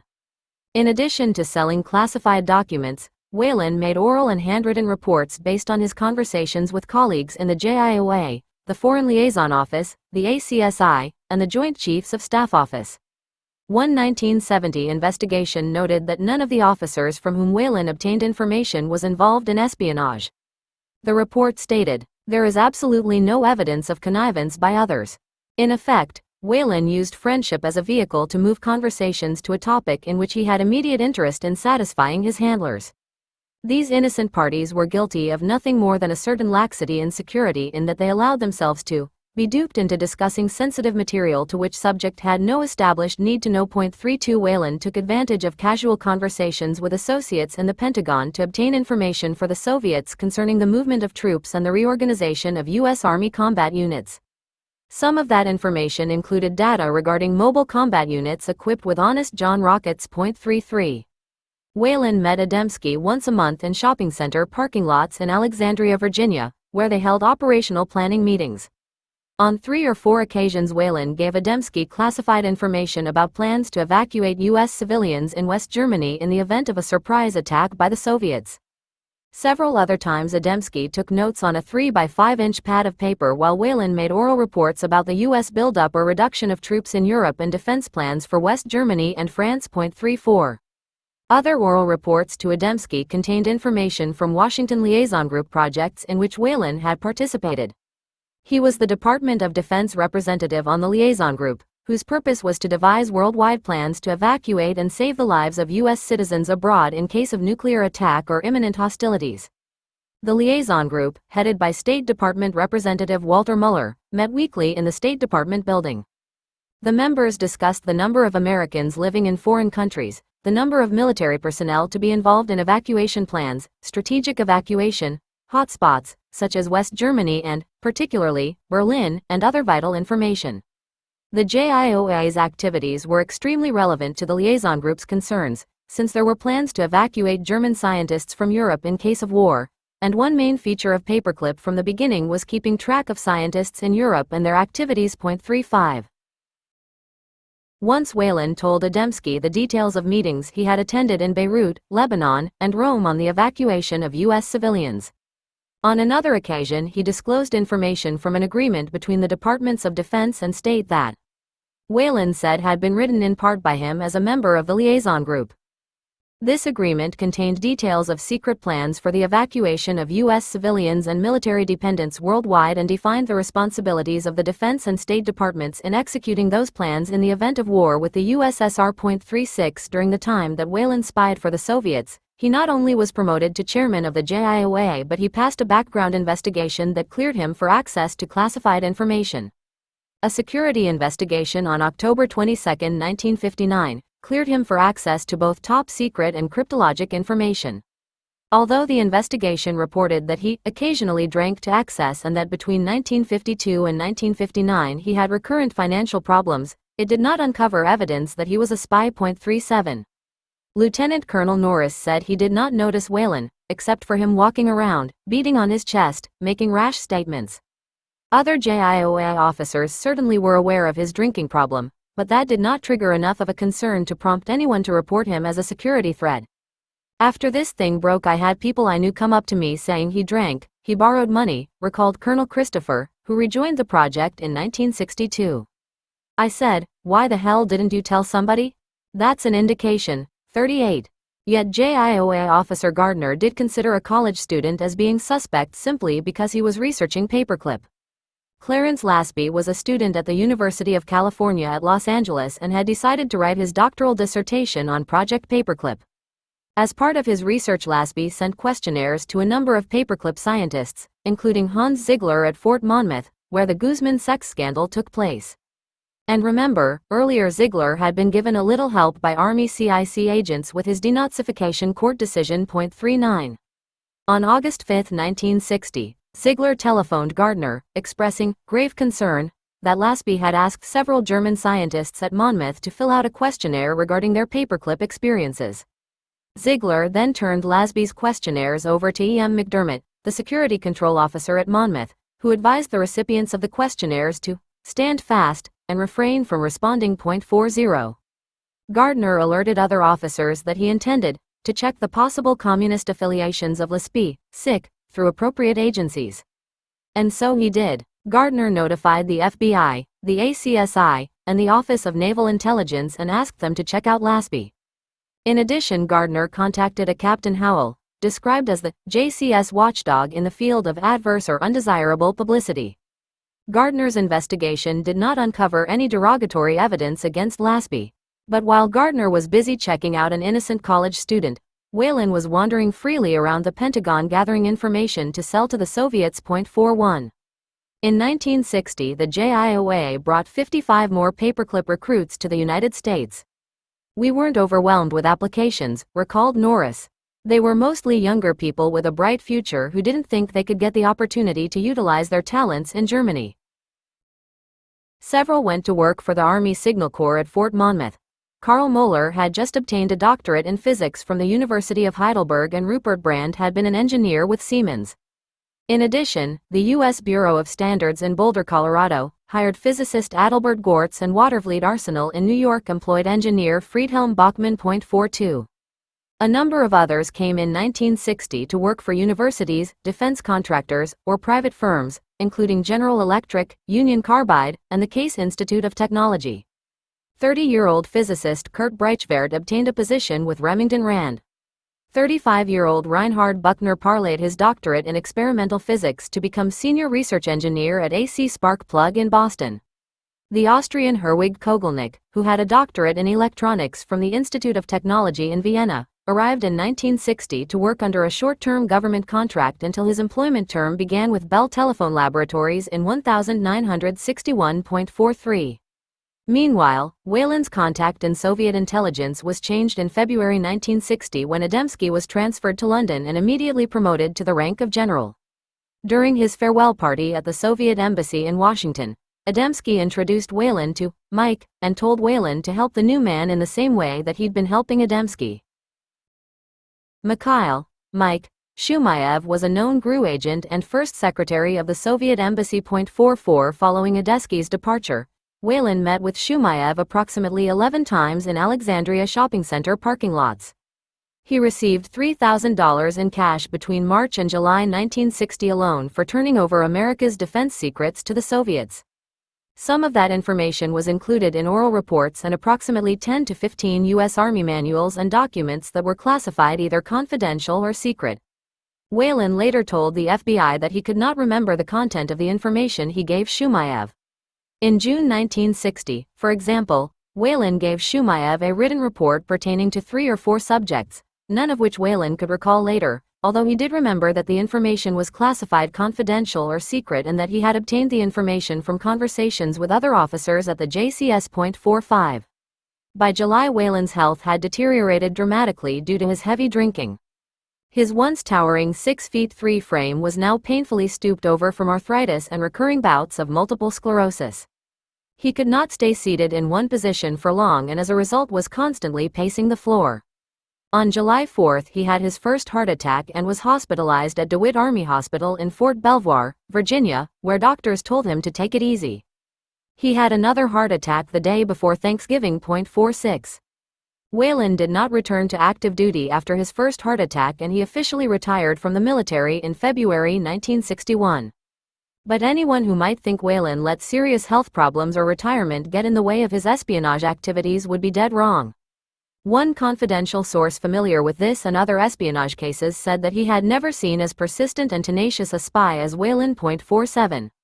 Whelan continued to roam the halls of the Pentagon until early 1963 to get information for the Soviets through conversations with officers he knew. This shocking example of Whelan's tenacity also raises serious questions about security, or lack of it, at the Pentagon. One officer reported that he saw Whelan sitting at a desk, reading papers, in a highly secret Joint Chiefs of Staff office a few months after Whelan had been hospitalized for his first heart attack. Another officer said that he had seen Whelan in a secret Army intelligence office where visitors were barred and that he had passed Whelan in the Pentagon corridors on 1 or 2 other occasions. 48 Just 1 month after Whelan retired from the military, he received $1,000 in cash for turning over more secret information during a meeting with Shumayev.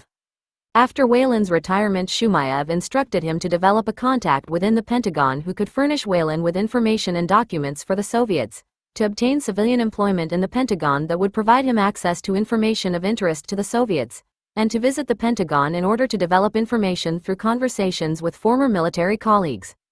Whelan indicated that he would try to comply with these instructions. 49. Whelan apparently was unsuccessful at finding an accomplice in his espionage activities. During the Cuban Missile Crisis, at the direction of Soviet intelligence, he did seek employment at the Defense Intelligence Agency and the ACSI.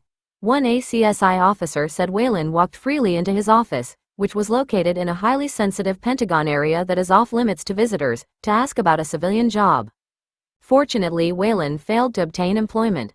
Nevertheless, for 2 months following his retirement, Whelan made frequent visits to the Pentagon to talk with acquaintances in the JIOA. In April 1961, based on conversations with those persons and discussions he had overheard, Whelan prepared an oral report for Shumayev dealing with U.S. armed forces, defenses, and plans pertaining to the European theater. Thereafter, Whelan visited the ACSI section at the Pentagon in quest of information for the Soviets. 50. From February 1961 until the last operational meeting that Whelan had with Shumayev in early 1963, the Soviet agent frequently upbraided him for lack of production. During their last meeting, Whelan indicated that he would be unable to obtain further information and suggested that their relationship be ended. The Soviet tried to persuade Whelan to keep trying, but to no avail. After the meeting, Shumayev persisted by telephoning Whelan several times, again to no avail. 51. Meanwhile, the FBI had begun to sift through the evidence from an espionage case involving one Colonel Stig Wennerström, a Swedish Defense Ministry official who was convicted of espionage in 1964 and sentenced to life imprisonment for compromising the entire Swedish air defense system. Wennerström had been air attaché in the Swedish embassy in Washington from 1952 to 1957 and had frequently attended embassy parties with U.S. military officers, including Whelan. According to testimony at his trial, Wennerstrom gave the Soviets information on the U.S. defense system that included details of missiles, nuclear weapons, bombing sites, and a lengthy report on his visit to a strategic air command base where he was allowed to inspect nearly everything. He had also obtained a huge amount of classified material by bribing some of the officials he met during numerous trips to aircraft factories in the US and Canada. "I had entree everywhere," he testified. Wennerstrom's Soviet handlers told him not to bother with such unnecessary intelligence as data on Defense Department personnel. Those matters were being taken care of by an agent or agents within the Pentagon. 52. FBI agent Donald Grunzel was conducting a damage assessment of the Wennerstrom case when he encountered Whelan's name during investigations into Wennerstrom's spying activities. At the same time, a counterintelligence source warned the FBI that there was a Soviet mole high up in the Pentagon. In late 1963, Grunzel visited Whelan in his home to inquire whether Whelan had any knowledge about Wennerstrom and Adamski. The FBI put Whelan's house under surveillance and subpoenaed his bank records. Those documents revealed that Whelan, who had been deeply in debt, suddenly had come into an unexplained financial windfall in 1959. The FBI also placed an illegal wiretap on Whelan's home telephone, an action that nearly blew the Justice Department's case against Whelan in 1966.53. On September 22, 1964, an Army CIC agent telephoned Whelan and asked if he would come to a meeting at the Pentagon. By now Whelan was downing nearly a quart of liquor a day. The following day, after 3 or 4 drinks, Whelan arrived in time for the 1 o'clock meeting. He met with 2 FBI agents, Grunzel and Paul Nugent, in a soundproof room near ACSI offices, where, unbeknownst to the FBI, the Army surreptitiously recorded their conversation. During the meeting, Grunzel confronted Whelan with his bank records and asked repeatedly if he had furnished information to the Soviets. Although Whelan identified Adamski's photograph, he denied that he had given Adamski any information. After the meeting, Whelan went home and got drunk. 54. The next day Whelan met the agents at FBI headquarters in Washington, where he underwent a polygraph exam. While Whelan was strapped to the polygraph machine, he thought that he was going to have another heart attack. "Just stop this," he told the agents. "I will tell you anything I can tell you, and let me sit down or lie down and rest somewhere." After Whelan rested for a while, the agents continued the interview. 55 inches. We were discussing at this point again his finances, Grunzel later testified, as to why he had been in debt for such a long period of time, up until 1959, and during 59 and 60 the debts were erased. He had no debts, more money was put in the bank account, and we suggested the possibility that, maybe, this was the fruit of selling information to the Soviets. And, at this point, he just blurted out, "Oh, Kay, you've got me over the barrel. I sold them the stuff." 56. 2 years later, on July 12, 1966, a federal grand jury indicted Whelan of acting as an agent of the USSR and conspiring to gather or deliver defense information to the USSR pertaining to atomic weaponry, missiles, military plans for the defense of Europe, estimates of comparative military capabilities, military intelligence reports and analyses, information concerning the retaliation plans by the U.S. Strategic Air Command, and information pertaining to troop movements. 57. But Justice Department prosecutors had several difficulties with their case.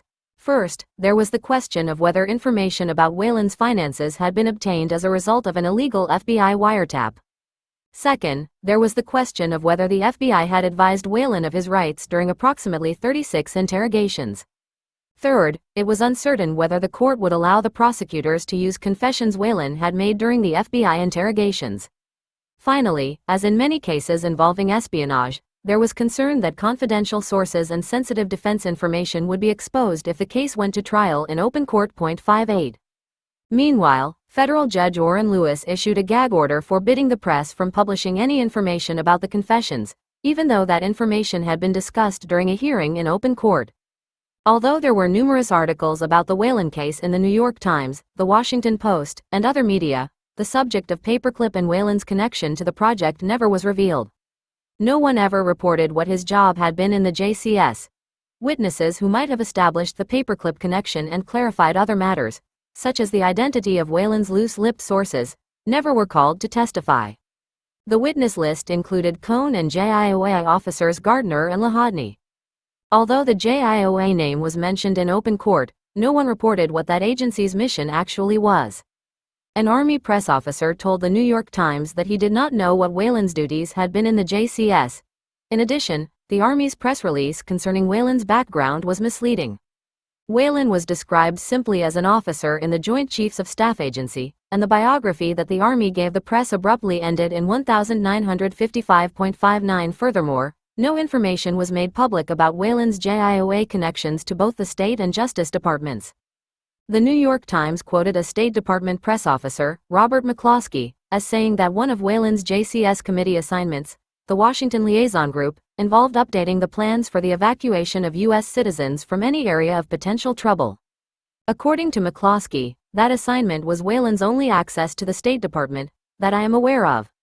Yet, as has been shown repeatedly, the JIOA had close connections with both the State and Justice Departments.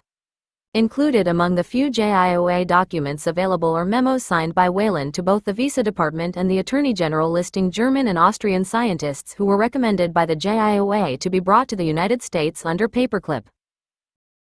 State Department officials and the Attorney General had approved their U.S. entry in part on the basis of JIOA Director Whelan's recommendation. 60. In November 1966, U.S. Attorney C. Vernon Spratley announced that the Justice Department might not prosecute Whelan on espionage charges if the court suppressed a series of statements containing confessions that Whelan had given to the FBI. Judge Lewis warned government attorneys that they can't rely on a confession alone. If Whelan claimed that he had made the statements involuntarily and if the government had no other evidence, he will be set free regardless of how guilty he is, the judge added. 61. Behind the scenes, Whelan cut a deal with the Justice Department. Whelan was concerned that if convicted of espionage, he would be stripped of his military benefits and his family would suffer as a result. Whelan agreed to plead guilty to a lesser charge if special legislation was passed guaranteeing his wife the survivor benefits accruing from his retired military status.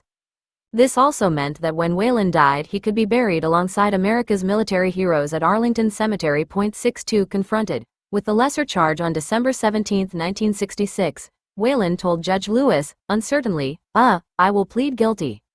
Not satisfied with this answer, the judge explained the charges to Whelan in detail. At one point Whelan said he did not understand the terminology of the charges. I'll put it in lower language, Lewis answered. 63. You are charged with conniving to get secret documents pertaining to U.S. defense and giving them to the Russians to use against us. Did you do that, Colonel? Yes, sir, Whelan answered, betraying little emotion. 64. After accusing Whelan of selling me and all your fellow Americans down the river, Judge Lewis sentenced the man who had been at the helm of Paperclip while operating as a Soviet spy to 15 years imprisonment. 65. Notes 1. Whelan biography is from ACSI, The William H. Whelan Case, ACSI Case Summary, 1968. In William Whelan INSCOM Dossier B 1,009,214. 2. Whelan's relationship with Adamski and Adesky's biography are in Whelan's INSCOM dossier. 3. Quote is from Eugene Stapleton, Memorandum for the DOI, 1 September 1970, Whelan's INSCOM dossier. 4. ACSI, Whelan Case, U.S. Army Intelligence Command, Summary of Information, Memo, the 27th of August 1970, in Whelan's INSCOM dossier. Information on Whelan's finances is in Whelan trial records. 5. ACSI, Whelan Case. 6. Walter Sullivan, Soviet launches Earth satellite, The New York Times. 5 October 1957, and The New York Times, 14 September 1959. 7. Author interview with Rocco Petroni. 8. Whelan's biography. In ACSI, Whelan Case, information on other officers is from JIOA Post-1952 Administrative Files, RG 330, NARS, and ACSI Post-1952 Paperclip Files, RG 319, VNAR C. 9. Author interview with retired Army Colonel Robinson Norris. 10. Colleagues' descriptions of Whelan with sources' names deleted. Agent Report, 1 June 1965, 902D Intelligence Corps Group, Memo for the Record, 1 November 1964, and Agent Report, 8 December 1964A11 from Whelan's INSCOM dossier. 11. JIOA to Special Projects Section, U.S. Army, Europe, the 7th of November 1957, in Hans Longosch's ACSI dossier, ACSI post-1952 paperclip files, RG 319, Van C. 12. Statistics and information on where recruits worked are in JIOA post-1952 administrative files, RG 330, NARS. 13. Popodi biography is in INSCOM dossier GEO 12017. Nowotny information is in Austrian Scientists. 14. See especially, request for BDC and WASCHEck, the 7th of November 1958, in Gorge's INSCOM dossier HEO 31272. 15. Complaint made by Telefunken to the U.S. Chargé d'Affaires in Bonn concerning an offer of employment extended to a Telefunken employee, unsigned memo, the 26th of November 1959, in JIOA post-1952 administrative files, RG 330, NARS. 16. Quotes are from Bild Zeitung, in the Hans Goslich ACSI dossier, ACSI post-1952 paperclip files, RG 319, Van C. 17. Memo, Major George Landstrom, ACSI, to Major Louis Saxby, Special Projects Section, Frankfurt, the 22nd of November 1957, in the Hans Goslich ACSI dossier, ACSI post-1952 paperclip files, RG 319, Van C. 18. Max Frankel, U.S. refuses to yield rights. Soviet asks talk, The New York Times. The 28th of November 1958, and Osgood Carruthers, Gromyko warns of "big war, peril in Berlin dispute," The New York Times. The 26th of December 1958. 19. Jack Raymond, President bars troop war in Europe but he declines to rule out a nuclear war, The New York Times, 12. March 1959. 20. ACSI, Whelan case. 21. ACSI, damage assessment in the case of Whelan, April 1965, in Whelan's INSCOM dossier. 22. ACSI, administrative investigation concerning the assignment of Lieutenant Colonel William Henry Whelan, memo, the 1st of February 1965, in Whelan's INSCOM dossier. 23. ACSI, damage assessment.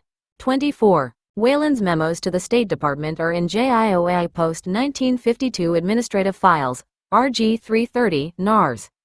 25. Lists and statistics, IBID. 26. For Winterberg listings see Brigadier Gr. Errol Richard Collins, disposition form.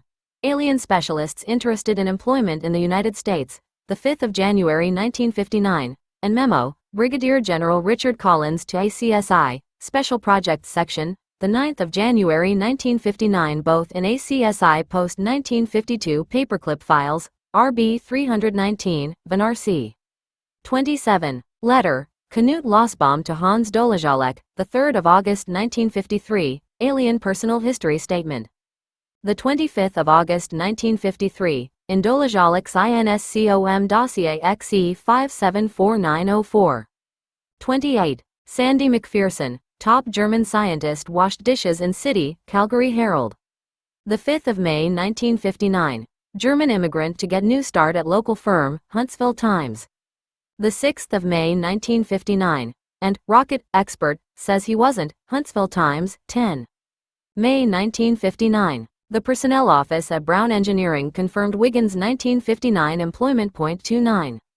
Rossmann INSCOM dossier Z 574904. See also letter, G.A. Little to Major Louis Saxby, the 31st of October 1952, on Rossmann not qualifying for immigration, in Rossmann's ACSI dossier, ACSI post-1952 paperclip files, RG 319, Van C. 30. Memo regarding intelligence meeting and enclosure number 1. Identified as being JIOA, the 1st of March 1960, in ACSI post-1952 paperclip files, RG 319, Van C. 31. ACSI, damage assessment. 32. Stapleton, Memorandum. 33. Memo, Colonel Graham Schmidt to Director, Security Plans and Programs, Office of the Assistant Secretary of Defense, March 1965, in Whelan's INSCOM dossier. 34. ACSI, damage assessment. 35. Statement on William Henry Whelan, was submitted to the American Embassy by Walter Muller, the 20th of May 1963, State Department document referral from Whelan's INSCOM dossier. 36. ACSI, Whelan case. 37. Ibid. 38. Norris and Christopher interviews. 39. Hans Ziegler to JIOA Director Earl Gardner, the 9th of August 1960. E.M. McDermott to Security Control Officer, Fort Monmouth, Department of the Army, August 1960. And JIOA Director Earl Gardner to ICSI, the 31st of October 1960A11 in JIOA Post 1952 Administrative Files, RG 330, NARS. 40. Ibid. 41. JIOA Director Earl Gardner to Director of Intelligence, the 8th of August 1960, and JIOA Director Earl Gardner, Memorandum for the Record, the 5th of August 1960 both in JIOA Post 1952 Administrative Files, RG 330, NARS. 42. Norris interview. Lists of recruits or in personnel employed under DEFSIP contracts, in JIOA Post 1952 Administrative Files, RG 330, NARS. 43. Ibid. 44. ACSI, Whelan case. 45. U.S. Army Intelligence Command, Summary, and ACSI, Damage Assessment. 46. ACSI, Whelan case, and Whelan. 47. Ibid. 48. Agent Report, the 9th of February 1966, in Whelan's INSCOM dossier, 49. Whelan, and ACSI, Whelan case. 50. ACSI, Whelan case. 51. Ibid. 52. Information on Wennerswam is in Fred Graham, retired Pentagon officer is seized as spy for Soviets, The New York Times. The 13th of July 1966. H.K. Ronblum, The Spy Without a Country, New York, Howard McCann, 1965, and Thomas Whiteside, An Agent in Place, New York, Viking, 1966.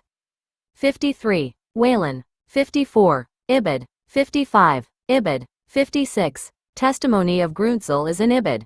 57. Grand jury indictment is in Ibid. 58. Ibid. 59. Ibid. E. Kenworthy. Officials say FBI agents shadowed spying suspect from 1959 to 1961, The Nez v. York Times. The 14th of July 1966, and Army press release, in Whelan's INSCOM dossier. 60. Kenworthy, FBI agents shadowed spying suspect.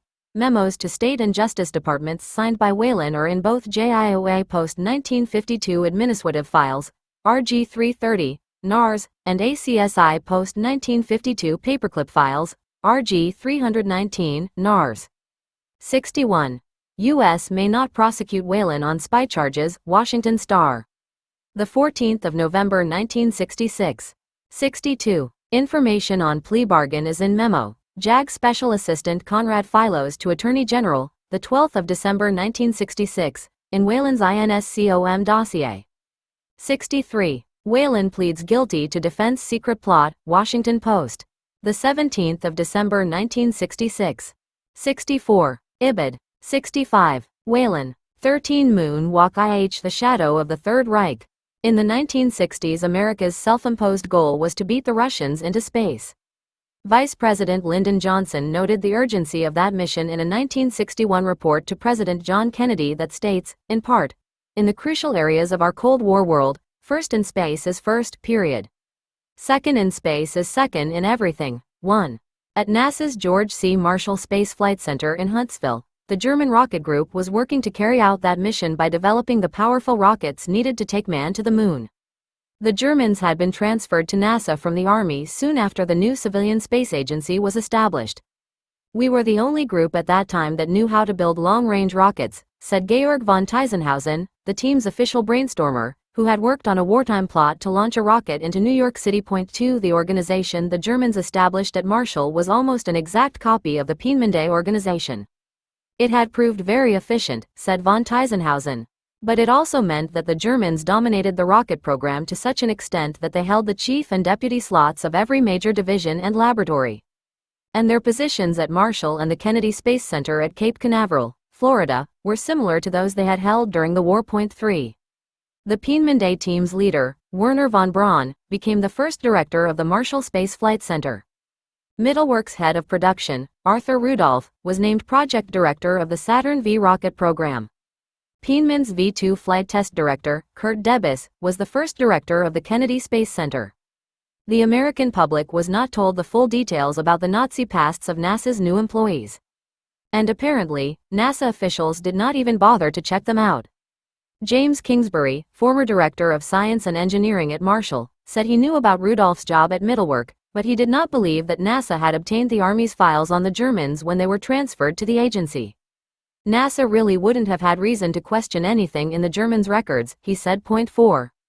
Other NASA officials say the Germans' Nazi pasts were not NASA's problem. The feeling was that this was something that was all addressed and worked out years ago, recalled a high-ranking technical official who preferred to remain anonymous. He knew that one former Nazi party member, Richard Jenck, had problems during the war because his grandmother was Jewish.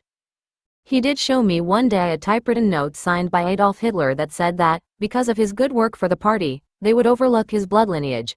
5. The Justice Department thought Kurt Debus's Nazi past violated U.S. immigration laws and held up his legal immigration for years because of his memberships in the SS, the SA, and other Nazi groups.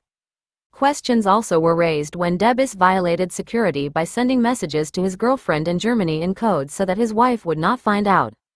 But the biggest problem was the wartime incident of Debus turning a colleague over to the Gestapo for making anti-Hitler statements. A security certificate signed by JIOA Deputy Director James Skinner noted that his value to the Army outweighed this example of ardent Nazism. Skinner added that any conscientious and patriotic, though short-sighted person might have done the same as Debus. His immigration finally was approved after a new law went into effect December 1952 that no longer barred individuals who had belonged to Nazi organizations. Point 6. Jewish groups did not forget the role the Germans had played in Hitler's Third Reich as easily as NASA did. Von Teisenhausen recalled that there were certain ethnic groups in the United States who were against us in principle. The ethnic prejudices operated throughout the time we had a von Braun team, it never ceased. Never. He blames Jews for being the force behind many of the Germans' forced retirements in the 1970s. Point 7. Although their histories escaped scrutiny at NASA, there was criticism of the Germans' operating methods.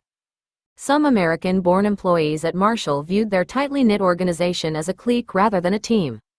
James Webb, NASA's second administrator, complained that the Germans were circumventing the system by attempting to build the Saturn V in-house at the center. Rocco Petroni, who became Marshall director in 1973, said that Webb felt the group needed to be more tightly managed. There were a lot of very brilliant guys who had worked in an environment a little more loosely than you should on a tight program like Apollo, said Petroni. Von Braun also was criticized for thrusting himself into the limelight as the self-appointed spokesman on space exploration. At one point, Webb told von Braun to stop accepting the hundreds of paid speaking engagements that were in direct violation of NASA employment regulations. Point 8. The Germans themselves were aware of their detractors at NASA headquarters. We were a very independent group, and some people didn't like that, said von Teisenhausen. You know, when Washington hands out money, they always want to be in the loop. As an example, he describes von Braun's sales approach when he went to NASA headquarters in search of money. He got us the funds we needed. And then he said, okay, we are going to deliver. But in the meantime, don't bother us. So this independence, a lot of people didn't like. 9. The German influence at Marshall increased in the 1960s as new Paperclip recruits arrived as a result of the continuation of JIOA projects. A total of 267 individuals were brought in under Paperclip and National Interest in the 1960s, and an unknown number of others arrived under Project 63. The Paperclip recruits worked for NASA or at military installations including Edgewood Arsenal, Wright-Patterson Air Force Base, Fort Monmouth, and the Naval Ordnance Testing Station in China Lake, California. 78 others were employed under national interest with defense contractors, universities, or private corporations, including Pennsylvania State University, the Massachusetts Institute of Technology, MIT, Bell Laboratories, RCA, CBS Laboratories, Martin Marietta, Convair, and Mobil Oil. 10. In 1962, the JIOA was shut down as a cost-cutting measure after being in charge of Paperclip for 17 years. Secretary of Defense Robert McNamara transferred the German scientist projects from the Joint Chiefs of Staff to the Secretary of Defense. The military wanted to continue the projects for a variety of reasons. First, the military custody procedures still allowed individuals to bypass the usual red tape when entering the country.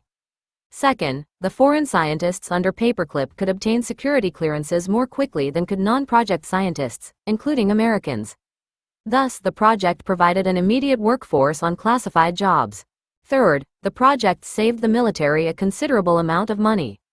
For example, a representative from the Navy reported that it would cost the Navy approximately $20,000 a year to send a scientist to an American university to obtain a doctorate, while it could recruit a German scientist who already had an advanced degree for only $1,200 in project expenses. 11. Former JIOA Director Stone Christopher had retired from the Air Force by then, although he was working on another secret intelligence operation. In 1962, Christopher was hired to run Paperclip as a civilian. He said the project was still vital because it solved the acute shortage of scientists not only at NASA, but also among defense contractors involved in the space program. Everybody was crying for physicists and engineers, Christopher said. And Glenn Martin, Westinghouse, General Electric people came into my office all the time asking me to help.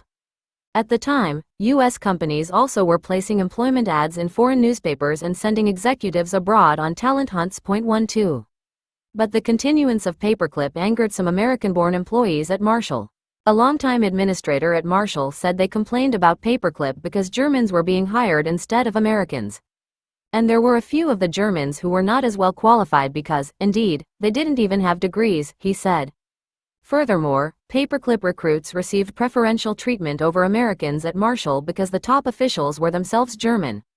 The Paperclip people, when they would come to America, the first thing they would do would be usher them into Dr. von Braun's office. They immediately had an entree to the big boy. Yet newly hired Americans with comparable experience were not given the same entree to von Braun. 13. While von Braun, Rudolph, and other early Paperclip recruits were hiding their Nazi pasts, the military was covering up the fact that the operation was still going on. The American public had been duped into believing that Paperclip had ended long ago. And the West German government had been told in 1958 that the U.S. had stopped recruiting German scientists in their own country. Therefore, anyone who tried to reveal any information about the project's existence was considered a threat. The perpetuation of the cover-up resulted in outright censorship of the press and the release of false information to the public in both the United States and West Germany. In one case in 1961, a West German reporter visited the Special Projects Team's office in Munich in search of information for a magazine article on West Germany's critical brain drain caused by the loss of scientists to employers in foreign countries. He did not know that this was the Paperclip operation, but he concluded that the office was engaged in an illegal recruiting program because the team's officers were suspiciously tight-lipped and released minimal information. 14. JIOA Director Navy Captain Earl Gardner thought the reporter's story would expose Paperclip and result in bad publicity. He told Army intelligence officers to make a statement in West Germany to the effect that the U.S. government, through its Special Projects Team office, disseminates information on U.S. job opportunities merely as a public service. The reporter was denied access to figures on the number of scientists who recently had emigrated to America. Gardner said that information would only whet the appetite of the reading public for additional disclosures for other periods, and then if the JIOA refused to disclose information, it could convey the impression that we are trying to cover up. 15. That example shows the mentality present in 1964 when historian Clarence Lasby submitted the manuscript for his book project Paperclip to the military for clearance. It was Christopher who cleared Lasby's manuscript. I went over that manuscript 3 times, Christopher told me. I didn't think it was good to mention names like this fellow, State Department Representative Samuel Klaus. JIOA records show that Christopher also objected to Lasby's use of the words exploitation and denial because they might prove embarrassing for the U.S. government. When asked if he thought Lasby was aware that Paperclip was still in operation in the 1960s, Christopher said, I would think so, he came into my office to see me. 16. Lasby later recalled meeting an Air Force officer whom he thought was helpful, but no one was introduced to him as being in charge of the project. He said he guessed that the project had continued after 1952, but he did not mention that in his book. Unlike today, Lasby had no way to force the military to turn over classified records. I had to rely on the ambition and greed of a particular service to get records, Lasby said. They were all so scared of everything. He expunged Klaus's name at the request of the State Department, which refused to show him any documents. He received a letter telling him to expunge the words exploitation and denial, but he refused to do so. I told them to go to hell and I used it anyway, he said. Laspy did not see any JIOA files. Unknown to Laspy, the JIOA dossiers showing that Marshal Director von Braun had been in the SS, Kennedy Center Director Debus had turned a colleague over to the Gestapo, and Saturn manager Rudolph had worked at Mittelwerk were locked up in a safe in Christopher's office. 17. Meanwhile, by 1967 the Apollo Moon project was underway at NASA. But on January 27, tragedy struck as astronauts Roger Chaffee, Virgil, Gus, Grissom, and Edward White sat locked inside an Apollo capsule at the Kennedy Space Center. At 6:31 p.m., there was a short circuit in defective wiring beneath Grissom's pilot couch. Suddenly Grissom called over the radio, "There's a fire in here." 6 crewmen working near the capsule began to tear at the escape hatch but were forced to dash in and out of the smoke-filled room to breathe because their emergency gas masks were the wrong type for the smoke conditions in the room. Then the smoke grew so thick that it hid the grisly scene of the 3 astronauts trapped inside the burning space capsule. 10 days after the fatal fire, Kurt Debus said, "We have always adhered to the highest standards of safety." But as director at the Kennedy Space Center, Debus was responsible for checking out the capsule at the center and determining whether to proceed with the test. That was his responsibility in the Kennedy Space Center, said former Paperclip specialist Walter Hauserman. It also had been Debus's responsibility to see that emergency equipment was on hand.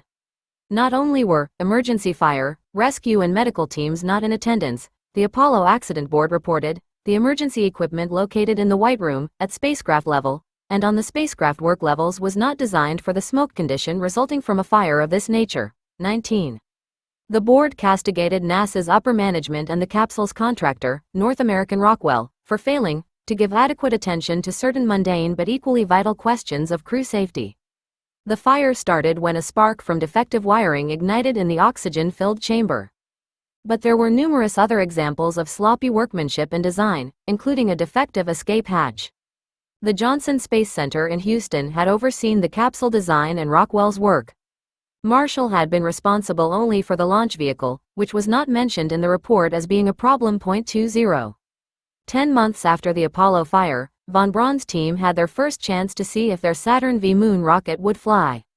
It was November 9, 1967, Arthur Rudolph's 61st birthday. As Saturn V program manager, Rudolph sat next to von Braun in the control room, watching the countdown to 0. "We wanted to go to the moon," said von Teisenhausen. "If it's the last thing we do, we wanted to go to the moon. So we built the Saturn vehicle, a very expensive space vehicle.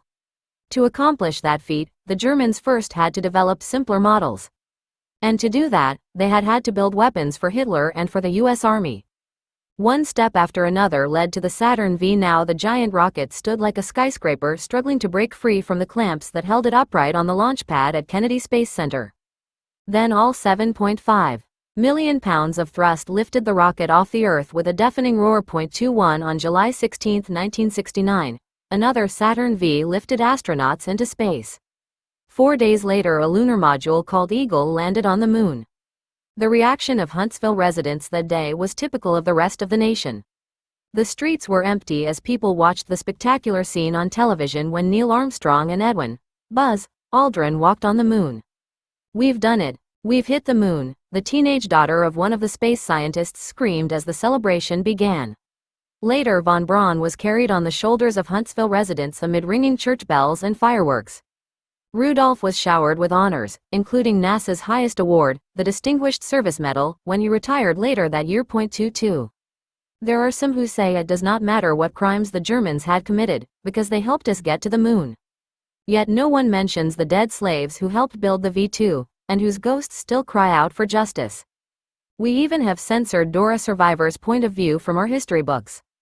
Americans do not wish to be reminded of what Dora survivor Jean-Michel said about the day that U.S. astronauts first walked on the moon. "I could not watch the Apollo mission without remembering that triumphant walk was made possible by our initiation to inconceivable horror." 23. Eli Polak had worked on V2s at Mittelwerk, yet no one helped him come to America after the war. Polak was only 17 years old when the SS rounded up the Jews of Hungary and sent him and his family to Auschwitz. Later, during an interview, his eyes filled with tears as his fingers gently touched a tattered photograph of his mother and father lying on the table before him. "This is all that is left of them," he said. 24. At Auschwitz, Polak's parents were ordered into the line that led to the gas chambers. He was loaded onto a train headed for Dora. They called it the Sawatsky Commando, he said of the work crew he was forced to join. "We had to go in the tunnels at 6 o'clock in the morning." He painted finished V2s and helped load them onto boxcars in Middleworks tunnels. Some didn't come out because, they died in there. Polak was beaten by SS guards and he nearly starved to death. "I started getting fainting spells," he said. "So another inmate held me up, because once you fell down, either they left you there to die or they sent you to what they called the infirmary, and that was the end of the line." 25. After the war, it took Polak 4 years to get to America, even though he had relatives living here. So how did these people get here, with falsified documents and denying everything they did? He asked. He said that going to the moon does not make up for 20,000 dead Dora slaves. They have a saying in Hebrew, if you need the thief, then you cut him off the gallows. But even if the United States needed these scientists, they should have reckoned a little bit for what they did. 26. Still, the shadow of the Third Reich did cling to the Germans at Marshall. Just 2 weeks after the moon landing, von Braun confessed in a letter to an army general that he had been a member of the SS. The letter to retired Major General Julius Klein discussed columnist Drew Pearson, who had revealed von Braun's SS membership decades earlier. It was written on von Braun's official stationery as director of Marshall and was marked, personal and sensitive. 27.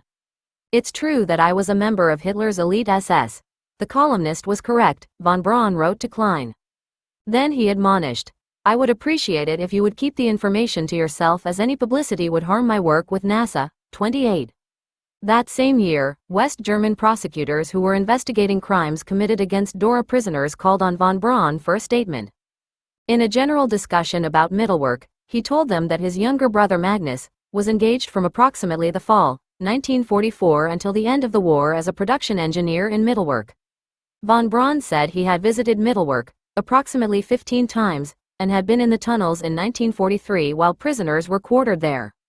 "I never saw a dead man, nor maltreatment nor a killing," he claimed, although he had heard rumors that prisoners had been hanged in the tunnels because of sabotage. The prosecutors then confronted him with the fact that several sabotage reports were found in Peenemünde files. "I cannot remember anything about it," he replied. 29. None of the Paperclip group was called to testify when the West German case went to trial in 1971. But then key French witnesses like Jean-Michel were not contacted either. "It was nothing but a cover-up," Michel said recently. The court found that the Mittelwerk Prisoner Labor Supply Office had requested that Dora prisoners be sent to work as slaves in the tunnels. Over a decade later, Rudolph admitted to U.S. Justice Department prosecutors that it was he who had made those requests to the SS. 30. Once America's goal of landing men on the moon was achieved, the politicians who controlled the government's purse strings found that public sentiment for space exploration had dwindled. The overwhelming interest was in the Vietnam War, protest marches, Martin Luther King's assassination, and riots in the streets. These pressing concerns crowded the astronauts' adventures in space off of the front pages of newspapers. 31. In 1970, von Braun was reassigned to NASA headquarters in Washington. His transfer marked the beginning of the end of the German rocket team at NASA. "A lot of them got down in the dumps when von Braun left," recalled Alexander McCool, director of the Safety and Quality Assurance Office at Marshall. After the Apollo program, von Braun worked on a project to send a man to Mars, but it fell flat. Congress was not interested. 32.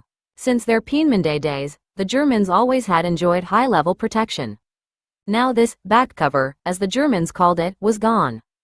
General Walter Dornberger had protected them from jealousies and undercutting at Peenemünde during the war. And the U.S. Army's back cover had included keeping secret the derogatory information in their files. If the German group had stayed with the Army, they would probably have continued to be protected, the Marshall technical official observed. 33.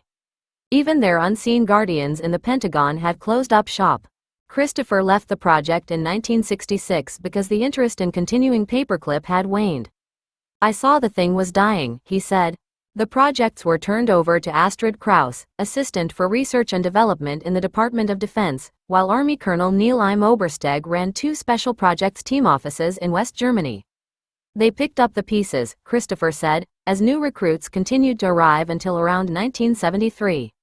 Then im Obersteg notified Krauss that the team's offices were going to be closed. This has been an extremely enjoyable assignment for me, im Obersteg wrote in his farewell. My best regards, and hoping we may meet again. The team's records, he said, would be burned. 34 Things began to fall apart for the old rocket team in the early 1970s, when the Marshall Center's budget was drastically slashed and, as the Germans put it, the Great Massacre began.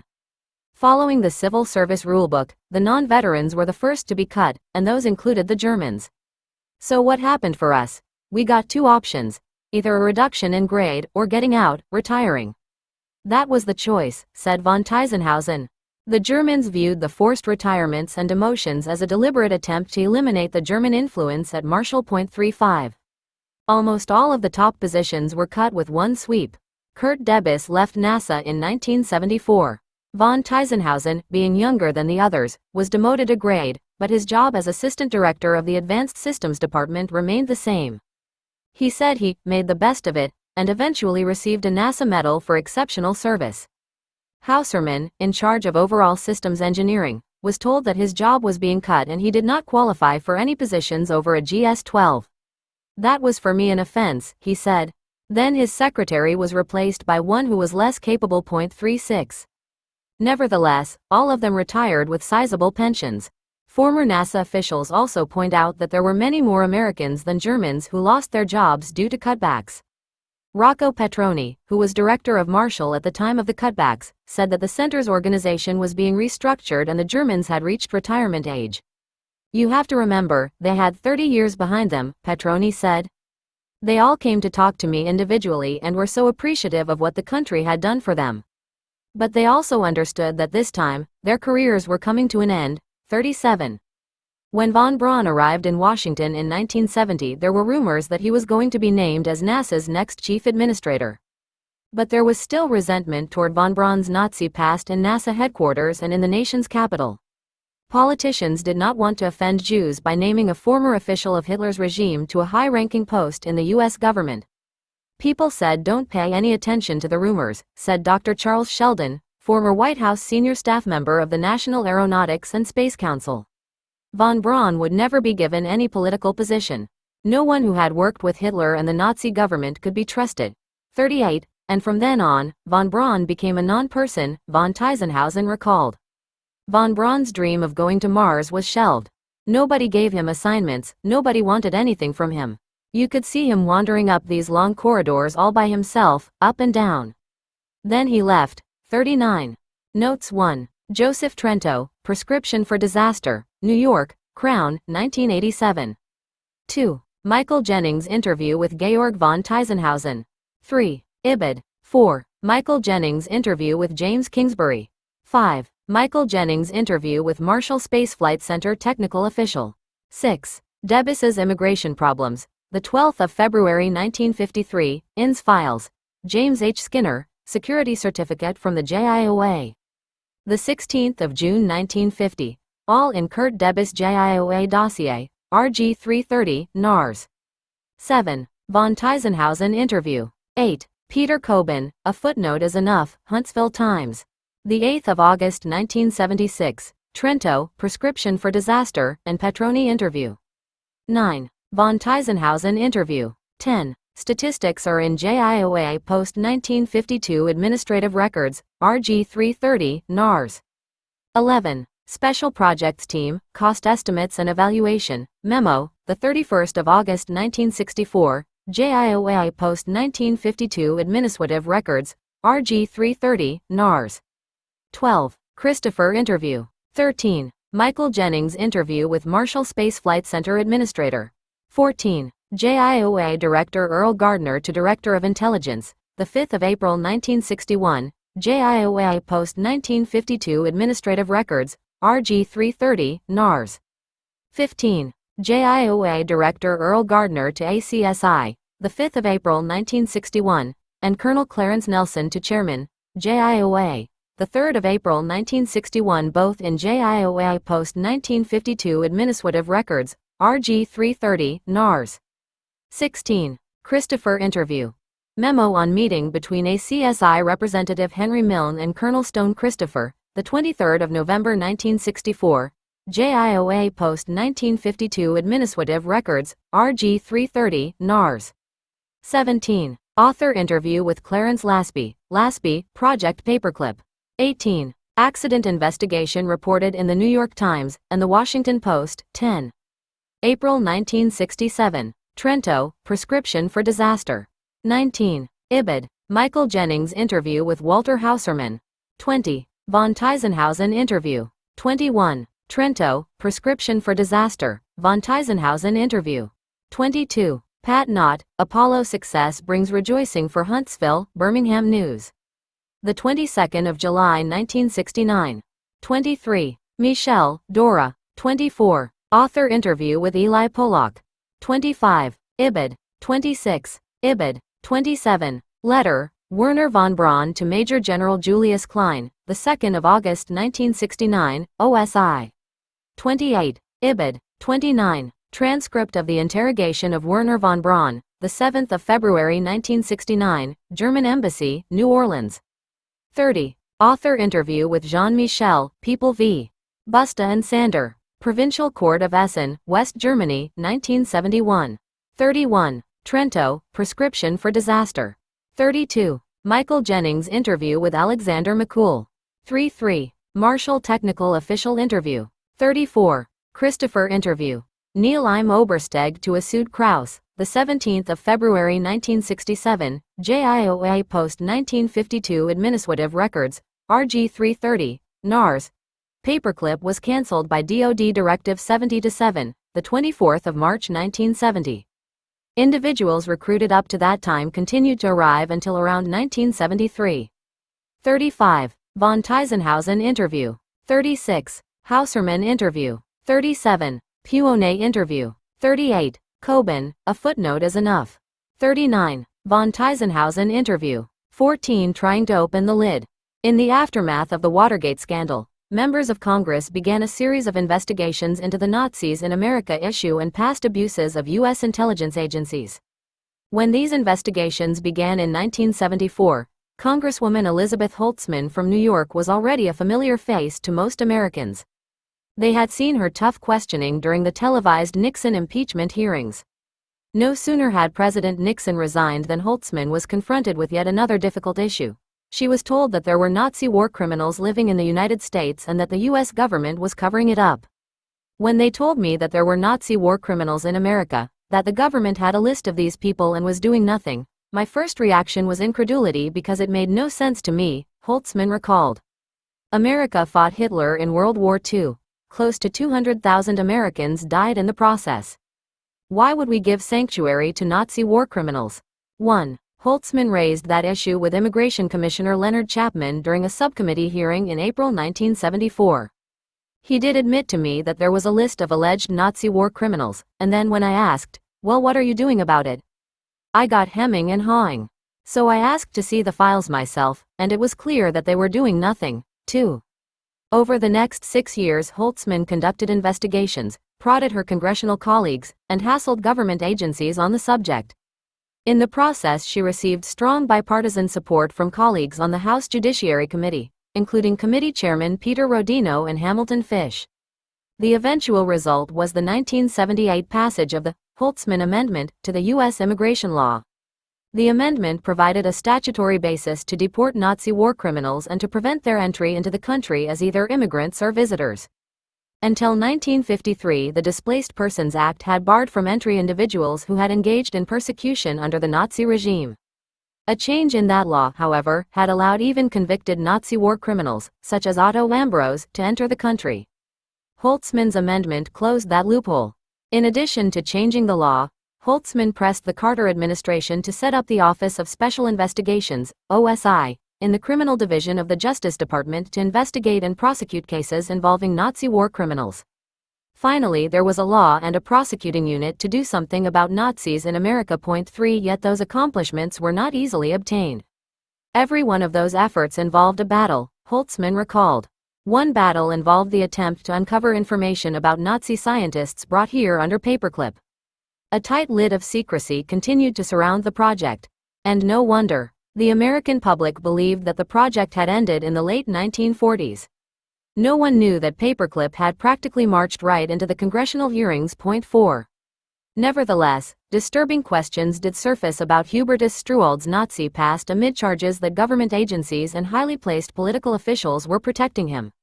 While the Air Force touted him as the father of American space medicine, Struwald was publicly identified as one of 37 war crimes suspects who were under investigation by the U.S. Immigration and Naturalization Service, INS. His name was included on the list because of a letter written in 1958 by one Julian Bach to the editor of the Saturday Review concerning the Dachau experiments.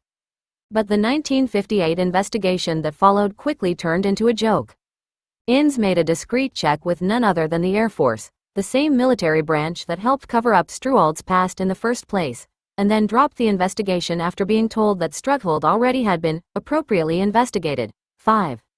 Soon after Struwald's name surfaced again in 1974, Holtzman received conflicting reports from INS when she inquired about the status of his case. In one instance, Holtzman obtained an INS status report noting that a regional INS office had been directed to cancel its investigation.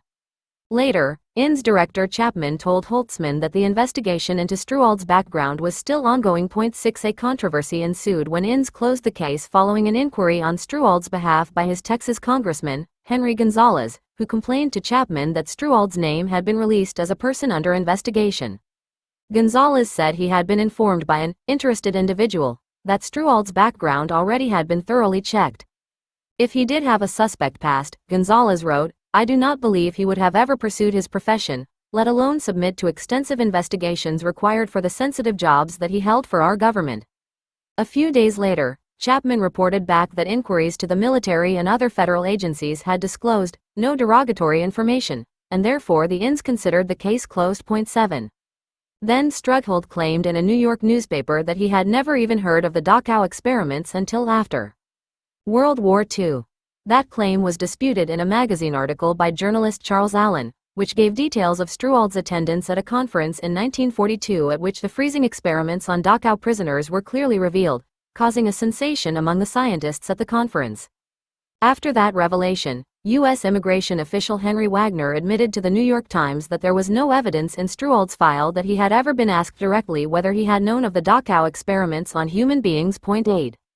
A General Accounting Office investigation in 1978 could have blown the lid off the entire Nazi issue, including Paperclip. The GAO is the investigating arm of Congress, and it has the authority to obtain documents and question witnesses. But the GAO allowed itself to be duped by government agencies instead of using its authority to conduct a thorough probe. The investigation focused on whether there had been a widespread government conspiracy to obstruct investigations of Nazi war criminals living in America. Although the GAO revealed that some government agencies had employed or utilized Nazis, the agency concluded that there had been no conspiracy to obstruct justice. 9. But later the GAO was shocked to learn that government agencies had indeed deliberately withheld information from GAO investigators. As a result, the GAO conducted another investigation in 1985. But that report was an outright whitewash. The GAO was informed of some of the major findings in this book, and the Bulletin article revealing the original JIOA cover-up already had been published in April of that year. But GAO investigators said they were not interested in seeing the materials. The GAO's 1985 report not only ignored the published evidence, but it contained glaring errors, such as stating that Paperclip had ended in 1947, and parroted all of the false myths that have been trotted out through the decades. GAO investigator John Tipton later admitted in an interview that research for the report had been superficial. 10. The JIOA officers were not called to account for their actions at all. The GAO should have looked at the problem with Paperclip, where President Truman issued an executive order saying that Nazi war criminals were not supposed to be brought to this country, an order that we now know was flagrantly violated, Holtzman said. If we have agencies of this government willing to deliberately overlook and violate presidential directives, if we have government agencies willing to deceive other government agencies in order to protect Nazi war criminals, then we have a very serious problem here. 11. In 1974, while Holtzman was investigating Nazis, other congressional committees were uncovering a long history of other illegal activities by Army intelligence and the CIA. Strangely, the Nazi issue did not surface at all in those investigations, even though the intelligence agency's use of Nazis was central to the subjects under investigation. For instance, one investigation uncovered the Army's illegal domestic spying activities. Yet no information surfaced to expose the tactics used by G2 to suppress derogatory information about Paperclip. 12. Another investigation did uncover the Army's LSD experiments at Edgewood. But the fact that Nazi scientists worked there under Paperclip was never disclosed in either congressional hearings or in an extensive investigation by the Army Inspector General. That both the Army and CIA MKUltra experiments stemmed from Nazi science was certainly relevant to understanding the early history of those secret projects. 13. Although some information about the experiments was revealed, the question of rendering justice to the victims was another story. Regarding MKUltra, Frank Olson's family finally learned that he had jumped from a hotel window after CIA agents slipped LSD into his drink. President Ford publicly apologized to the Olson family and signed legislation providing $750,000 to his survivors. But over a decade would pass before other MKUltra victims would obtain anything resembling justice. On October 5, 1988, the CIA reached an out-of-court settlement with 9 victims of Canadian psychiatrist Ewan Cameron's brainwashing techniques, which the CIA had funded. Cameron had subjected his patients to drug-induced sleep therapy for weeks at a time, gave them LSD, and administered electroshock therapy at up to 75 times the usual intensity, while forcing his patients to listen to recorded messages that played continuously for days at a time. The victims suffered permanent physical and mental damage as a result of the experiments. 14. The Army's involvement in the psychochemical experiments that killed Harold Blauer also was revealed in 1975, along with evidence that the Army had covered it up. Yet it was not until 1987 that his daughter's lawsuit finally was settled in her favor in federal court. Even then, none of the doctors involved in the experiments were charged with committing a crime. 15. The Nuremberg Code pertaining to the rights of human subjects in experiments formed an issue in all of these cases. The report on an Army Inspector General investigation of the Edgewood experiments discussed the Nuremberg guidelines in detail and judged that Edgewood doctors had violated the guidelines as well as the Army's own internal regulations. But in 1988, the CIA's lawyers ignored the Nuremberg guidelines by contending in court papers that the doctrine of informed consent, as it is now understood, did not exist when the Canadian experiments were conducted in the 1950s. 16. Soldiers like James Stanley finally were informed in 1975 that they had been used as guinea pigs in psychochemical experiments at Edgewood.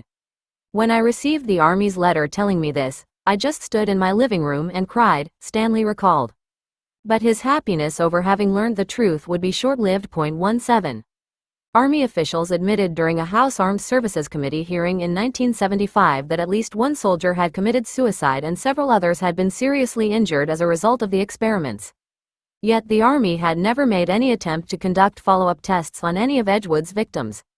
After considerable congressional prodding, the U.S. Army Surgeon General, Lieutenant General Robert Taylor, promised committee members that all of the LSD victims would be located and given complete physical and psychological exams. 18. As a result of lengthy congressional hearings and considerable media attention, the American public was left with the assumption that, at the very least, Edgewood's victims would be tested to determine if they had been hurt, and if so, would receive help. That assumption would prove false. The Army did conduct a study of the LSD victims. And the National Research Council studied 7,000 other soldiers who had been given everything from nerve gas to PCP. But 5 years passed before the first study was completed, in 1980, and by then neither Congress nor the press was interested in the results. The studies were released quietly with no publicity whatsoever.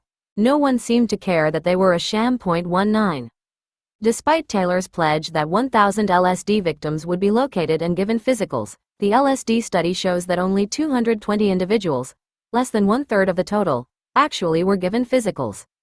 100 others were merely sent forms. And 149 men flatly refused to participate in the study at all, over 8% of them saying they were suspicious of the Army's motives. One of them told the Army that he declined to participate out of the fear I would be used again for tests of some sort or be doped and sign papers releasing the Army for these problems. 20.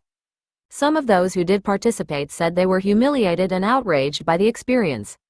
Stanley, for instance, was told that he was going to be put up in a motel while given a physical at Walter Reed Army Hospital. Instead, I was taken to a psychiatric hospital and treated like a crazy person, Stanley said. I was furious. 21. Ken Lowe, who has been in and out of hospitals 24 times since the experiments, broke down and cried over the phone when the subject of the follow-up exam came up during our conversation. It's too painful to talk, he said. I'll send you the information. A few days later, a package arrived in the mail. Inside were the tattered remnants of his life, the documentation of his experiments, the damaging effect on his health, and Taylor's testimony before Congress. Scrawled across that testimony, where Taylor promised that the soldiers would be helped, Lowe had written angrily, lies.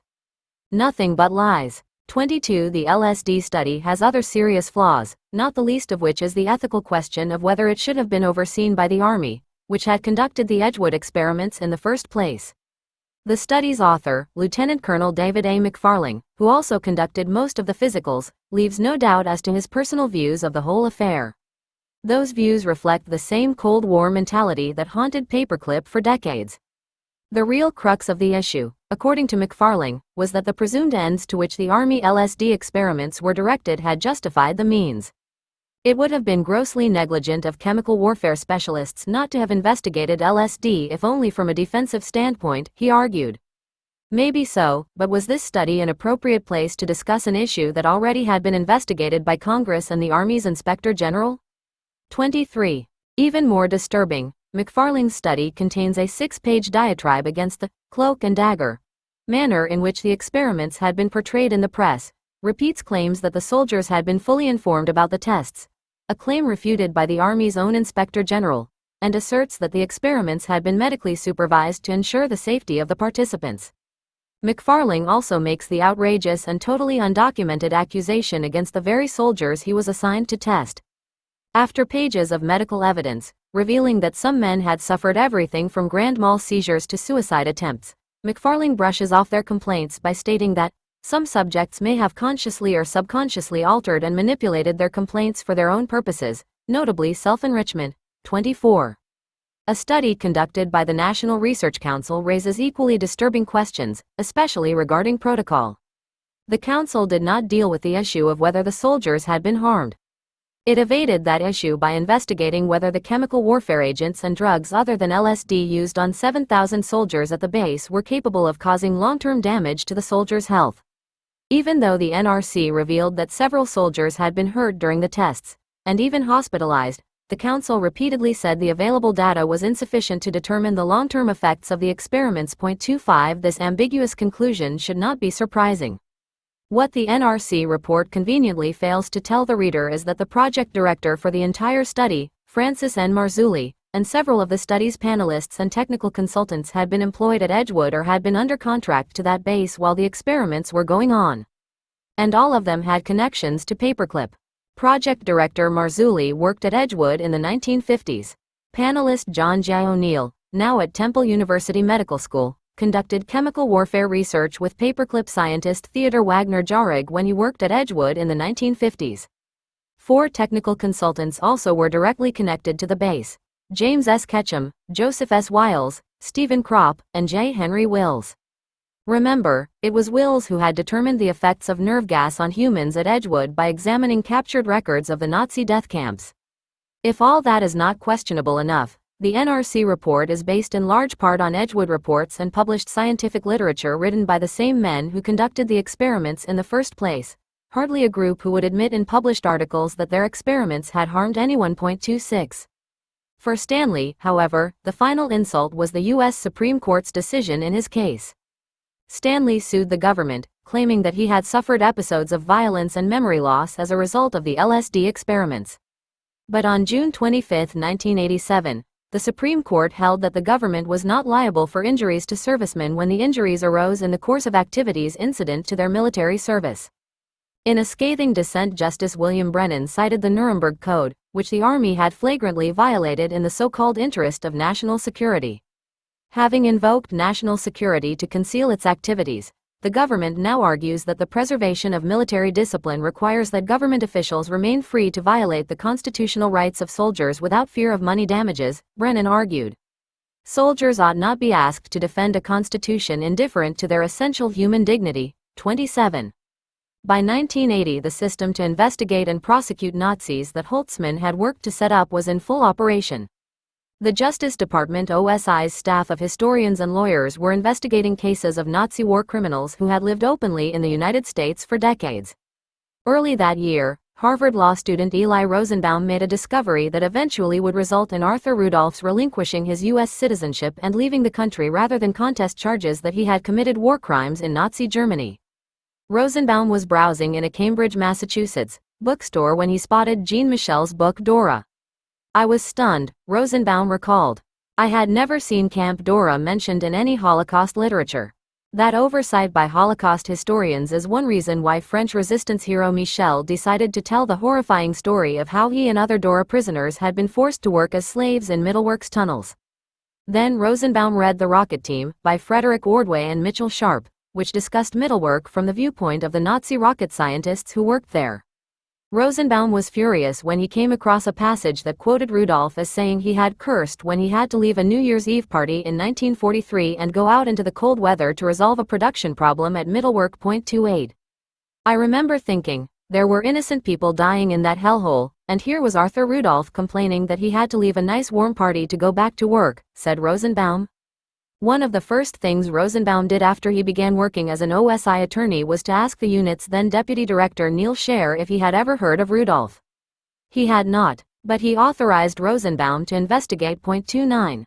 Over the next few years, the OSI quietly investigated the Rudolph case, looking for evidence about what had happened in that underground hell so long ago. The U.S. Army's secret Dora war crimes case provided some of the evidence uncovered by the OSI. Major Eugene Smith had died years earlier, but his interrogations of Paperclip scientists at Fort Bliss had been found. Unfortunately, that is not the case with another obvious treasure chest of information. Remember, in Chapter 4, how the Air Force placed Middlework Director Georg Ricke in charge of 42 boxes of Middlework management records at Wright Field? Perhaps it should not be surprising that those records simply vanished without a trace. By late 1982, OSI prosecutors felt they had proof that Rudolph had requisitioned and utilized slave laborers while serving as Middleworks operations director. "In this case, we have not just the utilization of slave labor, which is a clear-cut war crime under the Nuremberg laws," said Scher. "We have the outright exploitation of slave labor, working under terrible conditions." 30. Rosenbaum, who directed the Rudolph investigation, compares the case with that of Nazi armaments minister Albert Speer, who was convicted and sentenced to 20 years imprisonment by the International Military Tribunal for his role in the utilization of slave labor. If you look at what the IMT said about Speer, most of it could easily be said about Rudolph as well, Rosenbaum explained. The IMT said that Speer knew that concentration camp inmates were going to be used as slave laborers to build his armaments. So did Rudolph. Speer attended meetings that dealt with the capture and enslavement of more people and their use as slave laborers for armaments production. So did Rudolph. In fact, Rudolph attended at least one meeting with the SS on that very subject, as did other high-ranking German scientists, including Werner von Braun. They discussed, among other things, the possibility of bringing a large number of French citizens from France to work as slaves at Middlework. And Rudolph, like Speer, requested, and received from the SS, ever larger numbers of concentration camp inmates to work for him. 31. Another key part of the evidence against Rudolph was that the notorious prisoner labor supply office at Middlework was directly subordinate to him. That office worked directly with the SS Labor Allocation Office to designate the number of prisoners assigned to work in Middleworks tunnels. SS officer Wilhelm Simon, convicted in the Army's Dora trial, headed that SS office. Rudolph relied on Simon for, among other things, bringing an increased supply of slaves to work on V2 production, Rosenbaum said. Rudolph's subordinates in the prisoner labor supply office also were responsible for determining the quantity of food the prisoners received, an amount so inadequate that thousands of prisoners starved to death. 32. Rosenbaum also uncovered the evidence that civilian engineers subordinate to Rudolph had beaten or stabbed prisoners and had reported them as saboteurs to the SS. That resulted in some being hanged. Army records identify Rudolph's subordinates, including his deputy, Karl Seidenstucker, by name as abusing prisoners. As one witness at the Army trial put it, practically all civilians who were working in the prisoners' labor allocation either ordered the punishment of prisoners or carried out beatings on their own. 33. The OSI found Rudolph living comfortably in retirement in San Jose, California. On October 13, 1982, and February 4, 1983, he was interrogated under oath by then OSI Director Alan Ryan Jr., Deputy Director Scher, and Rosenbaum.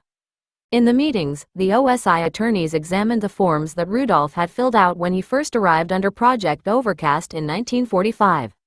He had joined the Nazi Party in 1931, 2 years before the Nazi regime came into power, and was also a member of the SA. Rudolph told the OSI that he had participated in Nazi Party meetings and processions, where he wore a Nazi armband and paraded down the streets of Berlin. 34. In 1943, Rudolph was working at Peenemünde when General Dornberger told him that he was going to Mittelwerk. He just phoned me and said, "You go with Sawatzky," Rudolph said. Sawatzky, who later was captured by U.S. Army troops at Nordhausen, became Rudolph's boss at the underground plant. Prisoners already were working and living in the tunnels when Rudolph arrived. Rudolph admitted to OSI that the prisoners were there for political reasons, not because they had technical skills. In Rudolph's view, they were just bodies. Those bodies included a black American flyer named Johnny Nicholas, Jean-Michel, Yves Bion, and other members of the French resistance, Hungarian Jews, including children, and Italian, Polish, and Russian POWs. 35. When the OSI began to question Rudolph about the prisoners' living and working conditions, Rudolph first parroted the same story that he had told Smith in 1947, that he and other civilian engineers had worked under conditions identical to those of the prisoners. But Scher did not let him off the hook so easily. 36. "I worked 12 hours, Rudolph said. "Yeah, but you didn't have to sleep in the tunnel, did you?" asked Scher. "No." 37. Rudolph also admitted that the food was not the same for him and the prisoners, either. Rudolph ate his workday meals outside the tunnels, in a barracks cafeteria in which the prisoners were not allowed. Also, unlike the prisoners, Rudolph could eat his other meals at home. "I want to show you a book," said Scher, as he placed the Dora, Nordhausen War Crimes trial on the table. This was the U.S. Army prosecution team's grim account of the history of Mittelwerk Dora, complete with photographs taken by the U.S. Army Signal Corps when Nordhausen was liberated. Scher turned to the page with 2 photographs of Dora's crematory. The caption under the photograph of the smoldering furnace noted that the prisoners' bodies were in many cases emaciated to such an extent that the oven could take 3 or 4 at a time. 38. "Did you ever see it?" asked Scher, referring to the crematory. "From the distance, yes. And you knew that prisoners who died at Mittelbau were cremated at the crematory. You knew that, didn't you?" Rudolph nodded his head in agreement. "Turn to the next page, Mr. Rudolph. You'll see pictures of prisoners who worked at Mittelwerk when they were liberated by the Allies." The photograph showed a truckload of dead prisoners whose bodies were nothing more than skeletons. Do those people look like they were working under good conditions? No, certainly not. You know the figures are that nearly 20,000 people died during your service at this facility? No. 20,000. Would that surprise you? To me, yes. You knew people were dying? Oh, yeah, I knew that. 39. Rudolph said he had walked through the tunnels 2 or 3 times a day and had seen firsthand that conditions were bad for the prisoners. He also had visited Dora a couple of times to have a glass of schnapps with the SS commandant of the camp, Otto Forschner, who was convicted of war crimes and hanged after the war. Rudolph admitted to Rosenbaum that he never had ordered his subordinates to cease abusing prisoners.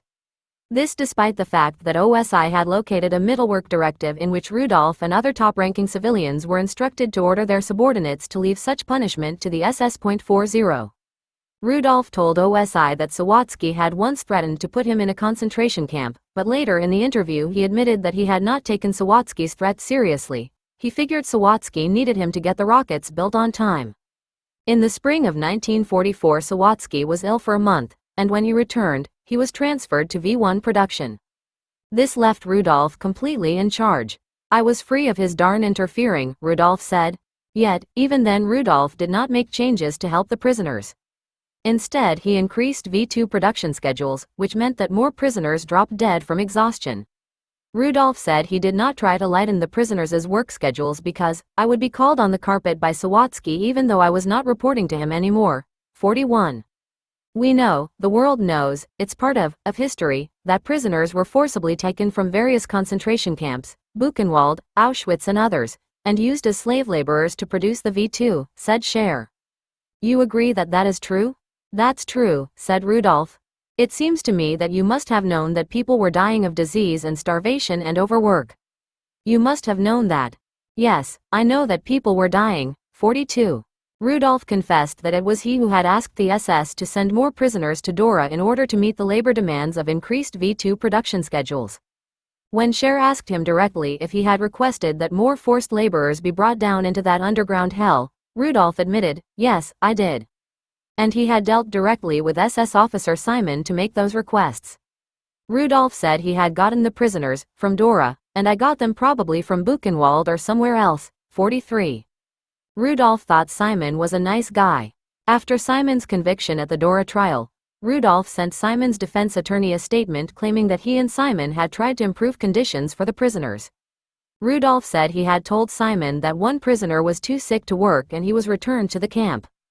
The problem was, prisoners judged unfit to work were then shipped to Lublin extermination camp. The U.S. Army Tribunal had rejected Simon's defense arguments along the same line and sentenced him to life imprisonment. 44. One important issue in Rudolf's case is the prisoners' sabotage of the rockets. Numerous Dora survivors said they sabotaged rockets by urinating on wiring, removing vital parts, and loosening screws. It was common practice, said Yves Bion, who sabotaged the rockets he worked on as a welder by making his welding appear sound when, in fact, the rocket parts were not welded at all. Bion believes that their sabotage efforts saved Americans' lives, that American troops landing at Normandy would have been killed if the rockets had functioned properly. It would have been terrible for the Allies and for the American Army, Bion said. 45.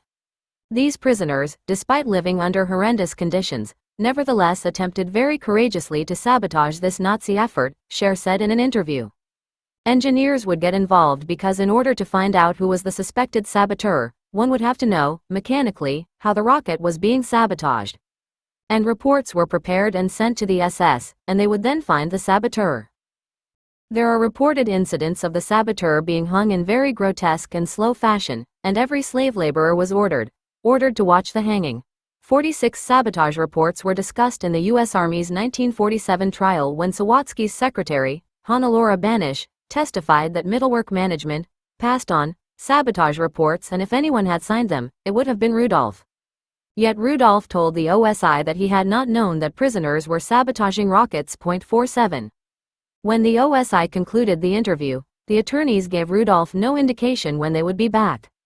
Then, in late 1983, the OSI confronted Rudolf with the charges and some of the evidence. As a result, Rudolf decided to relinquish his U.S. citizenship and leave the country. He stated in an agreement formally, which he executed in my presence, in front of his lawyer and his daughter, that if these charges were brought into court he could not contest them, said Scher. Rudolf moved to Hamburg, West Germany, and currently is banned from entering the United States. 48. I think it's important that this government take a stand that Nazi war criminals are not wanted here, said Scher. Particularly at a time when there are people, in very slick fashion, who claim the Holocaust never took place, who try to whitewash it and try to minimize what happened. I think that's very dangerous for the younger generation, and for history. 49. The most disturbing example of that whitewash occurred in the late 1980s, in the aftermath of the Rudolf case. Notes 1. Holtzman interview. 2. Ibid. 3. Ibid. Public Law 95-549.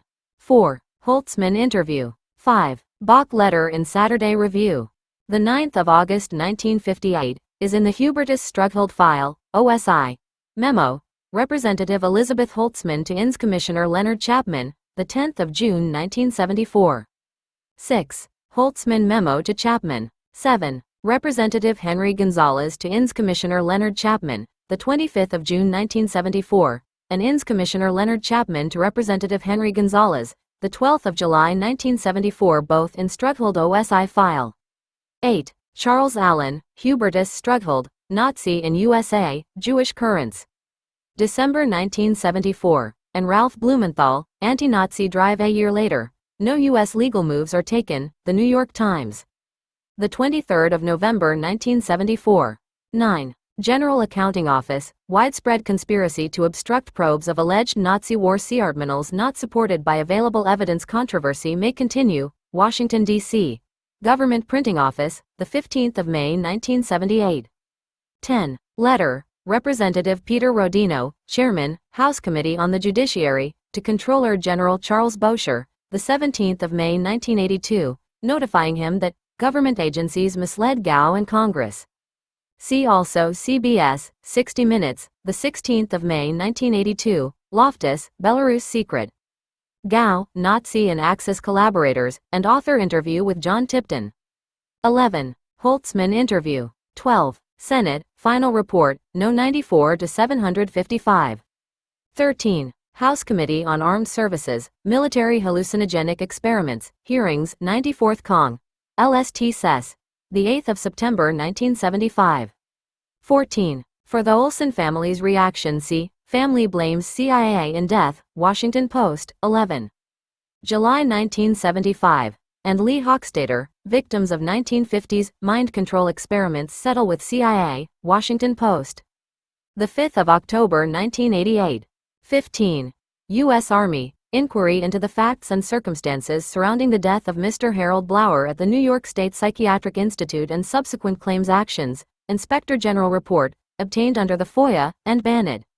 16. Taylor and Johnson, use of volunteers in chemical agent research, and Lee Hochstader, victims of 1950s mind control experiments, Washington Post. The 5th of October 1988. 17. Stanley interview. 18. House Committee on Armed Services, Military Hallucinogenic Experiments. 19. McFarling, LSD follow-up study, 20. Ibid. 21. Stanley interview. 22. Ken Lowe correspondence with author. Lowe applied for veterans benefits in the 1950s. In correspondence between the Army and a Veterans Administration official, the Army first denied that Lowe had participated in the experiments and then refused to reveal the identity of the chemical agent used because the name was classified. 23. McFarling, LSD follow-up study. 24. Ibid. 25. National Research Council, possible long-term health effects. 26. Ibid. Some of the most revealing documents obtained under the FOIA from Edgewood are lists of individuals who either worked at Edgewood or were under contract from 1945 to 1970. These lists contain the names of dozens of well-known scientists who became department heads at such major universities as Harvard, MIT, Stanford, Maryland, Tulane, and others across the country. See also the footnotes of NRC studies for their published work on experiments at Edgewood. 27. Stanley. 28. Author interview with Eli Rosenbaum, Michelle, Dora, Ordway and Sharp, Rocket Team. 29. Rosenbaum interview. 30. Author interview with OSI Director Neil Scher. 31. Rosenbaum interview. 32. Ibid. Andre trial record. 33. Andre. 34. OSI interrogation of Arthur Rudolph. 35. Ibid. 36. Ibid. 37. Ibid. 38. Ibid. And Almonds, Dora, Nordhausen War Crimes Trial. 39. OSI interrogation of Arthur Rudolph. 40. Ibid. 41. Ibid. 42. Ibid. 43. Ibid. 44. Ibid. 45. Beyond interview. 46. Scher interview. 47. Banish testimony, Andre. 48. Scher interview. See also Arthur Rudolph OSI agreement, the 28th of November 1983, OSI, obtained under the FOIA. 49. Scher interview. 15 consequences. The shadow of an old V-2 rocket briefly touched the silver hair of some of the 22 men who strolled, chatting in English and German, to a three-tiered wooden stand. There they stood posing with a larger-than-life photograph of a blonde, square-jawed Werner von Braun while press cameras clicked and whirred. The huge engine nozzles of the Alabama Space and Rocket Center's ASRC Saturn V Moon rocket loomed behind them. 1. The event in Huntsville, Alabama, was billed as the 40th anniversary of the old German rocket team's arrival in the U.S. under Paperclip. But a stinging irony lay in the timing of the April 1985 reunion, in that it was 40 years to the month after American troops liberated the Dora slaves who also had helped build Hitler's infamous V-2 rocket. And in the shocking fact that 2 of the men being honored that day were under active OSI investigation for Nazi war crimes. 2 Standing in the third row, the one wearing impenetrably dark glasses, the other wearing an open-necked shirt, were Gunther Haukel and Dieter Grau. During World War II, Haukel was Rudolph's subordinate at Mittelwerk as chief manager of installation and supervision of the manufacture of V-2s. Up to 700 prisoners worked as slaves in Haukel's unit, under the supervision of a brutal capo named Georg Finkenzeller, who was convicted after the war of viciously beating prisoners. 3. The question of whether Haukel had anything to do with prisoners being mistreated remains unanswered. Grau, an engineer at Peenemünde, was sent by Werner von Braun to Mittelwerk to find out why rockets produced at the underground factory were malfunctioning. During an inspection, Grau found that prisoners who he said did not have a positive attitude had sabotaged the rockets.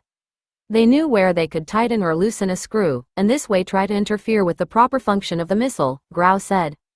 Grau even told Atlanta Weekly in 1985 he had turned in a sabotage report on the prisoners. 4. But the question of whether Grau's report led to the prisoners being hanged also remains unanswered. And those disturbing questions may never be answered. Patrick Richardson, a Huntsville attorney representing Haukel and Grau, claimed that the Justice Department was on a Nazi witch hunt, and twice turned down OSI's request to interview the two men, in November 1985 and March 1986. A cable news network cameraman and I went to see Haukel and Grau at their Huntsville homes for my CNN series broadcast in 1986. Haukel refused to talk, and all Grau would say was, "I promised my lawyer I wouldn't make any further statements." 5. From the morning shadows that lent an air of ambiguity to the ASRC's photographic session, the reunion moved to an indoor auditorium, where the near darkness signaled a change of mood, a gathering of sinister forces, some from the distant past, some from the present. There in the auditorium, along with the old Germans themselves, were representatives of the forces that had helped create and perpetuate the lies that surrounded Paperclip and its spin-offs since 1945, the U.S. Army, NASA, and, a more recent addition, the empire built on zealotry and fraud by political extremist Lyndon LaRouche. 6. After an hour-long slideshow and briefing on the Army's latest weaponry, an ASRC public relations official set the ground rules for the press. There were to be no questions about Arthur Rudolph. But the questions were asked despite the gag attempt, and soon the air was filled with hostility and bitter comments about the OSI's handling of Rudolph's case. Retired Army Colonel Paul Torrey, a former chief executive officer at Redstone Arsenal, lambasted the OSI, saying their investigations are beginning to get out of hand. 7. Then the press conference turned into a podium for the twisted paranoia and conspiracy theories of LaRouche. Marcia Freeman, Washington editor of Fusion magazine, a LaRouche mouthpiece, was introduced by the public relations officer and allowed to launch into a 15-minute attack on the OSI. The witch hunt against the leading space scientists of the United States is nothing less than a Soviet plot to destroy the military scientific accomplishments of the U.S., she said. Freeman concluded her tirade by asking for a congressional investigation and urging that the OSI be shut down. At that point, the Germans in the audience cheered. 8. The Huntsville gathering, with its bizarre mixture of adulation and paranoia, was a symptom of a gathering storm. For over 40 years, Paperclip had survived threats from within and without, kept on course by the firm determination that the ends justified the means, even if that meant breaking the law. Paperclip's dark secrets lay safely hidden in cover-ups, lies, and deceit. Now the Rudolph case had put a crack in the project's protective shell and threatened to expose all of those secrets. An alliance quickly formed to close the gap and continue the cover-up. It also resulted in the kind of Holocaust revisionism and whitewash that OSI director Neil Scher had warned was taking place. One figure in that alliance was Frederick Ordway, a former NASA public relations official who was a close friend of Rudolph, Werner von Braun, and other Paperclip scientists. Ordway publicly defended Rudolph, claiming that the Dora slaves had been well-fed. As evidence, Ordway cited a letter by Milton Hochmuth, a former Army intelligence officer who had rounded up V2s at Mittelwerk in 1945, in which Hochmuth says he remembers being surprised at how well-fed, and in good health, he found the prisoners assigned to V2 production. 9. Ordway did not mention that Hochmuth also must have seen the dead bodies of 6,000 Dora slaves lying on the ground, as former New York Governor Hugh Carey and other American liberators did when they arrived on the same day as Hochmuth. Everyone saw it, said Carey, who was then an 18-year-old Army sergeant. We saw everything within a few minutes when we arrived at the site. It was horrible. 10. Ordway also suppressed the most damaging evidence against his false claim, evidence he has had in hand for more than 10 years. A taped interview with Dieter Grau conducted in 1971 for Ordway's book The Rocket Team, CO authored by Mitchell Sharp. In describing the prisoners he saw during his wartime visit to Mittelwerk, Grau said, "The way they looked, they were not well fed at all and, as far as I could see, had a tough time. Ordway conveniently left Grau's comments out of his book, which whitewashes Rudolph's activities at Middlework.11. The LaRouche organization is another part of the alliance forged in response to the Rudolph case. The perennial presidential candidate's shadowy network has been described by the CIA as a violence-oriented cult. The inner workings of a myriad of illegal money funneling fronts and publications generally went unreported in the establishment press until hundreds of police raided LaRouche's Leesburg, Virginia, estate in 1986. In November 1988, LaRouche was convicted in a federal court in Alexandria, Virginia, of conspiracy to obstruct justice, mail fraud, and income tax evasion. According to the 52-page indictment in that case, LaRouche personally instructed members to use any means short of thievery and thuggery to meet fundraising quotas. But even his conviction for these crimes has not stopped LaRouche. In September 1990, he decided to run for Congress while still serving time in a federal penitentiary. 12. The LaRouche group's virulent Nazi-style anti-Semitism also has been well documented.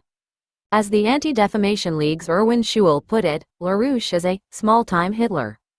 The LaRouche group's idolatry of defense-related research, along with its smokescreen of wild allegations of anti-LaRouche conspiracies involving the Queen of England, the KGB, and even President Bush, make them a logical vessel for paranoia about the OSI's Nazi hunting activities. 13. LaRouche has long-standing ties with the Nazi scientists brought to the United States under Paperclip. One was Kraft Erich, a longtime member of the Fusion Energy Foundation and author of articles for Fusion magazine.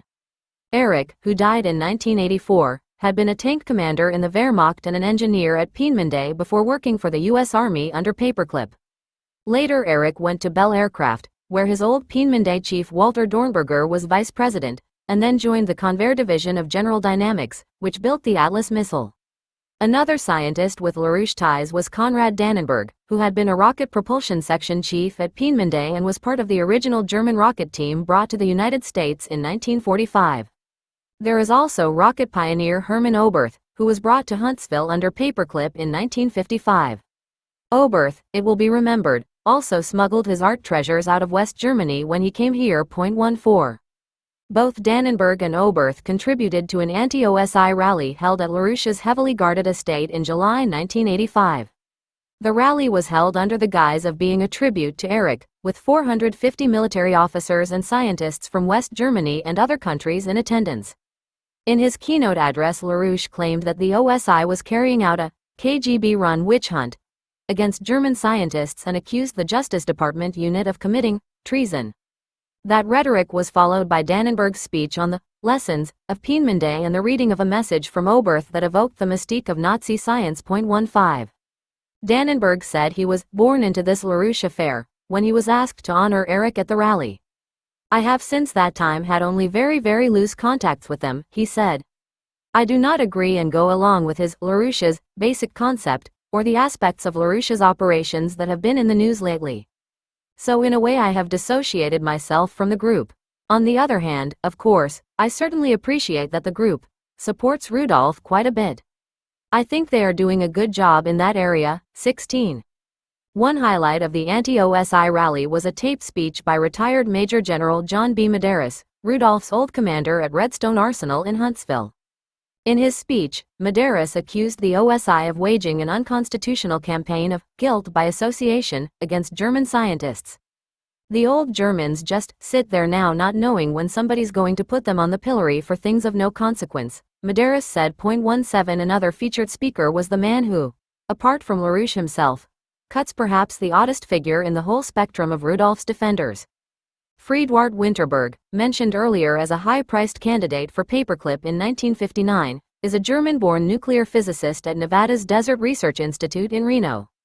In his speech at the LaRouche rally, Winterberg touched on a facet of LaRouche's KGB East German conspiracy theories by claiming that the OSI's evidence against Rudolph had come from Communist East Germany. 18.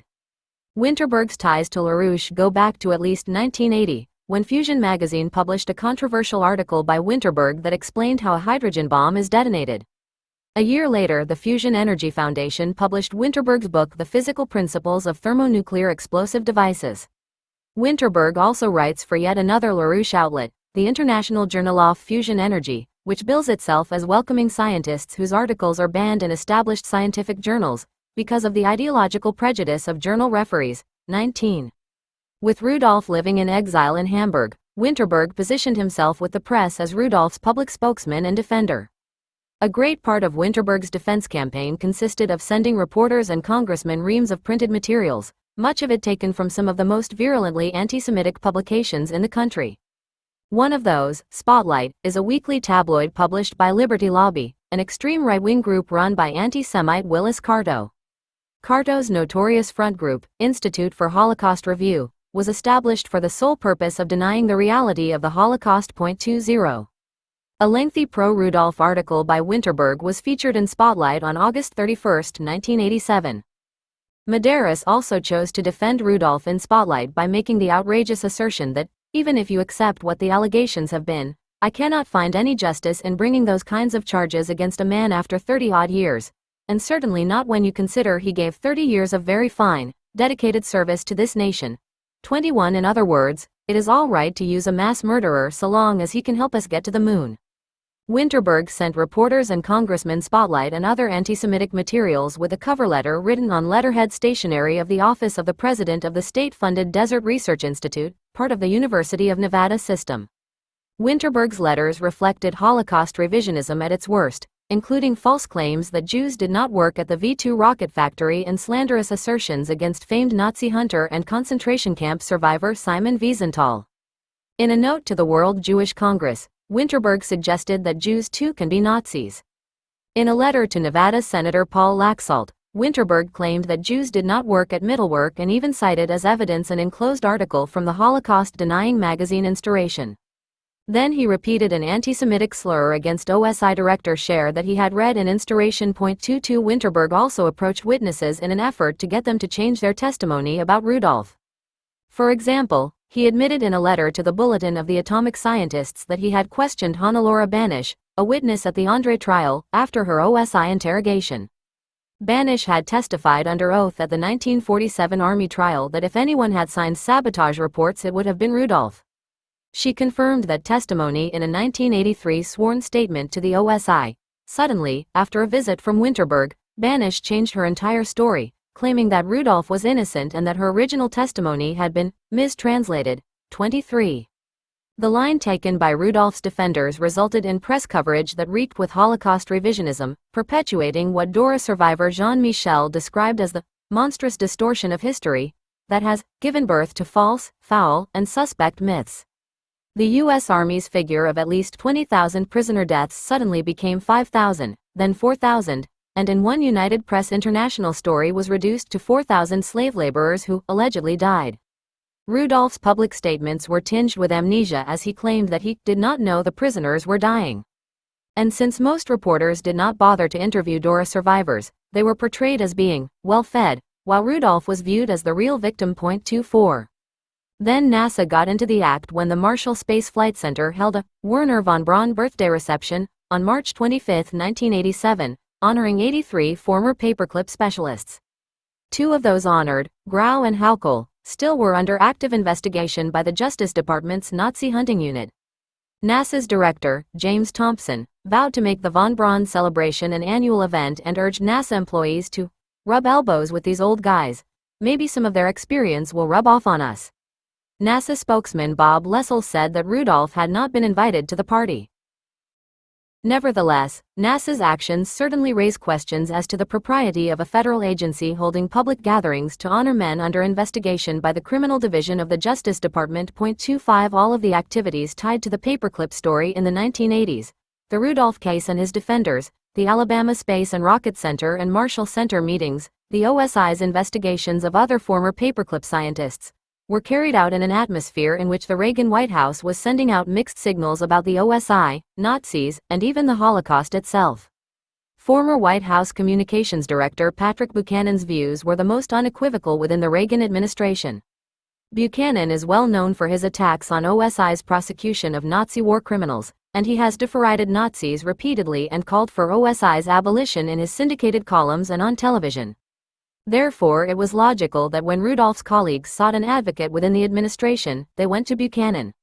In June 1985, former Paperclip scientist Eberhard Rees met with Buchanan to discuss the defender's efforts to restore Rudolph's American citizenship. After the meeting, Rees said that Buchanan had indicated he would support their cause. 26. Others in the Reagan administration put out conflicting signals about the Holocaust and their commitment to the OSI. On the one hand, the administration claimed it supported OSI's mission to deport Nazi war criminals. On the other hand, in 1985 President Reagan laid a wreath at a war cemetery in Bitburg, West Germany, where Waffen-SS troops were buried. And in October 1988 a nationwide school Holocaust history program was denied federal funding for the third straight year because of complaints by extreme right-wing factions in the U.S. Department of Education. Among the complaints was the claim by Dr. Christina Price, then from Troy State University in Alabama, that the Holocaust program was not balanced, because the Nazi point of view, however unpopular, is still a point of view and is not presented, nor is that of the Ku Klux Klan. 27. Another controversy ensued over President Reagan's appointment of industrialist J. Peter Grace to chair a budget advisory committee, because of Grace's links to convicted Nazi war criminal Otto Ambros. Grace's chemical company had been employing Ambros as a technical advisor since his release from prison in Nuremberg in 1951. In the midst of bad publicity and an investigation by Congressman Tom Lantos of California, a Holocaust survivor, both Grace and Dow Chemical claimed that Ambros was no longer working for them. Ambros, however, admitted in an interview in 1986 that he is working for somebody in the United States, but he refused to say who. "I'm still working for U.S. companies, but they don't want me to talk," he said. "There has been too much trouble with the press." Ambros said he works as a chemist developing new plastics and chemicals. 28 Some of President George Bush's activities also raise serious questions about the OSI's fate under his administration. During Bush's 1988 presidential campaign, several members of a volunteer ethnic coalition in Bush's campaign were exposed as Holocaust revisionists or members of Nazi or fascist groups.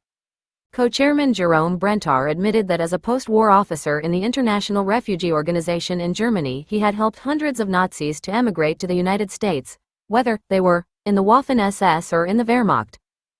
Other coalition members included Florian Goldau, a Romanian Orthodox priest who is the New York chief of the still existing Iron Guard, Romania's pro-Nazi movement; Radi Slaviv, leader of a Bulgarian group formed by wartime members of the Nazi-aligned Bulgarian Legion, and former members of the Latvian SS and P2 Lodge, an illegal Italian group that plotted to overthrow the Italian government in 1970 and install a dictator. 29. In addition, on July 20, 1988, Bush attended a dinner in Detroit sponsored by the Captive Nations Committee and the American Friends of the Anti-Bolshevik Bloc of Nations, some of whose members are longtime agitators against OSI because of OSI's cases against East European Nazi collaborators. Even if Bush was unaware of their anti-OSI stance before the dinner, he certainly was made aware of it when outspoken OSI critic Bohdan Fedorik stated the group's strong opposition to OSI in his introduction to Bush. "I'm sure that there was nothing derogatory in that type of remark," Fedorik said in an interview. "Otherwise, I'm sure that we would have heard it either from him, Bush, or from other people." According to Fedorik, Bush said nothing in the OSI's defense in his remarks at the banquet. 30. Bush's background as a former CIA director poses a potential conflict should the OSI decide to deport a Paperclip scientist or other Nazi who had been on the CIA's payroll. The CIA's history certainly shows the agency's well-known propensity for protecting its own. In 1980, for instance, the OSI was forced to dismiss a denaturalization complaint against alleged Nazi war criminal Shuram Subzokov as a result of documents that suddenly appeared in his files after the OSI filed charges in 1979. The OSI complaint had charged that Subzokov had concealed his membership in various Nazi organizations, including the Waffen-SS, when he applied for a visa to enter the United States. The OSI was forced to dismiss its case when a V-30 personal data form and an operations memorandum, ostensibly showing that Subzokov had disclosed what he was charged with concealing, mysteriously appeared in the CIA's files and in Subzokov's possession. Interestingly, the State Department, the agency responsible for issuing Subzokov's visa, had no record in its files of either document. Furthermore, when OSI attorneys initially reviewed the CIA's files on Subzokov, no evidence of these materials had been found. 31 inches. Given all this, some may conclude that the CIA may have manufactured this evidence to protect Subzokov, long rumored to have been an employee of the agency, Elizabeth Holtzman told her congressional colleagues in 1980.32. In looking at the whole story of Paperclip today, the project's most ominous legacy lies in the Cold War philosophy of the intelligence officers who guided the project through the decades. Central to that Machiavellian belief is that the end justifies the means, no matter what the cost. It is a philosophy that is omnipresent in the late 1980s, most notably in Irangate. In both Paperclip and Irangate, a band of ideologues believed that their cause served a higher purpose than the laws that governed them. None of the intelligence officers involved in Paperclip has ever been called to account before the American public, and many have even received promotions and honors for the activities reported in this book. The man at the helm of the original cover-up schemes, JIOA Director Bosquet Weff, was promoted to the rank of Rear Admiral. He retired in 1957, having become commanding officer of the naval station in Norfolk, Virginia. The project's godfather in the late 1940s, Director of Intelligence Stephen Chamberlain, was promoted from Major General to Lieutenant General, assumed command of the Fifth Army in Chicago, and retired in 1951. Among those closest to the Germans, Army Air Force's Colonel Donald Putt eventually was promoted to the rank of Lieutenant General in the U.S. Air Force. Putt retired in 1958, having held the position of Military Director of the Scientific Advisory Board to the Air Force Chief of Staff. 33 JIOA Director William Whalen was incarcerated in the federal penitentiary at Lewisburg, Pennsylvania, in 1966 for his espionage activities, and was paroled just 6 years later. During his imprisonment, Whalen thanked Judge Orrin Lewis for saving his life, since he had almost died from alcoholism. His connection to Paperclip never was revealed, and some of the disturbing questions raised by that connection remain unanswered. 34. The instigator of the European and Argentine conspiracies, EUCOM Director of Intelligence and Inter-American Defense Board Chief Robert L. Walsh, was promoted to the rank of Brigadier General and died in 1985. His deputy at EUCOM in 1947, Colonel Robert Shaw, was named Assistant Director of the CIA in 1949. Shaw took over as godfather to Paperclip in 1954, when he was promoted to Major General and named Assistant Chief of Staff for Intelligence in Washington. 35. The Inter-American Defense Board carried on business as usual with Latin American dictators, including Panamanian strongman Manuel Noriega, until he was arrested in January 1990 and brought to the United States. In June 1986, at the same time that Noriega's drug and gun running operations were being exposed by a Senate subcommittee, Noriega attended an IADB ceremonial gathering in Washington to present a Panamanian award to U.S. Lieutenant General John Schweitzer, Walsh's modern-day predecessor as U.S. Chairman of the IADB. 36. Like the intelligence officers who brought them here, most of the older recruits out of the 1,600 Paperclip and the hundreds of others in Project 63 and National Interest have not been held to account for their activities either. And they also received awards and promotions. One scientist with disturbing links to Dachau experiments, Hubertus Strughold, was named Chief Scientist of the Aerospace Medical Division for the U.S. Air Force in 1961. He even received the Americanism Medal from the Daughters of the American Revolution, and in 1985 the Texas Senate declared June 15 of that year, Dr. Hubertus Strughold Day. 37. French resistance members and prisoners of war were used as slave labor at Peenemünde. Yet former Peenemünde General Walter Dornberger became vice president of Bell Aircraft Company and was never even questioned about his role in that deplorable affair. And this summer, when tourists converge on the Kennedy Space Center, all will pass by a portrait of former SS member Kurt Debus that hangs in the entrance in honor of Debus's service as the center's first director. 38 Accused war criminal Arthur Rudolph lives in Hamburg, West Germany, collecting retirement checks from both the U.S. government and the German government. But at least he is barred from U.S. entry.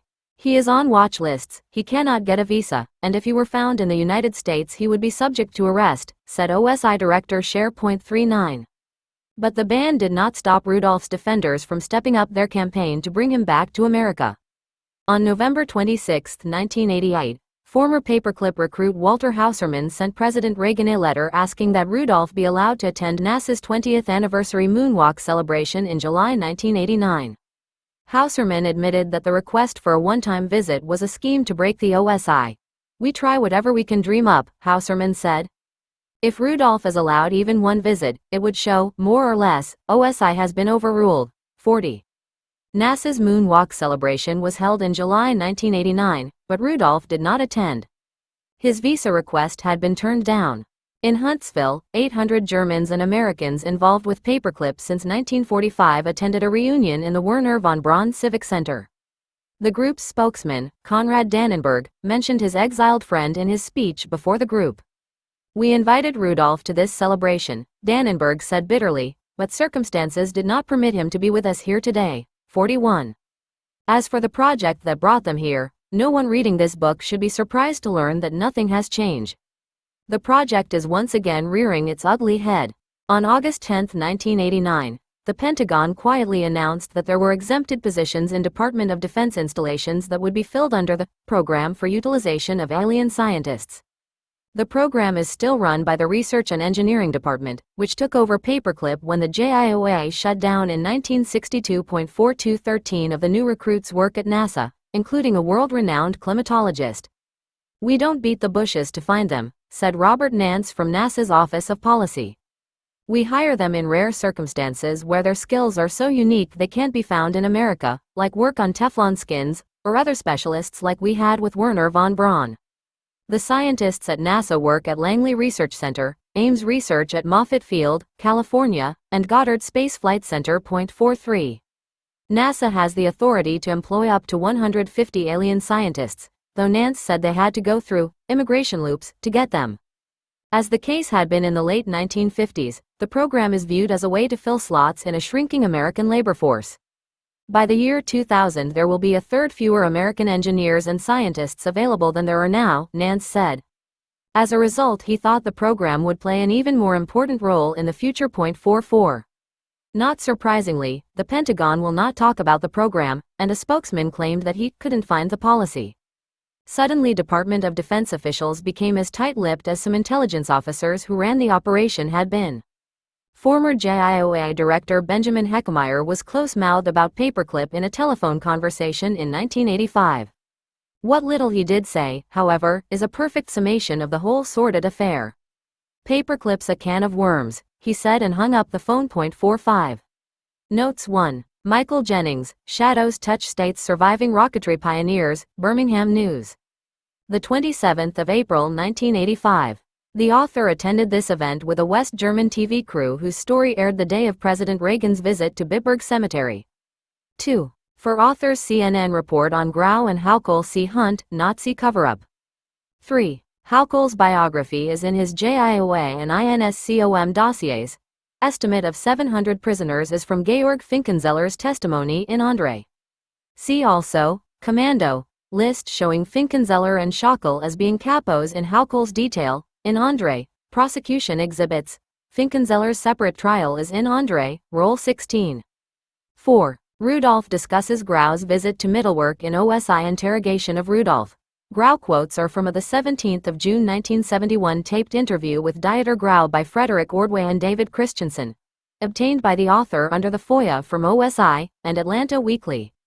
The 26th of May 1985. 5. UPI, lawyer refuses witch hunt, interviews, the 7th of March 1986, and Hunt, Nazi cover-up. 6. For background on LaRouche see Dennis King, Lyndon LaRouche and the New American Fascism, New York. Doubleday, 1989. Extremism on the Right, New York. Anti-Defamation League of B'nai B'rith, 1983. Anti-Defamation League of B'nai B'rith, The LaRouche Network, A Political Cult, ADL Facts. Spring 1982. And Dennis King and Ronald Radash, The LaRouche Connection, New Republic. The 19th of November 1984. With the exception of King and a handful of others, the press ignored LaRouche's activities for a decade. For reporters' problems when covering LaRouche. Dennis King affidavit regarding death threats, the 7th of June 1984, in LaRouche et al. Versus National Broadcasting Company, 479 U.S. 818, 1986, and Pauisha Lynch, is Lyndon LaRouche using your name? Columbia Journalism Review, March to April 1985. Author's experiences as a result of a bulletin of the atomic scientist story are reported in Investigative Reporters and Editors Award Submission Forms, 1986. 7. Author's notes of meetings. This gag attempt was brazen. After Birmingham News reporter Michael Jennings and I began asking questions about Rudolf, we were ordered to the front of the auditorium. The West German TV crew videotaped the event from the back of the room. The cruise photographer, who was born in Israel, told the author that a representative of the Space Museum said he was glad to see them because the American press was a pain in the neck when it came to the Nazi issue. The West German crew was not amused. 8. Author's notes. Marcia Freeman reported in News Briefs, Fusion, May to June 1985, that one Linda Hunt attended the event. For LaRouche members' attack on the author's bulletin cover-up story, see Nezu Solidarity. The 23rd of March 1985. 9. Referring to Ordway, Rudolph told the OSI, "I consider him a friend." In OSI interrogation of Rudolph. Letter, Milton Hockmouth to Frederick Ordway, the 19th of November 1984, in the author's personal collection. For an example of Ordway's defense of Rudolph, see Ordway letter and the author's response in Bulletin of the Atomic Scientists. December 1985. 10. Author interview with former New York Governor Hugh Carey. 11. Ordway and Sharp, Rocket Team, and Grau tape interview. 12. Violence-oriented. Quote is from CIA Memorandum, the 15th of July 1976, in Dennis King Affidavit, LaRouche v. NBC. Carol Murphy, LaRouche indicted on tax, mail fraud charges in VA, Washington Post. The 15th of October 1988. And Kent Jenkins Jr., from prison cell, LaRouche raises $221,000 for house race, Washington Post. The 2nd of June 1990. 13. The ADL's Erwin Schuell called LaRouche a small-time Hitler, on NBC's First Camera, March 1984. For evidence of LaRouche's anti-Semitism, see Judge's decision dismissing LaRouche's libel action against the ADL, in U.S. Labor Party et al. Versus Anti-Defamation League of B'nai B'rith. Number 79-11470, NY App. Div. 1980, Plaintiffs, LaRouche Group, have linked prominent Jews and Jewish organizations both in this country and abroad with the rise of Hitler, Nazis and fascism, the international drug UADE, and a myriad of purported conspiracies that have bedeviled the United States and the world at large, including a conspiracy to assassinate the USLP leader, Lyndon LaRouche. At a minimum, under the Fair Comment Doctrine, the facts of this case reasonably give rise to an inference upon which the ADL can form an honest opinion that the plaintiffs are anti-Semitic. P. A. 13. 14. Kraft Eric Bio is in his ACSI dossier, ACSI post-1952 Paperclip files, RG 319, Van C. For Eric and Fusion Energy Foundation connections, see Fusion. March to April 1985. Konrad Dannenberg authored a lengthy article, From the First Large Guided Missile to the Space Shuttle. A Pictorial History, also in Fusion.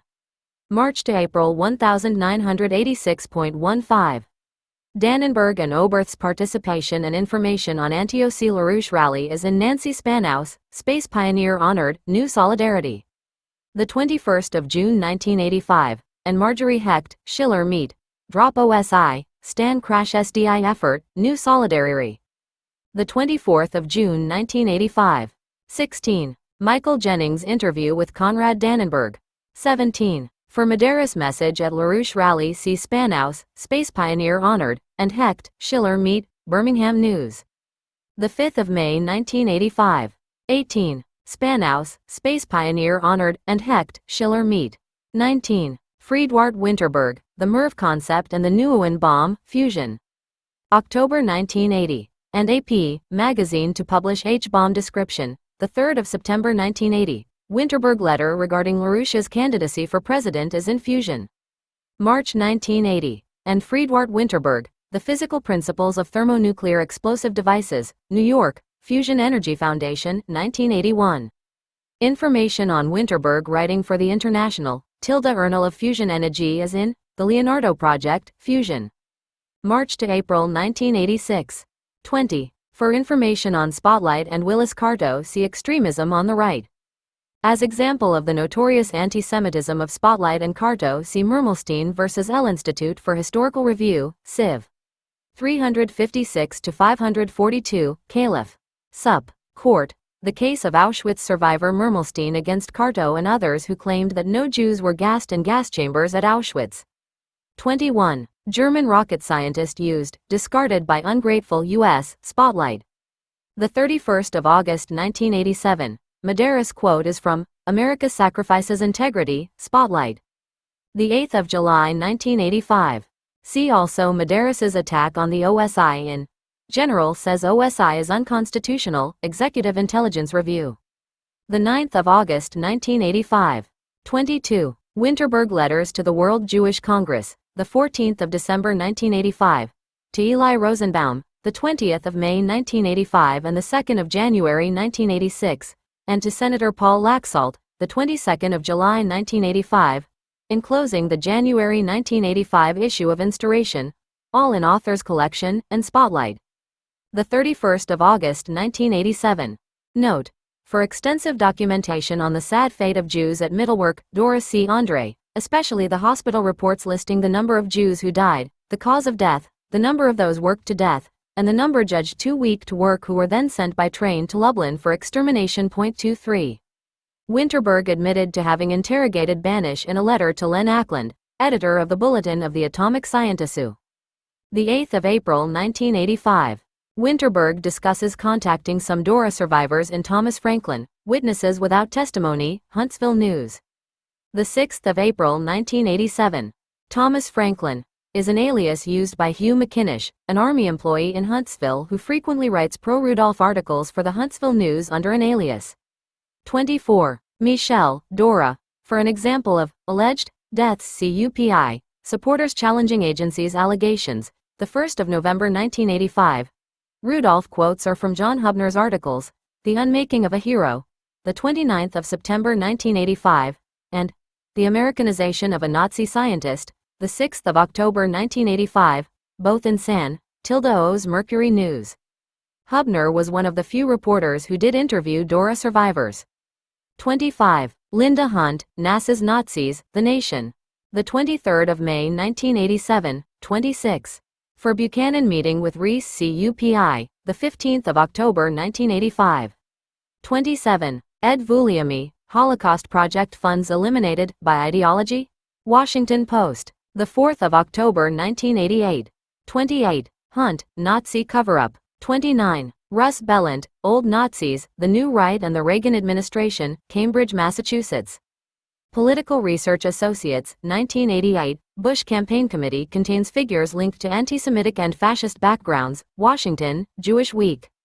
The 8th of September 1988, and Head of Latvian Group quits over link to SS, The New York Times.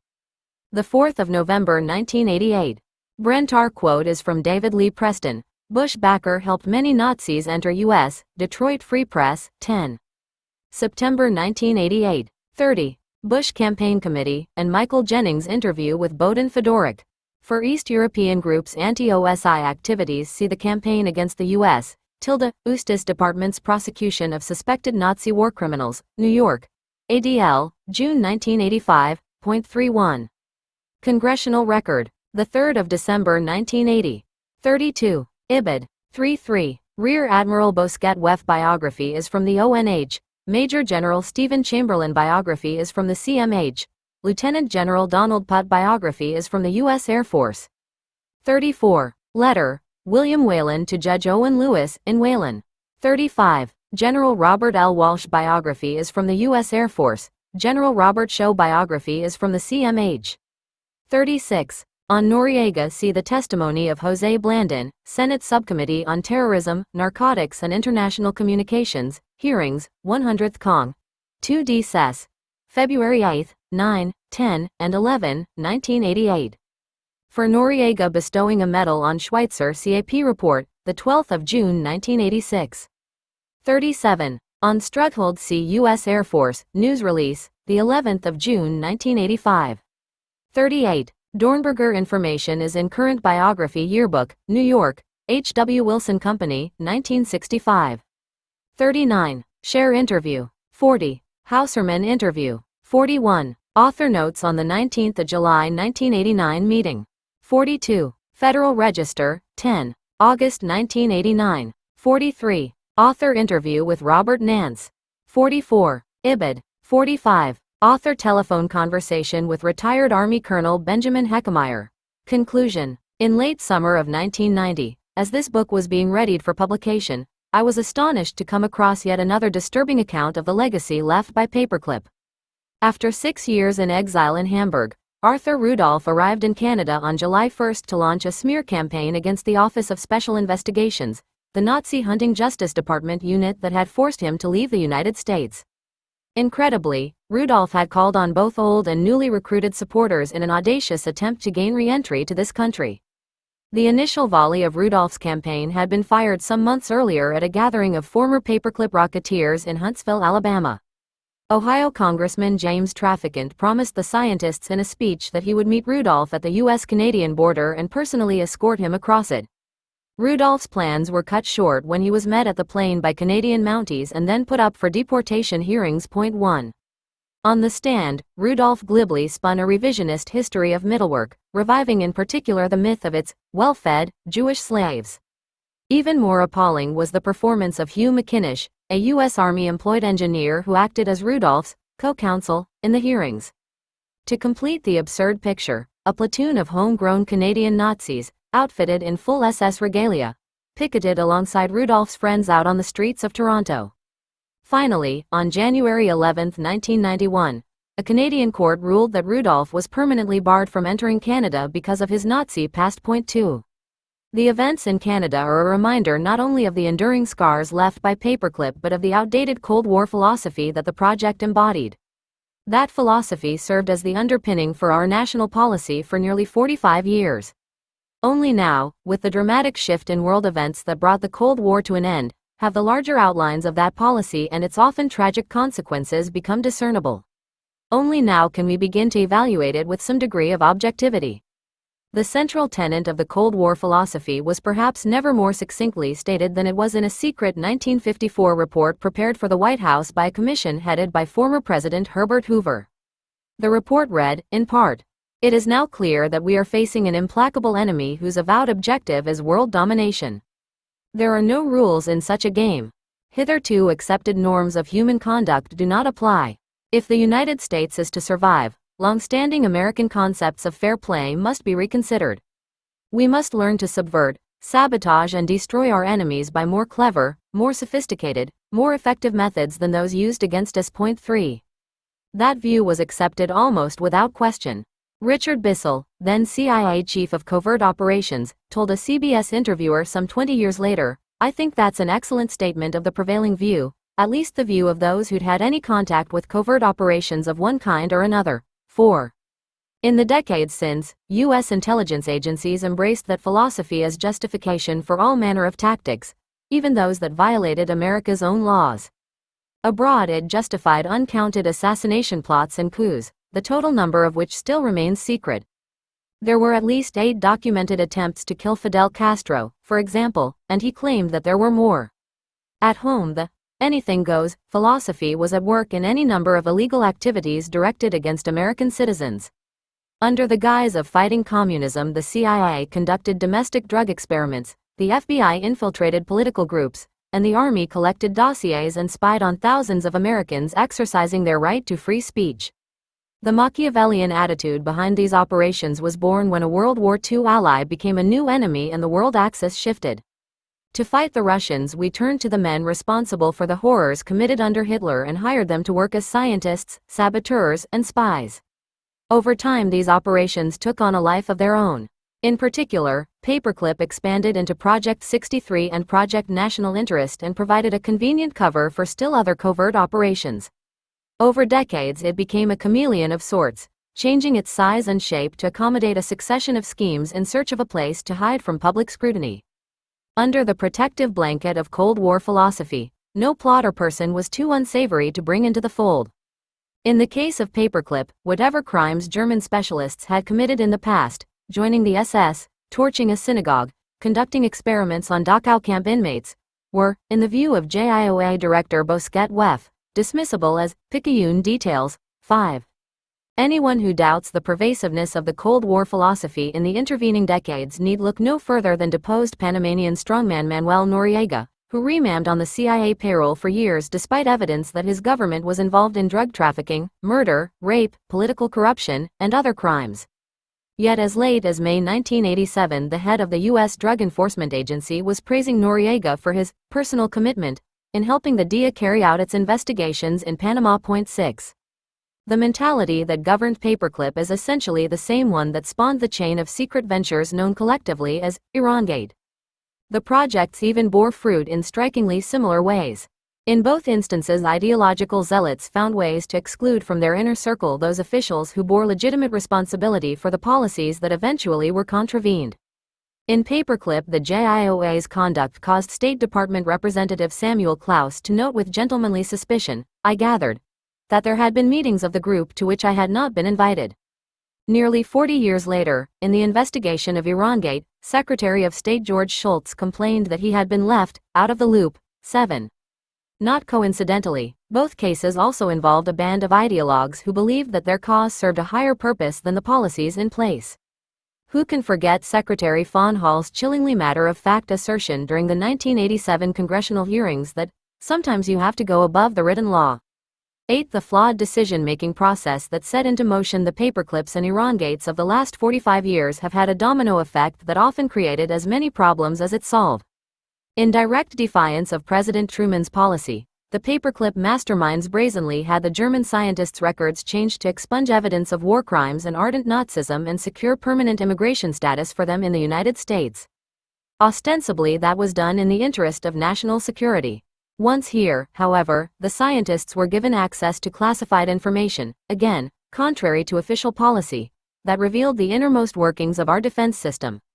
As a result, it was not long before the very people brought here to ensure our security had themselves become a security risk. Eventually, some of the scientists took advantage of security lapses and left the country with classified material. German specialist Heinz Gartmann, for example, left Wright Field Air Base with turbojet rocket engine blueprints in his hand luggage. The full extent of the damage from incidents like that is still unknown. And what was the military's response when it was caught employing war criminals?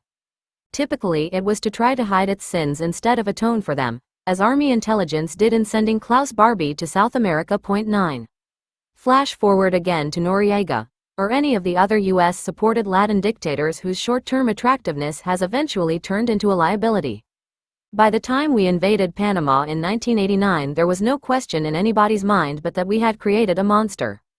Our willingness to tolerate Noriega has, in fact, put us in a position that is directly counter to the best interests of where we wanted to wind up, observed Senator John Kerry from Massachusetts. 10. Operations like Paperclip are perhaps most indefensible on a moral level. Certainly no one can argue with the urgent post-war need to obtain German scientists' knowledge. Yet the way that was done seems unthinkable today. Was it really necessary to cover up Nazi crimes? Evade presidential policy? Harbor murderers? Change their records and then lie about it to other government agencies? Try to maintain the cover-up even today? The dispute over Paperclip isn't whether U.S. intelligence should have pursued a policy to protect American interests from the Soviets.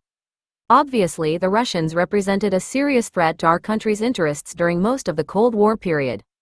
The argument here is over the means, not the ends, for there were alternatives to the decisions the JIOA officers made. For one thing, the German scientists could have been kept overseas and interrogated by scientists instead of by military officers. Indeed, for years after the war, the U.S. High Commissioner of Germany kept dozens of ex-Nazi scientists on the payroll, and under tight security, so that we could utilize their knowledge and expertise. Why the blind determination to bring war criminals here, in violation of our own laws, and essentially absolve them of their pasts? Such activities seem even more incomprehensible in light of the fact that other pools of scientific talent were virtually ignored. The JIOA officers went to great lengths to help second-rate German technicians find jobs and a new life in America. Meanwhile, many American engineers who had suffered from layoffs in the defense industry went without jobs. Survivors of the Holocaust also were overlooked. One such survivor was Casimir Jobel, a Polish patriot, graduate engineer, and inventor who was forced to work as a slave laborer for the Henschel Aircraft Company and then emigrated to America after the war. He died working as a dishwasher in Boston. For Jobel's daughter Miroslava, the events honoring German rocket scientists in Alabama in 1985 were particularly heartrending. Why, she asked in a Birmingham news story, were specialists who served the Nazis put on a pedestal, while men like her father who resisted are hardly left being able to exist? 11. Why have we made heroes of men who assisted in one of the greatest evils in modern history? Some were unquestionably highly qualified scientists. Wernher von Braun, for example, was a brilliant man who contributed immeasurably to American missile and space programs. But he was also a Nazi collaborator. What price did we ultimately pay to tap the Germans' knowledge? The most common response is that it got us to the moon. But how do you balance that against murder? Today, more is known than ever before of the wartime activities of the Paperclip scientists. Yet a number of them continue to be virtually deified by the military or by the communities in which they've settled. They're given medals and awards and glowing notations in history books.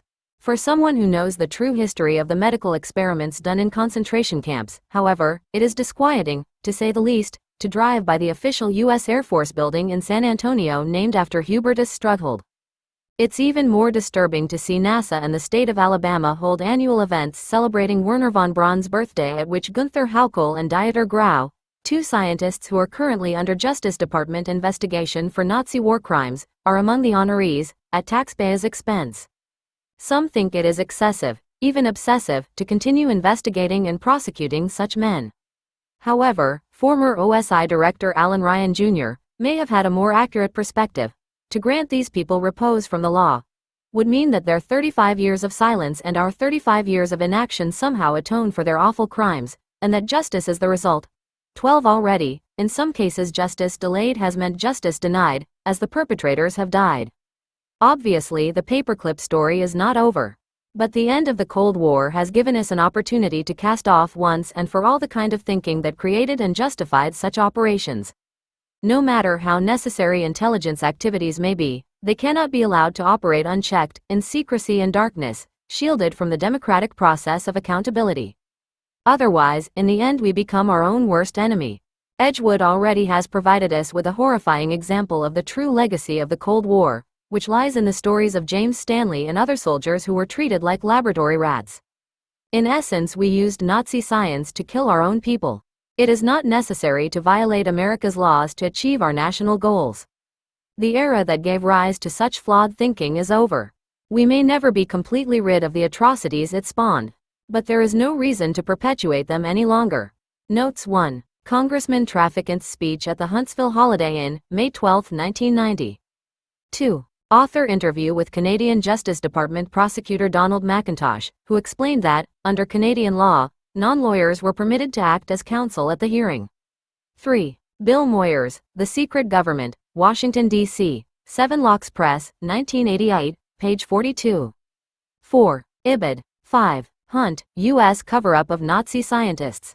6. Letter, DIA Administrator John Lawn to General Manuel Noriega, the 27th of May 1987, published in Senate Committee on Foreign Relations, Hearings before the Subcommittee on Terrorism, Narcotics and International Communications, 100th Cong.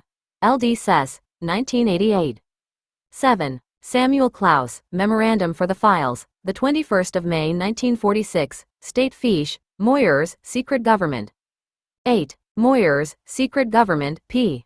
7. 9. Captain John P. Roth, UCOM, to Chief, Technical Intelligence Section, AC of S, the 8th of April 1947, G2 Paperclip. Top Secret, Files, RG 319, Vinar C. 10. Senate Committee on Foreign Relations, Hearings on Noriega before the Subcommittee on Terrorism, Narcotics and International Communications, 100th Cong. 2D Sess, 1988, page 149. 11. Michael Jennings, Daughter of Inventor Questions Father's Twist of Fate, Birmingham News, 11. November 1984. 12. Alan A. Ryan Jr., Quiet Neighbors, New York, Harcourt Brace